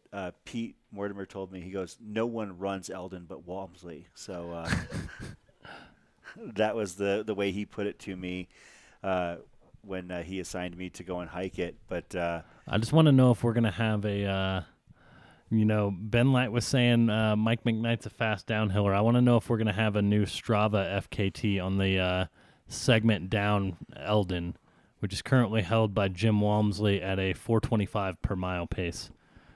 I'm guessing, I think that's probably going to hold. Yeah, I would think so. I would think so as well. That's one of the crazier Strava CRs in the greater Flagstaff area. Walmsley as a downhill runner is just ridiculous. I mean, at Kendall Mountain Run a couple years ago, he was doing 4:36s down that hill. Yeah. I mean, unreal.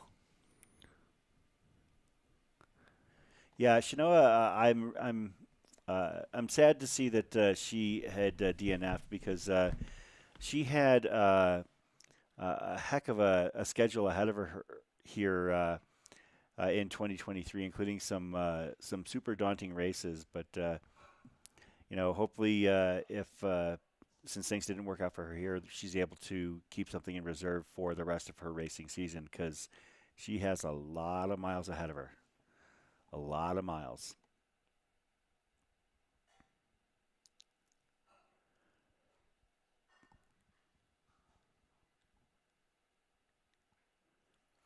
Jeff Browning is approaching the 80-mile mark of the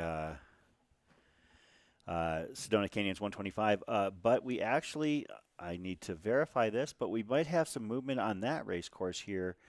Of course, Jeff Browning definitely hammering it out at front. But it's getting really tight for the second place female. Denise Barasa and Rachel Buzzard are separated by about 15 minutes. So maybe just a smidge over a mile at this point, separating first and second in the Sedona Canyons 125 on the women's side. On the men's side, it's not quite the case, as Jeff Browning is opening up a can of Flota on Matt Kahn. Matt Kahn currently running second, but 15 miles back. Shout out to Matt Kahn. That was one of Spider Pena's early picks for a podium, I think maybe as the race started or right before. So yeah, Matt Kahn is legit. The last time I saw Matt Kahn in a race course, he was coming into Buck Springs at Mogi and Monster alongside Aravaipa Racing Team member Nicole Hansen and Pete Kostelnik. So amazing. He races with some tall timber out there. Matt Kahn, excellent runner and a hell of a guy too. He's actually good friends with another gentleman who was in the race, Aaron Berger. And you know what? I'll be darned. Aaron Berger is currently the fourth male in the Sedona Canyons 125. That would be a thing if Aaron Berger could possibly contend for a podium at Sedona Canyons. That would I'd have to think that has to be his first podium at a 100-miler. I think that it would be amazing. Of course, as we mentioned yesterday, he is from Wisconsin, so we put up with him and like him even regardless of that fact. Because he did go to ASU, so he's a Sun Devil. You got to take the good with the bad.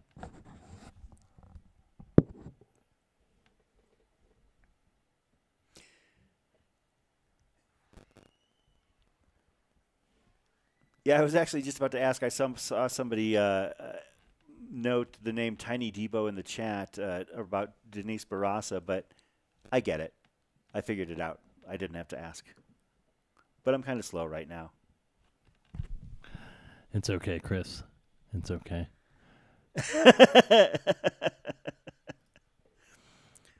Mike McKnight, I just can't get over, like, his signal is just moving. It's like physically moving on the running tracker. You know, he's crossed the tracks on the Arizona Trail.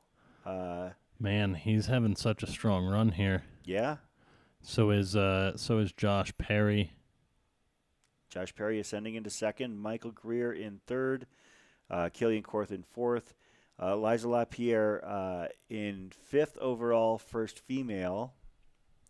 Not sure how far apart Eliza and Killian are. It looks like it's about 3/4 of a mile at this point.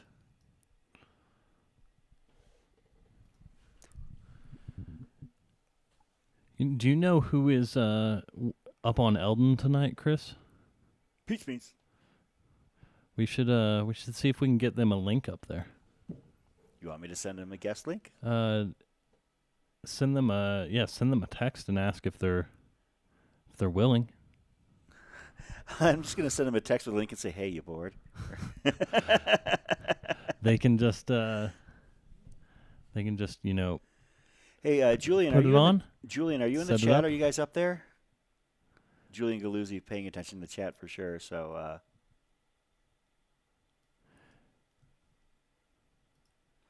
we'll see if we can bring Pete's Meats or and we Ann will or have Julian some on. runner cams following our lead runners in this what's going to be in the morning.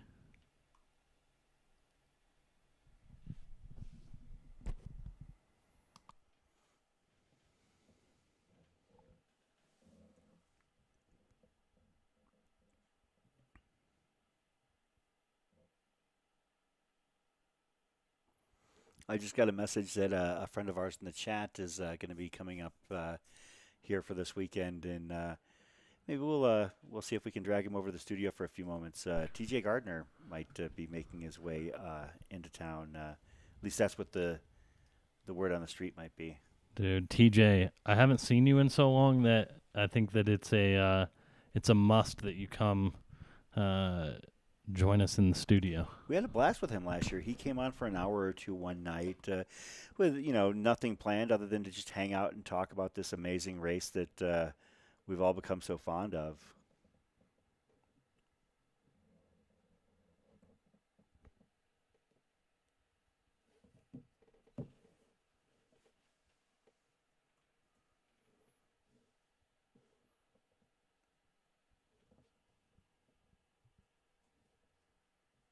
Yeah, from the sound of things, Josh Perry didn't find much he needed at the aid station, if I'm understanding correctly. Sounds like he didn't spend much time there at all.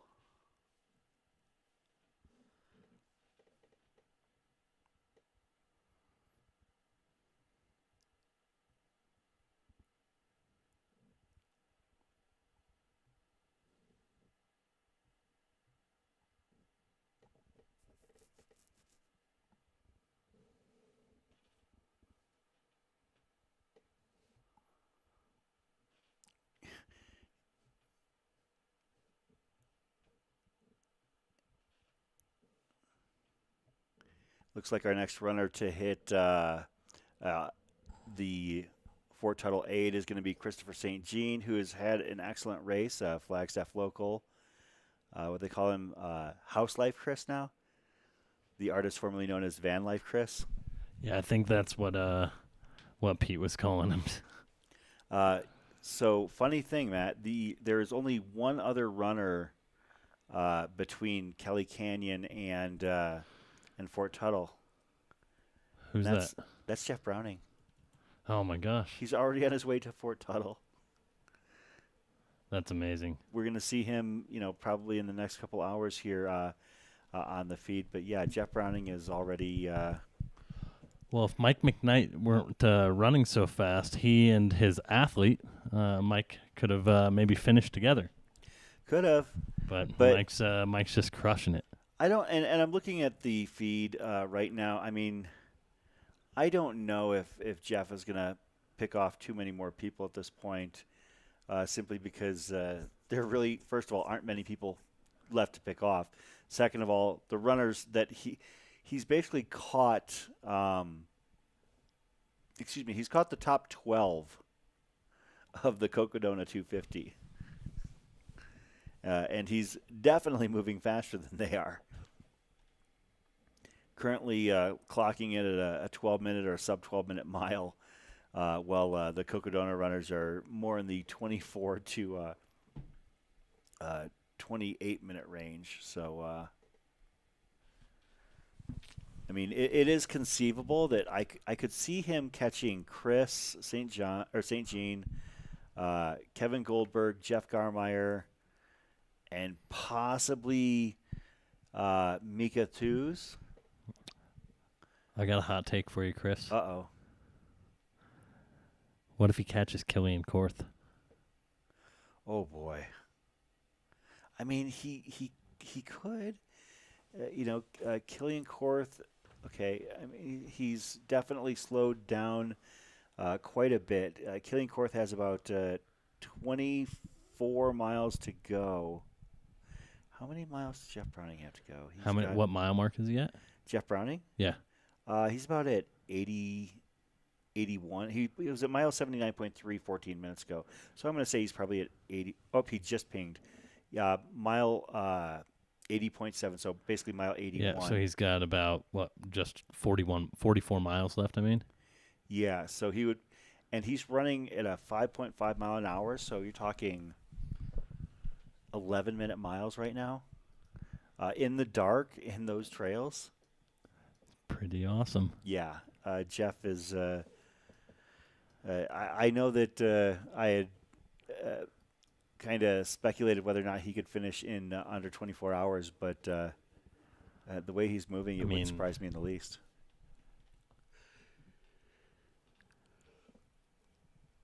We have movement on the Fort Tuthill cam. It makes me wonder possibly if Christopher St. Jean is on his way in.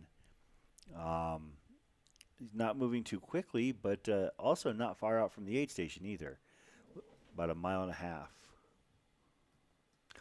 Most common words from Jeff Browning today. On your left.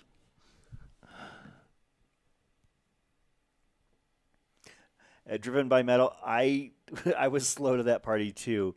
Just realizing there's a refresh checkbox on the tracker map that that will refresh the results for you every few seconds. So you're not alone, and I've been in here for days. So it took me until the end of the day yesterday to figure it out.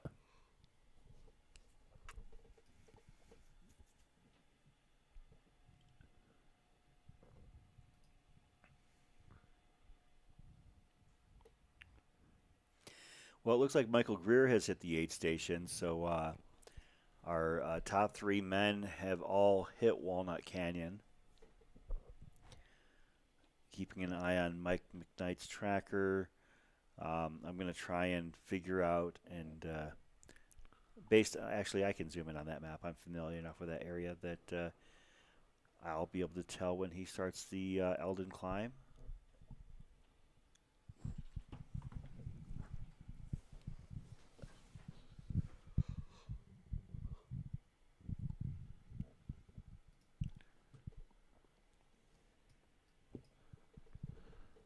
Yeah, and so he's... So are we going to stay on through, or are we going to possibly do a morning feed, an early morning feed? I think that we are going to ride it out, or at least I will ride it out on commentary here. If you need to get some much needed sleep, Chris. But yeah, I think that we will keep the show rolling, and hopefully reinforcements come in the morning.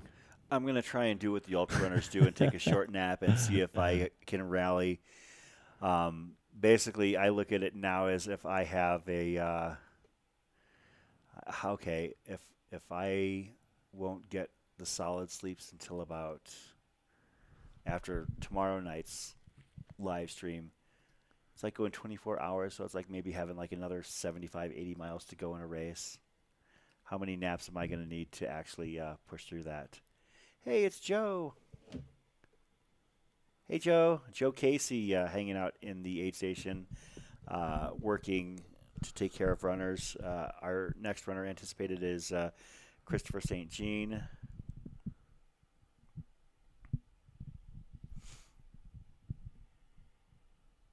Yeah, there's not a whole lot going on at the aid station. I mean, we're gonna have a couple runners make their way into Fort Tuthill, but let's be honest, not gonna be many. This is the best comment of the night. Or just throw up a static cam and let the patients run the asylum in the chat. We've done it before. Yeah, we have done it before. There's a chance that could happen at some point, but I think that it makes sense to stay on. I have brewed a full pot of coffee that I just went and poured to one recyclable, reusable Starbucks cup full and one Yeti tumbler full. So I'm gonna try to make it through Mike McKnight, and then we will kind of reevaluate from there. We will probably have to start a third stream here at about midnight, I believe. That stream should already be scheduled, so looks like we've got aid station captain there, Kim Casey. I did not realize that Kim was the aid station captain this year. Kim and her husband Joe right there hanging out, trying to stay warm while taking care of the runners. Yeah, hi Kim. Hi Joe. It's Chris Warden. I hang out with them at the local Aravaipa race circuit as they are fun members of the community. So, Campbell Hansen in the chat asking what time we think Eliza and Sarah will finish. That's a great question. I will do a little bit of quick math here, which on this little sleep may be dangerous, so bear with me, but I'll try to get you maybe a rough idea of what that finish time might look like. So last year it took Annie Hughes 13 hours and 17 minutes to go from Fort Tuthill to the finish. 13 and a half hours. So from when they were in Fort Tuthill, I would imagine that we're looking at somewhere in the range of probably 12 and a half to 14 hours, which I know is a little bit of a... Well, Annie's body was not nearly as punished as Eliza, Sarah, and Mika's are this year, having not had to do the early Crown King climb. So my guess would be we would see Eliza probably in the early morning hours, like the normal morning hours, like around 7, probably somewhere between 7 and 9 a.m. somewhere. Looks like Sarah, yeah. So Eliza, my projection would be probably between 7 and 8, and Sarah probably around maybe 9 to 10. Again, it's hard to judge because both these ladies are running, both these women are running really strong, and so they could be making up time on Annie, despite Annie having maybe a little bit fresher legs at the time. Yeah, I saw those red vines too. Chat room. I actually just started to crave them. I've been on a low carb training cycle, and I do miss my carbs. The only time I get to partake in any significant carbs are during race days and super long runs, or at least the longest runs that I've been doing. So. Oh, Liam, get out of here with that garbage. What kind of noise is that? Twizzlers only.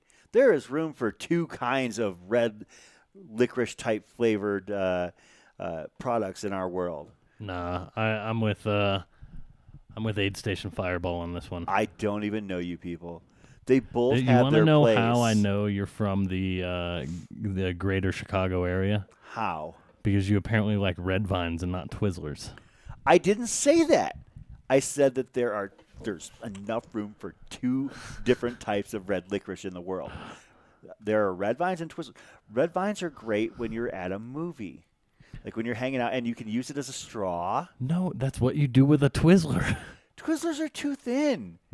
Like, you trying to, die of thirst while you're trying to sip your soda? I'm trying to make it through the movie. While you're trying to sip your Flota in the theater? Here we go. Me and Matthew Smith, I know we're first name buddies, but we're on the same wavelength tonight.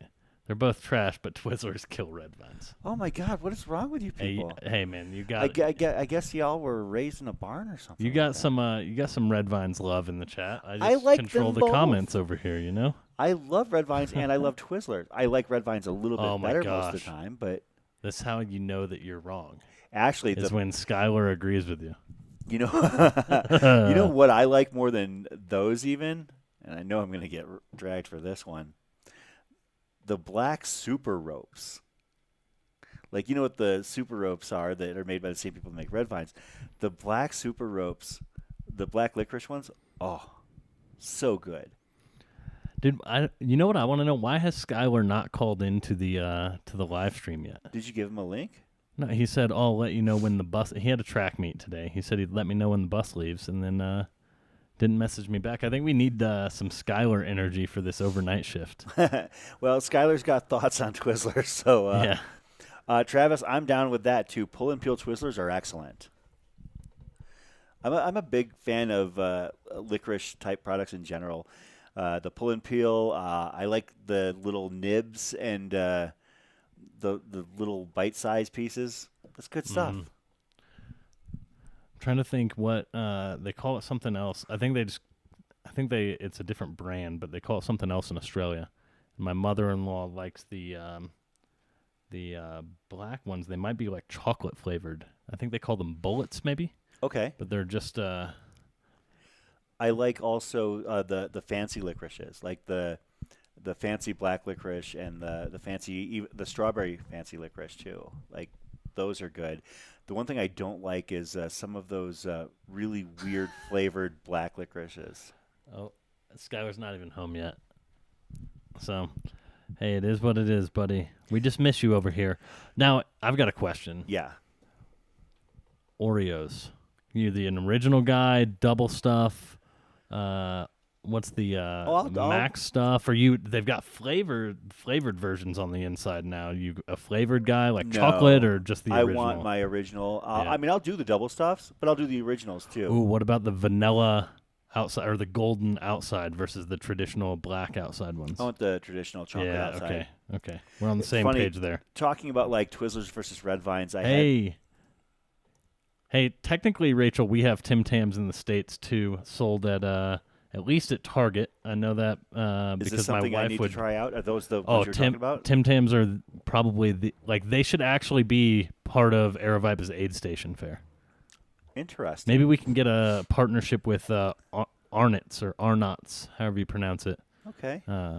Get some Tim Tams at aid stations. Make the race a little bit more international. Well, aid station food is vital, obviously. Actually, a couple of my favorites there are the Oreos. I like the fruit snacks that are there. The Mott's fruit snacks are fantastic. I'll usually throw a couple packets of those in my pockets when I'm running Crown King. When I was running Hennepin 100, this is one thing I actually wanted to pitch to Aravaipa. Shout out Michelle Hartwig at Ornery Mule Racing. She has at their aid stations the little fruit cups, the little mandarin orange fruit cups. And those are like the perfect little mix of juice and I was going to say the juice out of them has to be, maybe the best part. Well, the fruit is good too because it's peeled for you. Is so nice. Like you don't have an inordinate amount of pith, and it's tasty. So I was grabbing one of those at every aid station. Sometimes I would shotgun it there, and sometimes I would basically just take it with me.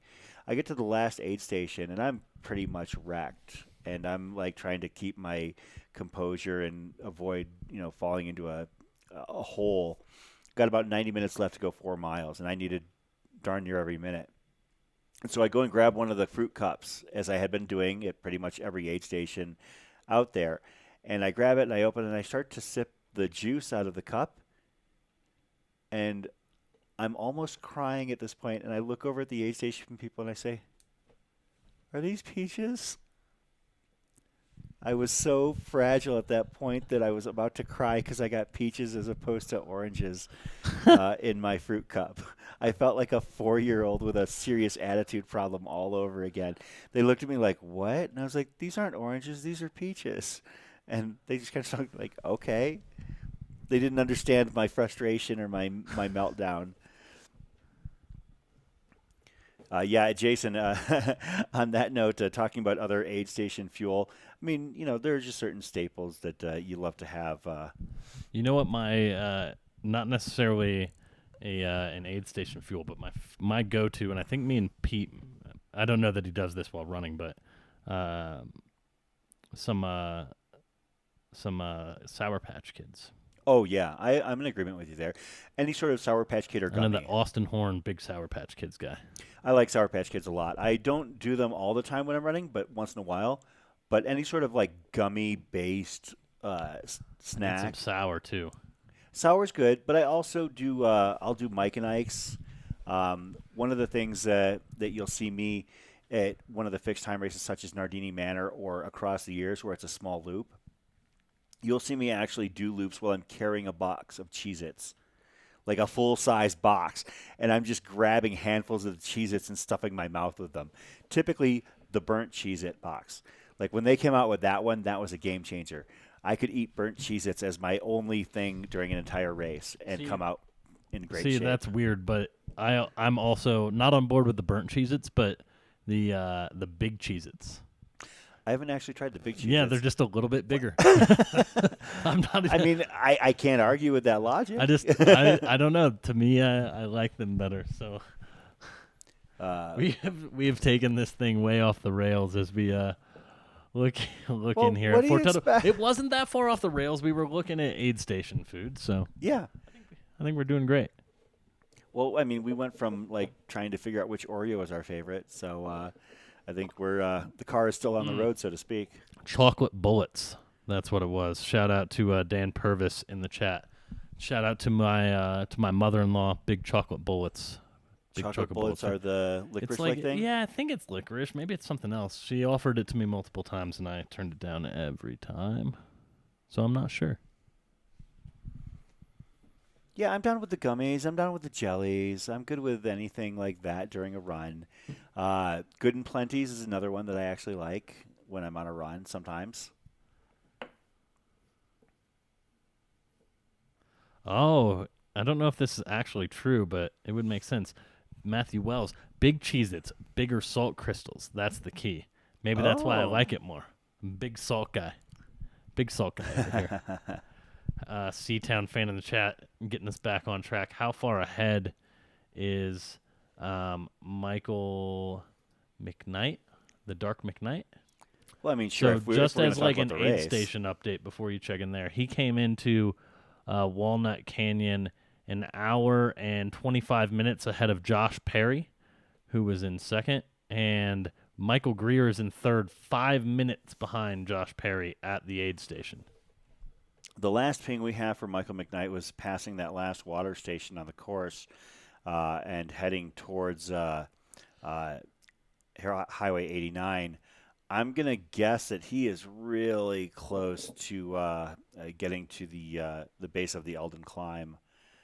He's got to hit the Christmas tree trail once he crosses ye old Route 66, and then from there he'll actually begin the ascent, the super steep Elden ascent.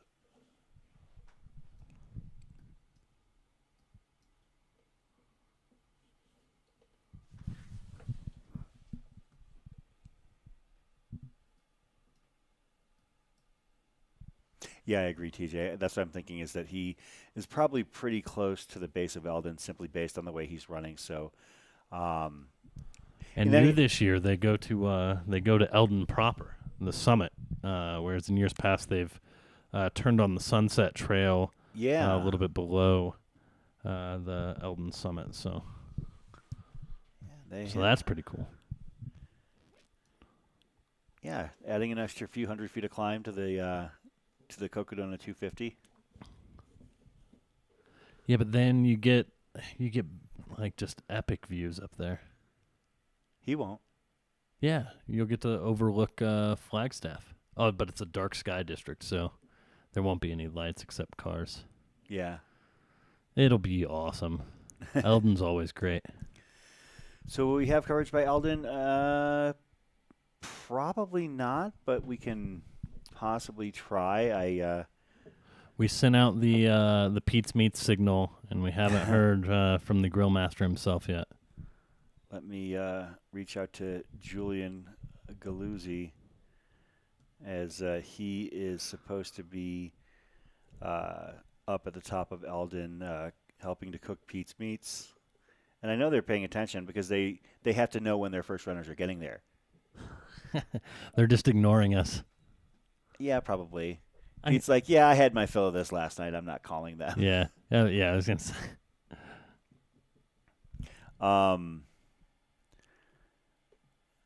Okay, here's a hypothetical.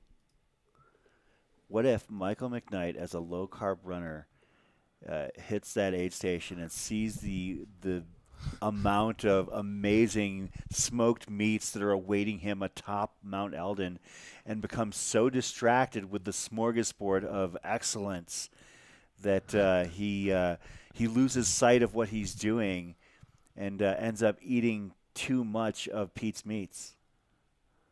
And he has a tummy ache coming down. And he has a tummy ache. Like he's up by an hour and a half. That was at the aid station. Are you telling me you've never spent an hour and a half at a buffet before? I don't know. That's a good question. Yeah, it'll be a feast for him up top. And shout out to Rob Martin, our filmer here. He's been hanging out after hours as Jamil gets out there and is trying to set up a static cam, so you can see Rob there. This is Jamil's camera feed that he's trying to get set up. So huge shout out to Rob. We appreciate him immensely. And this coverage here, this this aid station fair conversation couldn't be had without Rob. So shout out to Rob Martin. Yeah, Rob Martin, he's done so much for this live stream already this week.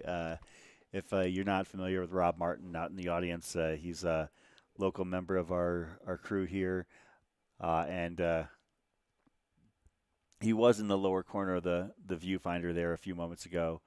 Rob is a local runner, and he picked up our Flota to bring it to the studio so we could partake and try it out for the first time. And now he's out at Fort Tuthill filming, and then he's going to run Elden Crest 36. I think while we have a little bit of a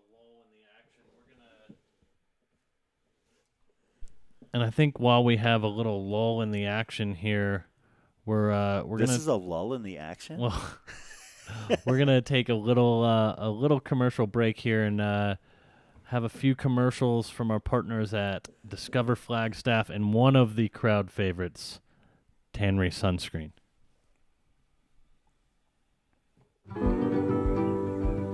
My name is Eric Sensman. I'm an ultra runner based in Flagstaff, Arizona, and this is where I do the bulk of my training. Buffalo Park is iconic in Flagstaff for really people of all. Ultra runner based in Flagstaff, Arizona, and this is where I do the bulk of my training. Buffalo Park is iconic in Flagstaff for really people of all walks of life, not just runners. It's just a central place that allows you to access all these different trails and areas north of town. Buffalo Park's an iconic meeting point for runners and walkers and visitors alike. Because the trails are so accessible and so prevalent in Flagstaff, it makes it really easy to go for a run, be in the woods, get out of town, but be able to very quickly come back and finish in town and meet up with your friends, go to a brewery, get a beer. It just feels like the town has evolved to adapting to and welcoming in runners and outdoors people as it's grown.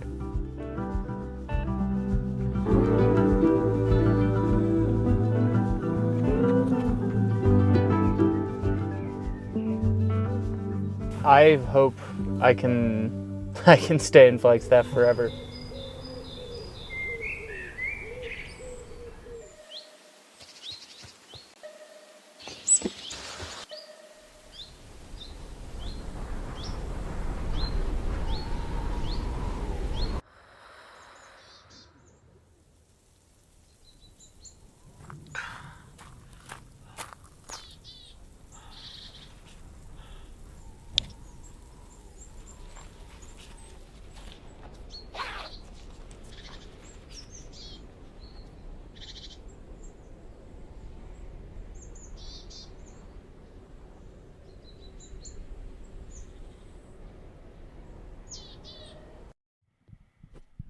shout out to our incredible brand partners, Destination Flagstaff and Tannery Sunscreen. Without their support, we none of this would be possible. So huge shout out to them.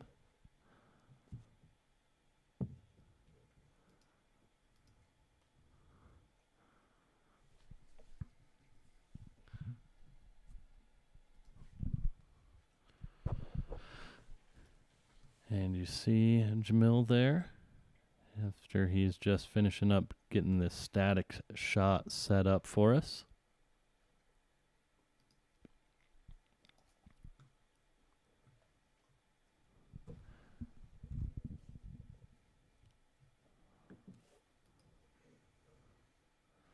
And let's see if we have an update on Mike McKnight's tracker. 21 minute. Oh, we got an update 3 minutes ago. Looks like he was still closing in on 89A.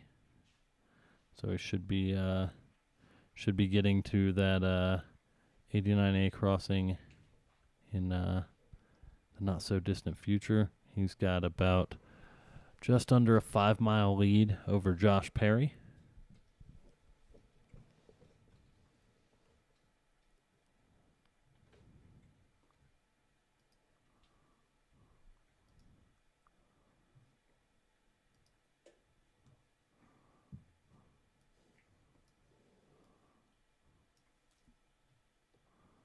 And we do also have a feed up at Munns Park as well here.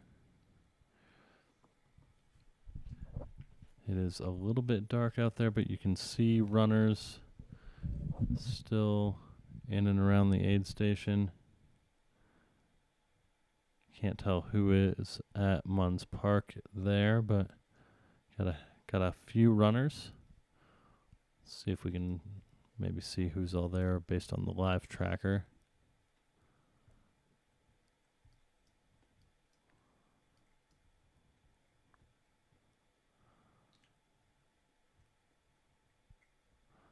Looks like Sally McRae is there.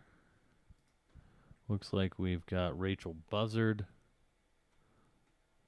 We've got Austin Newblum. Rachel Buzzard is in the Sedona Canyons race. We've got Matthew Kahn also in the Sedona Canyons race.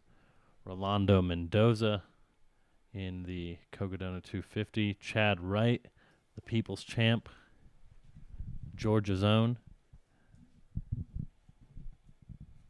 And then it looks like we've got Kevin Tiffany and Andrew Smith all in the Munns Park aid station there. And we should see Speedland athlete Don Reichelt, I apologize if I'm mispronouncing that, coming into Munns Park in a little bit.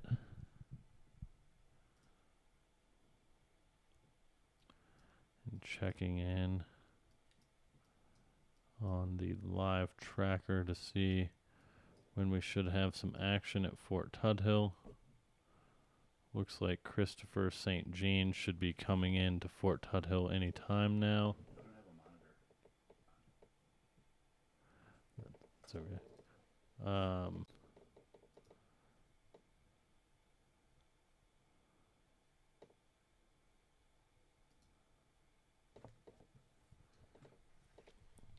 So we'll keep an eye on that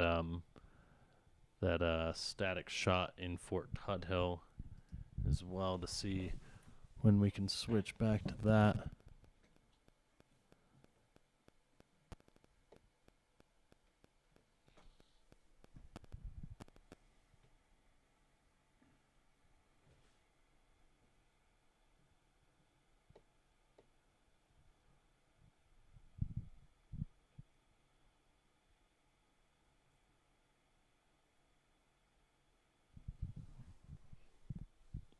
And that is Sally McRae getting ready to go out. Oh no, that is that Rachel Buzzard? Yeah. Right there, with the blue pack.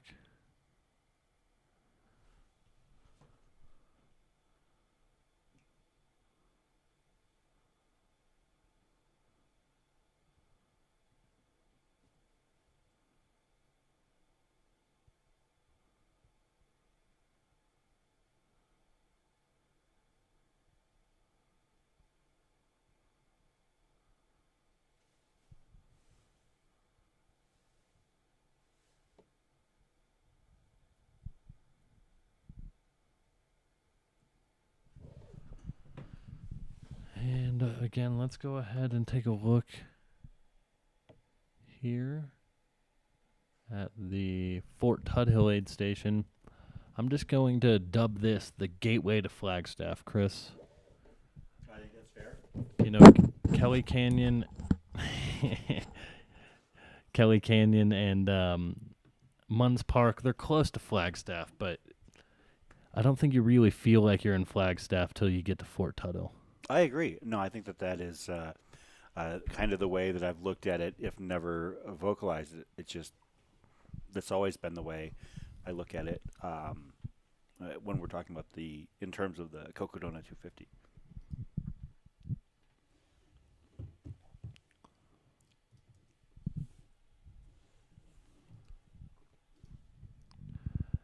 And Chris, this is pretty amazing. We still have 700 people tuning in right now at 11 p.m. West Coast, 2 a.m. on the East.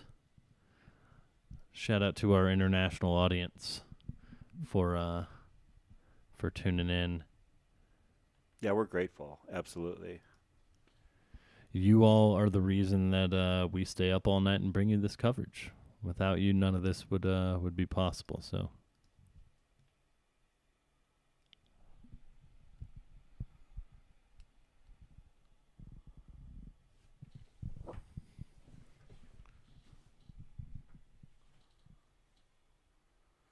So is this now the static cam as opposed to Rob? Correct, and it looks like we do have maybe some footage of Sally, and we'll see. It looks like we're not getting... Oh, we are getting audio now. Let me turn this up. Hey, Bryce, how are you doing, buddy? Excellent. How you doing, Matt? I'm doing good. I think we're better because the live chat gets to see Miss Sally McRae. Sally, how are you doing? I'm doing good. Our numbers just bumped by about 5%. Day outside of heat, but this is a beautiful course. Yeah. What has your sleep looked like up to this point? On the first day, on Monday night, I got like 65 minutes of sleep, and then Tuesday I got about 7 minutes, and then just now I got 60 minutes. Awesome. Are you planning any more sleep from? Oh, that's an awesome setup. Are you planning any more sleep from here to the finish, or are you trying to push straight through? I'm going to try to push through. I love might it. do a nap in there, but yeah, I would like to finish out the 58 miles. I love it. Are you excited now that you're up in the high alpine environment of the Coconino Plateau? Are you excited for this next kind of 55 to 60 mile stretch? Yeah, I've never been up here before, and so I'm really excited to see it. I feel like every stage of this race has been so beautiful and diverse. So it's like a beautiful surprise every section. But I'll be honest, every step is pretty extreme. I have some pretty bad blisters, and I ripped all the skin off the back of both my heels. So yeah, it's painful, but we're still moving along. I don't have any like crazy injuries that are keeping me from taking steps forward, but we'll just be moving very, very slow for the final 58. But keeping the eyes on that finish line, eyes on the prize, is definitely worth the discomfort to finish this beautiful course, and super excited to be here. And hey, it's just skin, so it'll heal. It's super painful, but it'll heal. And yeah, I have a lot of good memories that I'll be taking with me from this event. So thanks so much for covering it. You guys have been amazing all week. Thank you so much, and huge thanks to your husband Eddie for popping into the chat and keeping everyone up to date. We appreciate it. You're the real MVP at keeping the live stream chat off our backs and keeping us all up to date here. So huge shout out to you. It's definitely been a collaborative info share, like back and forth. I know that based on my experience talking to crew people in the past, that you leverage what we provide here on the live stream. But at the same time, you've been sharing a lot with us too, Eddie, and we're really grateful for that. Yeah, you're welcome. It's been fun. Good, glad to hear it. Sally, has this course? Are you where you thought you would be in terms of your mental and physical status right now, or did you think you would be like a little bit better, or did you think you were going to be worse? You know, I never get blisters, so this is a pretty big obstacle for me because I have blisters all over my feet, and yeah, both my heels, all the skin is gone. So yeah, that side of it has been a big challenge for me, but I will say that I'm very happy to have arrived this far. This is the furthest I've ever run, and I have genuinely enjoyed every segment. I've met so many incredible people, and outside of my feet, my body feels really good, and I feel strong. And you know, my goal from the get-go is to come here and learn this distance. And you know, I made some mistakes, obviously, with my feet, but outside of that, this is a whole new adventure for me, and I've learned a lot. I'll be excited to share that probably later on in our YouTube channel. But yeah, this has been everything that I hoped it would be and much more. We love it, Sally, and we love, you know, your incredible positive energy, and we don't want to keep you too much longer, so we just want to say, you know, thank you for us in the live chat for taking the time to chat with us, and you know, enjoy every step from here up and over Mount Elden all the way to the finish, and we'll make sure that we're checking in as much as we can, and everyone's rooting for you.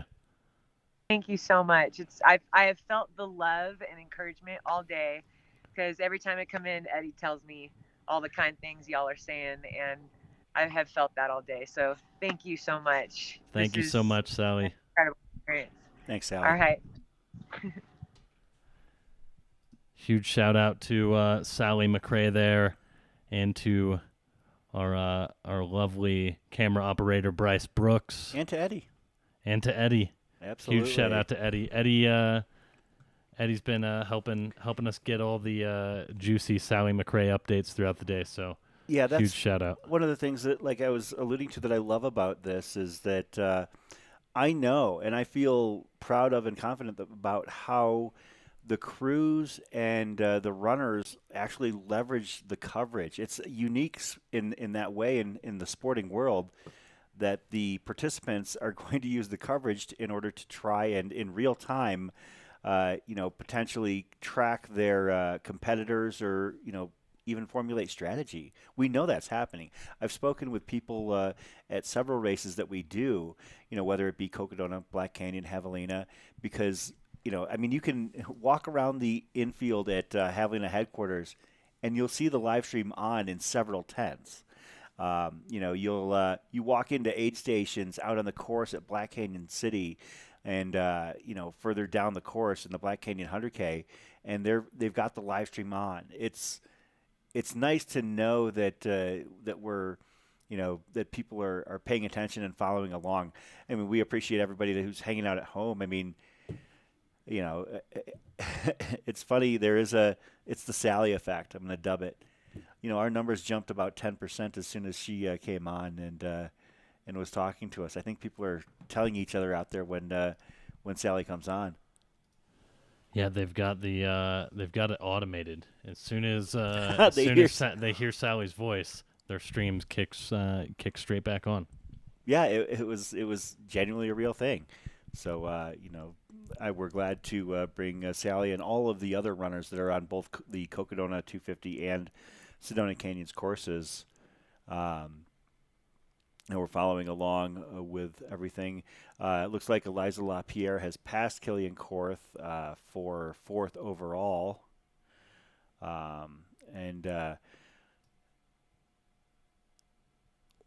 There's only a handful of runners that have actually passed Fort Tuthill. As we've mentioned, Michael McKnight is, looks like Mike is...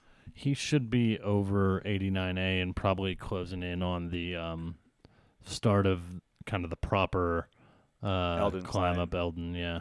Well, that makes sense. Did we get a Christopher St. Jean sighting at Fort Tuthill yet, or no? I haven't seen him. I know that we lost our feed for a minute, but it is back. So we'll stay kind of tuned in here for just a few minutes. Oh, it looks like maybe our camera is up and moving. Jamil might be still Is trying there to a set some drone stuff on up. there? I think Jamil's still trying to set some things up here. Well, that is a pacer bib right there. So I'm assuming that Christopher St. Jean is in the Fort Tuttle aid. We hear you. Is that him right there? Down below or sitting down in the Yep, green? that is him in the green right there. Christopher How's it St. going? Jean. How you doing? Dude, loving life. We're surviving. So, yeah, it's weird to be here. I feel like Tuthill is the place that, like, when you get here, you're gonna finish. Like, that's it. So, as bad as the body feels right now, it's like, suck it up, get to the finish. It's gonna happen. So, yeah. Looking Awesome. good out there. We love it. And have amazing vegan pasta. It's pretty crazy. You'd love to see it. And take a nap. Formerly van life Chris Not like a little sounds few like he's minutes. still in pretty positive spirits You're here. gonna sleep. You're gonna sleep here. I'm gonna sleep here. Yeah. Okay. Just because, like, it's either sleep for an hour here and don't sleep at Walnut, or like sleep for like half an hour here, sleep for 20 minutes at Walnut. I feel like that's kind of the two options, but I think I need to sleep here. So, yeah. How are you feeling? You ready? I'm great. I'm ready to go. Yeah. Got my feet taped up. Oh, okay. I had some And, giant ass blisters. You can hear Chris trying to contemplate strategy as to where to take that last sleep or sleeps. I have to agree with him that Fort Tuttle is the place to do it because it's so much more comfortable than an outdoor sleep station at Walnut Canyon. Couldn't agree with you more, Chris. I know you're a big fan of basically just taking a dirt nap down on the side of the trail. We Well, I alluded mean, to that yesterday. Could feel nice down in the canyon. Just get a little cozy. I don't know. Cozy up next to a ponderosa pine. That's some wild territory out there down in Walnut Canyon. I'd be afraid of being a stray of some sort of critter out there. It could happen. I'm just saying, it's probably nice and cool. Oh yeah. We're hearing. You're not wrong. Mike McKnight, the tracker shows that he is cross Route 66. He is basically heading over to the Christmas tree trail that is kind of a cutover to the actual Elden climb, because once he starts the Elden climb, it's basically straight up the side of the mountain. Very limited switchbacks. It's a very steep piece of real estate, and it is the last major daunting situation that he'll have to conquer in order to finish the Cocodona 250.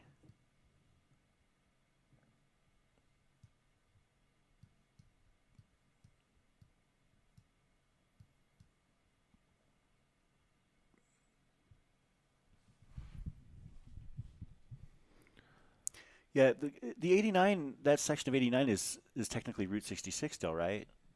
I think so. Okay, yeah, I was going to say, I know it is through most of town, so I wasn't quite sure. Oh, if no, it was it that is. far. No, it's not. Oh, it's not. Okay. Yeah, it veers off, looks like. Oh, you're right. Yeah, it doglegs to the east a little bit there, so.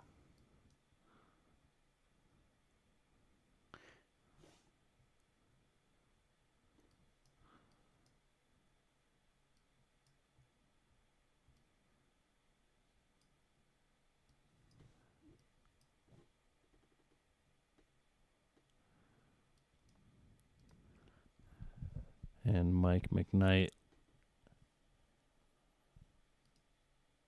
is, just one little climb away from the Elden aid station. Looks like based on his mileage, he's 4.3 miles from the aid station, which means he's probably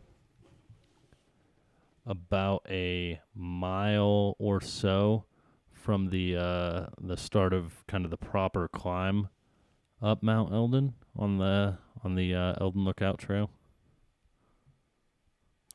Yeah, that would make sense.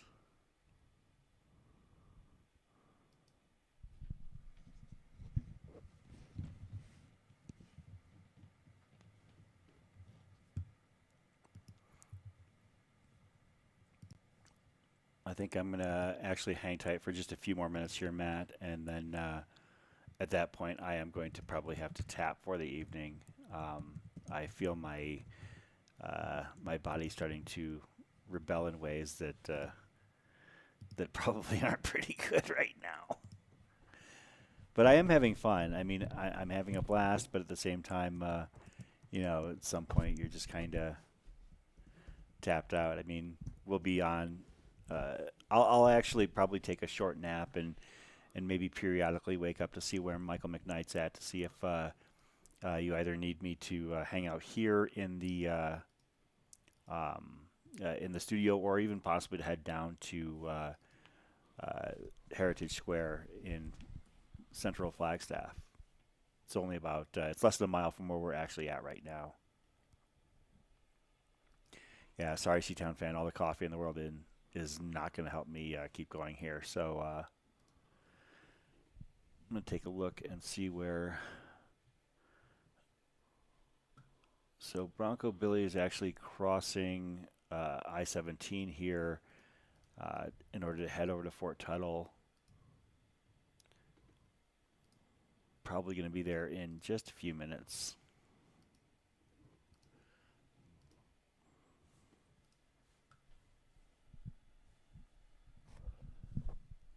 A few meaning like 60 or 70, I guess. Even reading maps becomes difficult at a certain point. We're just kind of laughing at ourselves. At least I'm laughing at myself here at this point as things have kind of descended into madness. Thanks to the amazing efforts of one Michael McKnight, completely throwing our sleep schedule off. In the interest of full disclosure, right, man, I think it's fair that I can say this, that we were thinking that we'd probably be signing off about 9:30 tonight. Maybe earlier on. Yeah, we thought, maybe we'd have like a 9-ish sign off and be up maybe 4 or 5 a.m. Yeah. But Mike McKnight he just needed to lay down the gauntlet here. He better not take a nap up top Elden. I'm here for it. He better not sit and have. Here's what I'm worried about. He's going to sit up there, follow the live tracker, and just eat, a rack or two of ribs until the next runner gets to the base of Elden, and then he's going to take off. Well, that's the thing, because a runner can get to the base of Elden and technically only be like a mile and a half behind, but that's a 45-minute mile and a half. Yeah. Yeah, so it looks like 18 minutes ago, Jeff was, based on what my tracker is reading, Jeff Browning was 2.9 miles away 19 minutes ago. So we should be seeing him in Fort Tuthill in the pretty near future. Hopefully he comes inside the aid station so that we can see him.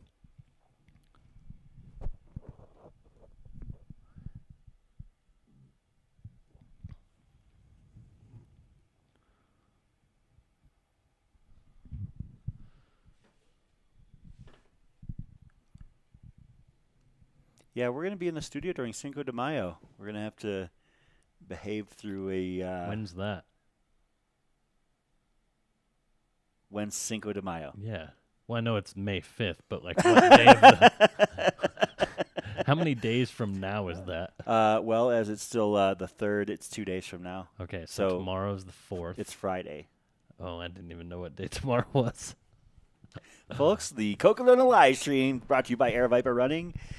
We're... tomorrow, Travis Longcar, shout out. May the 4th be with you.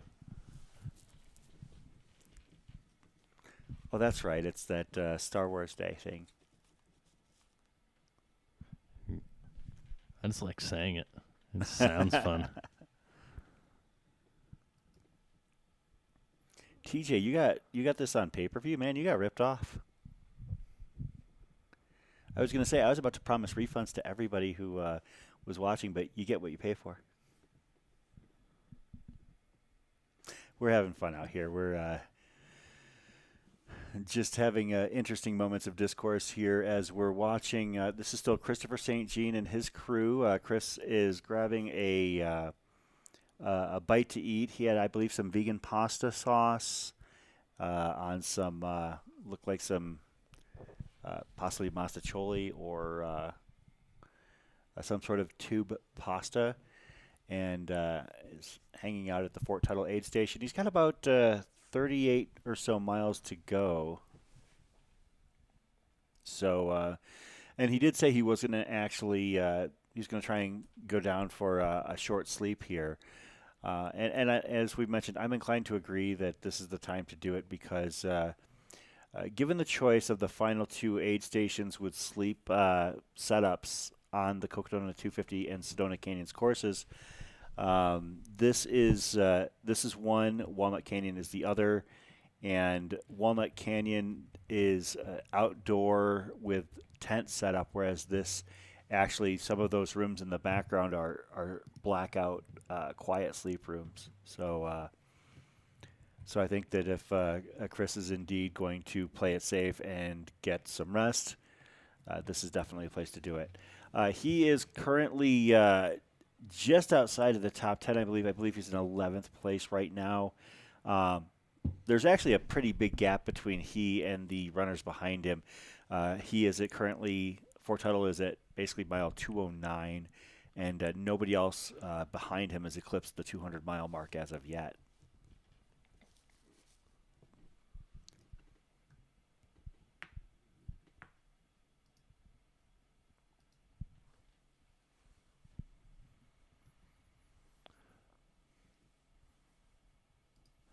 Note for next year, outsource the night feed to Australia. Can I sign up for that shift? Oh, that would work. That would work for you. You could work remotely from Australia. That would work out pretty well. You could produce over there, and Bryce could produce over here. Yeah, I'm just saying we can make that happen. You could teach Brett and I the ropes of how to keep the production on the air.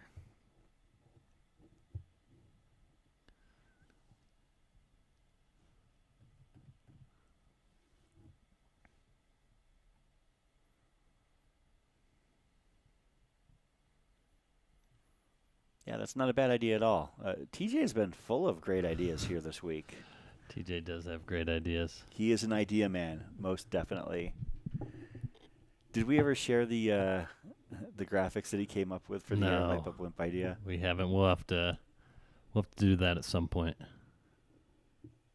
Yeah, excellent stuff. TJ is a truly talented graphics person, so he was actually the one who came up with the original Aravaipa After Dark logo.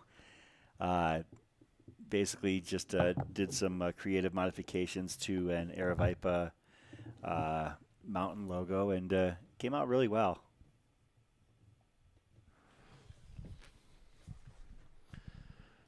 Yeah, Skylar, I think you should definitely take the Team Australia time slot.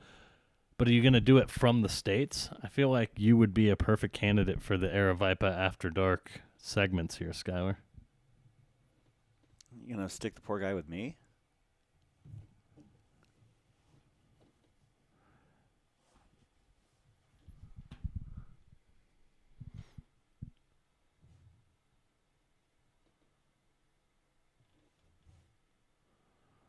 Our blimps fly upside down here.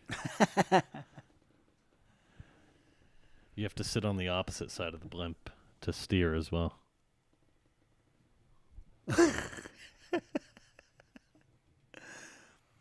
Oh, everything's funny at this time of night. And again, if you're just tuning in, we have our eyes glued to the Fort Tuthill aid station as we await our men's Sedona Canyons 125 race leader, Mr. Bronco Billy Jeff Browning, who should be here pretty shortly. Yeah, it's been 24 minutes since his tracker last pinged, and Jeff has been basically running this whole thing. I mean, like when I say running, I mean running, like averaging, maybe a 10-minute mile pace. 83 miles into the run. I mean, they started at 7 a.m. today. Yep, that's correct. So he is currently math on the air. 16 and a half hours in. Yep. 16 and a half hours. Oh, he just pinged again, and it's now mile 85.2. So 16 and a half hours in, and he's 85 miles in. So he's going to actually hit the 100-mile mark in under 20 hours.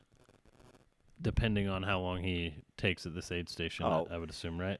I mean, in his case, he's probably just going to be in and out. You know, he's not somebody I foresee taking a significant amount of time. Oh. Browning has only 33 minutes of stop time so far. I'll be and honest. A lot of that was at Munns Park, where he sat down and ate a plate of eggs. Yeah, that's right. And I'll be honest, like that even seemed kind of high compared to what I expected.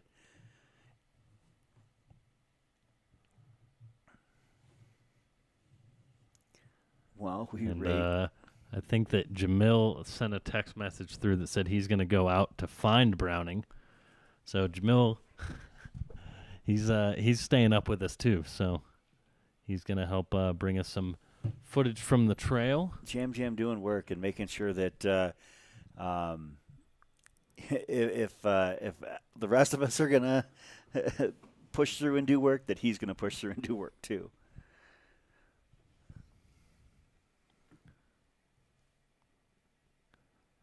Putting the hood on. I want to know what Oreos he's grabbing. Looked like, here we go. Yeah, he got some Mott's fruit snacks. There we go. Oh, and some Goo Chews. Some Goo Chews. And Spring Energy. Shout out to our partners at Spring Energy. But it looks like... he threw him back. He's faking us out. No, he's going to take the Spring Energy. He's a smart man. Yes, he knows what's up. Take the sponsor product, baby. Yeah, so looks like Jam springs to action. This is why I love doing this. I mean, when we're kind of struggling at times, there's Chris Thornley right there. Somebody steps up. Earlier it was Rob Martin, now Jamil Curry. This is why it's all worthwhile. Sometime it'll be you or me, Chris. Sometime. One day we'll step up and pull our weight. Oh, jeez. See, and here I was talking about I'm going to go to sleep here real soon because I'm tired. And now I feel like I can't do that. Can't do that. You can't go to sleep until you're hallucinating like Rob Ricardo was at the end of the inaugural Cocodona live stream. Oh, man, I watched that back a few times. Actually, you know what? I think I can stick around because from the looks of things, if I'm reading the tracker correctly, Browning's like a half mile out. Yeah. Like really close. Yeah. Well, that's why Jamil was going to go get him, but Jamil got suckered back in here. Probably because he knew that if Browning is only a half mile out, he's only 5 minutes out anyways. Does Jam even put his shoes on for anything like less than a 10-mile run?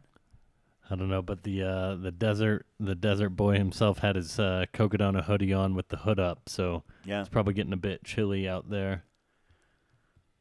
The purple hat looks funny with the hoodie hood, man. What is it? That purple hat is money. That's his shtick, That's the Chris Thornley look right there. Oh, look. It looks like there's a headlamp already coming in. Possibly. Yeah, I can't tell if it's a headlamp or if it's one of the street lights that's catching... Or a UFO. Yeah, or maybe it's aliens. TJ Gardner does wear a fedora sometimes. He is also known as the man with the golden hat. That's the blimp landing site. Skylar just sent me a photo of how he is fueling his viewing pleasure here, and it looks like he's got a 12-pack of Doritos Locos Tacos there. So shout out to Skylar for. Unless we miss our guest, Jamil didn't have to go out very far to find the incomparable Bronco Billy. Look at him. Look at how fast he's moving here. 85 plus miles into the race. Yeah, and I'll see. Bronco Billy, Jeff Browning himself, former Hard Rock winner, Mogollon Monster Course record holder, and multiple-time Western States Golden Ticket winner, Moab 240 winner. I mean, the list of accolades goes on and on and on for Jeff Browning, and he is the first person to hit Tuthill Aid in the Sedona Canyons 125, and it has a commanding lead over the field. And when I say commanding, I mean he is basically 20 miles ahead of his nearest competitors, just 85, 86 miles into the race. Yeah, shout out to Jeff. Ultra Aspire athlete, one of our sponsors, so shout out to Ultra Aspire. He's wearing the Bronco 5L, 5-liter pack.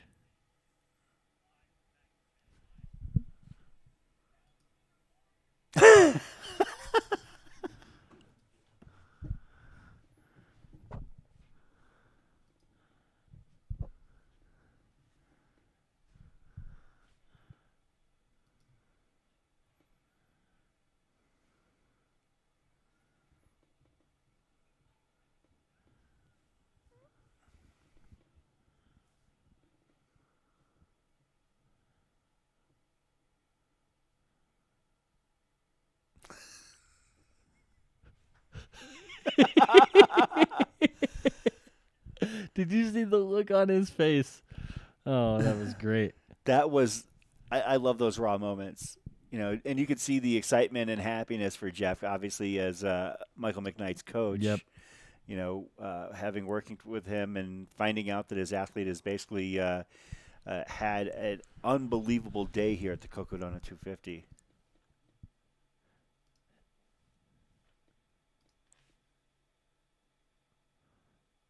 Oh, they can't hear him. I can hear him. Yeah, they should be able. Like they couldn't hear him before, they can't hear him now. They're saying they can't hear him.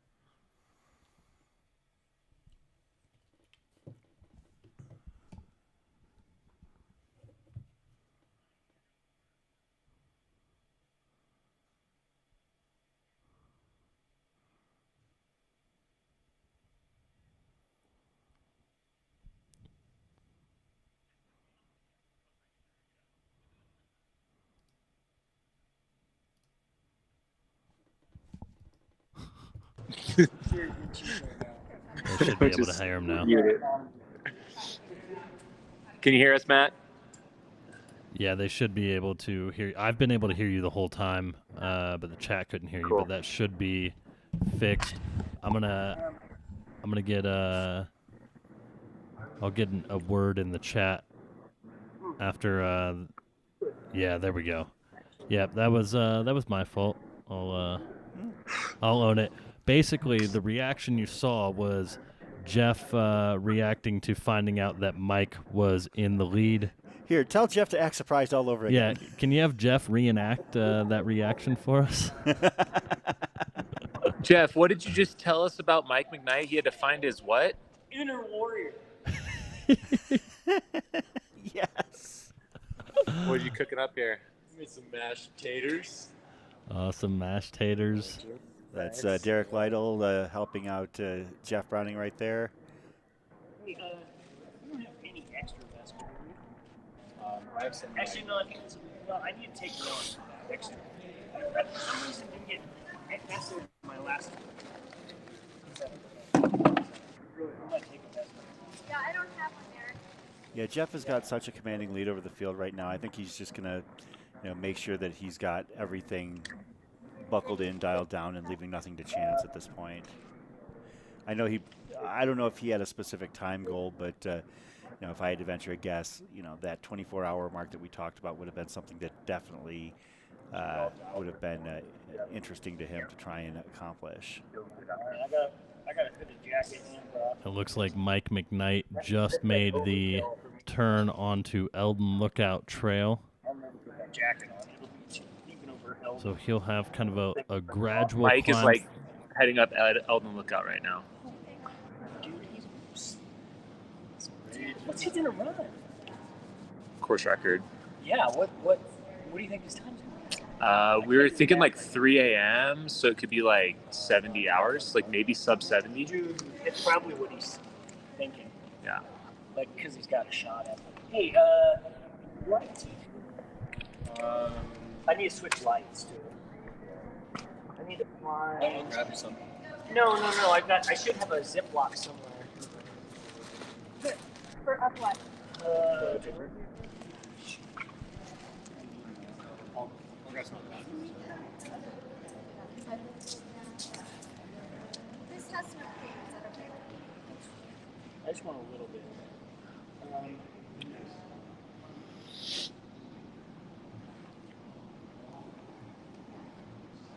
So runnable, huh?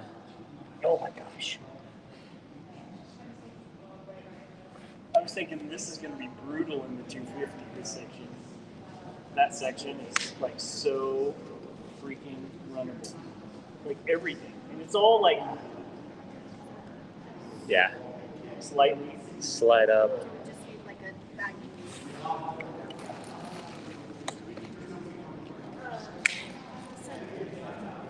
What's that? That's okay. That might be bad. What's going on? Wait. I just need it like back. Just in case. Just in case. I've got one more thing. Right. I have baby wipes. He was here. Drop bag.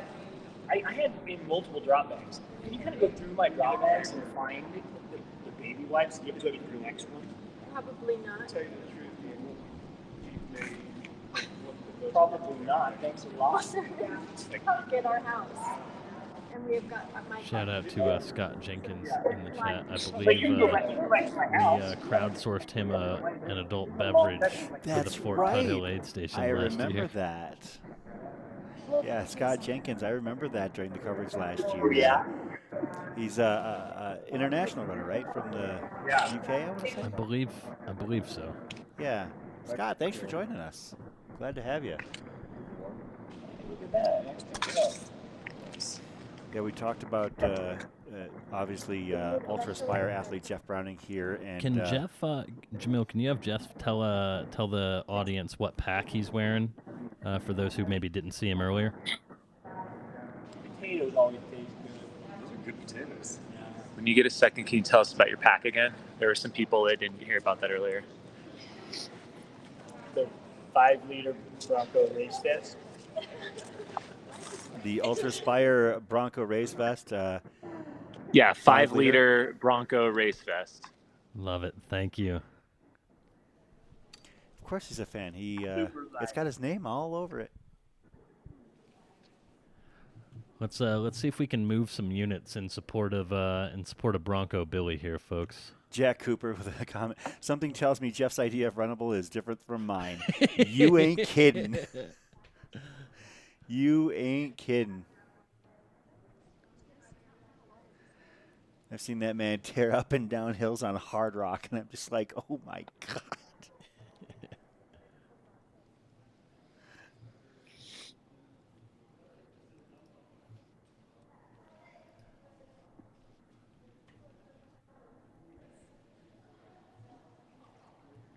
I don't think the Ultra Aspire that he's wearing is necessarily that expensive.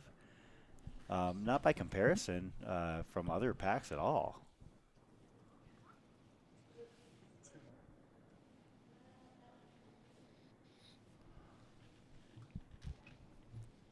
Looks like about 130-ish, maybe. That's a very reasonable price for a high-end vest.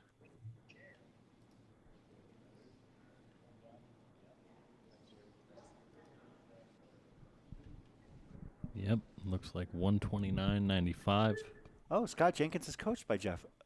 Oh, that's perfect. And is offering his support in the chat. What? I said it's actually Nick's meats, not Pete's meats.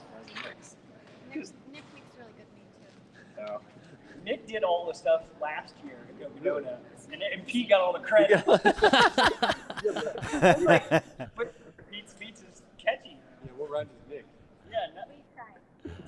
It's all about the branding. Not for the live stream. It's after dark. It's fine. After hours? Yeah, Aravaipa after dark. No, I have to disagree with you, Cal. Well, I guess we'll say I don't know if you ultra caught it running last is night. not necessarily a financially Drinking elite whiskey sport. with British accents Racing starts can coming out be. real hardcore. Let's It's not just really- talk about a financially Oh my elite God, it sport. was Let's so talk fun. about I'd like never driven like triathlons that. and cycling here. Yeah, running is cheap. Racing can be expensive, but running is cheap. Yeah. He was like going around. But We had with all that said, Browning and Mortimer's cow, aka Kiki, we love you and thanks for tuning in. Tweeting from Pete's He freezer. was drinking a whiskey soda. Can't wait till Jeff comes in here on Friday and we get to get his side of the cow story. So here's a question for you, Chris. Do you think by the time Mike McKnight gets to the Elden aid station, home of Nick and Pete's meets, because apparently it's not just Pete's, do you think Pete has They're gonna his start British spreading accent out or no? Oh, it's got to be in full effect by that point. Yeah, Nick, it was great. When I did go for a run with Pete and Julian a couple weeks ago up in Flagstaff, Nick Paniche came by. Another Illinois guy. Is he? From Sterling Rock Falls area. Nice. Right by the start line of Hennepin 100. Yep. Nick and he was into the discussion just as much as Julian and Pete were. So they're all like huge barbecue, grilling, and meat prep aficionados. Well, we're gonna have to. We may have to crowdsource a name in the chat. Been here enough You know, what can we get that's like the equivalent of Pete's Meats, but for like Nick Paniche? You know? That's the sign. I don't have anything. It's too late. Nick's Meats? Too bad it's not eggs, because then you could say like Paniche's Quiches or something like that. Mm. Jeff, did you swap your lights? Yeah.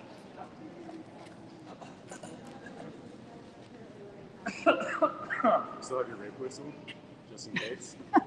Oh, I'm sorry about that, Tom. I'll turn their volume down a little bit there.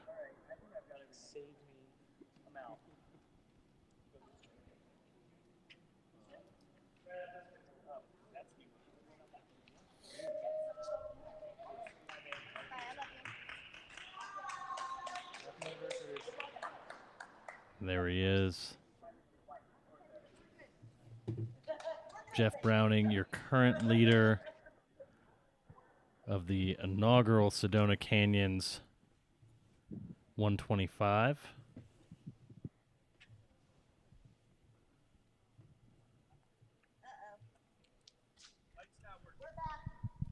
Oh. Newsflash. Jeff has returned to the aid station. Oh, Probably forgot something. No, he's having his light wasn't working, but he's He didn't have his lights screwed all the way in, but then he got it. Yep.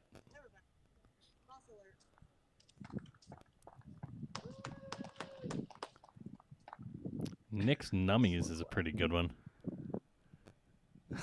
I don't think Nick would agree on that one. Nick's Nummies. Well, as you know here, Chris, the chat will Can I put you on the decide. spot? You want to tell people about your aid station here? Yeah. We're at mile 211. Air-conditioned room right now with the doors open. Yeah, but it's heated over there. This is Chris Thornley, the assistant captain of the Fort Tuttle aid station. Yeah, lovely. Awesome. How's the field this year? Seems like it's a tight pack at the front. Very tight at the front. And McKnight's energy he was racing. Yeah. Pretty amazing. Same with Browning there. He's like, that's obviously he's got half a mile to let it man. Hello. Super fun to watch. Here for the next runner. Thank you. And those puck lights. Yeah. Bubba Sweets is on marathon. Holy cow. Yeah. It's like saves you from having to chase people all over, right? Yes. Just guide them in, guide them out. That is. How much are they? Where do you get those? Amazon, $10. Yeah, it's like an 8-pack in a little case. Yeah, it's pretty affordable. So good in this type of thing at night where it's like, yeah. Hopefully, we'll see how long they last, I guess. They may not last all night. Yeah. Maybe you can cycle them in and charge them. I don't know. Yeah, I was gonna try to just see what it was like tonight, Yeah. and then because there's nobody Nick here, Snacks. and then we'll know if I have There to we go. half them and just For tomorrow night, yeah. Amazing footage this morning. Nick Snacks. I like that. Oh, yeah. That was fun. God, that was really good. That was, I think if I could just pick one thing to do, it would just be give me a phone with a gimbal and just let me go run all day. Yeah. You know, like bounce around. That'd be great. And so I think we're going to send it to our static shot here. And keep our eyes out on the aid station. And let's actually check the live tracker. Let's see if we've got any update on Mike McKnight. And it looks like he is partway up kind of the meaty part of the climb here. So you get on, or right at the base of the meaty part of the climb. So you get on Elden Lookout Trail a little bit lower down off of the kind of the Christmas tree connector. And you're climbing, but it's much more gentle initially compared to what you're about to hit. So you start out on Elden Lookout Trail, and you actually have to make a left-hand turn to start kind of the main climb up to Mount Elden. So looks like he is kind of just starting that. He's basically one big climb away from becoming a champion of the Cocodona 250. Yeah. One of the only 200-plus milers that Michael McKnight has not been able to solve the problem to, or solve the puzzle for up to this point. Well, and he's looking in excellent shape right now to have exactly to have this one all figured out.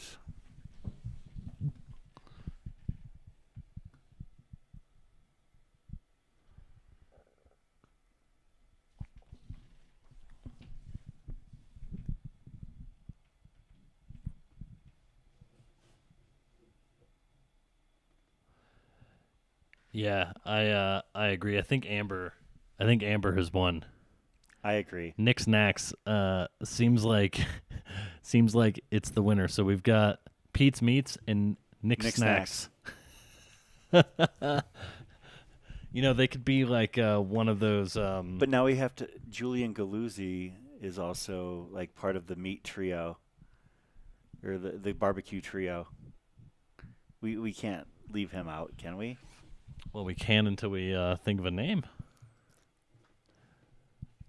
Julian's. We'll maybe we'll have to crowdsource that one another night. Nick Snacks, Pete's Meats, and Julian Galuzzi. I think I saw them open for Nick Cave back in like '97 or something like that.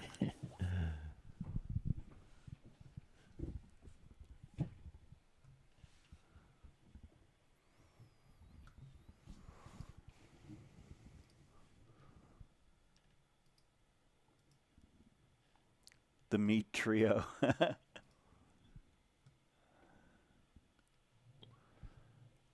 Yeah, I wonder if there's like some play on the Three Musketeers for them. Or the Three Amigos. Yeah, the Three Amigos. The Three Amigos. Three Amigos. Yes. Julian, Nick, and Pete, the Three Amigos. Oh, I can't wait.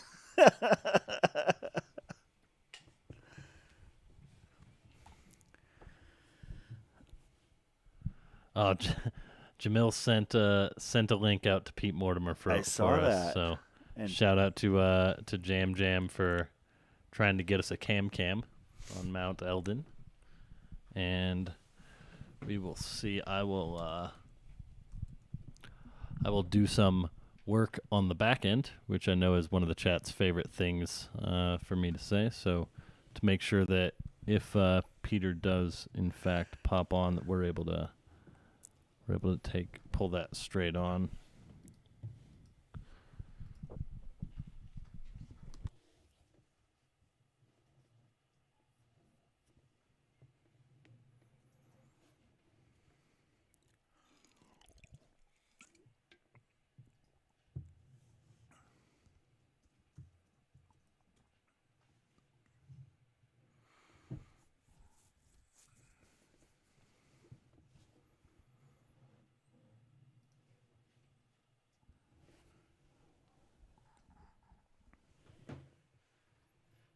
Am I muted? Okay. So everyone got to hear that nice little beverage sip. I could hear the monitoring in my headphones, and it sounded, quite refreshing. Quite refreshing, actually. Of course, it is that Liquid Death sparkling water. Although at this point, it's been open for probably about 7 hours, so it's quite water, but not as sparkling. Yeah, it's so audibly pleasing. So would this be the Flota equivalent of sparkling water? Yeah.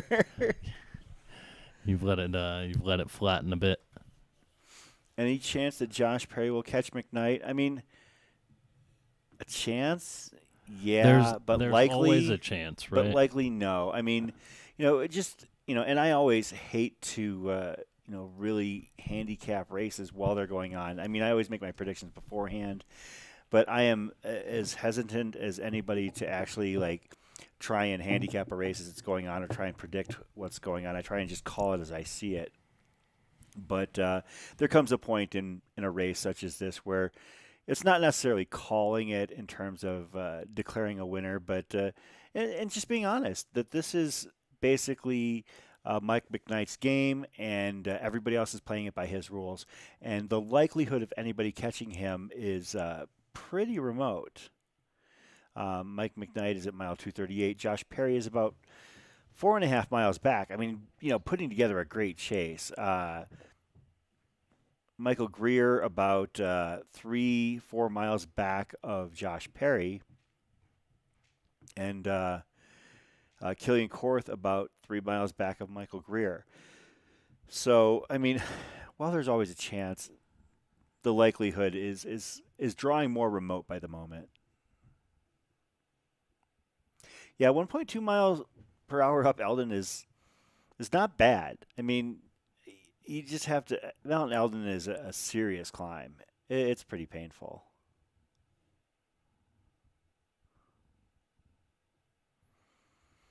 Yeah, Eliza's having a great race as well. We've been following her pretty extensively.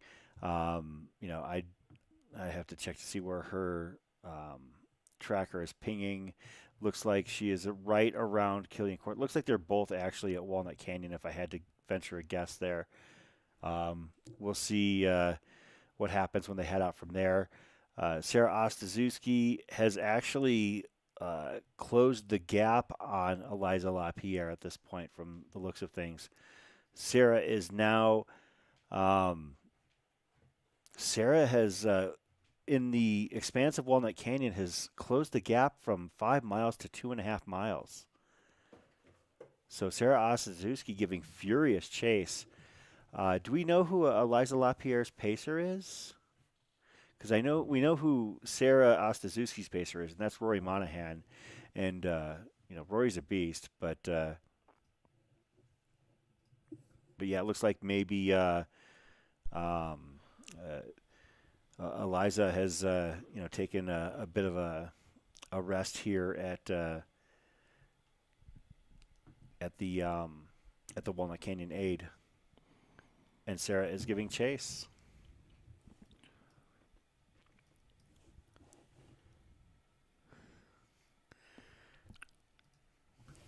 Sorry, I wasn't. I don't know what that face was for, Chris. But surprise. I appreciate you. It was a surprise. I appreciate you nonetheless. We are going to have to switch streams here in just a few moments. around midnight, there should be a new stream scheduled. You don't have to do anything if you are viewing in this stream. It will redirect you.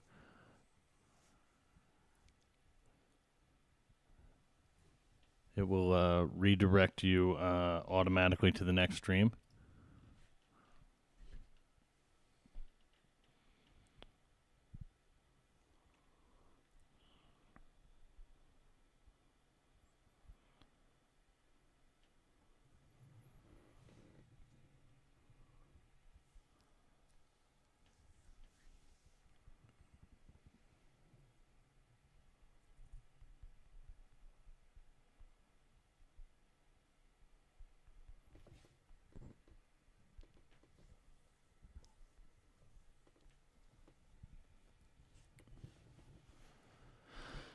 So again, we are tuned in here at the Fort Tuthill aid station.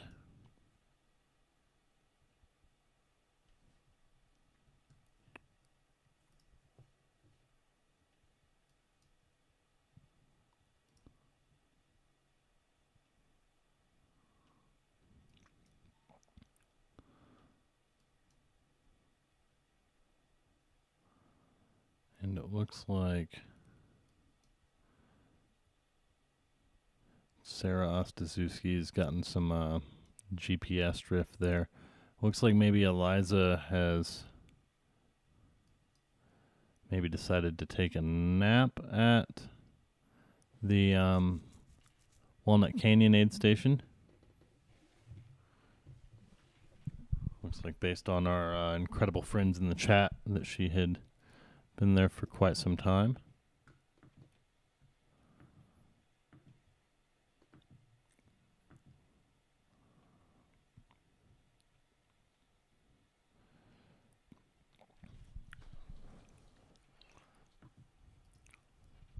Yeah, Tom Abbott in the chat asking for what happened to Killian Korth.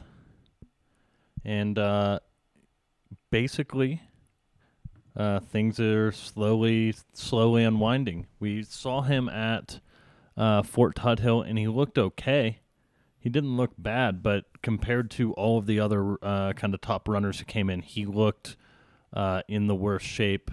Looked like maybe he was dealing with he was in maybe a bad place for a little bit, or was maybe having a low patch. So I think he's run a long ways, hasn't slept a ton, and is just, it's catching up with him, and that's kind of it's almost part of the experience, right? At some point, you're almost guaranteed to have a low patch, and I think until now he's been running really strong, and I think he's maybe just going through a low spot, and you have a bunch of incredible athletes giving chase, right? And so sometimes it's a lot easier to be the hunter than the hunted. So I think there was no real identifiable problem per se, other than he's just late in a race, and this is what happens sometimes. I think that when people ask what happened to Killian Korth, I'm going to say that 250 miles happened. These are just things that happen in a race. That's not to say that he couldn't have done things better, but it's also not like he necessarily did anything wrong. He ran a very efficient race for a very long time.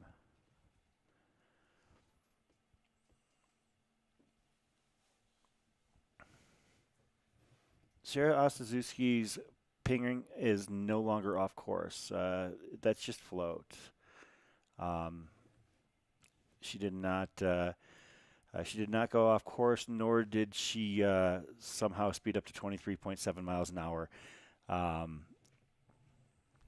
Just one of those things when you're dealing with satellites, GPS tracking in a bit of a remote area. It's not always going to be exact. I'm 100% confident that she would not get lost in the section of trail, number one, because of who she is. Number two, because her pacer is also a Flagstaff native.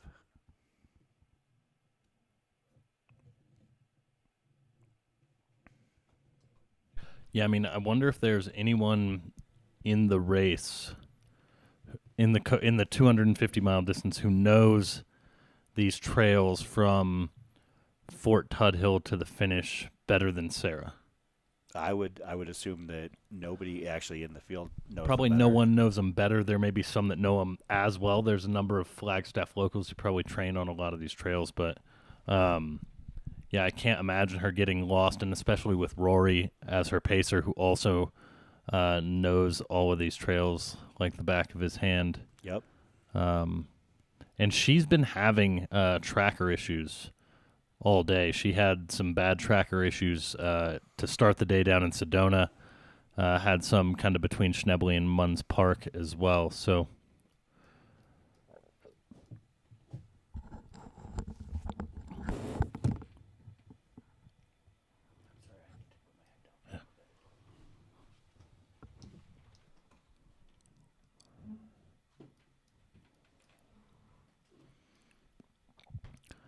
and so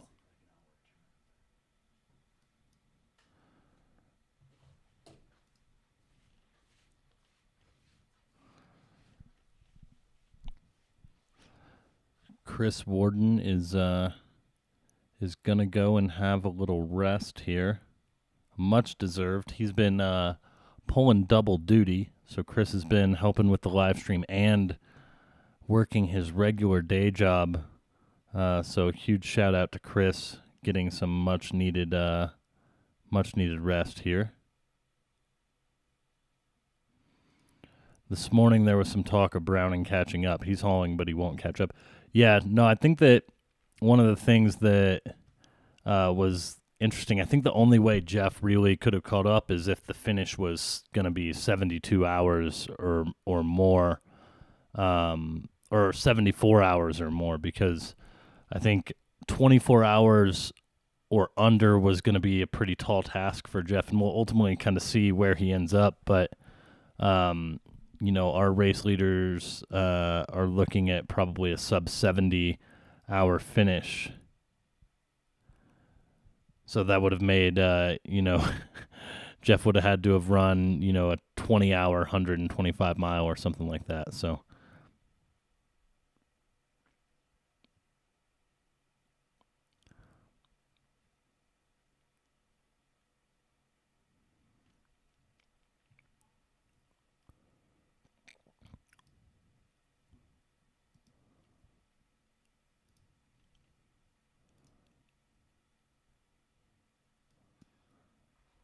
And Mike McKnight is, he is closing in on the Elden summit. He is under 2 miles from the aid station, which is probably a good quarter of a mile to 600 meters away from the proper summit there. So Mike McKnight still making his way up the Elden Lookout Trail. And Josh Perry is making his way to the 89A crossing, where he will then kind of wrap his way around to the Elden Lookout Trail and begin that major climb.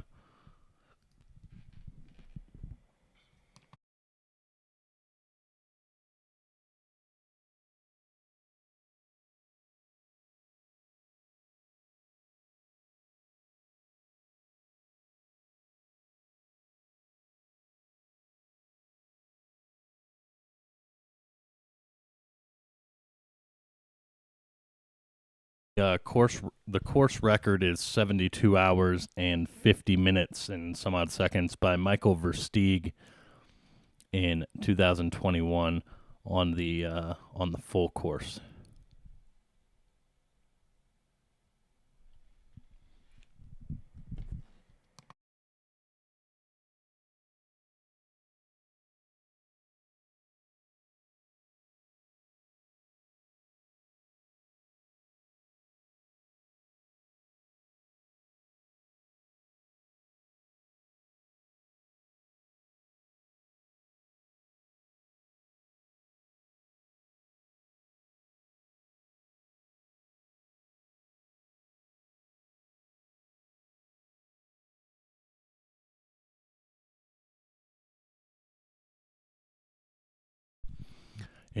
Amber in the chat, is this the same course as 2021?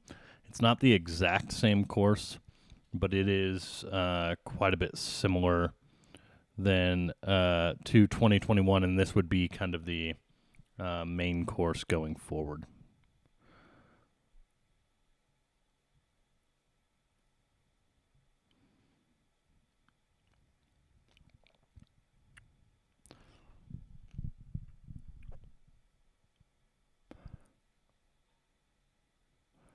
The 2022 course times would not be considered for a record, I guess, is maybe the most accurate way to put it, because of how different that course was, and that it was a reroute course versus the OG course.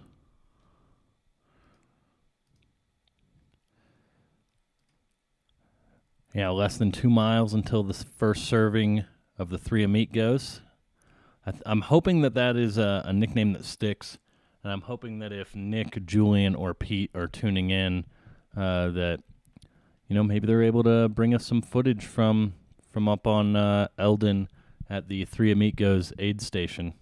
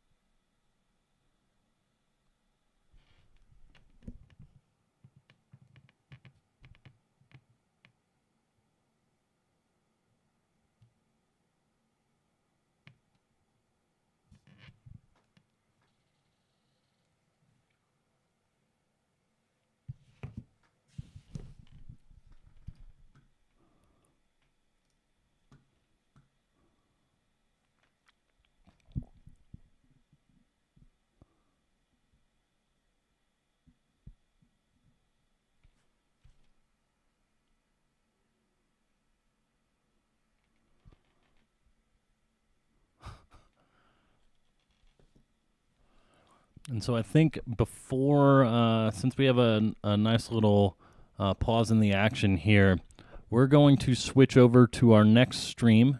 You all in the chat should be redirected, so you don't have to do a thing.